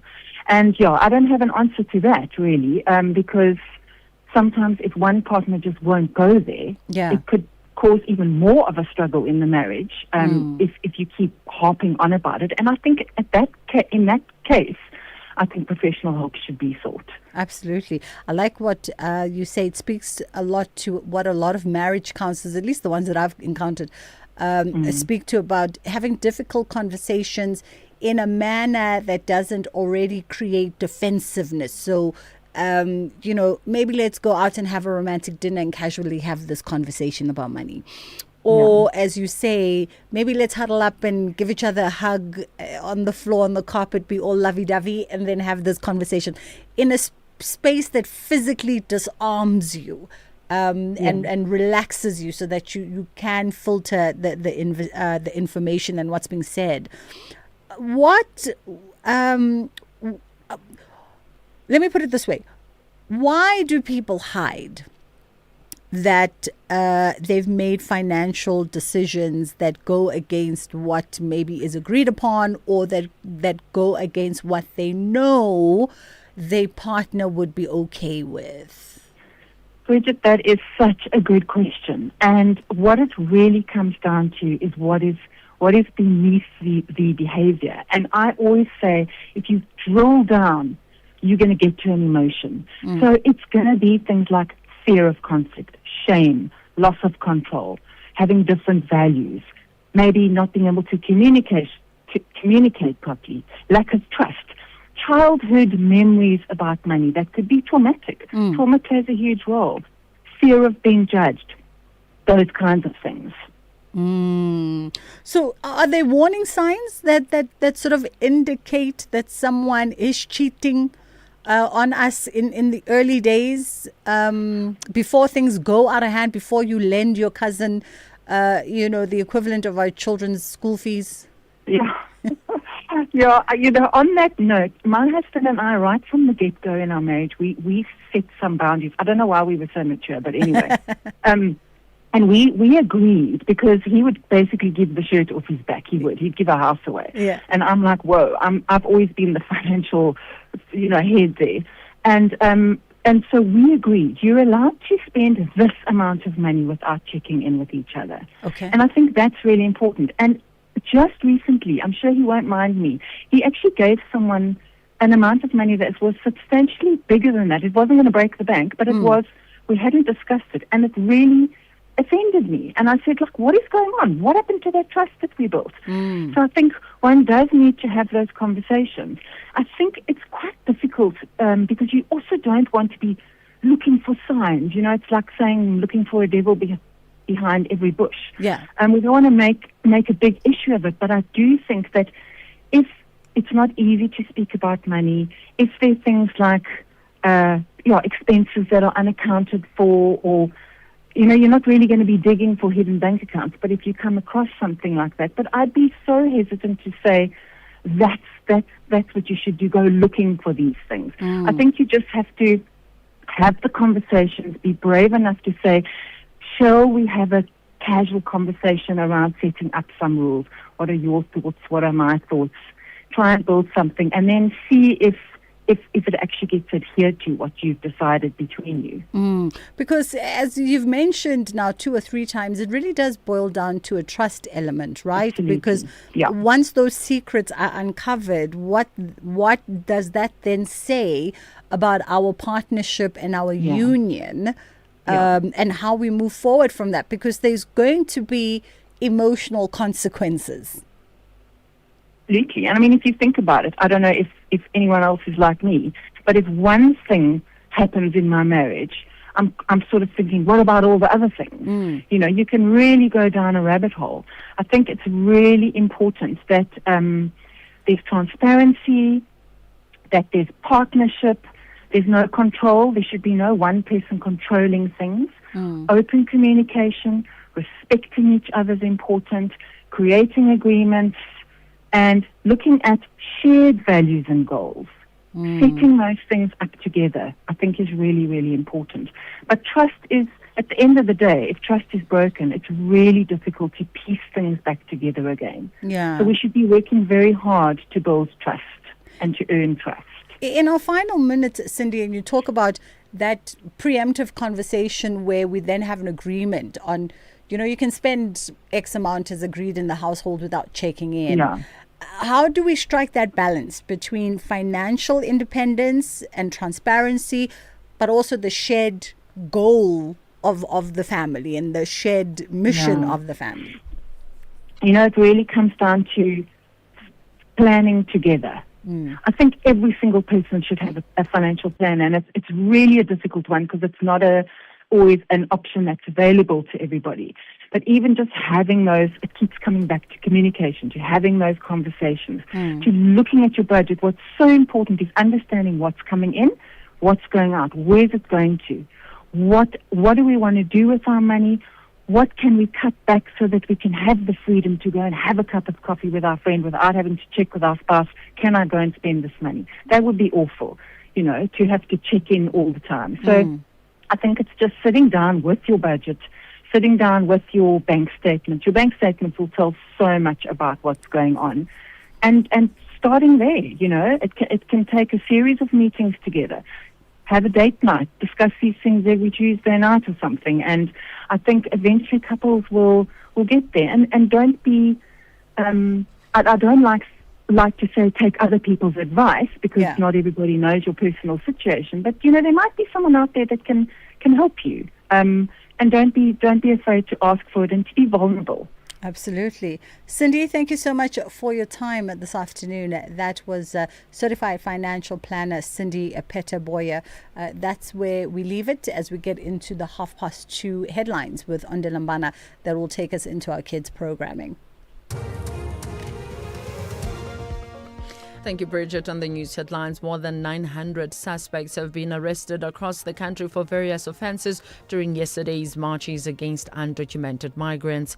The NPA says the Medicare 24 SAPS tender fraud case may effectively start afresh if tender premier Vusimuzi Madlanga rejects the 12-year prison term proposed by the Pretoria Specialized Commercial Crimes Court. And Labour Federation COSATU has raised concerns over reported shortages and staffing pressures at the National Prosecuting Authority. A full update follows at the top of the hour. Bridget Masinga is streaming live now on Facebook, YouTube, and X at SAfmRadio. Clientele is here to safeguard you and your family with compassion because life happens. Be part of a family that truly cares. Our funeral dignity plans have helped South Africans bury their loved ones with dignity for more than 30 years.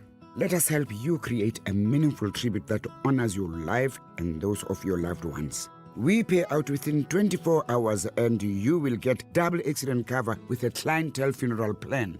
Our plans are affordable. Pick the option that suits your needs. Easy to apply, no medical examinations and no paperwork. SMS SAFM to 48031. That's 48031. Clientele Life is an authorized FSP and licensed life insurer. T's and C's online. Standard rates apply.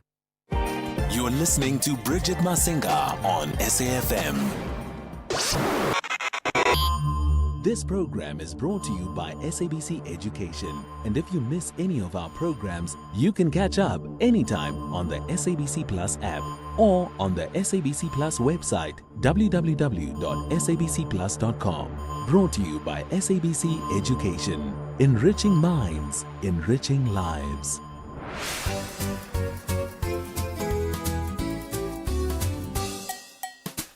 Hello, friends, and happy Wednesday. Welcome to another exciting episode of Kids Corner.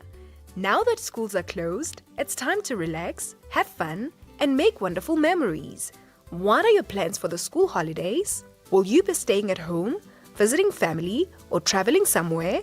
What is the one thing you're looking forward to doing the most during the holidays? And who are you most excited to spend time with during the school holidays? Alright, friends, let's hear from some of our friends while you share your answers with the people next to you.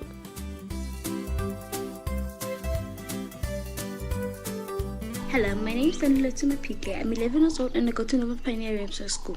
My plans for the holidays is to mainly stay with family and friends, and I won't be going on vacation because my parents are going to work and stuff. So I think I'll be mainly going to go see family and staying at home. One thing I'm mainly looking forward to do this holiday is to spend time with family and to sleep. There is a new hobby that I really want to try to learn to do. I really want to learn more crocheting skills and how to crochet more things.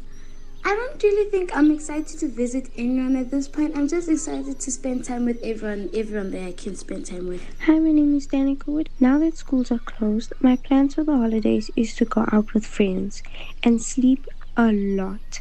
I also hope to visit family a lot this holidays. A new hobby I'd like to try during this holiday is probably getting back into reading because I haven't been reading books as much anymore. The person I'm most excited to spend time with during the holidays is definitely my best friend Jordan. Thank you. Greetings to you all. My name is Lorraine. Thank you so much for listening to the Kids Radio Show today. For the school holiday, I will be staying at home and I will not be doing any traveling or any of that sort. I will just be staying at home and studying for Sem 3. What I'm looking forward to the most during the holiday is spending time with my family, reading books, and crocheting. Yes, there is a new hobby and game that I want to try. I want to try knitting and I want to try some other game of some sort. Who I'm most excited to spend the holidays with is my parents because I haven't been spending that much time with them during term 2. Thank you so much for listening to me today and I hope you have a wonderful rest of your day. Bye. My name is Tracy Ziba. For the June holidays, I'm looking forward to spending time with my siblings and friends, and I'll be at home. And on some days I'll be traveling, some days I'll be playing outside with my friends, and some days I'll be watching movies. I think I'll be going through my novels because reading is one of my hobbies, and I am most excited to spend time with my friends. Thank you. Hello everyone, my name is Akana Takaran. I am 10 years old. For holidays, I'll be staying at home and visiting family. The one thing I'm looking forward to most is playing outside with my siblings. I want to try drawing as a new hobby. I'm most excited to spend time with my grandparents. Hello everyone, my name is Ashley Kabamba. My plan for this holiday is just to spend more time with my family and my friends. Most of the time, my parents do more of the planning of where are we going to go or what are we going to do during the holidays. I've never felt pressurized to go somewhere during the holidays so I could have something to talk about when coming back to school. But I really prefer going somewhere during the holidays because most of the time staying home during the holidays can be really boring. Good day, my name is Monet Angel Langabera. Now that schools are closed, I will be visiting my family and traveling somewhere. So one or two things that I'm looking forward to doing the most during the holidays is trying a new hobby and activities while I am on holiday, and also preparing myself for the upcoming term.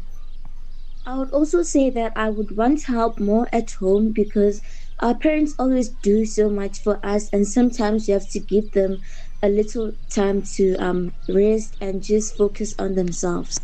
As for the activities I would like to try during the holidays is basically learning how to bake more. There's some videos I've watched before, but I've never tried baking the stuff before, so it would be fun to learn and everyone can enjoy the food afterwards.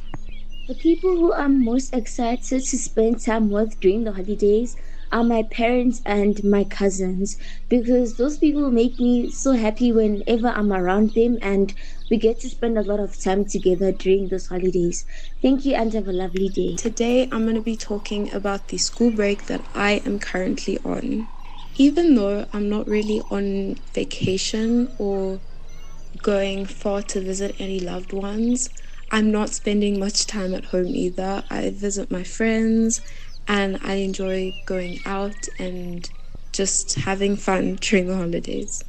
I think the holidays are important and I think you shouldn't be on social media for like the whole holidays, and you need to go out and do fun activities with your friends and with your family and just enjoy other people's company as well.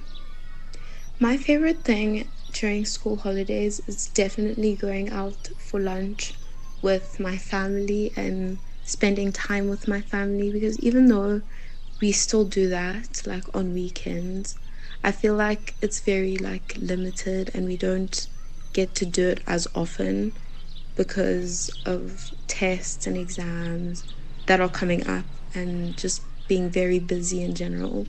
So during the holidays it gives us more time to spend time with each other and go out and have lunch and do all that kind of stuff. And I think being active is also very important during the holidays, and I stay active by going on walks, going on runs. Well, not runs because but I like going on jogs with my mom in the morning. So I think I'm pretty active. And it's good to be active during the holidays because it's a long period. It's really long. Thank you so much for listening. Have a good day.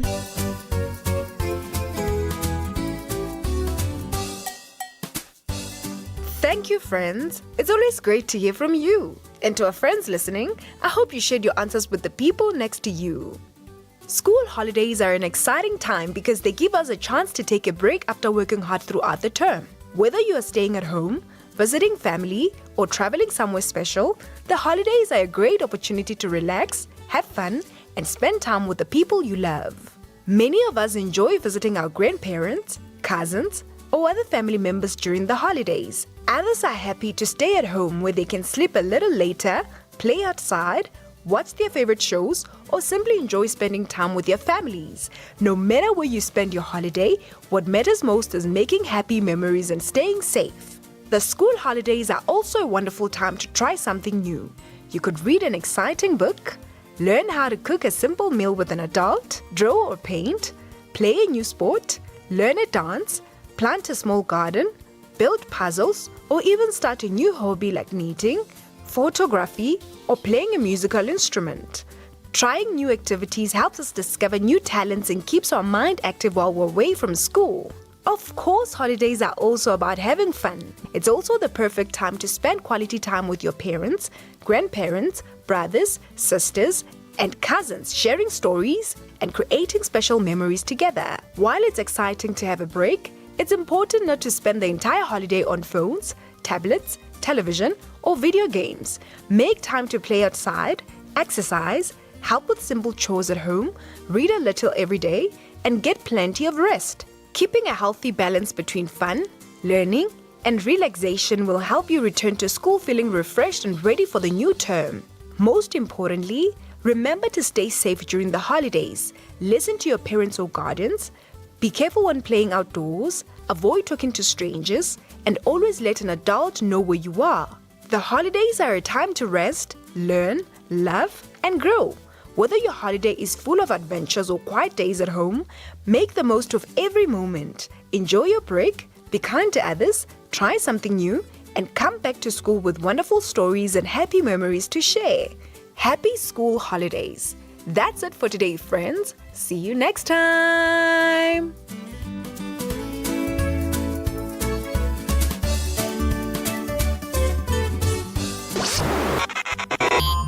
If you miss any of our programs, you can catch up anytime on the SABC Plus app or on the SABC Plus website, www.sabcplus.com. Brought to you by SABC Education. Enriching minds, enriching lives. In case you missed it, the revolutionary movement of the character of the ANC today finds itself in trouble or in question by the corrupt element and the malfeasance within the state that we run. But we have the capability, we have the ability as the ANC and the agility to turn around the tides. When we deal with problems of migrations and everything, let us not be violent. There's a rule of law in terms of how we handle this thing. NEC member Dakota Legwete. that was the Daily Discourse with Joanne Joseph.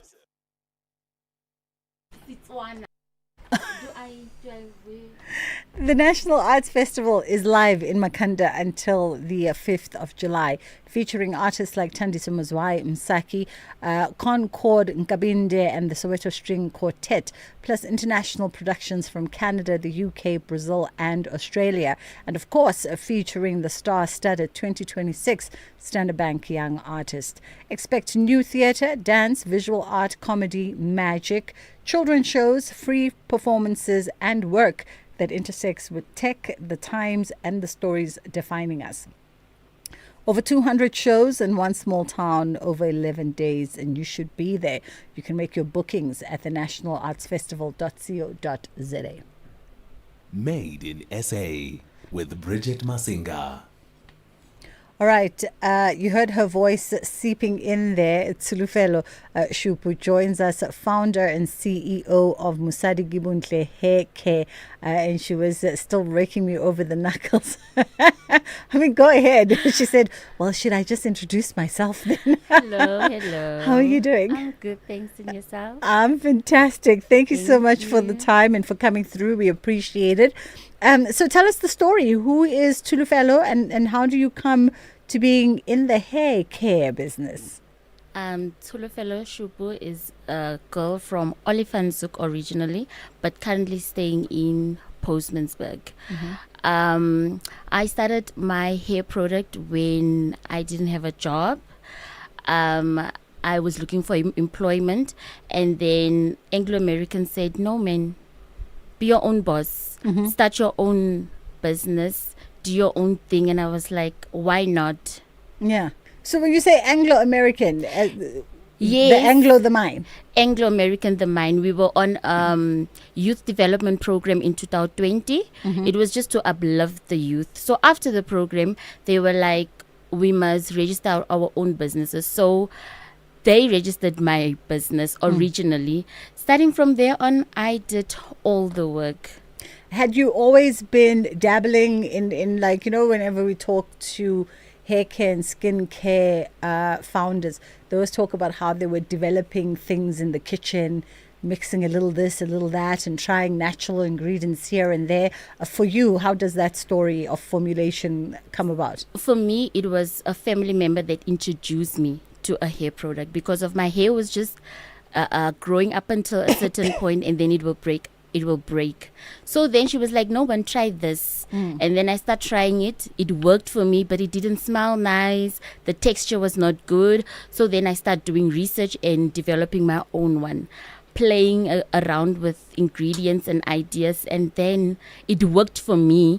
And then I would recommend it to friends, and they would be like, no, we love it. That's why when Anglo-Americans say come up with a business, that's the first thing that I thought about, because of people know it, they have used it, not people like just family members and close family friends. Do you understand? So I was like, okay, no, let me do it. And then I went with it, although it was not an easy ride, but here we are. Here you are. So is it natural or is it chemical based? Is it formulated using specific active ingredients that are indigenous to South Africa? It's natural products only. It's not harmful to your skin, and it's a little bit of medicinal as well. Okay.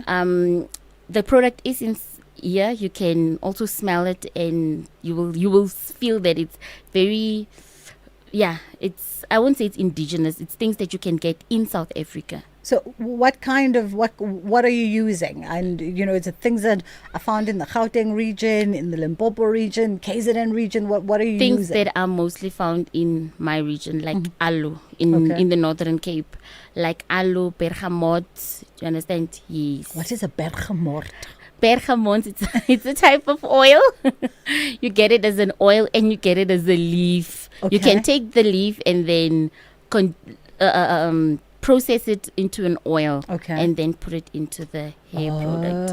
That's why I say it's more medicinal than anything. Even a baby can use it. Nothing will happen to. So when we're using bergamot, because now we're learning a new ingredient. Look at me switching to a Northern Cape accent.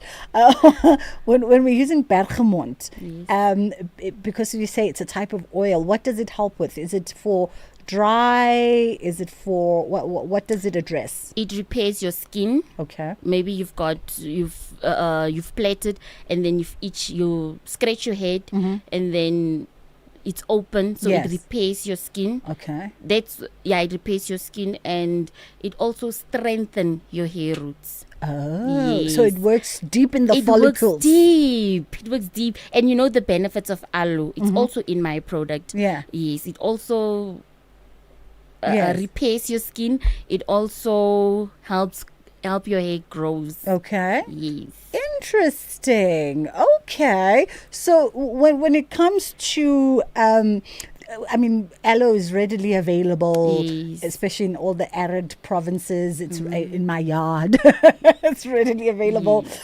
But things like bergamot, is it something that you find easy? How are you growing? And also, at what scale are you at now? Like how many orders are you servicing per month, more or less? Per month, I would say 150 to 100 orders. Okay. For now. Yeah. But with the social media engagements and stuff, it goes up. The bergamot, I used to get it in stores, pharmaceuticals, but now I don't know.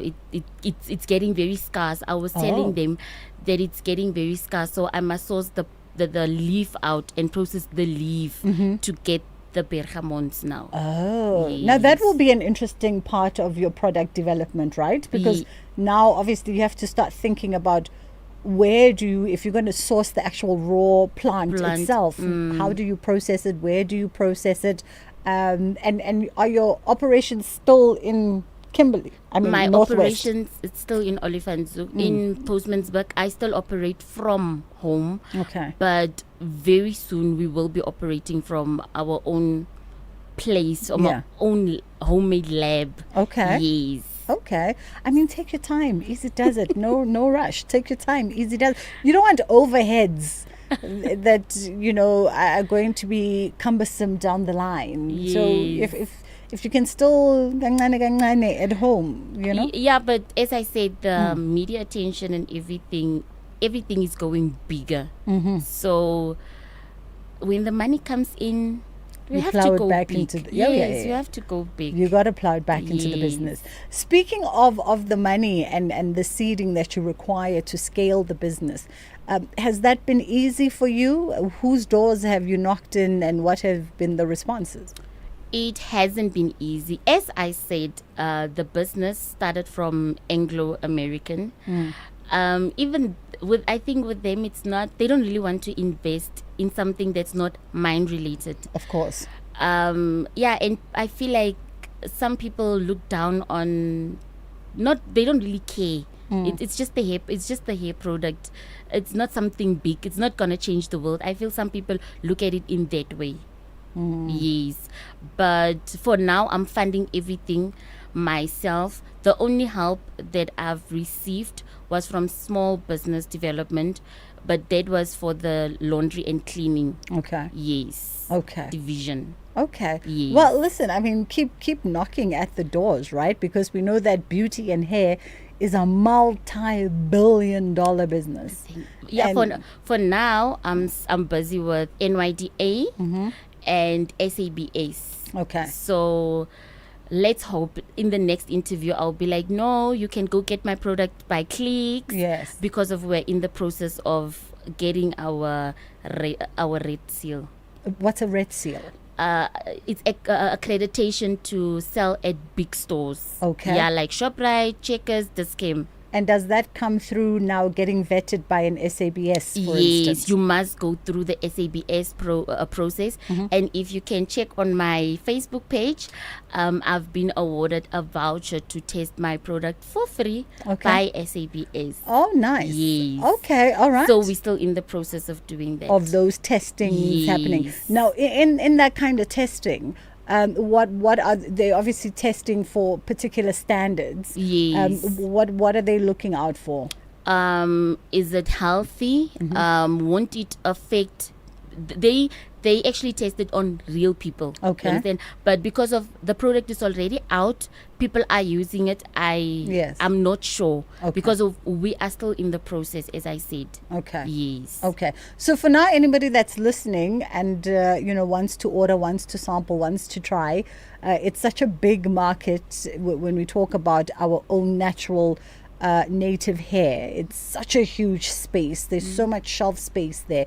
Anytime you walk into a Clicks or Dis-Chem or any of those stores, there's a new brand, local, international. For folks that want to support you, that want to rally behind you, that want to order, that want to test, where do they find you on social media? You go on Facebook, Mosarike Bontle, and then you go on my website, www.mosarikebontle.co.za. That's www.mosarikebontle.co.za, and my number to reach me 076 6418 002.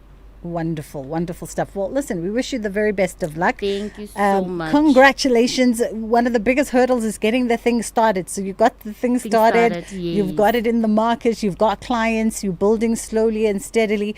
And we can't wait to see what happens. I say this to young entrepreneurs in the business of beauty and hair. Please go, if you haven't watched it yet, please go watch the conversation between Emma Gred and the founder of Mayel Hair Care. It's on YouTube. It is definitely going to be worth a watch for you. Someone who started out just like you with a international vision and where she's at now and where she's built the company to be at now. Just an ordinary mom mixing in the kitchen for her kids and now has a multi-billion-dollar business. Black mom too. So go watch that conversation. All right, we are wrapping it up. Day 130 at the Madlanga Commission of Inquiry. And of course, today we know that a lot of time was spent discussing Major General Feroz Khan, who was initially supposed to be appearing at the commission today, but obviously is in hospital following that attack on Sunday evening in Houghton, where he was allegedly shot. A lot of exploring what the next steps would be were done by the commissioners as well as Khan's legal representatives and some of the evidence leaders. Let's reflect back on the earlier discussions. Well, the last question I asked was what time General Khan was shot or is supposed to have been shot. You said around 11:30. Was it not, in fact, earlier than that? Chairperson, I have not spoken with the police, neither have I seen any of their investigations. You will remember that I bent over to my attorney and asked him, and that is what was communicated to me. Independently, I'm unable to answer that question. You may counter this if you want to end, indeed, as you are free to, or at liberty to. I have here something posted by Mr. Bule Lichwidi Jones of ENCA on X. I assume that a tweet is still a tweet, it's not an X, even though the platform is now X. And it says, at ENCA, and then arrived on the scene around 23:18. The incident happened just after 2300 hours, we are told. But what's important is he's already there. He's there at 23:18, so obviously before past. And he says he's told that the incident happened at 2300 hours. Would you have a basis for saying that that is not so? No, I was not at the scene. I was informed much later, and I did not arrive at the scene. No, I'm asking a different I don't question. have a basis. You would not be able to say that is not correct. I'm not able to. You are not able to say so. All right. Now, here's my difficulty. You suggest in the interview, you mentioned the unfortunate death, obviously there, even though you don't mention the name, it's obviously a reference to witness D or Mr. Marius van der Merwe. You say a witness that testified at the commission has passed on, and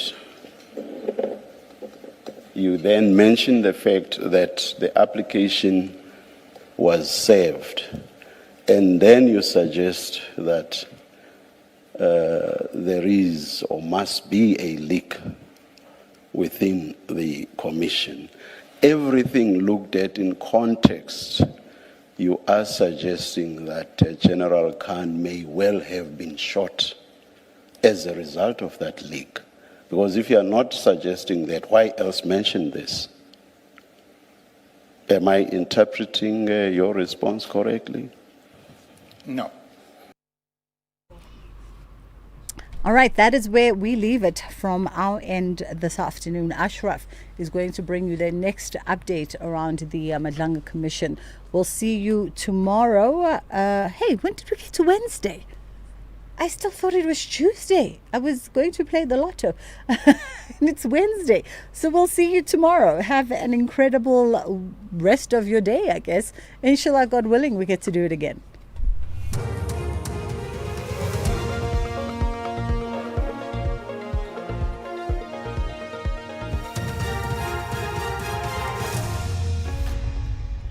Thank you, Bridget, and the team on the top stories. More than 900 suspects arrested in yesterday's marches, and Ramaphosa to swear in the newly appointed ministers. For SAFM News, I'm Mondelambana, and a very good afternoon. More than 900 suspects have been arrested across the country for various offences during yesterday's marches against undocumented migrants. The National Joint Operational and Intelligence Structure says the suspects were arrested for looting, immigration law violations, illegal firearm discharges and malicious damage to property. The Western Cape, Eastern Cape and KwaZulu-Natal recorded the highest number of arrests, while the Free State reported the most looting incidents. Nat Joint's chairperson Tibelo Musigidi was addressing media briefing in Pretoria today. The majority of those arrested were illegal foreigners and looting as a result of law enforcement operations conducted alongside the protesters. Some were arrested for public violence, some for harboring illegal immigrants in terms of Immigration Act, some for business robbery at spaza shops, and so on and so forth. The Western Cape recorded a total of 215 arrests. President Cyril Ramaphosa will swear in the newly appointed ministers and deputy ministers at the Union Buildings in Pretoria this afternoon. Last night, Ramaphosa made an announcement regarding the changes he made to his cabinet. Some of those include Dinah Pule, who's making a comeback to the executive as Minister of Social Development, whilst Willie Ocamp replaces John Steenhuisen as Agriculture Minister. Steenhuisen is now the new Deputy Minister of Trade, Industry and Competition. The NPA says the Medicare 24 SAPS tender fraud case may effectively start afresh if tenderpreneur Vusimuzi Ketmatlala rejects the 12-year prison term proposed by the Pretoria Specialized Commercial Crimes Court. The court has rejected the 8-year prison sentence agreed to between the NPA and Matlala's legal team. NPA says the deal cannot be used against him if the plea and sentencing agreement falls through. Matlala has pleaded guilty to fraud, corruption and money laundering relating to into the 228 million rand tender fraud case, and pay spokesperson Kaiser Khanyago. Let's understand that the investigation had already been done. That is why we've got all the people that are in the court as we speak. This was just going to assist in further investigation and including other people that might not already be here and adding more charges on the ones that are already there. Therefore, if this collapses, therefore, we have got to go back to square one and then continue with the prosecution of the people that are there and also then deal with the information that is there. Go and find more evidence because we cannot use whatever is in the affidavit. Labour Federation COSATU has raised concerns over reported shortages and staffing pressures at the National Prosecuting Authority. COSATU says the shortage of prosecutors is compounded by early retirements and high vacancy rates at a time when the country is battling rising levels of crime, corruption and increasingly sophisticated criminal syndicates. Matthew Parks is COSATU's parliamentary coordinator. The retirement issue is a bit concerning because you're talking about the loss of 47 prosecutors who really need their experience. In the overall scheme of things, losing 1% of your staff should not be too much of an issue. The deeper concern we should be having is about the vacancy rate of up to 600 prosecutors. That's a much greater number. That's about 15% of the headcount of prosecutors. And that's also against the background of our prosecutors having a caseload of about 150 to 300 dockets per year. That's about double the international benchmark. UNICEF is warning the twin earthquakes that struck Venezuela a week ago have exacerbated the risks of child exploitation and trafficking. The charity estimates that nearly 700,000 children who have been separated as a result of quakes require humanitarian assistance across the affected areas. Local charities have documented reports of rescued children going missing. The death toll of the devastation currently stands at more than 1,500. Recapping the top story, more than 900 suspects have been arrested across the country for various offences during yesterday's marches against undocumented migrants. I'm Madlanga for SAfm News Headlines at 3:30. In sports this hour, Bafana touchdown in South Africa tomorrow morning. Orlando Pirates confirm Mufokeng departure and Lions promise more signings. More details at 3:30.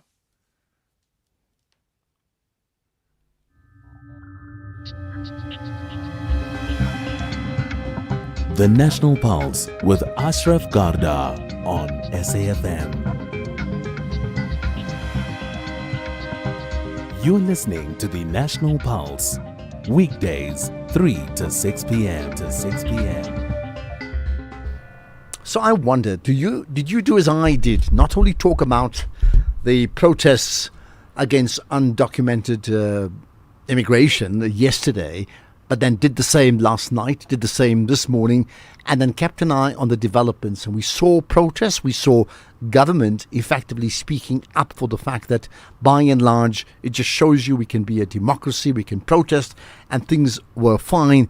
But also, there has been many examples, not one, many examples of looting that has taken place. One person killed in Alex during looting of a foreign-owned spaza shop. There's just one. There's been cars burnt. There's been stonings in the Hillbrow area where the allegation has been that foreign nationals started the stoning. Then there's been breaking of windows from marchers. I mean, there's been many around the country. So there has been, if not big numbers, there has been many incidents. And that clearly has been a conversation that I've been having with many people. And then central to that is like, really, how did we get here and how do we get out of it? Well, my name's Ashraf Garda. Welcome to the show. This is the National Pulse. You have your fingers on the pulse. I know that because you listen to the show.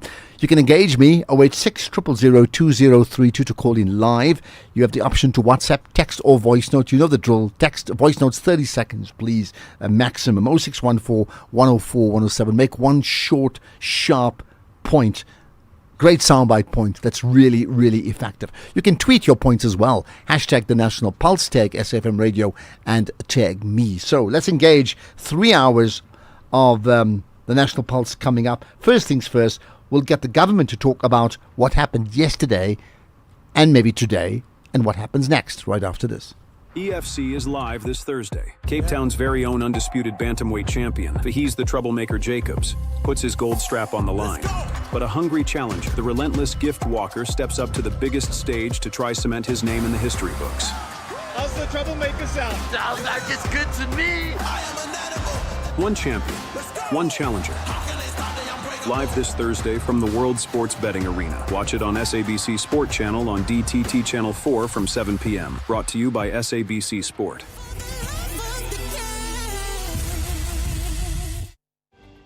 If you think you cannot afford a lawyer, think again. Clientele Legal provides tough professional lawyers for an affordable monthly premium. Our range of plans include cover for you, your spouse, children, and extended family. Plans include cover for civil, criminal, and labor-related matters.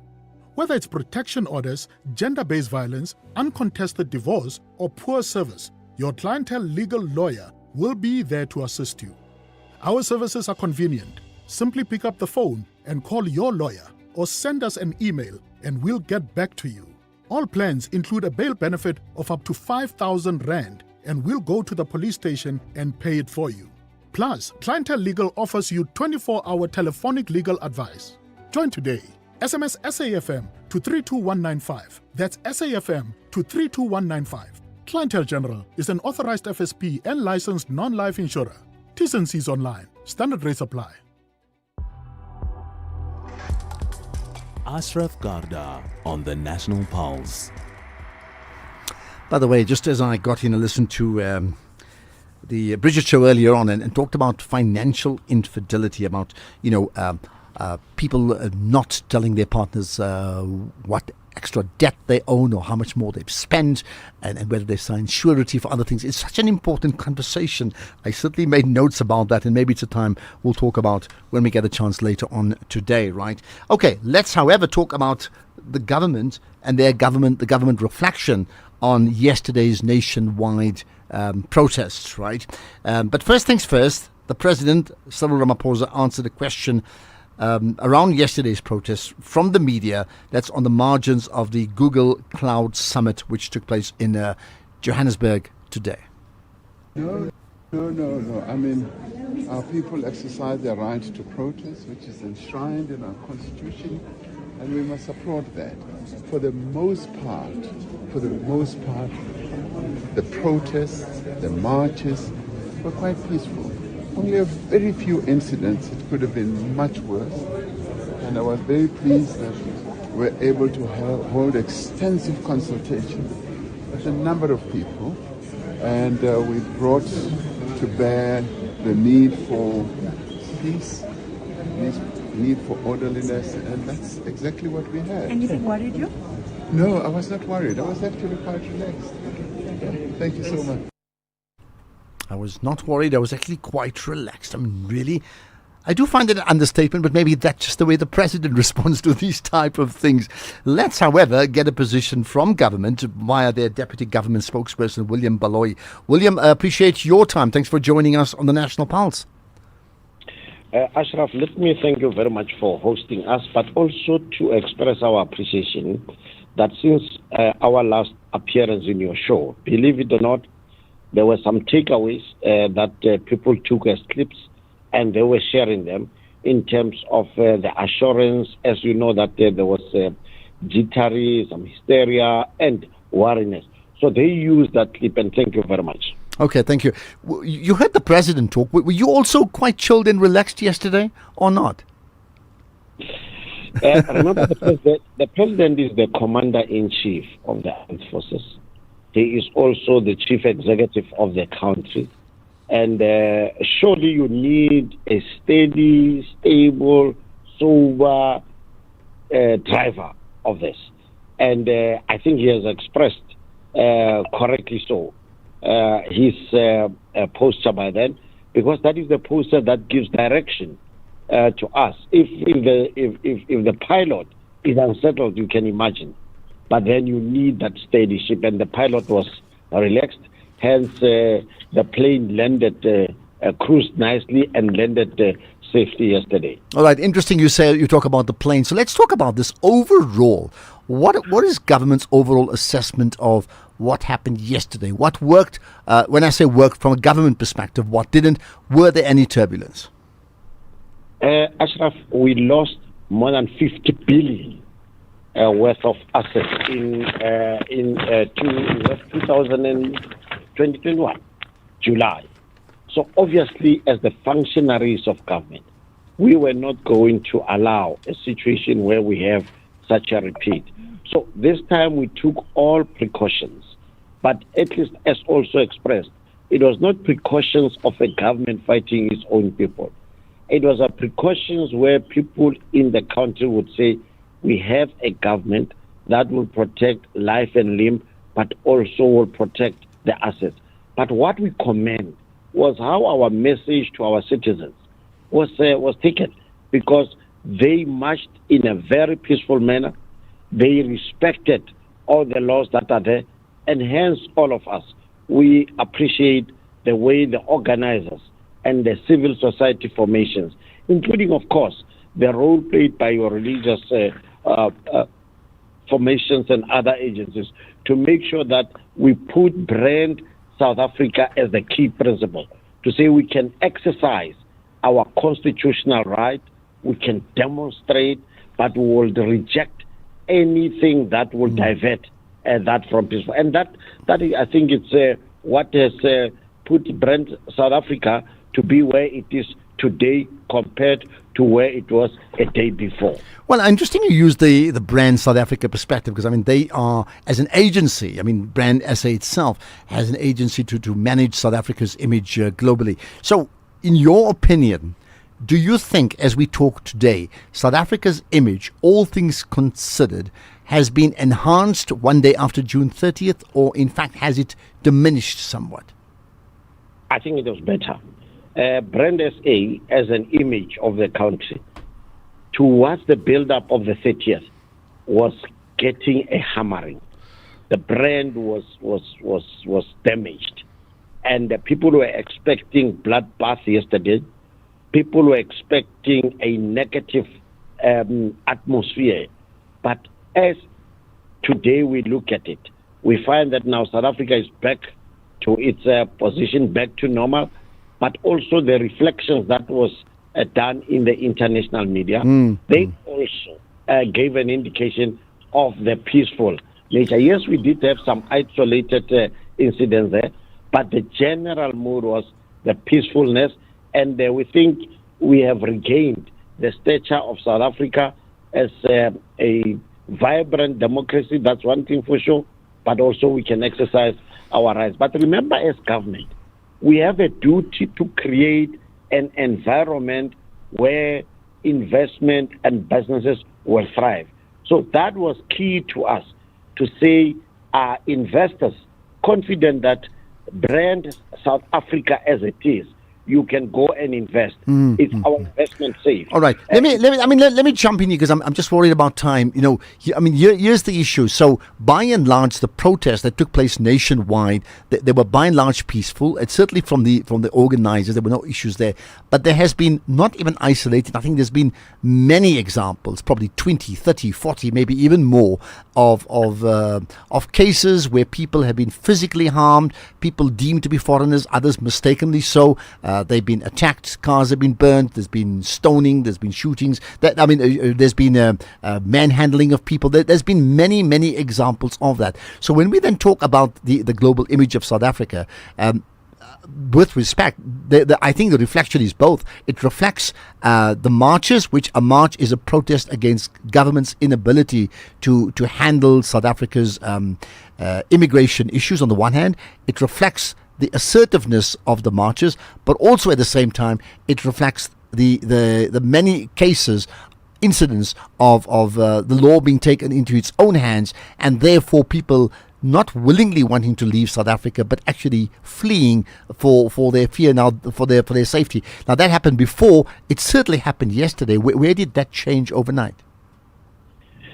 I'm not sure about the doom that is being expressed, but during the day, with the freedom that the media has, they covered lengthily what's happening.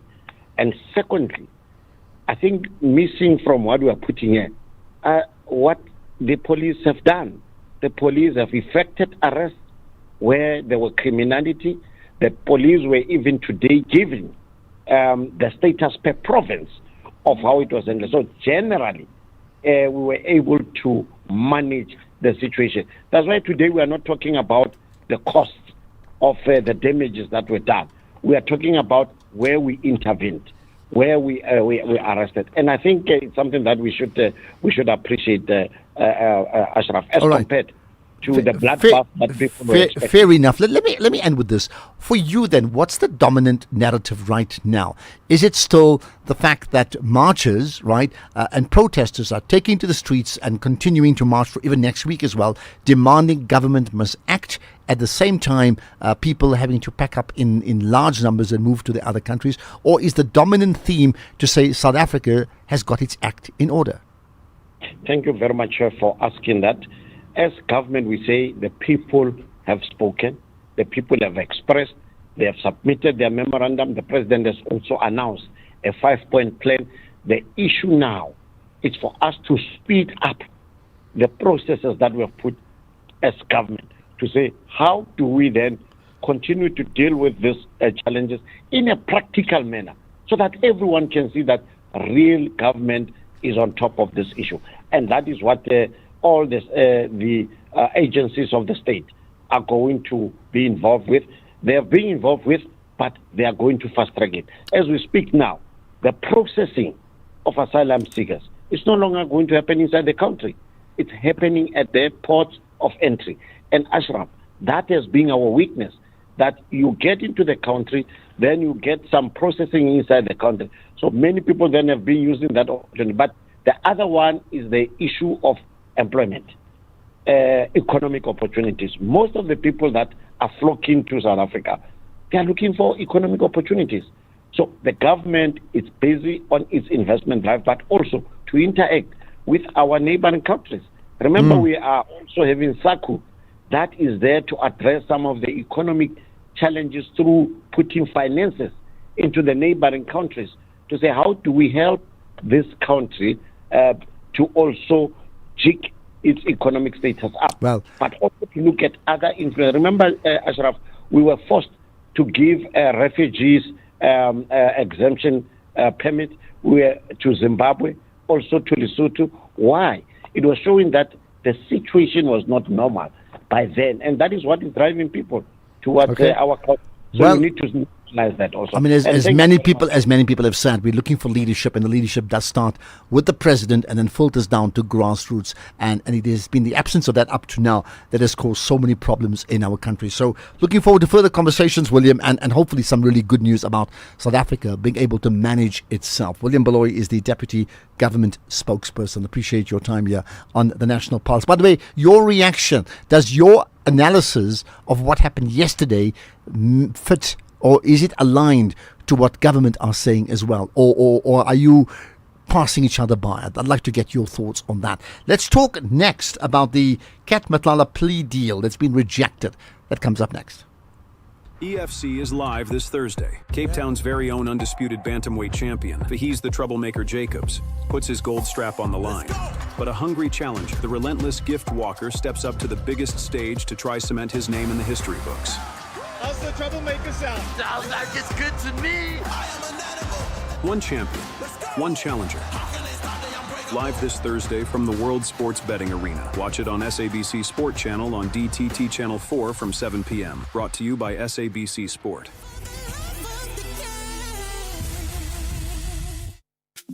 The National Arts Festival is live in Makhanda until 5 July, featuring artists like Thandiswa Mazwai, Msaki, Concord Ngabinde, and the Soweto String Quartet, plus international productions from Canada, the UK, Brazil, and Australia, and the 2026 Standard Bank Young Artists. Over 200 shows, one small town, 11 days. You should be there. Book now at nationalartsfestival.co.za. The National Pulse, weekdays, 3 to 6 p.m. Right, let's get to some of your comments, right? Because I certainly value your opinions. Here's one first up. Good afternoon, Ashraf. Good afternoon to the listeners of SAFM. Cyril Ramaphosa was meeting the leader of March and March yesterday, but one of the a lady who is always on the media, Jacinta, was not there. What is happening, Ashraf? Is it true that Jacinta is campaigning for the election for her party. The party will be announced soon, by the end of this month. Is it true? Let's see what is going to happen. Thank you. Okay, well, I thought you were asking me that directly rhetorical question, of course, because I don't know. There's many talking about an absolute alignment with the MK party. We don't know. Where was she yesterday? In fact, she was around yesterday. In fact, she delivered a talk. She spoke at the Coming Together People in KZN. That definitely did happen. Good afternoon, Ashraf and the SAFM listeners. This is Alfred Gamat Bozwana in the Eastern Cape Province. Ashraf, I would like to thank and congratulate the leaders of March and March for doing the great job that the people who are calling themselves government failed to do. So I would like to say thank you very much to them. Backward, never, forward, ever. Thank you, Ashraf and the SAFM listener. This is Alfred Gamet Bozwana. Okay, Alfred, I heard that twice over. I got your name and I got where you came from. Absolutely. Thank you. Right. Let's get more thoughts on that. In fact, no, what we'll do is you can post now. We'll bank it. We'll bank your voice notes. I want to hear what you have to say as well. But let's talk about that Kat Matlala plea deal being rejected and trying to make sense of it right after this.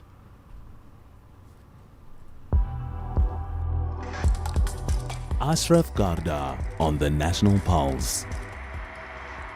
So, was it last week? Sometime chatted to Kaiser Khanyaga. They were very confident from the NPA side that a deal has been made with Kat Matlala, whereby he will effectively he will admit guilt to a range of issues. Number one, he will also then assist in effectively bringing down bigger fish, if I can put it that way. That's my words. And in linked to that, he will get a reduced sentence, which effectively would be about 7 years. But all of that subject to being confirmed by the magistrate. Now, what's happened today?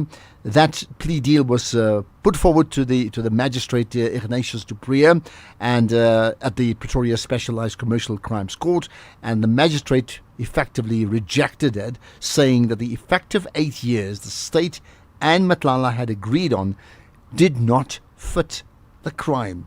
So can I say a case of putting the spanner in the works? In fact, du Preez is talking about 12 years as what he would think of it as a just sentence. Intabiseng Dubazana, Legal Eagle, I would think. Appreciate you joining us on the National Pulse. Thank you so much for having me. All right, so what would you say from this one here, from a legal perspective?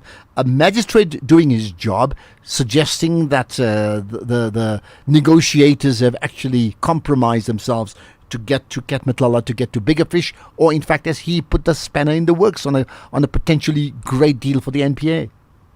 I think trying to make it so as justice is being done within anything else. Because when we look at what happened on the last sitting, it seemed as if the state conceded way back to the defense, even though, yes, at the end of the day, they're going to be securing conviction. And yes, there may be some sort of time served, but the kind of crime and the minimum sentences attached to these kinds of crimes, it seemed, I suppose, the presiding officer that too much was concealed by the state in favor of getting whatever information they deemed necessary to secure other accused persons. So as such, he reworked it and then said, you know what, I believe this is a fair sentence, but justice can not only be deemed but seem to be done in the eyes of the public, so that the public doesn't, they are, basically toothless. All right. Your line's not that great, so let me just see if I can just get Keys to just reconnect you, because I don't want to miss what you are saying. Let's just see if we can sort that out. In the meantime, let me tell you, there's this tragic story of the passengers, taking up Malawians, that is, going back home, repatriated, and the bus driver taking them on, via Limpopo on the M1. In fact, a huge accident, and this bus driver killed. and at least 11 passengers, my understanding now at this point in time, injured. A really tragic story there.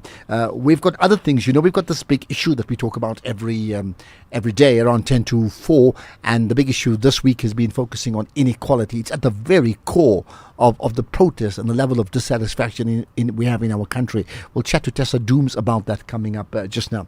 All right, I want to check up. In fact, if we do now have Intabi Singh Bozwana back with us, I would think that may be the case. I'm getting a thumbs up. No, I'm not getting a thumbs up. We'll sort that out. Let me remind you as well, just a chance for you, in terms of, wherever you are, I need to do this once in a while. Tell me where you are listening from so I get a picture of exactly who you are, what is it you do, and where you're listening from. And you can text it, you can send us a voice note, you can send us a picture as well via WhatsApp, and if you're up for it on social media, do the same thing. Where you're listening, if you want to include, the SAFM dial at wherever you are around the country, just do that as well. Great, I'll certainly give you a shout out if I pick that up as well. So that's the one thing. The other, we have podcasts, right, of all the things that we do on this show, and you can catch the podcast. And the point is not so much whether you've missed it. I'm expecting you never to miss anything. But the point is, after you've listened once, to get another take on that, to digest it, and to share it amongst your network. So go to that podcast and pick it up from there, and you pick up all those things, right? In the meantime, let's get to some other comments as well. Here we are.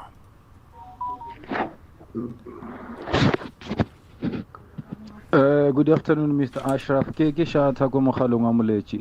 Ashraf, you know what happened yesterday? A lot of people, more especially the organizers of those marches, I think they slept with a very painful heart because they thought maybe the South Africans are going to be violent. That didn't happen, and thank God South Africa is still safe. Even though there were scuffles here and there, but majority of the South African actually showed ubuntu. Thank you, South Africa. Okay, there we are. Well, do you think that's the case as well, that in fact all things considered South Africa did well? You see, when you say that, how do you measure South Africa? The right to protest was clearly evident. South Africa is completely on side constitutionally with the right to protest, and that came through. The protests largely were orderly. I'm not even discussing the issues at stake. I'm just talking about the principle of protesters around the country mobilizing, getting themselves together and being orderly. Largely that was the case. But there is a but.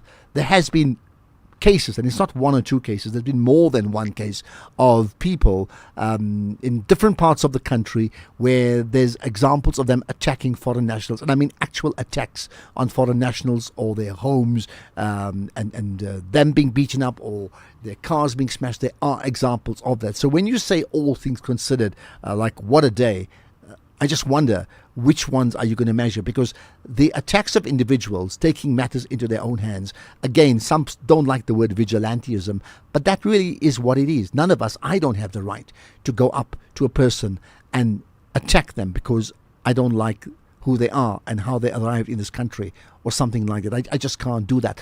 There's been more than one case of that. I mean, you can share your own thoughts and experiences of what happened on June 30th and what happens next. Let's get the news headlines. It's 3:30 years on Delaibana. Thank you, Ashraf. On the news headlines, more than 900 suspects have been arrested across the country for various offences during yesterday's marches against undocumented migrants. President Cyril Ramaphosa has lauded the holding of first ever Google Cloud Summit on the African continent. And police in Belgium say at least 5 people have been killed in a fire which broke out at an apartment block in Antwerp. A full update follows at the top of the hour.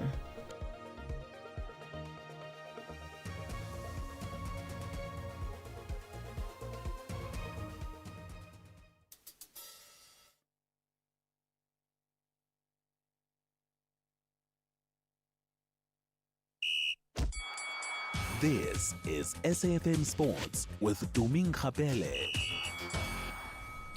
Chumi, you've got news about our team and you were hoping they stay longer at the World Cup, but they're not.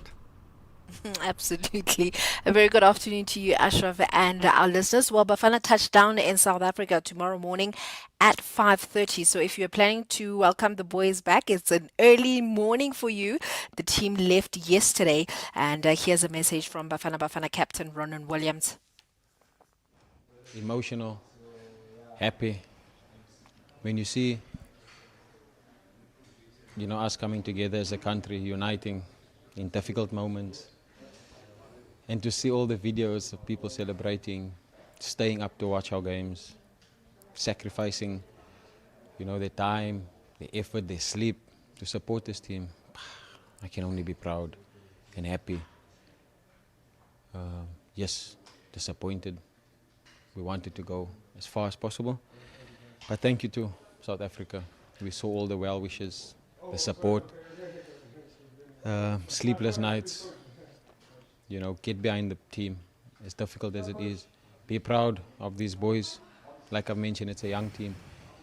We can only grow and be better and, take the lessons, the experiences, and build on this.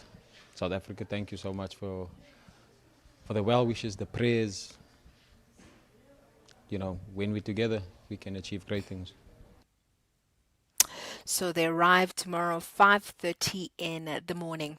Elsewhere, still staying with World Cup news, Belgium coach Rudi Garcia says that his squad is in better physical condition heading into the World Cup last 32 tie against Senegal in Seattle. After fitness concerns in the group stage, Garcia confirmed that everyone is available for the knockout clash. Belgium topped Group G after a 5-1 win over New Zealand, with Romelu Lukaku making an impact off the bench despite recent injury struggles. Jeremy Doku returns after missing earlier matches, boosting Belgium's confidence for the showdown. Meanwhile, Orlando Pirates have confirmed that the club has reached an agreement with the Belgium side Royal Union St. Louis for the transfer of Relebogile Mofokeng subject to medical examination.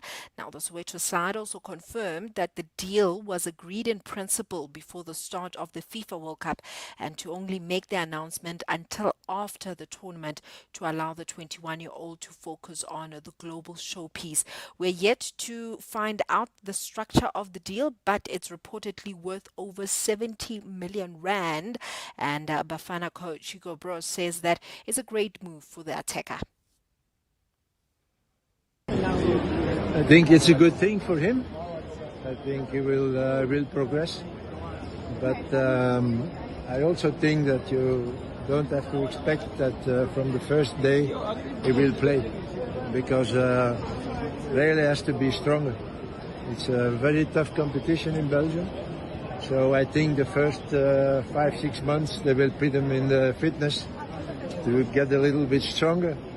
And then, he's a talented player. So once he have the power that he needs for such a competition, there will be no problem, I think. Well, the clip is courtesy of SABC Sports senior journalist William Nyandu. Moving on to rugby, Lions coach Ivan van Rooyen has teased further signings as the Joburg side prepares for a demanding season featuring both the UFC and the Champions Cup. The Lions have already secured Springbok prop Boan Venter and Locke Haran Andrews while extending deals for key players. Van Rooyen says that more arrivals are imminent, particularly among the outside backs and tight five. Then the G Sport Awards have announced the finalists for this year's ceremony. Amongst other categories, Proteas captain Laura Fulvard is shortlisted in the Athlete of the Year category alongside swimming powerhouse Laura van Niekerk and track sensation Prudence Khodiso. In terms of the Team of the Year category, it will be equally contested by the Proteas women, the SA Women's Rugby 15s and the Athletics SA Spring team, while off the field, Cricket South Africa, SAFA and SA Rugby are the finalists shortlisted for the Federation of the Year. In terms of athletics, a world-class women's lineup will headline the Absa Run Your City Durban 10 kilometers on Sunday, the 12th of July. Kenya's Brenda Chepchirchir arrives as a favorite after a personal best of 29 minutes 25 seconds, aiming to become the first woman to break 30 minutes minutes on African soil. She'll be challenged by compatriots Beatrice Chepkuch and Jacqueline Rotich, along with Lesotho's Neheng Katala. South Africa's charge is led by informed Taylor Kavana and fresh from back-to-back Spa 10-kilometer wins, while national record holder Glenrose Xaba misses out due to international commitments.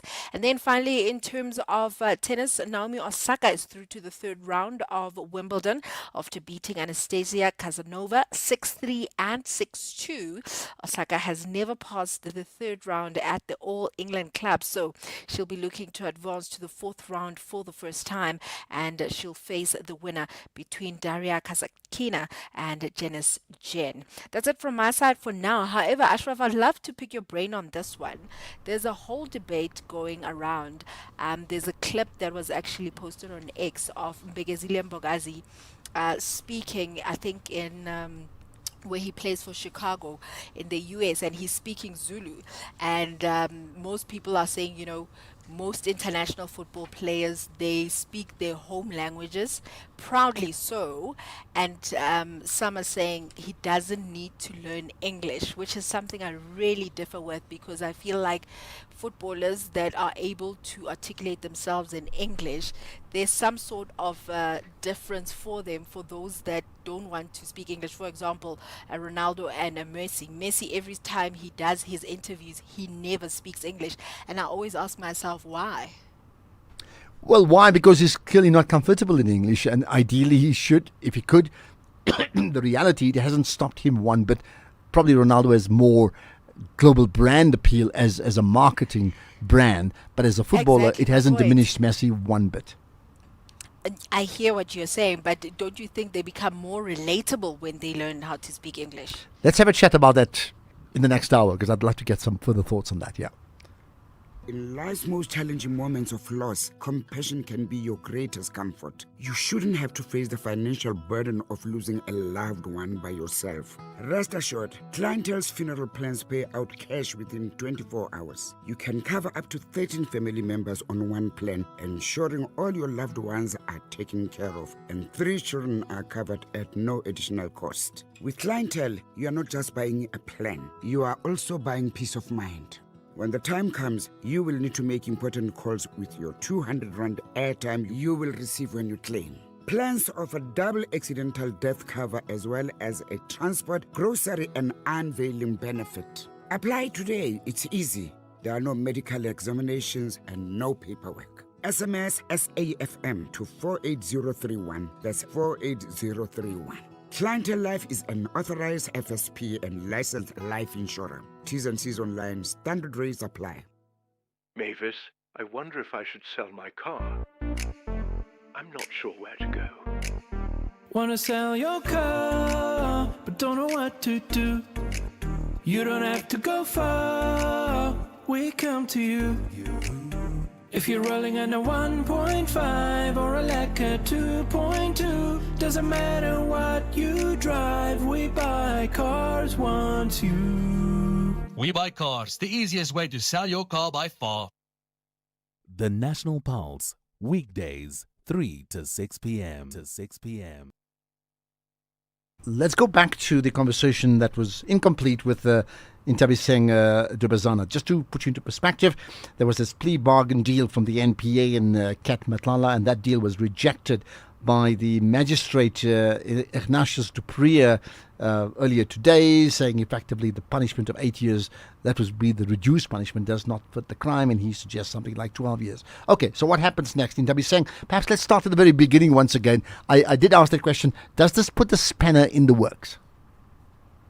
It certainly does, Ashraf, because now the agreement that they had, the state and Ndete Matlala's attorneys, was that in lieu of him spending the maximum allotted time for these crimes, he will be turning state witness, and then he will be serving a fraction of the kind of time that he would be expected to serve.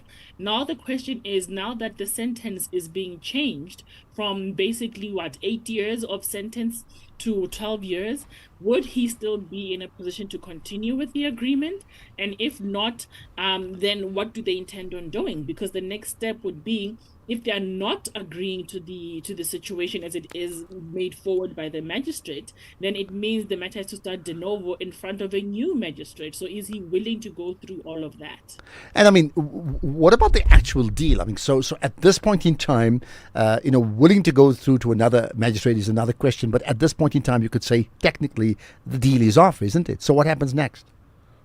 Yes, so for now, well, the deal is kind of up in the air. So we're waiting for the 13th to see if the deal is off or not. So between now and then, we should have an answer, hopefully, by the 13th, whether or not the deal is on. And if the answer is no, then it means everything that has happened thus far in terms of the 105A is going to be scrapped. And then we're going to go in front of a new magistrate. And then it doesn't forbid us or bar us from trying again with a different magistrate, no. But it means this current deal is now scrapped. And therefore, he can now take his chances to go through a formal trial or to plead guilty fully in terms of what you call a Section 112, and then take it from there. So help those, who may be less au fait with legal issues here, having sort of admitted guilt as part of the negotiation, right? Can you now go back and say, well, I'm not admitting guilt anymore? That means, can you say I did it and then say, actually, no, I didn't do it? In fact, that's what he would be saying. Yes, that's exactly what you'd be saying. That's why the trial would start de novo. So even though it is everywhere, in everybody's face, in the eye of everybody, the magistrate who will be hearing the matter has to, quote unquote, pretend, because I don't know if they can actually say they haven't known about the case, but they'll have to effectively act as if they don't know anything about this matter.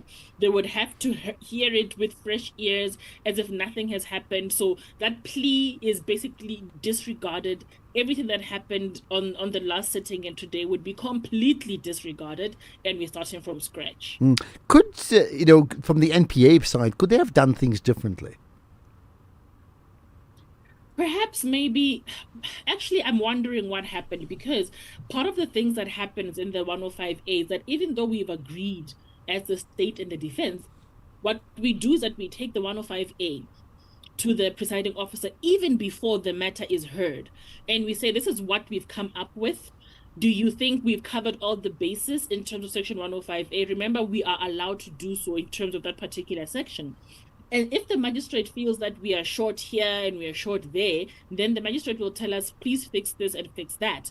So I'm wondering if the 105A application, when it was sent to him or it was put before him, did they discuss sentencing at the time, or it wasn't? But most of the time, it's really not about the sentencing before the presiding officer. It's about actually the plea itself. So very likely the issue of sentencing was not talked about with the presiding officer, and it came as a surprise therein. So now it's a situation of, okay, you told me this as the NPA, and now I'm getting something else. So what now? So there really isn't much that they could control in terms of what the presiding officer was going to decide on when it comes to the sentencing. All right, so let's leave it at that. Appreciate your time in Tabiseng Bozwana, reflecting on that deal that's currently a no deal, not off the table, but no deal at this point in time. This is the National Pulse. The National Pulse, weekdays, 3 to 6 p.m. Right, we'll be chatting to Tessa Dooms shortly as part of our daily feature on the big issue. And today's big issue deals with the centrality, the critical issue of inequality. Now, in the meantime, there've been many people who've been repatriated, and that's been the case with thousands of Malawians, right?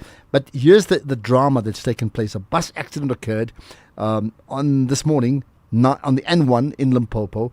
As a result of that, I believe it is a really horrific accident. Saw the pictures of the bus sort of overturned and the bus driver having died. And when I last heard, there were 11 passengers, 11 in this case here, Malawian nationals heading home who were injured, and I'm hoping that number hasn't changed for the worse. But let's find out exactly what's happened with Mashudu Sebata, the spokesperson for the Limpopo Department of Transport and Community Safety. Mashudu, thanks for engaging us on the National Pulse. Thank you so much, my brother. On behalf of the Limpopo Department of Transport and Community safety, I can confirm that. Last night at around 11:30, a Marco Polo bus was involved in an accident on the N1, approximately 4 kilometers from the Bay Bridge border post in Mosina. The bus was carrying 65 passengers on board, and it was traveling from KwaZulu-Natal, Pietermaritzburg to Bay Bridge border post, repatriating the Malawian foreign nationals. According to our reports, the driver lost control of the bus due to fatigue, which caused the bus to overturn. The 33-year-old male driver passed on, and 11 people were injured and transported to Mosina Hospital. You still there? Mashudu, I'm still with you. You were saying they transported to hospital. So to confirm, that bus driver sadly lost his life, right? Yes, the 33-year-old male bus driver passed on last night. Sure. And do I take it, you said the others are injured, right? Yes, 11 people were injured. Okay, what's the nature of the injury? Are you able to tell us? Seven of them were critically injured. One was moderate, and this other sustained minor injuries, which were treated on the scene. Yeah. Do we know what happened? I mean, in terms of what caused the accident? There's been lots of speculation about the bus driver. Can you tell us more? Well, the cause of the accident was like the driver was tired and he suffered from fatigue, and that caused the bus to overturn. How would you know that the bus driver was tired? It is according to the evidence given by the passengers. Remember, even when somebody is suffering from fatigue, you might find that it hasn't started on the spot. It started. Yeah. Yes, that's the evidence from the passengers. All right. I mean, really tragic story. What happens next now? You know, besides the outpouring of sympathy. I mean, these Malawians are heading home. You still said 7 of them are actually critical. What happens next? No, it's very painful. It's very painful, my brother. But all those who were transported to Mosina Hospital are given medical attention, and those others were transported back to their repatriation camp. As a department, you know, we are offering word of condolences to the family who lost their loved one, and also wishing those who are injured a speedy recovery.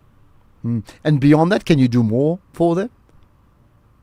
Nothing more except that we'll keep on, checking their condition. Yeah, I mean, is that a South African issue now, or Malawian government issue? I know the bus is on South African soil, but heading to Malawi. The bus was heading to Malawi, but as much as they're in South Africa for now, it is our responsibility as South Africans. But immediately when they cross the border, they are no longer our responsibility. Okay. Is there anything else you wish to add? No, nothing, my brother. Okay, That's let's all leave it. from our department. Thank you, Mashudu Sebata, spokesperson for the Limpopo Department of Transport and Community Safety. There we are, the bus driver en route South Africa to Malawi, passing through N1 Limpopo. Sadly, a bus involved in an accident. The bus driver killed.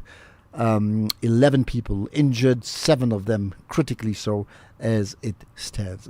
Horrific story, which you wish you don't hear about, but we do, right? Well, what about the horrific story of inequality in our country? We'll talk about that next. With Ernest Pillay. They were more than just songs. They were the backdrop to your best days and the ones that change everything. The soundtrack of your life with me, Ernest Pillay, brings you iconic classics and hidden gems that spoke to your heart then and still do now. Whether you're driving, relaxing, or just remembering, let the music take you right back. The soundtrack of your life with Ernest Pillay. It's about your past, your story, and it's all right here on your favorite station, Saturdays and Sundays, 1 to 4 p.m. This is SAFM. The big issue on the National Pulse. Well, all week we're talking about our big issue is about inequality. Like, what does inequality really mean? How does it play out? And if inequality, well, it is bad, but if it's that bad, how come we've not been able to address it all these years? With me is Tessa Dooms. Tessa, good to connect with you once again on the National Pulse. Hi, Ashraf. No, it's good to be on the line. Thank you. Let's start with this. I mean, when we talk about the impact of inequality. I mean, we spoke now about a bus crash, and the impact of a bus crash is a driver loses his life, 11 people injured. What's been the impact of inequality in our country? The impact of inequality in our country has been generational poverty. It has been families who have not been able to ensure their children's education all the way up to matric because those children need to go out and try and hustle a living from as young an age as possible. It's meant families that are chronically always on the verge of survival. It has meant especially young black women getting their first job on average at the age of 28 because their parents before them didn't have stable jobs because we are at least 2 to 3 generations in of unemployment that has been at a generational level, what we are able to pass on to our children in black communities. And so it becomes this generational trap that the place that you are born, the accident of your birth, as some call it, becomes a trap for you and a trap for poverty because you're in a system that prefers people who have a certain level of access to wealth and social capital already and excludes people who don't. And just to be clear, when we talk inequality, we're not necessarily talking poverty, or are we? I mean, meaning how similar are they? Can we use them interchangeably, or they mean different things? So they, of course, have an impact on each other, as does unemployment. But the distinction really is about the way resources are distributed. And so we are one of the most unequal countries in the world, not because we're the poorest country in the world or the country with the most number of poor people, but in other countries where there are poor communities, the distribution of the resource is more equal than our distribution of resource. The reason why inequality is such an issue in our country is that we don't have a lack of resource. We have a poor distribution of resource that sees a very small percentage of the country own the majority of the wealth and get the majority of the benefit of resources in the country. And I think that's the big difference. And so it's not the anomaly of poverty. It's the fact that in the context of wealth, there is a majority of people in our country that end up being poor. And here's the point. It's something I touched on the other day. If you have a country, and I'm just somehow Ethiopia or Somalia comes to mind, and if you have like, say, 50 million people and they all are experiencing famine equally, then it's still bad, but there's a sense of equality on their suffering, right? When you have an inequality of the suffering, I mean, some people feel it less than others, and it's very pronounced, as maybe South Africa does, right? Does that then become a breeding ground for civil strife? Absolutely. It's a cause for tension when you live in a country where you are not only in a situation where your income is not something that is regular, where the income that you have doesn't even cover your basic essentials or basic needs, where you work but can't feed your children, or more dire, where you don't have access to basic services. And then a stone's throw away, you watch people sip champagne and eat caviar, splurge on luxury when you don't have the things that you need to live. That is going to cause tensions in a society, because this is not just the difference between whether one person can buy a burger and the other person can buy bread. This is the difference between life and death, the ability for people to actually, stay alive and keep themselves alive. There are 20 million people in this country who go to bed hungry every night, in a country that has a surplus of food, that wastes more food than we consume. That is what makes it a tension, because it's people's lives on the line. Okay, so when their lives are on the line in the sense of utter desperation, is that the type of conditions that gives rise to the nationwide protests we're seeing and experiencing right now, as per yesterday and before that, where people become desperate, and their sense of desperation is such that they do often then see foreign nationals or those that are taking up their spaces, documented or undocumented, as in fact the enemy? Absolutely, and I want to extend this to a slightly different point. That I think we've gotten to a point in South Africa, as do many, and have many in different societies that have entrenched and normalized capitalist systems that exploit people and allow for people just to accumulate wealth unchecked, is that you start realizing that the fight against the wealthy is hard and may not be winnable, especially when you have a government that's not on your side. And especially in a context like ours, where in the last 20 years, we haven't just seen people being kept out of the economy or being exploited through their wages. We have also seen a one-time corruption where people are stealing the very money that is needed just for basic services. And that means that you are now not just fighting the wealthy for a slice of the resource. You're also doing it alone because you don't have the state on your side. And South Africans have realized and have started to feel a hopelessness that says, we can't defeat the powerful. Now we are going to have to fight amongst each other as the powerless. And that's what you're seeing. So, I mean, that would be like, everybody looking for food and there's a truck that's only got 10 bottles of water and there's 100 people and you all rush to try and get to the 10. I mean, that sort of plays out. I can gather your point about on a national scale, right? How did we, and I'm talking of democratic South Africa as opposed to apartheid South Africa, because we know about the differences then.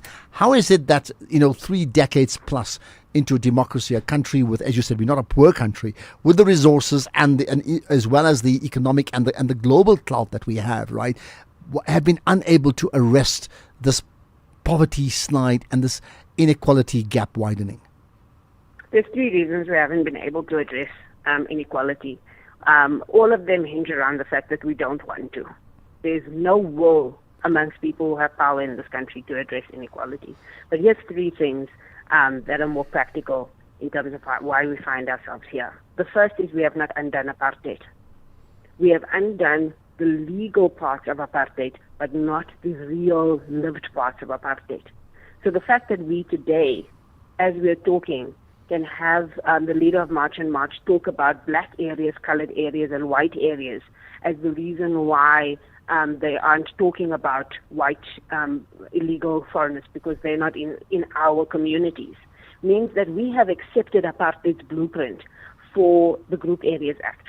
We've accepted the apartheid's blueprint for having separate development. And we see that separate development continue to play itself out. So we have not undone apartheid. We have just reshaped apartheid with different faces in the seats of power. The second thing that causes inequality to continue in this country is that we came into our democratic period at the end of the Cold War, when the world was renegotiating and moving away from the Second World War recovery that saw Europe go into using social policies. Europe used lots of social welfare policies, used the taxing of the rich. They made sure that they were looking after themselves as a collective in the region and in their countries.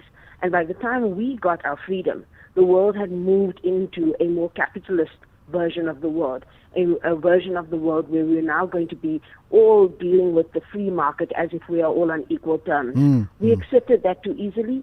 We privatized public goods. We privatized things that should have been under the government's control before we gave people an equal footing, and now we're suffering under that. And the third thing is that we have not dealt with the racial inequalities in this country. Okay, and we refuse to deal with them. Right, lastly, we're on to news. So a quick one-line answer. Effectively, you said we've sort of copied and pasted apartheid's blueprint. How do we undo that ASAP? What's the one thing that we have to do right now? It's not just one thing. The first thing that we need to do is we need to vote for different people. We have to vote for people who are actually on the side of the poor and not on the side of big business. The second thing that we need to do is we have to have a conversation about redistribution through the state. So we have to have a wealth tax, and we have to get people competent enough to take that money in the taxes and actually invest it into the public good. Okay, that's true. We probably have 10. We'll probably get you back on for the other 8 some other time. Tessa Dooms, thanks for the thought-provoking conversation on the big issue of dealing with inequality in South Africa. Much appreciate your time. Let's get the news. It's 4 o'clock. Here's on Line Bana.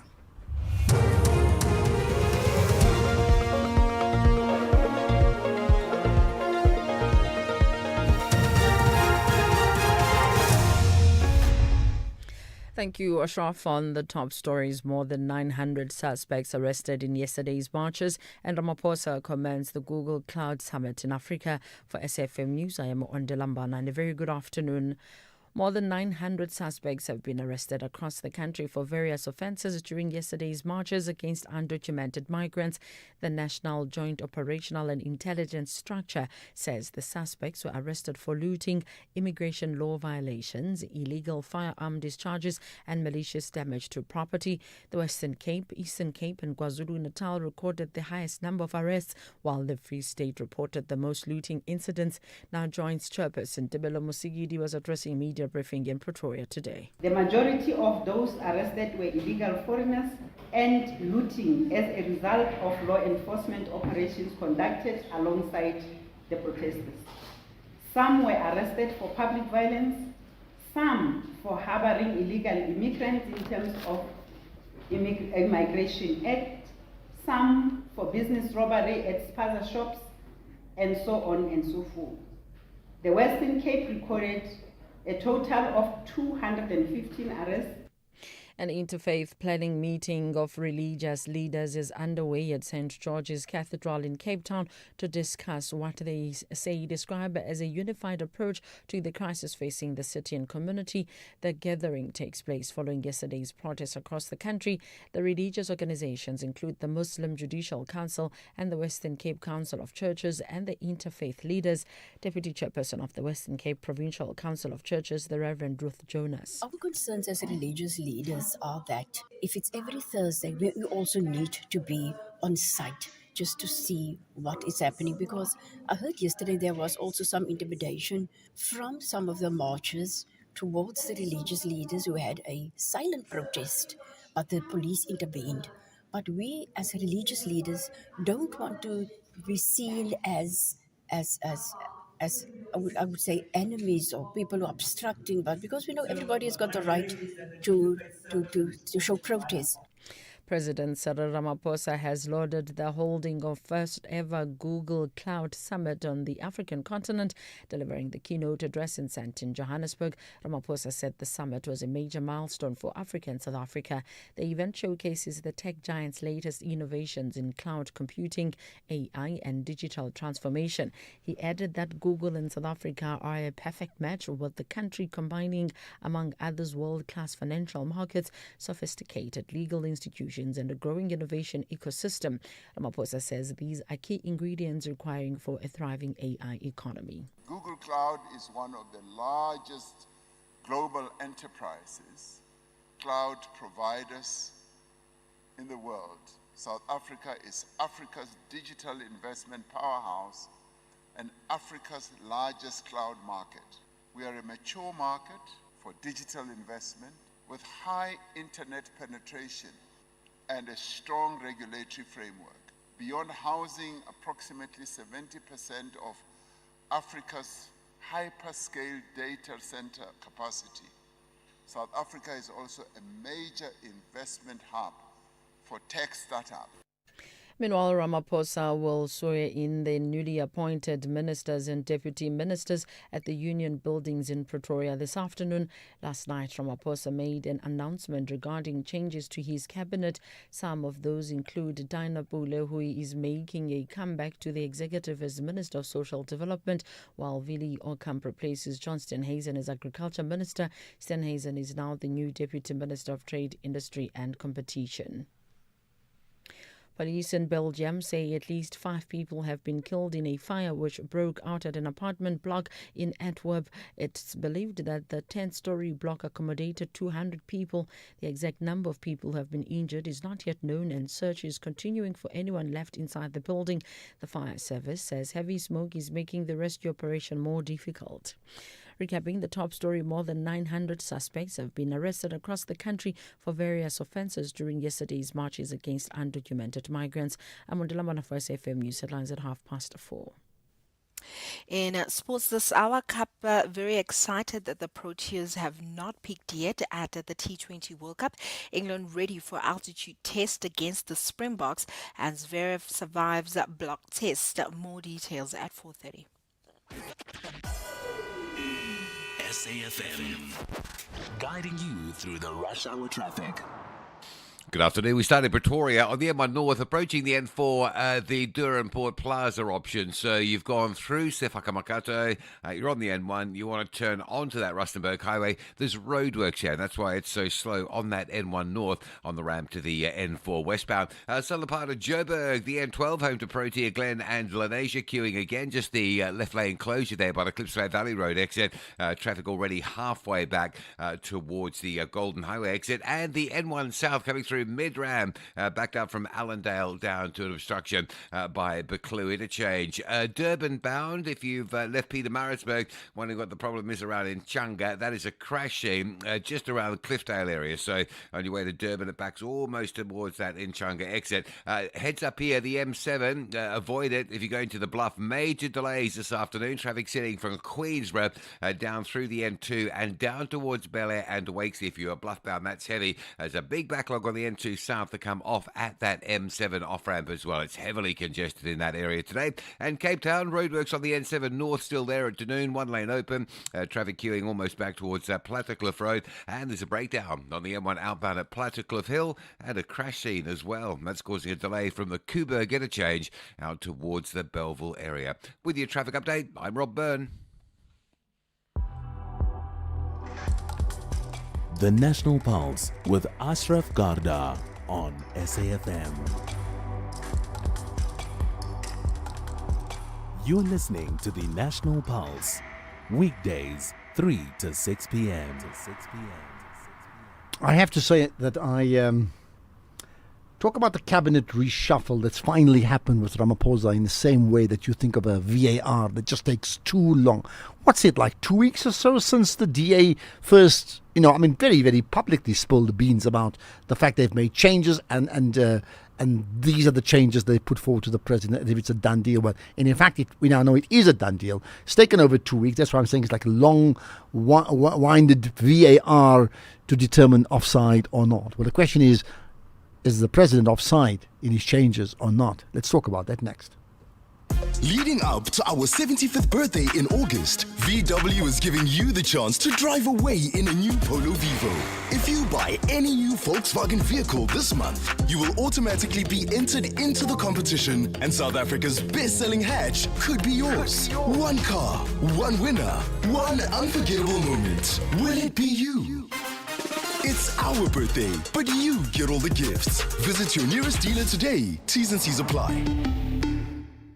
Looking to save money on your business insurance? Switch to OUTsurance Business Insurance and you could get a massive 20% discount on your business insurance premium. Here's Niku from the Gas Mart. I was my previous insurer for 9 years before switching to OUTsurance Business Insurance. I'm very happy with my premiums at the moment. I wish we switched sooner to OUTsurance Business Insurance. Get a quote to switch and save today. Visit outsurance.co.za or call 0600 60,000. Licensed insurer in FSP. TCs and information online. Ashraf Garda on the National Pulse. Right, so let's recap this long-winded announcement coming out, well, long delayed, maybe not winded, after 2 weeks of the DA very, very public about it. It did sound like this, long extended VAR ruling, and I'm just wondering, in this case here, who's been caught offside, if anybody? Let's chat about it with Lito Intoba, who's a political analyst. Appreciate your time, and thanks for engaging me on the National Pulse. Good afternoon, and good afternoon to your listeners. Thank you. So, let's start with this. You've heard me talk about, like a 2-week delay, which, would you agree like a 2-week delay from one party within the GNU literally spelling out exactly who will be there, and then we get the confirmation? That's like unprecedented, isn't it? It is, but I think also the GNU in and of itself, the way it's structured is unprecedented, right? And I think for the first time, the ANC has had to think about not offending and what offending looks like when it comes to the positions that it gives out in Parliament, since the discretion is not theirs alone. And so I think the balance of powers and the balance of forces being seen playing out on the national stage is also very interesting, especially for people like me who are so interested in politics, that now every minute detail has to be thought out very carefully. And I think these kinds of politics will be a net positive for South Africans going forward. All right, but having said that, in terms of the names publicly put forward by the DA, and I understand your point that the president, it's his discretion ultimately, but his discretion within the GNU and what's been negotiated means it is his, but it's not his. And I don't think there's a contradiction in that, right? Having said that, what he then finally confirmed overnight on June the 30th, right? How does it match up to the DA names? Are they all there? It seems like they are all there, so they got their wish list. But I think the more pertinent one is that, yes, the chokehold that the DA has gotten him in now is going to be a very doubtful one to say, so will he acquiesce to the internal politics of the DA every time the sands shift in the DA to change up what the GNU looks like? Or is this a one-off? And I think that is another very important question to think about, to say, will this be the order of the day in which the GNU does business, that when one of the partners has a political shift internally, that the shift must happen on a national level and even a ministerial level at that? And so that question, I think, is going to be very important to look out for, and what the president and the ANC do going forward. All right. What about... I mean, maybe just talk me through some of the changes as you see it. I mean, what stands out for you, and what begs even further question marks? So the one that stands out for me the biggest is surely John Steenhuisen and his replacement, right? Because that swap there, I think it's Okamp who's replacing him, if I'm not mistaken, or Okamp is going to fisheries. To fisheries and forestry, but that shift around those three, and the shift to the deputy minister of health by one of the DA members as well, is what has gotten me questioning what the DA is actually aiming for and what it's trying to do and impress upon the people. Because if you look at, for instance, the Freedom Fund Plus for a second, it's trying to impress upon its constituency, the law and order, give us law and order, and you see the rule of law being applied, especially as they look at the correctional services, right? So the DA now seems to be a little bit helter-skelter since the changes inside the DA have occurred. And so it seems like they are trying to find their compass more than they're trying to establish a foothold in the power struggle of South Africa. And I think, do we see that foothold actually making a change in the South African landscape, or is it going to make a change in the power dynamics of the DA? So we're yet to see what this move actually spells out, not just for the country, but for the power dynamics inside the DA as well. I mean, I watched that John Steenhuisen interview, and it's very clear. I mean, it's unlike what we've been led to believe, which is like non-performance within his portfolio. And in fact, I mean, this is a power issue, and he was shifted out because he doesn't further the interests of the DA. But does that then play out on the national stage too? I think it does, because to take from the ANC's analogies and then through the eye of the needle that they put out, the problem with the DA now is that there is no single center of power anymore, especially when now the face of the party is a mayoral incumbent, right? So if you look at the DA's spread right now, they're spread a little too thin across various centers of power. One center of power is the parliament, and the power and proximity to power which it gives the members of the DA who are in the parliament, right? But now, secondly, is the way in which they are engaging the politics of the municipalities with Helen Zille and of course the new leader as well, right? You see how they are then trying to hold down the local government as the power center of the DA.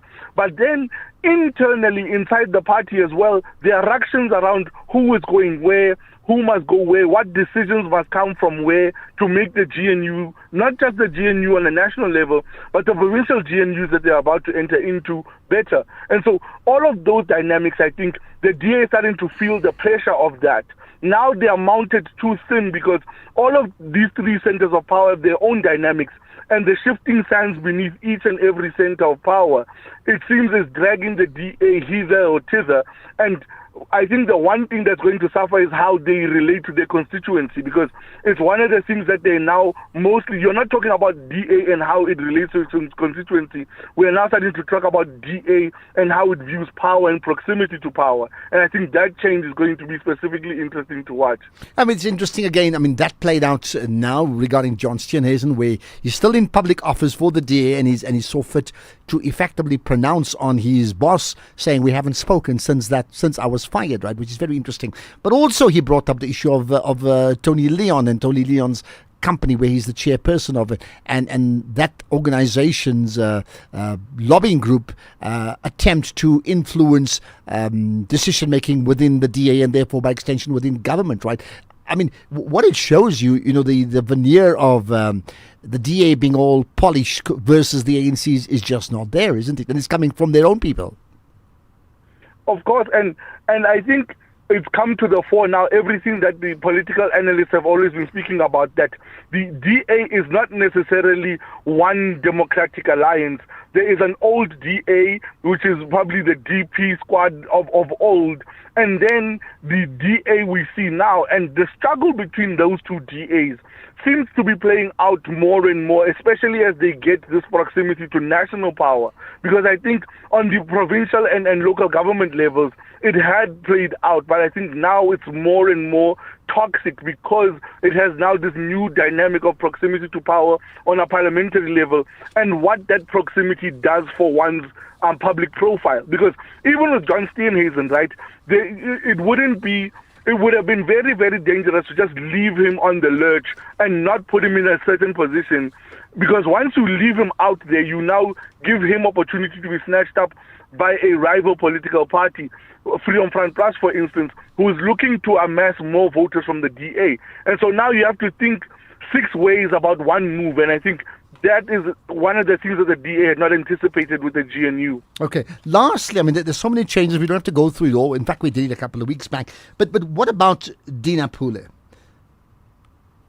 Yes, Dina Pule is one of those sore points of the ANC, right? A very dedicated ground worker, ground force, right? When it comes to door-to-doors, she's a marching band all on her own, right? And you need those people at local government elections. But her national scandals, so the ANC had to make up their minds to say, do the national scandals sort of put us off of what she could bring us in the local government elections, which seems such dangerous ground, because the ANC now has no foot to really stand on, especially with the revelations of the Madlanga Commission and many other problems that we've seen sort of encroaching on the ANC.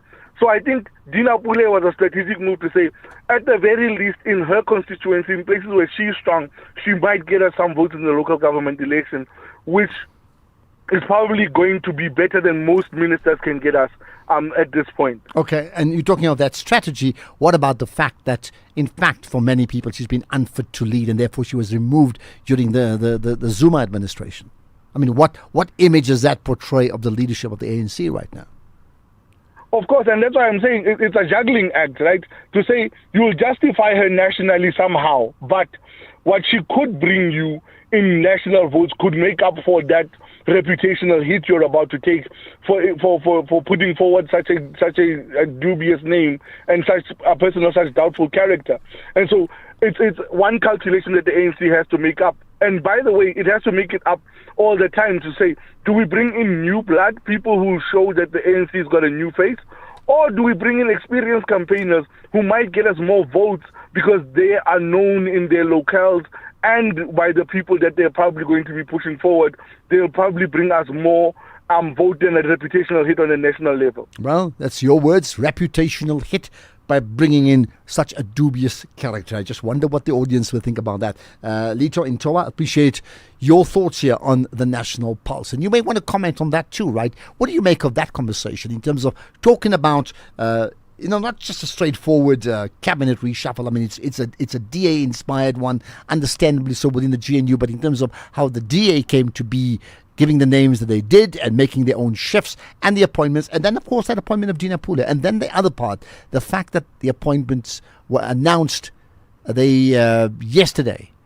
I mean, we all knew what yesterday was, isn't it? Why yesterday? Any specific reason? Am I reading too much into that? By the way, talk about yesterday. We'll chat to Dr. Imran Bacchus next.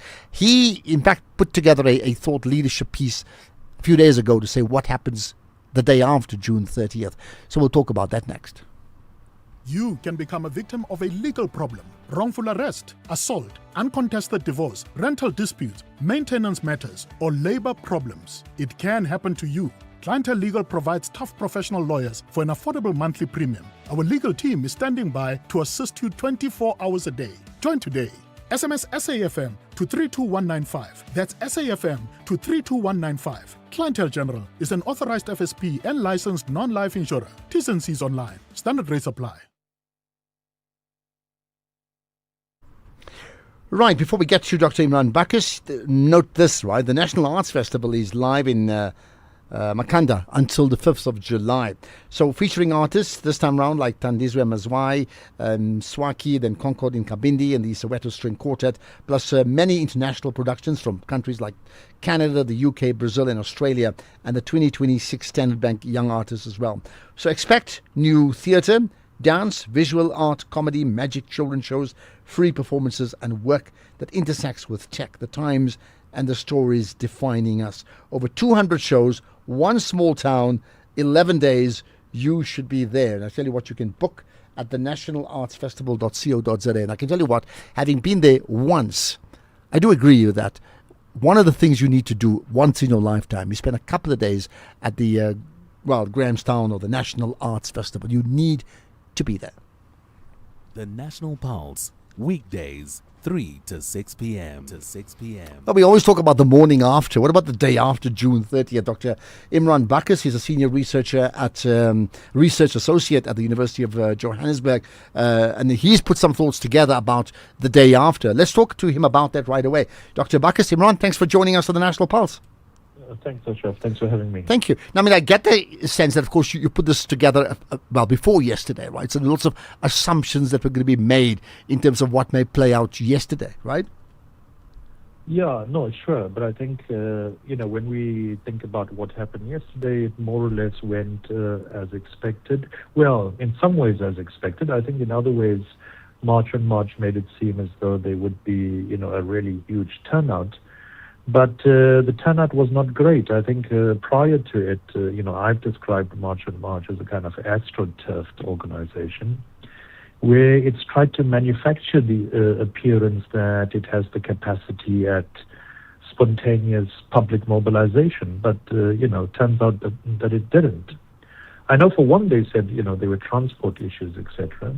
So if you take Durban, Durban is meant to be the epicenter, or to have been the epicenter of this march, but clearly not as large numbers as one would have expected. So what did you expect, and what, in your opinion, is a percentage of what you expected actually turned out? Well, I'm not sure if I'm able to quantify it, but if you look at the numbers and if you read some of the estimates, far less. I think people thought that Durban would be at a complete standstill. All the stores would be closed. For many people went to work, stores were opened. Yes, it was quieter than usual, but for many people it was a usual day. And I think what it conveys to us is the kind of political messaging of an organization that claims to be a civil society organization, but it demands mass deportations, sort of incites violence in a way, is directly at odds with our constitutional order. That's not to suggest that, people who are illegally in the country should be here. I mean, that's, no country can have that. But I think when you call for mass deportations, when you make it seem like you have broad-based civil society support, that you can spontaneously have this public mobilization, I think all of that has been disproved. All right. Some may argue differently. I mean, for many people, it's like they were very successful. They've also committed to a weekly plan of action now every Thursday. So they will continue to march until their demands are met. Government, on the other hand, also saying this is a great tribute to democracy. By and large, there were no major disruptions, and basically every one of the teams are cheerleading for themselves. I mean, do you find cracks in the claims that they all make? Well, cracks in the claim that they said, that they were going to have a massive turnout and that all people would come to this march. And I think the other perception created is that poor people and all poor people support, this kind of action, not wanting foreigners in the country, etc. I think what it takes away is that there are poor people's organizations, social movements, and I think the biggest social movement in the country that has also rejected what March on March has done. So, trying to construct this monolithic perceptions of what would happen and what could have happened, I think all of that has been disproved. The fact that it was largely peaceful, I think clearly that's welcomed. There was some looting, like in Johannesburg, there was some looting in Durban and some acts of intimidation and violence. But yes, I guess that's something that needs to be celebrated. And of course, the government spokesperson was reflecting on what happened in Durban a few years back and saying, compared to that, we have had nowhere near that level of damage. But would that have been expected? Going back to what happened a few years back in Durban. No, I think that was a completely different context. That was a completely different political context. So I don't think you can necessarily, I know we talk loosely about 2021 and yesterday, but I don't think these are, a fair comparison that one can make. I think social political context, political climate, the political currency on the ground, all of that was completely different. In your piece that you put together in the Business Day, you still ask about the not just what drives March and March, but what funds March and March. Why? What do you know, and why is that important? Well, I think from the writings of several people that we've seen in the media, there's been a very interesting connection to people who are connected to traditional leadership and the construction mafia and others who might have a particular agenda in terms of funding March on March. I think the other analysis that's been made is that, funds that have emanated previously from the construction mafia, those taps have now been shut. And there's a political agenda being driven through March on March. I think the other really important observation for me and in my own view is that March on March in some ways is becoming an ethnic project. Has become a what project? I didn't hear that, sorry. An ethnic project. Okay, ethnic, right. Okay. Yeah, the idea of a sort of insular Zulu nationalism. Of course, March on March would deny this, but I think there's increasingly a clear connection between MK or MKP, its adherence to a sort of Zulu nationalism and what we see happening, with March on March. Even the optics are clear, right? And I think why that's problematic is that we spent our years of struggle fighting narrow nationalisms. And now we see that emerging with Zulu nationalism, with what Gayton McKenzie is calling for, with the Patriotic Alliance, with what we see happening with some of the Afrikaner movements, this idea of centering Zulu identity and colored identity and Afrikaner identity, as opposed to the African nationalism that we all fought for. All right, just lastly, you gave the example of a shifts to what you called far-right mobilization around immigration or around migration, and you gave it, you spoke about the USA, the UK, and there could be many other examples. But in doing that, you referenced examples of how the UK has dealt with it, and quoting people like Jeremy Corbyn, but also the New York Mayor Zohran Mamdani, and then suggesting that South Africa, as in the government, has got it wrong in terms of their response to the March and March call to deal with the issues of undocumented foreign nationals. I think the one point I should to make would be that, within the ANC, I can imagine there would be huge contestation in terms of how March on March is responded to, and particularly in terms of what the electoral machinations are as we approach November 2026. But I think the point fundamentally is that I make is that sometimes parties think that they can neutralize organizations like March on March by adopting some of its language, some of its policy agenda, etc. And the assumption often is that voters would be attracted to anti-migrant policies and will return to their concerns or appear to return to their concerns once it's been recognized.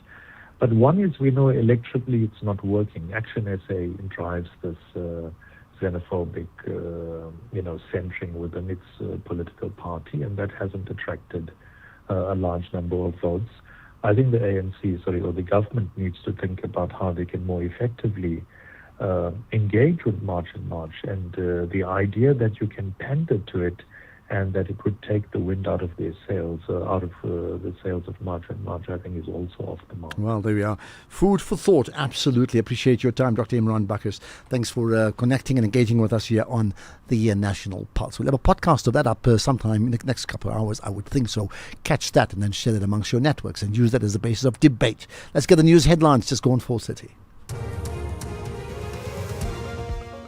Thank you, Ashraf. On the news headlines, President Cyril Ramaphosa says the country and Africa's true wealth lies not in natural resources, but in the ingenuity and resilience of the people. Leaders of the South African Council of Churches National Crisis Centre are conducting a pastoral visit to the Repatriation Centre at the Beitbridge border post in Musina, Limpopo, and the United States has marked its 250th anniversary with celebrations in many parts of the world, including today in Pretoria, where Ambassador Leo Brandt Bosel III praised South Africa's democratic transition. A full update follows at the top of the hour with Kulufelo Defo.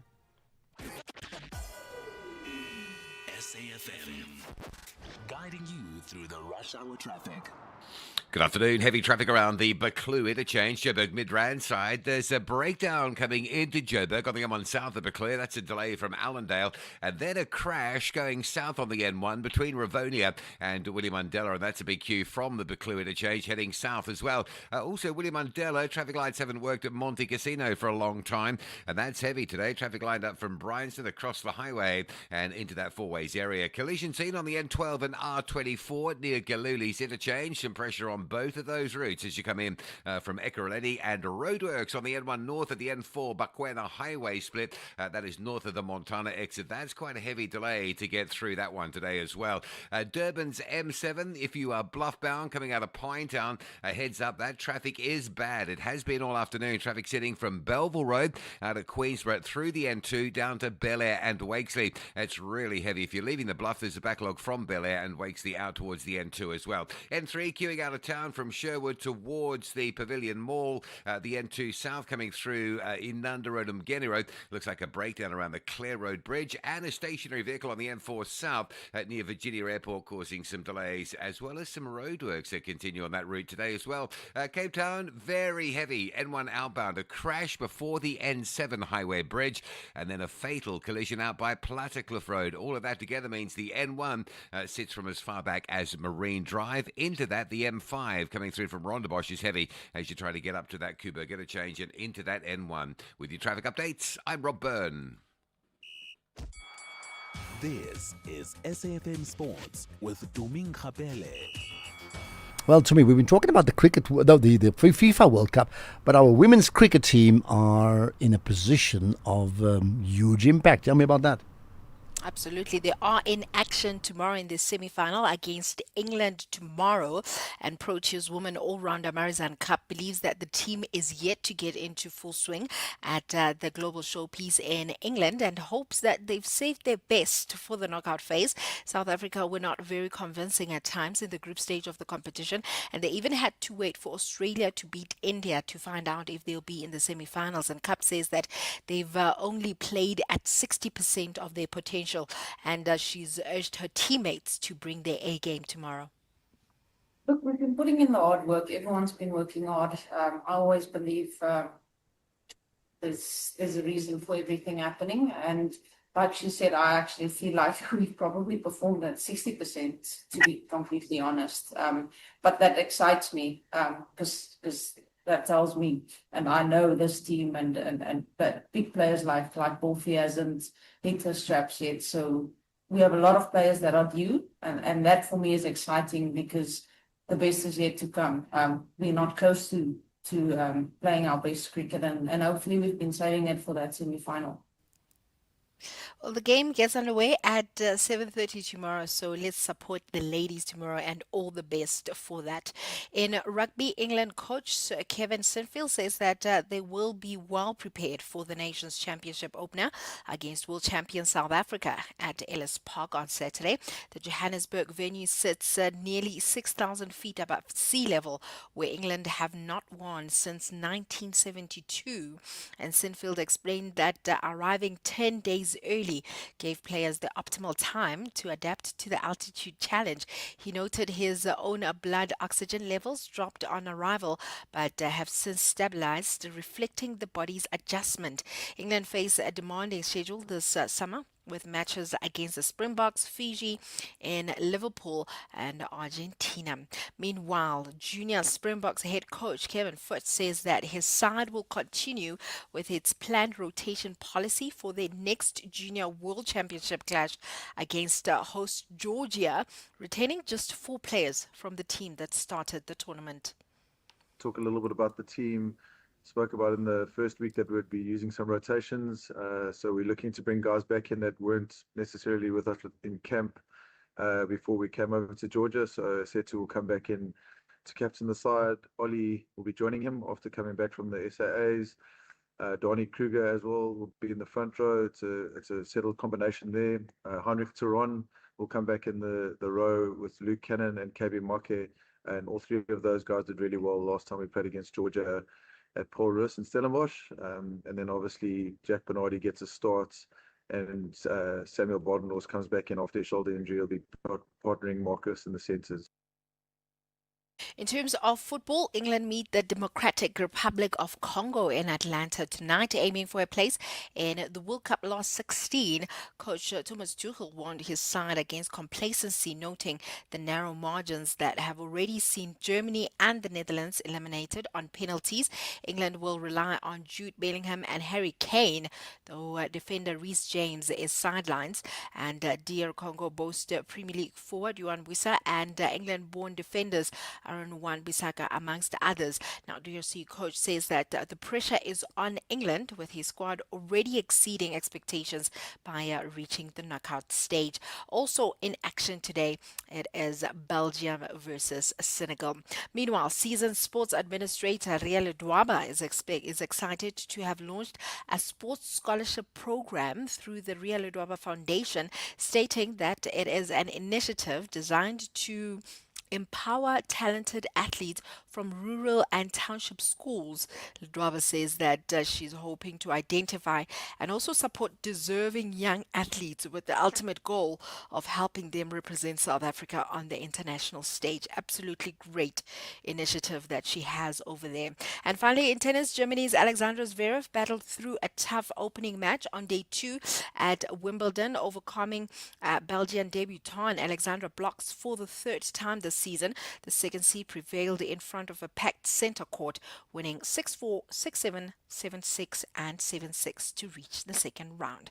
I'll have more on other sports in the next hour. I tell you what, just as an and maybe Tumi, you can respond to this later on. Or now, I watched all the games. You can never know who's going to win the World Cup, because I mean that's why I don't like predictions. So you don't know. But I'll tell you one thing.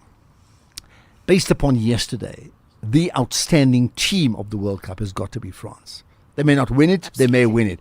What a privilege to watch them in action. That front three, Olise, if I got it right, of course, Mbappe, and then you've got, what's the other guy's name? I just forget his name for a second. But anyway, those three, the guy who plays for PSG, absolute magic. What a privilege to watch them in action. Yeah. SPAR is giving you the chance to win your share of over 400,000 Rand in superfan prizes when you spend 650 Rand or more and buy any 3 participating products, like 900 gram Bogoma Wheat Bix for 52.99, save 12 Rand, or 1.5 litre Clover Crush 100% fruit juice blend for 39.99, save 10 Rand. Price is valid from 22 June till 7 July while stocks last.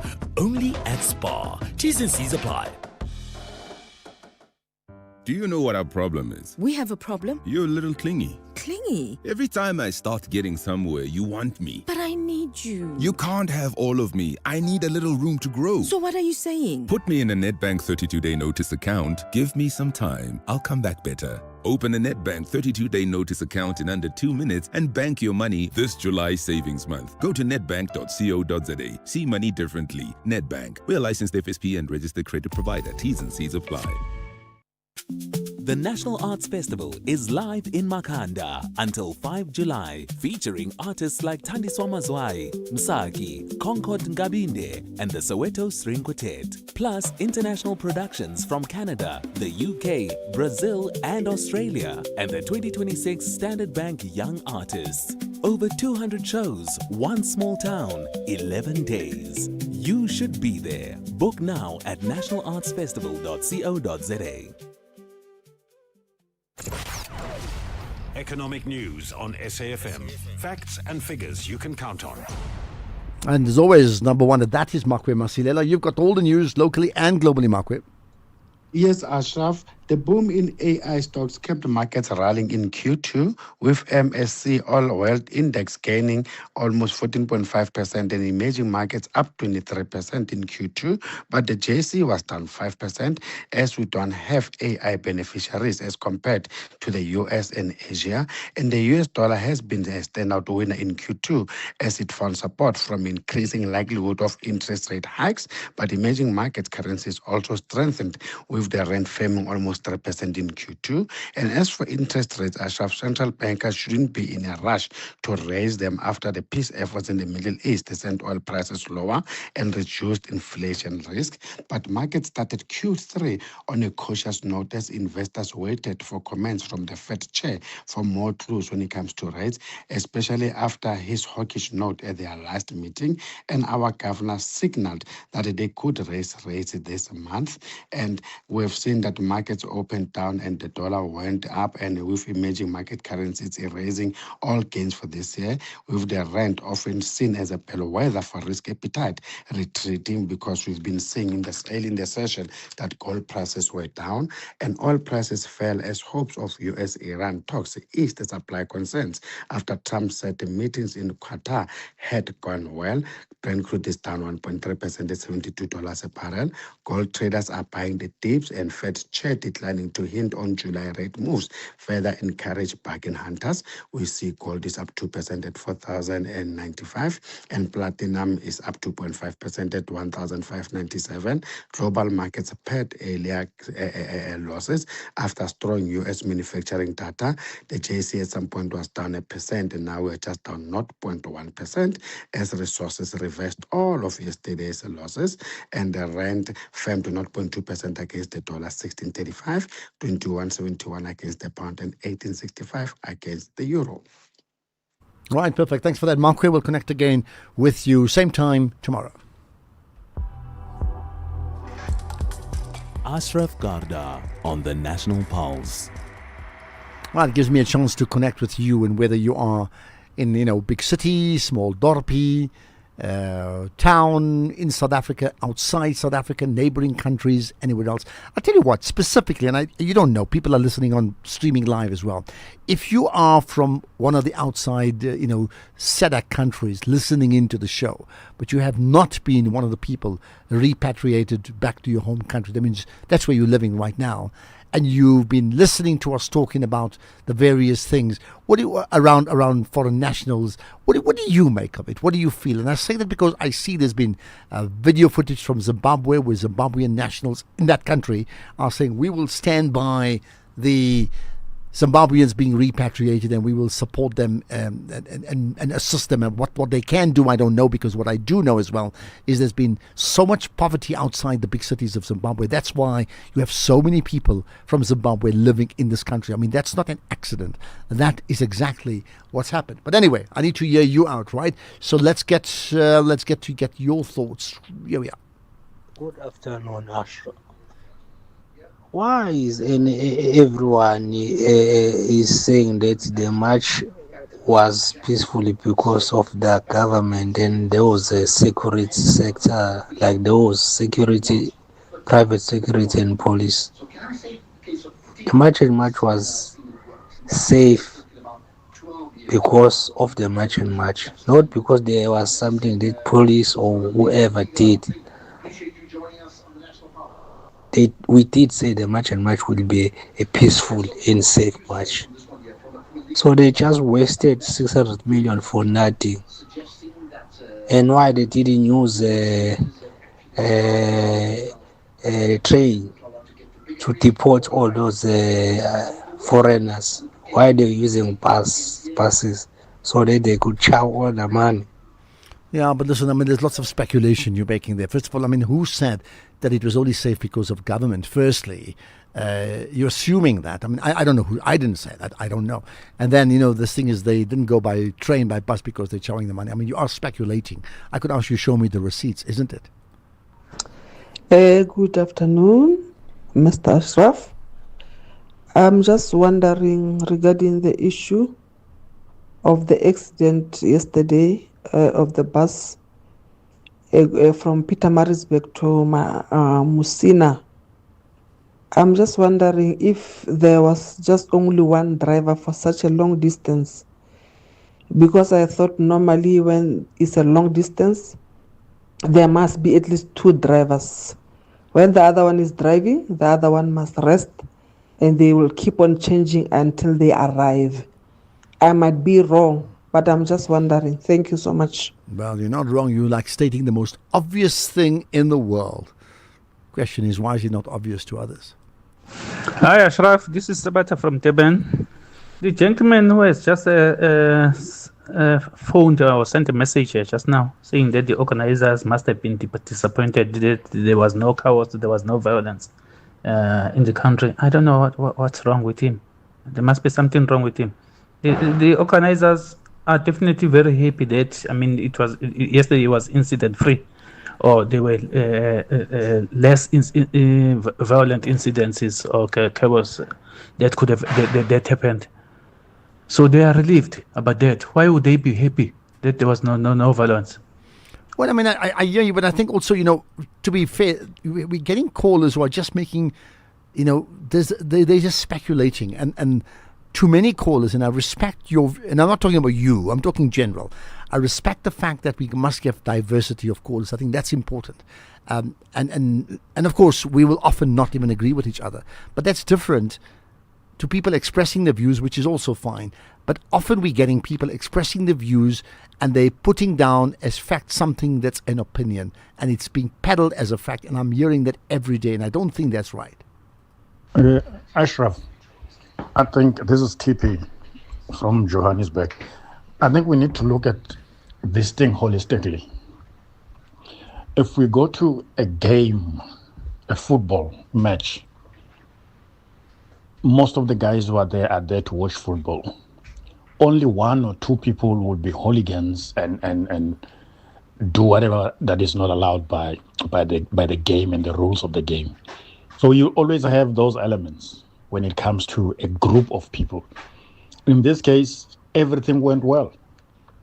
Only those elements, and some of them happened after the marching was abandoned. So you'll always have those elements, and if they are there, there's nothing one can do. The only thing you need to do is to get them arrested. But I don't know if there's nothing one can do, and I accept the fact that, assuming you would say 10,000 people marching in different places, the greatness of a march is that it is mass mobilizing. It demands public attention. It gets public attention. It gets media attention. It does. The risk of the march is you can't control everybody, so you always will get elements who will do things on their own. The problem is about there's nothing they can do.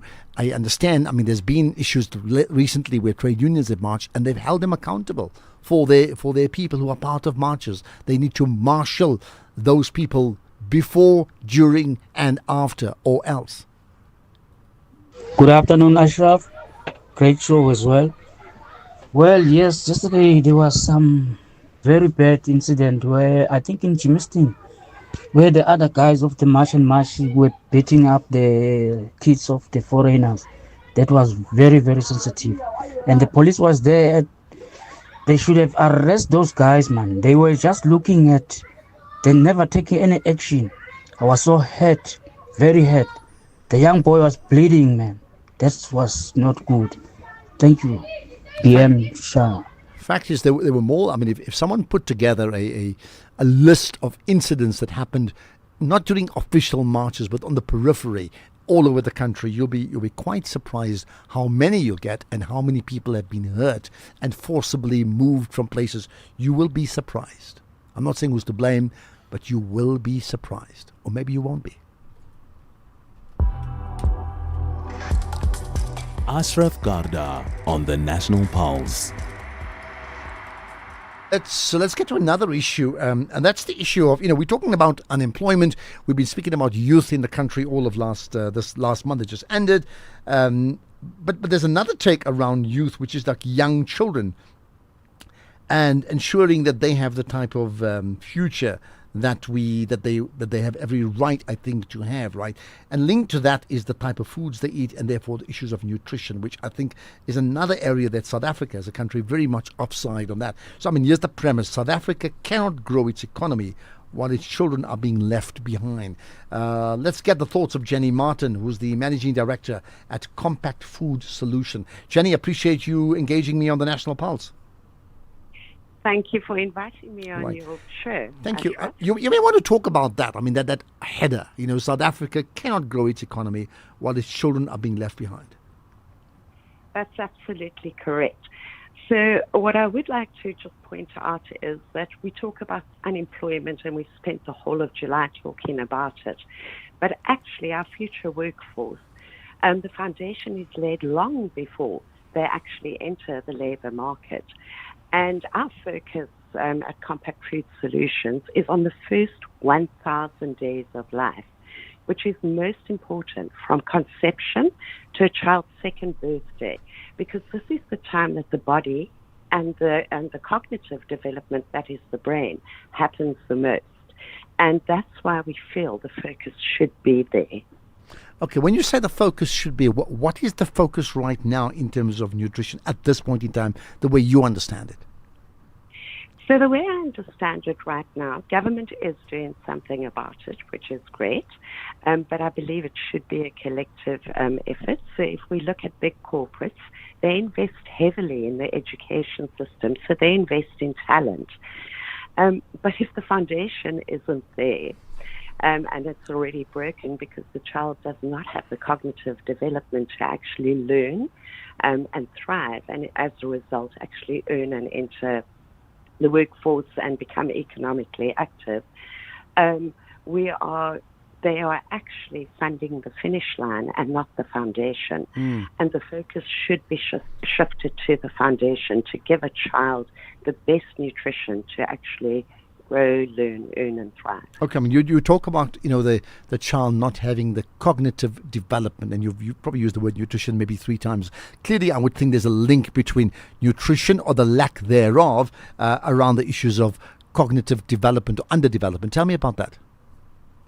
Okay, so I'm not sure if your listeners are aware, but in South Africa we have a huge problem which is called stunting. And the silent epidemic, or pandemic, if I could call it, is nearly 1 in 4 South African children under the age of 5 are stunted. Stunting doesn't just mean being short. It actually reflects the irreversible cognitive and physical damage caused by chronic undernutrition. And this represents a massive loss of human capital for our country. And this happens in this first 1,000 days from conception to about the age of 2 years. And there we have to focus on making sure that all the correct nutrients are given to children. And we don't always have in certain areas the right nutritional needs that look after them. So why don't we have the right nutrition? Is it simply a case of people have the money, will have not right nutrition, therefore in their schools or early childhood development centres, communities that don't have the money will not? That means where does government and others like business come into it? So as I mentioned earlier, that corporate South Africa actually invests very heavily in the finish line, but not the foundation. Government has put out, Cyril Ramaphosa, President, said in his own address that we need to eradicate stunting by 2030. So we believe that it is a collective effort. It's not just government. They can't do it on their own. NGOs can't do it on their own, and nor can public. But if we combine all our resources collectively and focus on this problem, we will be able to ease the burden. What, just so therefore, I mean, considering where we are right now, and I mean, you mentioned, it's almost like a pandemic. I mean, that's how widespread it is, right? Has it been given the necessary urgency that it deserves in the same way we would do the same with, COVID-19, for example, HIV/AIDS? So as I said, it takes a multitude and a lot of collaboration to get this working. It has been brought to the forefront, and we actually started. We believe that we have to drive education and awareness and make the public aware, but also very, very aware of the impact. So the focus should be on raising one life, giving them all the nutrients and allowing them, because each child should be entitled to reaching their full potential. So the focus should be there, which will allow the child to reach the full potential. And additionally, we will actually then break the poverty cycle or start diminishing the poverty cycle, because it's a cycle that needs to be broken, and effectively then we'll move into raising a nation. Okay, let's end with this. I mean, is there... of all the things, therefore, I think of that well-known musical line, children are our future. So if we say actually children are not the future, but they're very much the present, what's the one thing, therefore, in the context of all that we've spoken about, that if you could, in fact, change ASAP, you would do it? What would that be? That food alone isn't enough. We need a holistic approach of nutrition, clean water, and collaboration across the board, all partners involved, because the future of our economy begins before birth. So when we protect the children in their first 1,000 days, as I said, we're not only raising lives, but we're also raising a nation. And that is something we can do collectively. Okay, let's leave it at that. Jenny Martin, Raise a Nation is Jenny's call. And the question is how? Invest in the children, nutrition, number one. Managing Director at Compact Food Solution. You, in fact, may give us your own thoughts in terms of, community development. I always talk about this. We build a champion nation by building champion communities. And champion communities are not just geographic, but they're communities of children to ensure that they are best equipped to realize their fullest potential. If I asked you this one question, are we in a position where we can comfortably say that the children in our country are at the moment in the best possible position to realize their fullest potential? Would you say yes? Would you say no? The National Pulse, weekdays, 3 to 6 p.m. Right, there's so many, there's a cross-section of opinions coming through via WhatsApp, and I really appreciate that in terms of the voice notes that's being sent, right? What about Kat Matlala? Good afternoon, Ashraf and your team. Our courts are the last line of our defense. Like number 14 of Bafana, Mbokazi. Secondly, Ashraf, I'm going to paraphrase the magistrate. He actually said that the NPA still needs to investigate and do their job, regardless the guilty plea of the accused, in this case, Mr. Matlala. So I agree 100% with this magistrate. Yeah, I thank you. Okay. Don't know when last somebody has brought in a Kat Matlala story in Imbokazi in one sentence, but I mean, that's the nature of, World Cup football and the politics of our country. Hi, Ashraf. So I'm one of the people who did not support this march and march thing. I'm South African. I didn't support it. I didn't understand it. I still don't understand it. But I think yesterday was a success because there was no loss of life or damage to property. So yeah, I think it was a success, and I think that from now on we can meet each other halfway. I mean, the government can do something about this migration issue, and employers can do something about maybe trying to employ more South Africans. And yeah, I think we can all, I was against this march, but yeah, it being not violent won me over. Thanks. Well, interesting. I mean, it's look. I think let's be very clear. What you cannot ignore is the fact that whether it's March and whether it's other different activist groups and whatever you may think their agenda is, they have definitely put the issue of dealing with years of mismanagement regarding foreign nationals on the agenda. They've definitely done that. And the mismanagement has got to come from positions of people who were in power to do that. So for that part, you have to acknowledge that. You then can debate whether the actions following through are the right actions, short-term, medium-term, long-term. We can have that conversation, but you can't deny that they've put it on the agenda to the point where government has been forced to react. Let's get the news. It's 5 o'clock.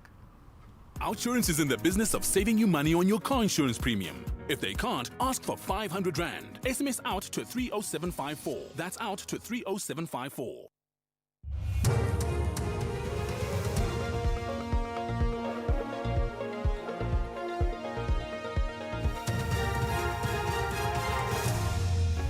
Thanks, Ashraf. Top stories at 5. Groups of immigrants clash with police in Limpopo, and US marks its 250th anniversary. Good afternoon. I'm Kulofelo Tefo.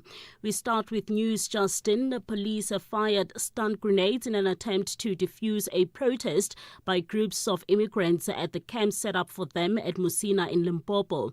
The protesting immigrants are concerned that their human rights are being violated. They say that they haven't had access to food, adequate water or sleeping space for the past 3 days. Some migrants have sustained injuries during the protest. Others hurled stones and objects at the police.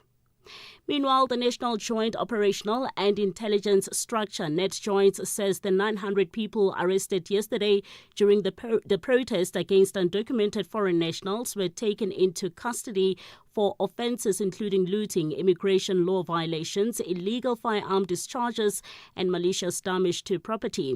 The Western Cape, Eastern Cape and KwaZulu-Natal recorded the highest number of arrests, while the Free State reported the most looting incident. NetJoint chairperson Tebelo Musikidi was addressing media briefing in Pretoria. The majority of those arrested were illegal foreigners and looting as a result of law enforcement operations conducted alongside the protesters. Some were arrested for public violence, some for harboring illegal immigrants in terms of Migration Act, some for business robbery at spaza shops, and so on and so forth. President Cyril Ramaphosa says the country and Africa's true wealth lies not in natural resources, but in the ingenuity and resilience of the people. He was addressing the inaugural Google Cloud Summit in Centre in Johannesburg. The event showcases the tech giant's latest innovations in cloud computing, AI, and digital transformation. Ramaphosa also announced investments to help impart skills to young people, including a 3 million rand digital innovation center in Soweto and a mentorship program for 15 local startups. Ramaphosa says it's critical that the country's digital transformation be just. We must equip our young people with the skills that they need right now to thrive in workplaces of tomorrow. We also applaud Google's decision to invest in comprehensive AI skilling frameworks, as well as digital literacy programs that are going to empower our young people. This will ensure that South Africans, and indeed Africans, are not mere consumers of technology. A suspect wanted in connection with 2 murders in Hammersdale has been killed in a shootout with police in west of Durban. Police say they acted on intelligence about the suspect's whereabouts in the early hours of this morning.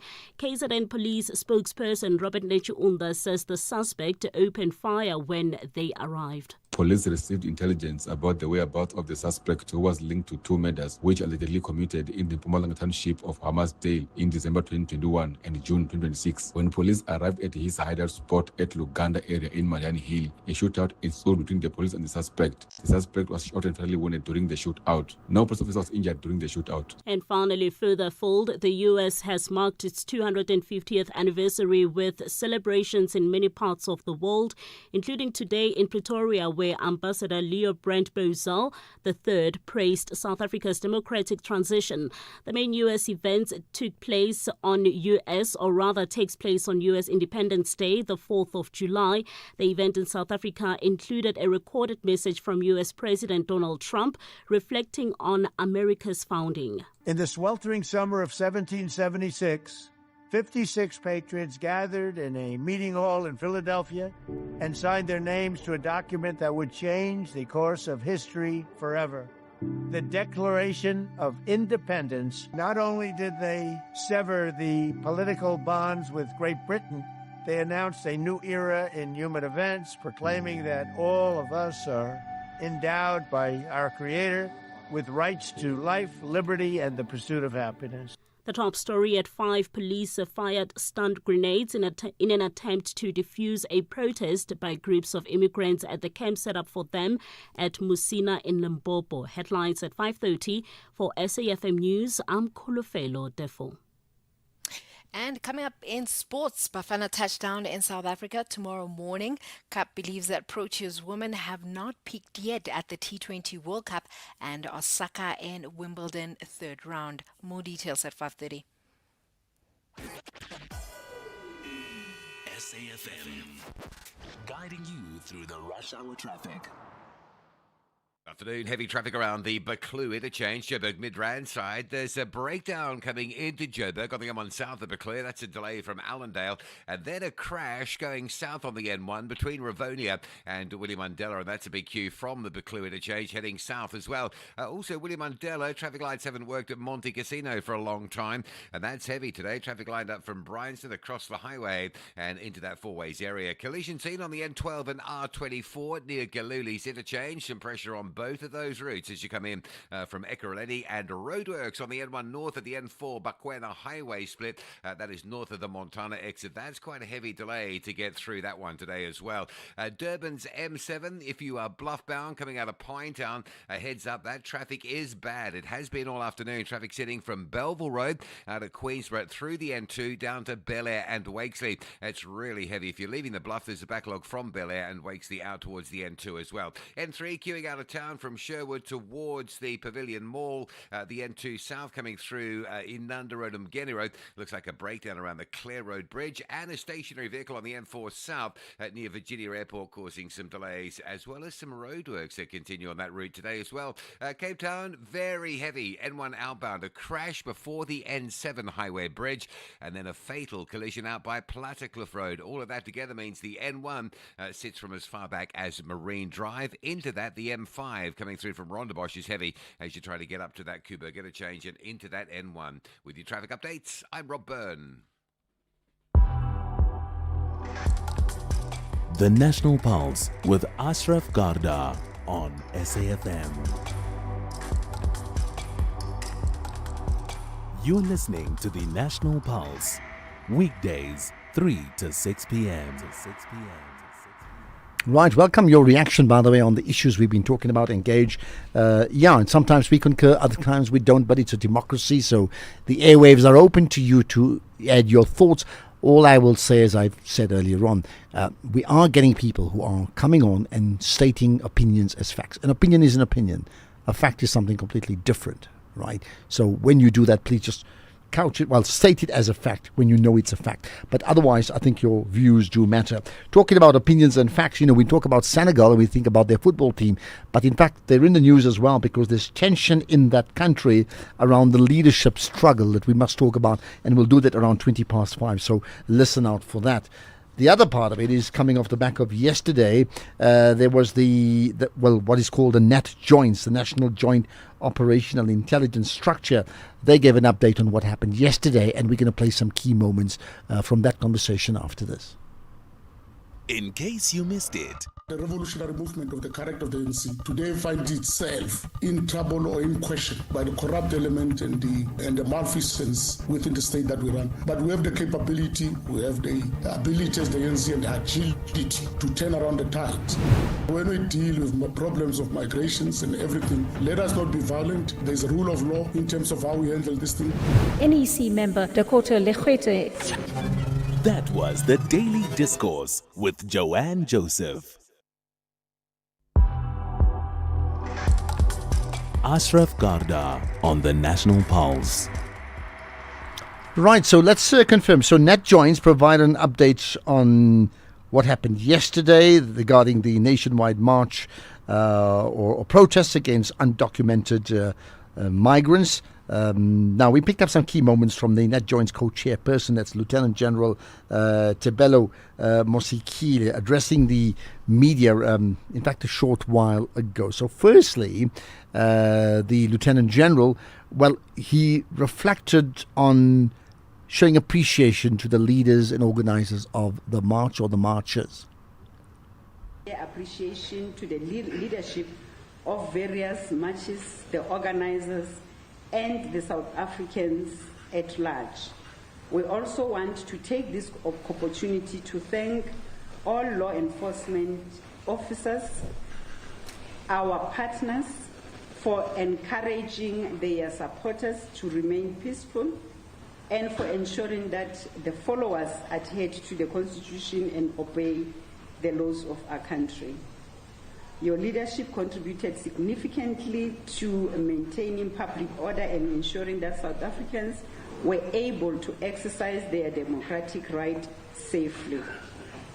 We thank every South African who heeded the call to demonstrate peacefully and responsibly. I can attest that this shows the growth and the maturity of our Constitution. Our law enforcement officers and our partners who worked tirelessly throughout the night to ensure that peace, stability, and safety prevailed. Indeed, while there were opportunistic criminal elements that sought to exploit the situation, they were identified and dealt with swiftly and decisively by law enforcement. Their actions did not undermine the overall stability of the country.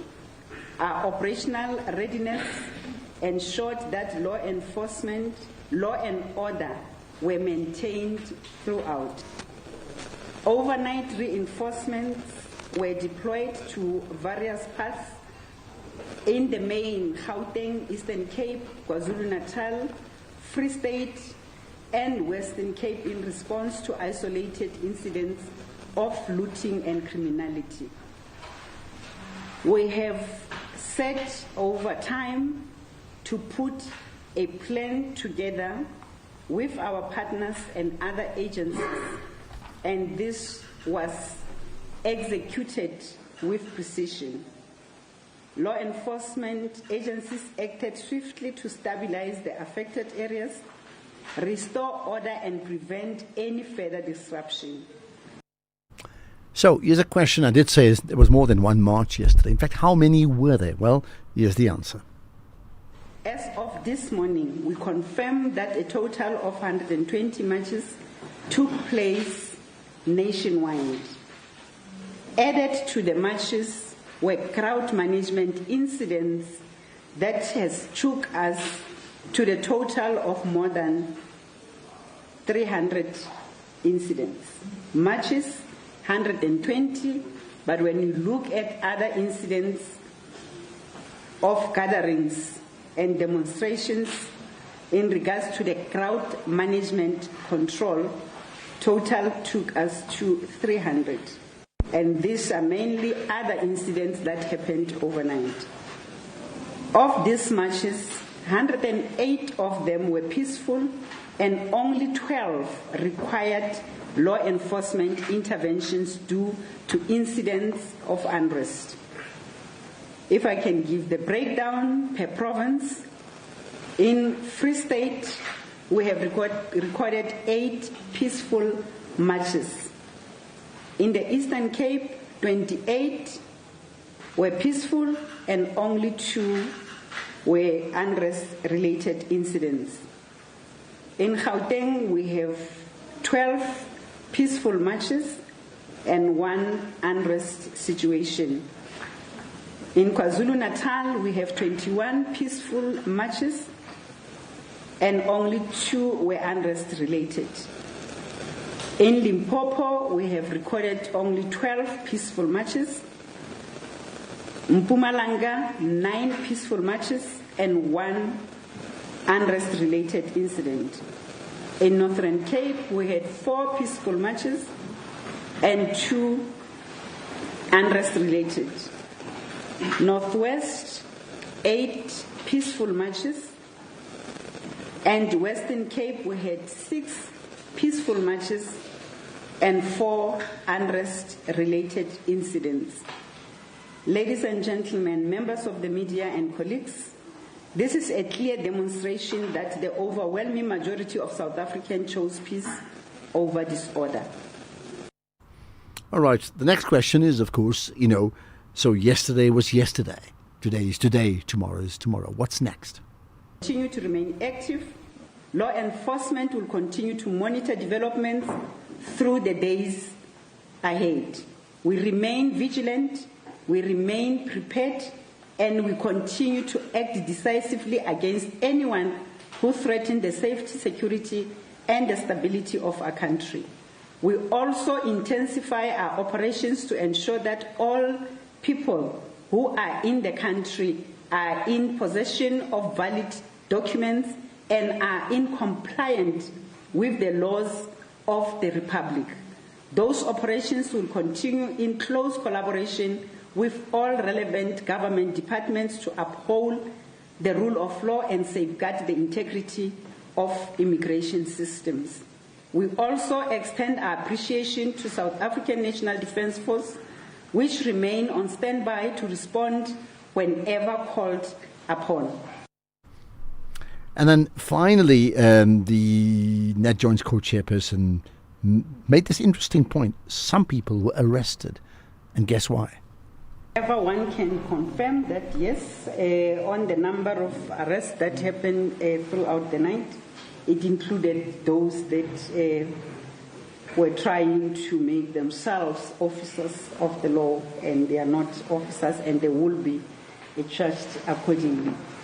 And perhaps to continue to educate South Africans that they must stay in their lane.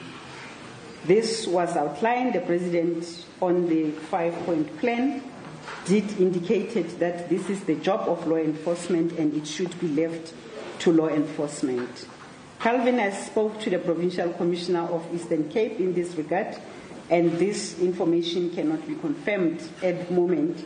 And if it happened, I think we will take the necessary measures to bring those police officers who did that particular activity to a right execution of their duty. It is not in our nature that we should work alongside the other members of the public to do our work. However, you will see that most of the time we encourage community policing. So if we work with other structures, even at roadblocks, it's not for us to make them to do our work. We are doing our work as the police officers. All right, that's where we will leave it, and it gives you a good overview of what was discussed today at the NetJoins conversation or briefing, right? Well, what about Senegal? We'll talk about that next. This is Global Watch on the National Pulse.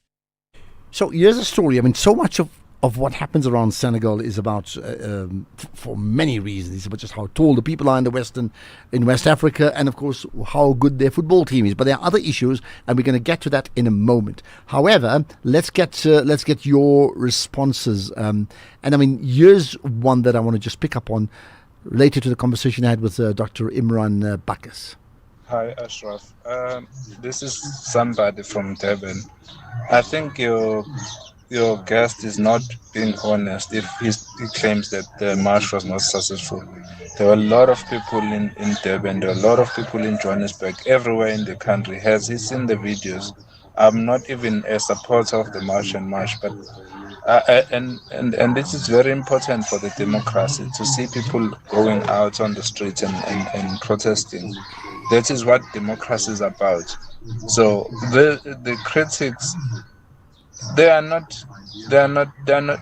don't have any substance. Okay, of course, that's his opinion, and it is a democracy where both of you on air, on the National Pulse, can challenge each other. Hi, Ashraf and your team, my lovely South Africans. It's Eddie from Ondersres. Ashraf, I wonder how you guys deal with distortions. You know, your guest was talking about the march yesterday. No, lot of distortions, and I don't understand. You know, people were supporting this march. They were not supporting violence. Even people, some of them, they didn't go to the march. But I'm telling you, like myself, I didn't join any march, but I supported that we need to fix this country, and we also need to do it respectfully, so and observe the rights of others. Thank you very much. Thank you. Of course, I think that relates to the conversation as well with Dr. Imran Bacchus. And again, suggesting it wasn't a success, said he felt there should be far more people. Okay, that's his opinion. Of course, he's someone who studies in that space. I mean, that's what he lectures in. And according to him, he expected more. You could think he's completely wrong. And that's why we can challenge each other as we're doing right now.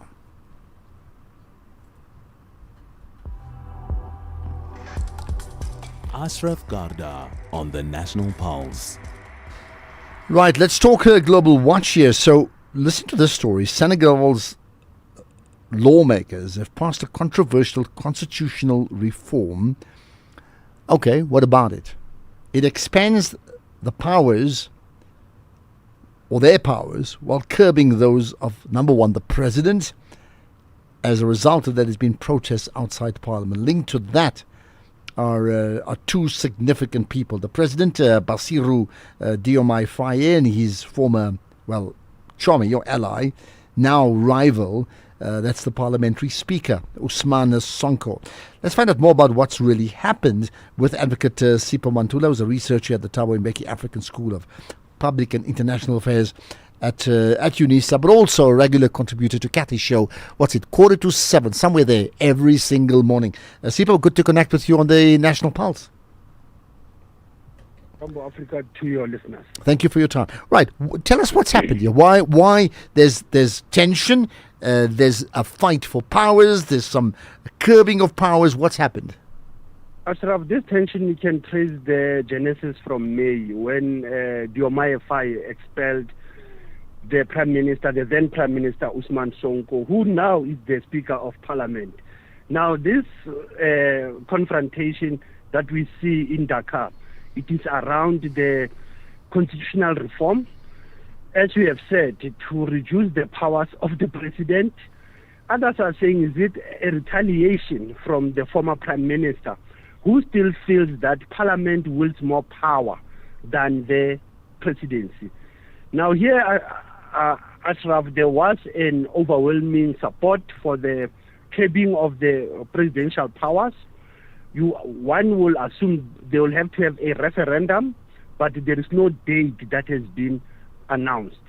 Now, this curbing of powers, where are they sitting, Ashraf, and what was this even confrontation between these two? There is an issue of the foreign debt. There's an issue of exploitation of natural resources in that country. Now, Parliament wants to have more powers when you do what we will call in South Africa, you have your ad hoc committees, inquiry committees. That gives Parliament a greater role to oversee the executive and the presidency. They want to also push to replace Constitutional Court with the Constitutional Council in terms of constitutional reviews on the numbers. It was only 9 members. They wanted to remain with 7 members. So these are the debates, Ashraf, that have caused both Faye and Sonko, who were once in one alliance to remove Macky Sall 2 years ago. But here is a tension now that is playing out in the parliament.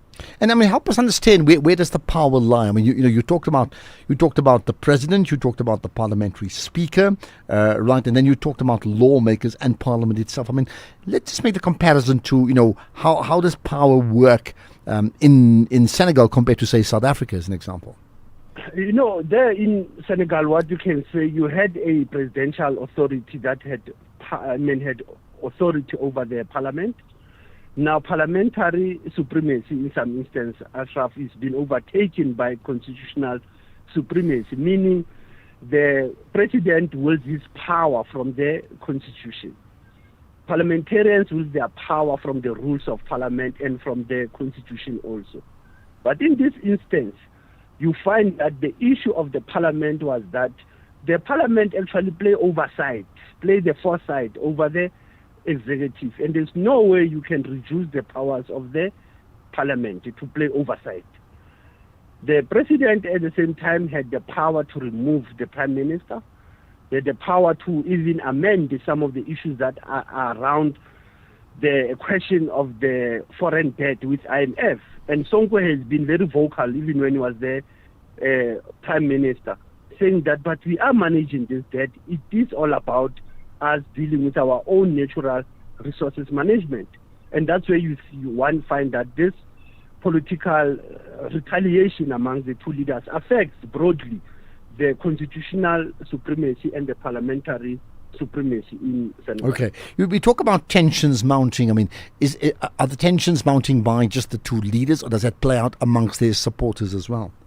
It goes to the supporters, because the same supporters of Sonko are the ones yesterday who says that don't touch our constitution and carrying posters.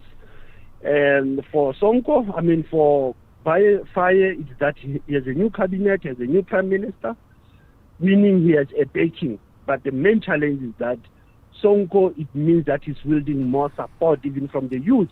Remember, there was an unrest at the Sheikh Anta Diop University.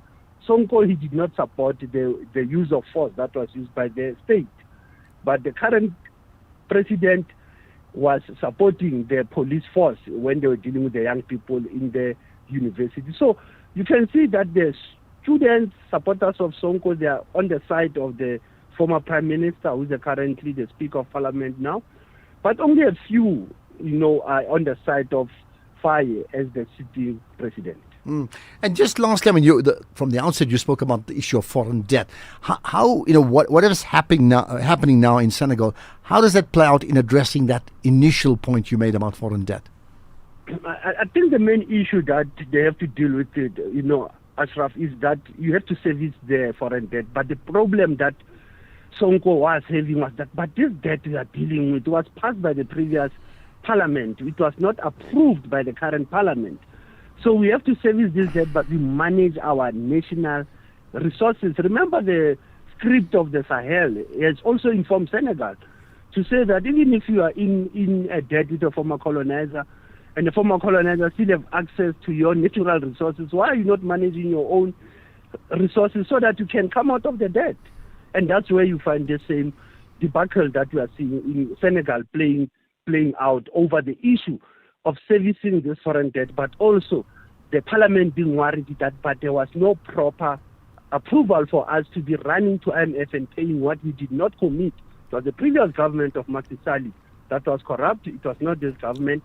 And there are many issues again, Ashraf, I know due to time we cannot get into, but the issue of the foreign debt affects many African countries in terms of servicing that debt. But when it comes to reparation, when it comes to managing natural resources, it is also a serious challenge. And we somehow can't get our heads around that. Appreciate your time, Advocate Sipho Mantula, talking about things, the political struggle in Senegal. Right. In fact, let's pick out some other comments from you before we get to the news headlines. Good afternoon, Ashraf. This is Matobola. Yeah, Ashraf, I was so excited about the March and March because it was success. A lot of people were out to support that march. We were marching. But what I like about it is because it doesn't have that political party name. So it's for South Africans who are crying about immigration crisis in this country. And if the unity is like that, we will win whatever we're crying about. Good afternoon. This is Matiabola. Ashraf, why is the media so desperate to paint the march as if it was very chaotic yesterday? The marches were very peaceful. There was no such a thing as how you're describing that. There was reported looting, breaking, stealing, hitting, hair pulling, screaming, kicking. There was no such a thing. Even the police have not reported that there was any of this kind of stuff. So the media is very, very hopelessly disappointed that the marches were actually very peaceful. They went on very nicely. So please, guys, stop this negative narration of these marches. Mtunzi, thank you. Mtunzi, thanks. I mean, you're one of many people who think like the media is this one big thing that sits together at a clubhouse and decides what to do. Different media houses have different perspectives. I mean, we all do. I hear and then different personalities or anchors have different perspectives, and newsreaders have their own perspectives. But by and large, I mean, the media would report it as it is. Nobody said there was no march. For example, think of the level of coverage that the media has actually given, not just coverage of the marches, but also given airtime to the protesters' leadership in terms of interviews on the day and the interviews in the periods before that and after. The media has definitely done that. Yes, the media must ask questions. Why wouldn't the media? Nobody gets a free ride, not even a politician. 5:30, here's the news headlines with Tondela. It's Kulufelo Tefo. Thanks, Ashraf. Good afternoon. In the headlines at 5:30, let's stay with Mtunzi's point. The government says the largely peaceful protests against illegal immigration have helped restore the country's image, which had been tainted by misinformation suggesting that South Africa is xenophobic. Police have fired stun grenades in an attempt to defuse a protest by groups of immigrants at camps set up for them at Messina in Limpopo. The protesting immigrants are concerned that their human rights are being violated, and in news further afield, a new United Nations report has found that the potential benefits of artificial intelligence are enormous if deployed and applied thoughtfully, but the UN warns that rapid, unchecked deployment of the technology at scale also presents considerable risks. I'll have details on this and more stories at 6. Outsurance is in the business of saving you money on your car insurance premium. If they can't, ask for 500 Rand. SMS out to 30754. That's out to 30754. Right, you may be paying more for medical aid this year, but switch to Outsurance and you could actually drop the price of your car insurance premium. You could save big, like get 43-year-old Ilana, who saves an unbelievable 349 Rand a month on a 2022 Suzuki Jimny. There's never been a better time to switch and save with Outsurance, so why wait? Get a quote today. SMS out to 30754. That's out to 30754. Outsurance, licensed insurer and FSP, T's and C's, and further information available online. SAFM, guiding you through the rush hour traffic. Good afternoon. A reminder of very heavy backlogging going on Joburg's Rivonia, Sunning Hill area. There's a couple of things happening there. Roadworks on Witkoppen Road near the N1 highway off-ramp. That's Witkoppen and Acta. So that's really heavy on Witkoppen. Rivonia Road badly backing up into that congestion. Bowling Avenue going north is heavy. And 12th Avenue linking Bowling through to Rivonia and round to Paulsoft, very heavy as well. Complicating matters, a crash going south on the N1 before Willie Mandela. So the highway is busy. So you've got extra problems getting off Rivonia and off Witkoppen and into that N1 south. Otherwise, got a very heavy N1 coming through Midrand to Joburg today, backlogging from Allendale down into Buccleuch. The Mike 1 N1 north situation pretty slow going, really, from about Marlborough Drive all the way through to New Road. That is jam-packing on your way towards Pretoria today. The Mike 1 south from Sandton down to Parktown, and then from Parktown all the way through to Boysons. Got a crash on the N12 at Klip River Drive if you're trying to get away from Southgate across towards Alberton. That's slow. And of course, the N12 home to Lenasia and Protea Glen. Big delays down to the roadworks at Cliffspray Valley Road. Durban's been really busy today, particularly the M7. It is just starting to ease. The queue from Queensborough moving down towards the N2. It was really slow right through to Wakesley and Bel Air. It has eased up, but coming in from Queensborough towards the Bluff, very slow. The N3 out of town, solid today from Berea right through to about the Pavilion Mall before you're out of that one. And there's a crash on the N2 south after Umhlanga Madlanga. So traffic on the way down towards Kwamashu starting to backlog. Very heavy Hammersdale through to Key Ridge. It's a stationary vehicle and some roadworks today. Really bad if you're on your way into Durban from Pietermaritzburg. That's a long backlog. And Cape Town, just having a look at our real-time maps, it is busy all over. 2 crash scenes on the N1 not helping. One in front of Century City. The other a fatal collision at Plattekloof Road. The N1 queues from about Marine Drive. M5 coming up from Rondebosch is heavy. And a lot of traffic home to Tableview today, particularly Marine Drive, backlogging from Milnerton's Lagoon Beach all the way through to Sunset Beach in the Tableview area. With your traffic update, I'm Rob Byrne. Outsurance will go out of their way to try and save you money on your car insurance. If they can't, ask for 500 Rand. SMS out to 30754. That's out to 30754. This is SAFM Sports with Doming Khapele. Right, Shumi, there's one eye on the World Cup matches today. 3 big games. England starting just now. But the other eye, which you have, is on what happens tomorrow morning. Yeah, Bafana touchdown in South Africa tomorrow morning at 5:30. So if you are planning to welcome the boys back, it's an early morning for you. And remember that obviously they're coming back from the World Cup, but their next assignment will be to qualify for the AFCON next year in Kenya, Uganda, and Tanzania. And Captain Ron Williams says that that's a non-negotiable. Yeah, exactly. We need a break now. It's been a gruesome season.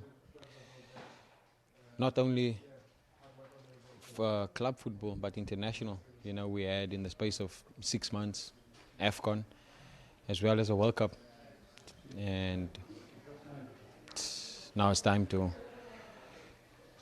reflect, sit back and look at the experiences, but also take a break. Be ready for September, October, November for the AFCON qualifiers. We need to be there again. We need to make sure that we are building, and we are keep building now. So we need to make sure that we qualify and give ourselves opportunity next year again, you know, to go to AFCON and hopefully, you know, go all the way. Meanwhile, England meet the Democratic Republic of Congo in Atlanta tonight, aiming for a place in the World Cup last 16. Kick off at 6 p.m. Coach Thomas Tuchel warned his side against complacency, noting the narrow margins that have already seen Germany and the Netherlands eliminated on penalties. And England will rely on the likes of Jude Bellingham and Harry Kane, though defender Reece James is sidelined. DRC boasts Premier League forward Yaon Muisa and England-born defenders Aaron Wan-Bissaka amongst others. And the DRC coach says that the pressure is on England, with his squad already exceeding expectations by reaching the knockout stage. Elsewhere, Orlando Pirates have confirmed that the club has reached an agreement with Belgium's side Royal Union Saint-Gilloise for the transfer of Relebogile Mofokeng subject to medical examination. The Soweto side also confirmed that the deal was agreed in principle before the start of the FIFA World Cup, and not only to make the announcement until the tournament is over to allow the 21-year-old to focus on the global showpiece. We are yet to know the structure of the deal, but it is reportedly worth over 70 million rand. And Bafana coach Hugo Broos says that it's a great move for the attacker. I think it's a good thing for him. I think he will progress. But I also think that you don't have to expect that from the first day he will play, because really has to be stronger. It's a very tough competition in Belgium. So I think the first 5-6 months they will put him in the fitness to get a little bit stronger. And then, he's a talented player. So once he has the power that he needs for such a competition, there will be no problem, I think. The G Sport Awards have announced their finalists for this year's ceremony. Amongst the finalists, Proteas captain Laura Verwaalde is shortlisted in the Athlete of the Year category alongside swimming powerhouse Laura van Niekerk, track sensation Prudence Sokhodiso, and the Team of the Year category will be equally contested by the Proteas Women, SA Women's Rugby 15s, and the Athletics SA Sprint Team of the Field, Cricket South Africa, SAFA, and SA Rugby are the finalists shortlisted for the Federation of the Year. Finally, in tennis, Naomi Osaka is through to the third round of Wimbledon after beating Anastasia Gasanova 6-3, 6-2. She's never passed the third round, so she'll definitely be looking to advance to the fourth round for the first time. That's it from my side.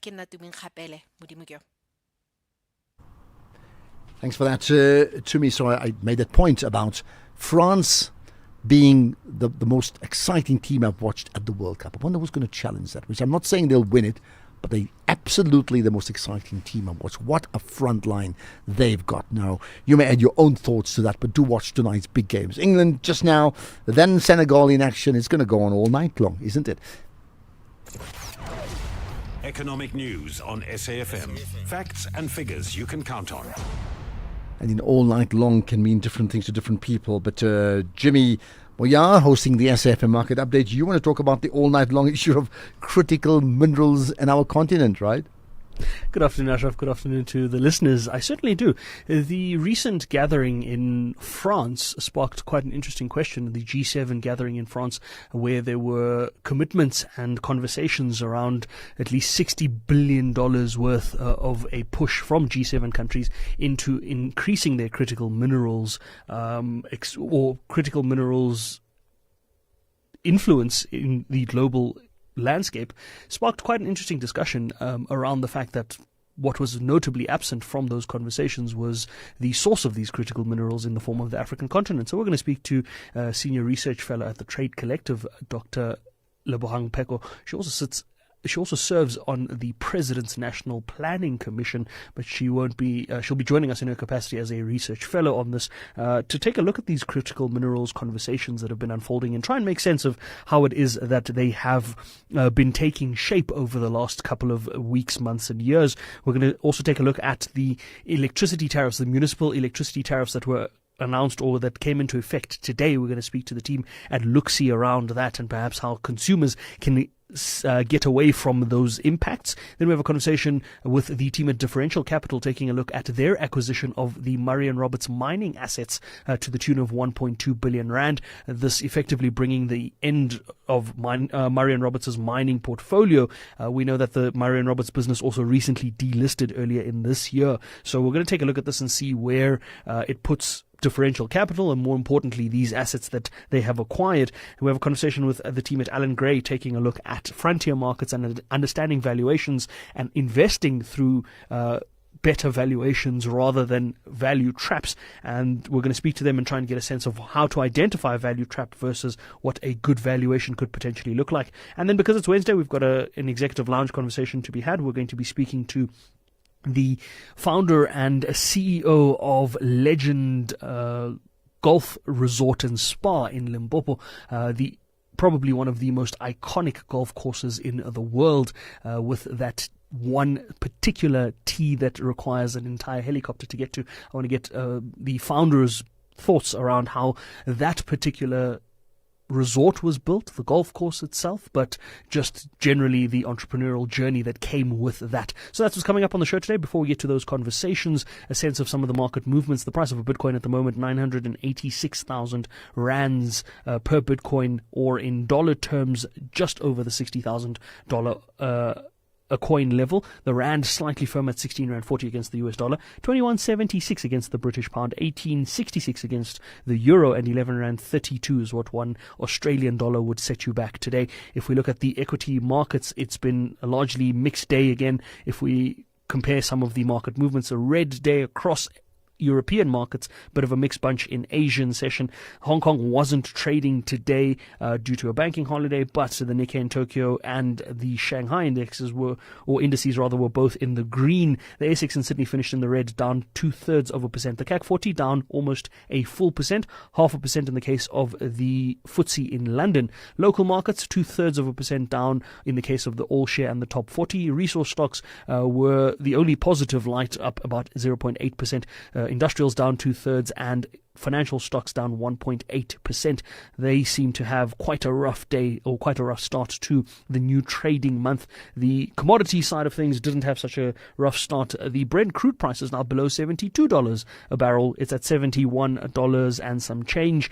I'm hoping we breach below $70 a barrel. I'm hoping we chase down $60 a barrel. I know that might be a bit ambitious at this stage, but it is very, very plausible and possible if the conversations in the Middle East continue in the direction that they are at the moment, and we don't see a resurgence in the conflict there. The gold price $4,080 a fine ounce, platinum just below $1,600 a fine ounce, palladium 1,200, a little over 1,200 to be more precise, and silver around $60 a fine ounce. I'm going to take a look at these and other market movements a little later on when we come back just after the 6 p.m. news. For now, Ashraf, back to you. All right, perfect. Thanks for that. Enjoy your show, as always, 6 to 7 on the SAfm Market Update, followed by an hour of sport. In case you missed it. So after someone says yes when they really want to say no, what emotional, psychological patterns tend to show up afterwards? When you are a kind person, you are giving from a place of fullness. You are, giving from a place of no expectation. So I don't give you my yes because I want to be validated by you. I want you to always be excited for me. But I give you from a place of wholeness. To say, if today my response to you is a no, it's really from a place of wholeness. It's really from a place of kindness. That was Quantum with Angela Ludig.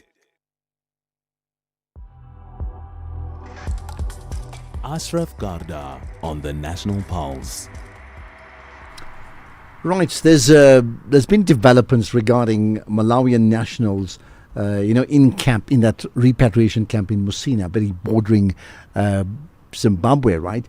And what we understand is many of them are still waiting for the repatriation process to actually kick in, which then allows them to depart South Africa and move on to the neighboring country en route to Malawi itself. Now, according to the news earlier, the police were dealing with a number of confrontations. Let's find out exactly what's been happening with Katlego Nyoni, the SABC News reporter in the Limpopo region. Katlego, thanks for engaging us here on the National Pulse. Thank you very much, Ashraf, and to our listeners as well. Thank you. So, the key word coming out of all of this is confrontations. What's been happening? It was quite a serious confrontation which erupted really without prior warning, as we're covering the developments there, because the Minister of Home Affairs, Dr. Leon Schreiber, had been in the area. Then there was a commotion and a situation which then unfolded where we saw a number of disgruntled Malawian nationals that are waiting at this repatriation center, Ashraf, for their deportation to be finalized.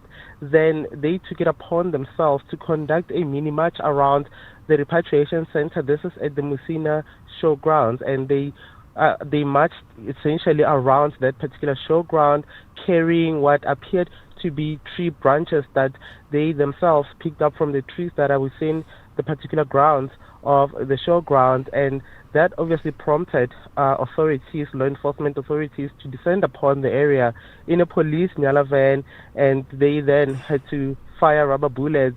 We had 2 rounds of rubber bullets, or what appeared to be a loud noise, 2 rounds of that, Ashraf, that was then discharged by the police, and the situation never remained calm following that. The bone of contention at the heart of this particular issue, and the fact that they are disgruntled, is issues around the slow pace with regards to processing their documents so that they could then be finally be repatriated and returned to their home country of Malawi, as majority of those that are in Musina are from Malawi, having traveled from KwaZulu-Natal at those centers there. So they're saying that the process is quite slow and they are not getting the assistance that they require after the buses drop them off at this particular showgrounds, that they don't have food, they don't have water, they don't have toilets and ablution facilities, and essentially there is just a general sense of frustration. So police are essentially trying to diffuse the situation, Ashraf. And when you say the process is quite slow, that's their claim. What are their expectations? How long should the process take according to them, and how long is it taking? So we spoke to a young man in his early 20s. He said he had expected that when he left KwaZulu-Natal, he was essentially then leaving South Africa, that when he gets to another province, they will then just pass through the border. And we have seen a large number of buses, like, for example, overnight yesterday, we had over 60 buses that were then processed, and about 3,500 Malawian nationals that were then repatriated, 250 or so Zimbabwean nationals, and roughly 80 Zambian nationals. So their expectations were that upon arrival in Musina, it will just be a process which will be seamless, and they would then be able to be then deported to their country. And as I'm talking to you, we are seeing some of them. They are currently being loaded into their buses that are destined for Malawi through the Beitbridge border post. And those buses have got signage, right, Ashraf, that is written deportation Malawi.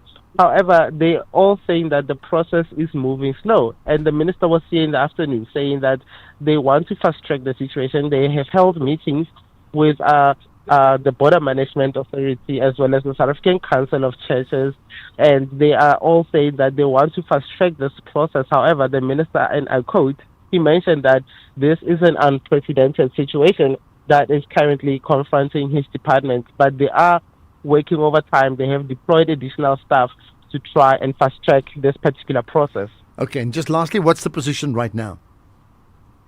Currently, as it stands, the numbers keep on fluctuating. There are two sites in Musina, the repatriation center, as well as another pickup point where there's a number of buses. I'm seeing, from my vantage point, I'm seeing 4 buses, and people are still now getting into those buses, being assisted by some officials from their respective countries. And we've also seen Home Affairs officials also going into a meeting, but the Home Affairs office in itself is currently closed. We've not seen it open since we've arrived here.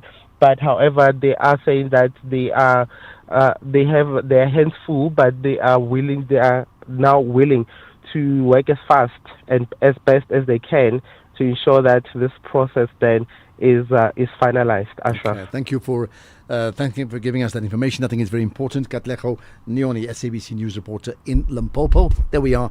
Malawian nationals effectively disgruntled at the slow pace of repatriation. They at that repatriation center. They want to, now that they're, as they say, up at home, they want to get home, and it's taking far too long. And therefore, they've confronted officials there, and tear gas was used to basically thwart them off.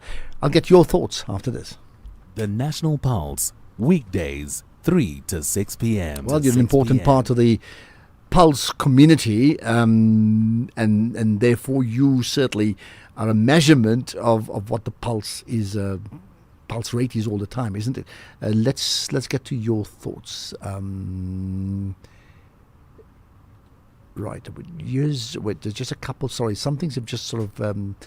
Years one. Good afternoon, Ashraf and the listeners. For me, what happened yesterday shows the wheel of democracy working on both hands. Media and protesters enjoy freedom. Comes from Enjoy Freedom. Tunelo Molefi from Lamontville in Durban. Goodness, you say Lamontville, I mean nostalgic. Lamontville Golden Arrows. Remember them? Ashraf, let's try to be fair here. Johnston has been removed John George last year. It was November 2025, and they replaced him with Willie Youngcup.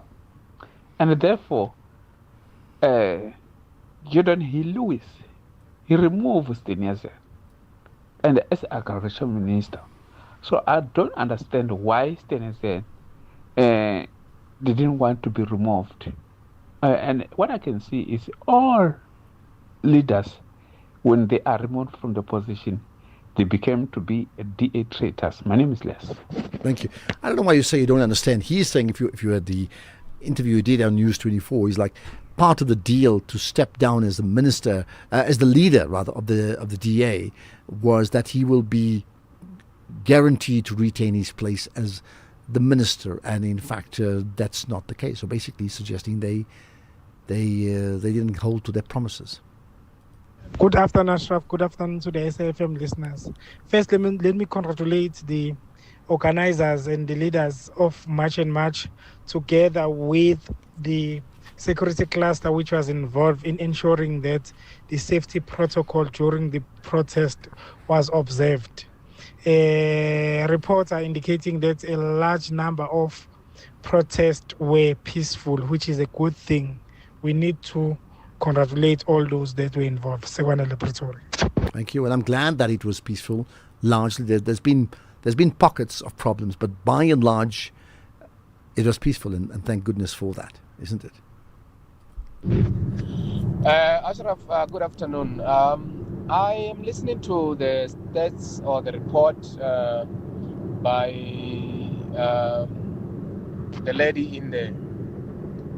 I think one of the things that as a nation we would really like to know is the issue around the impact, economical impact, just for yesterday, but also to know in terms of the states, so far, how much of workspaces would be made available since, well, Mabahambe Bahambile, TJ in Polokwane.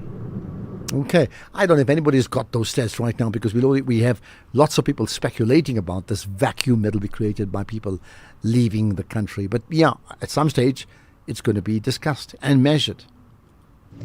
Hi, Ashraf. I'm a professional who studied at UCT. I've been living here for 23 years. And I have many of my professional friends that went to UCT, CPUT, UWC, VITS, and we are working jobs where we are contributing. We are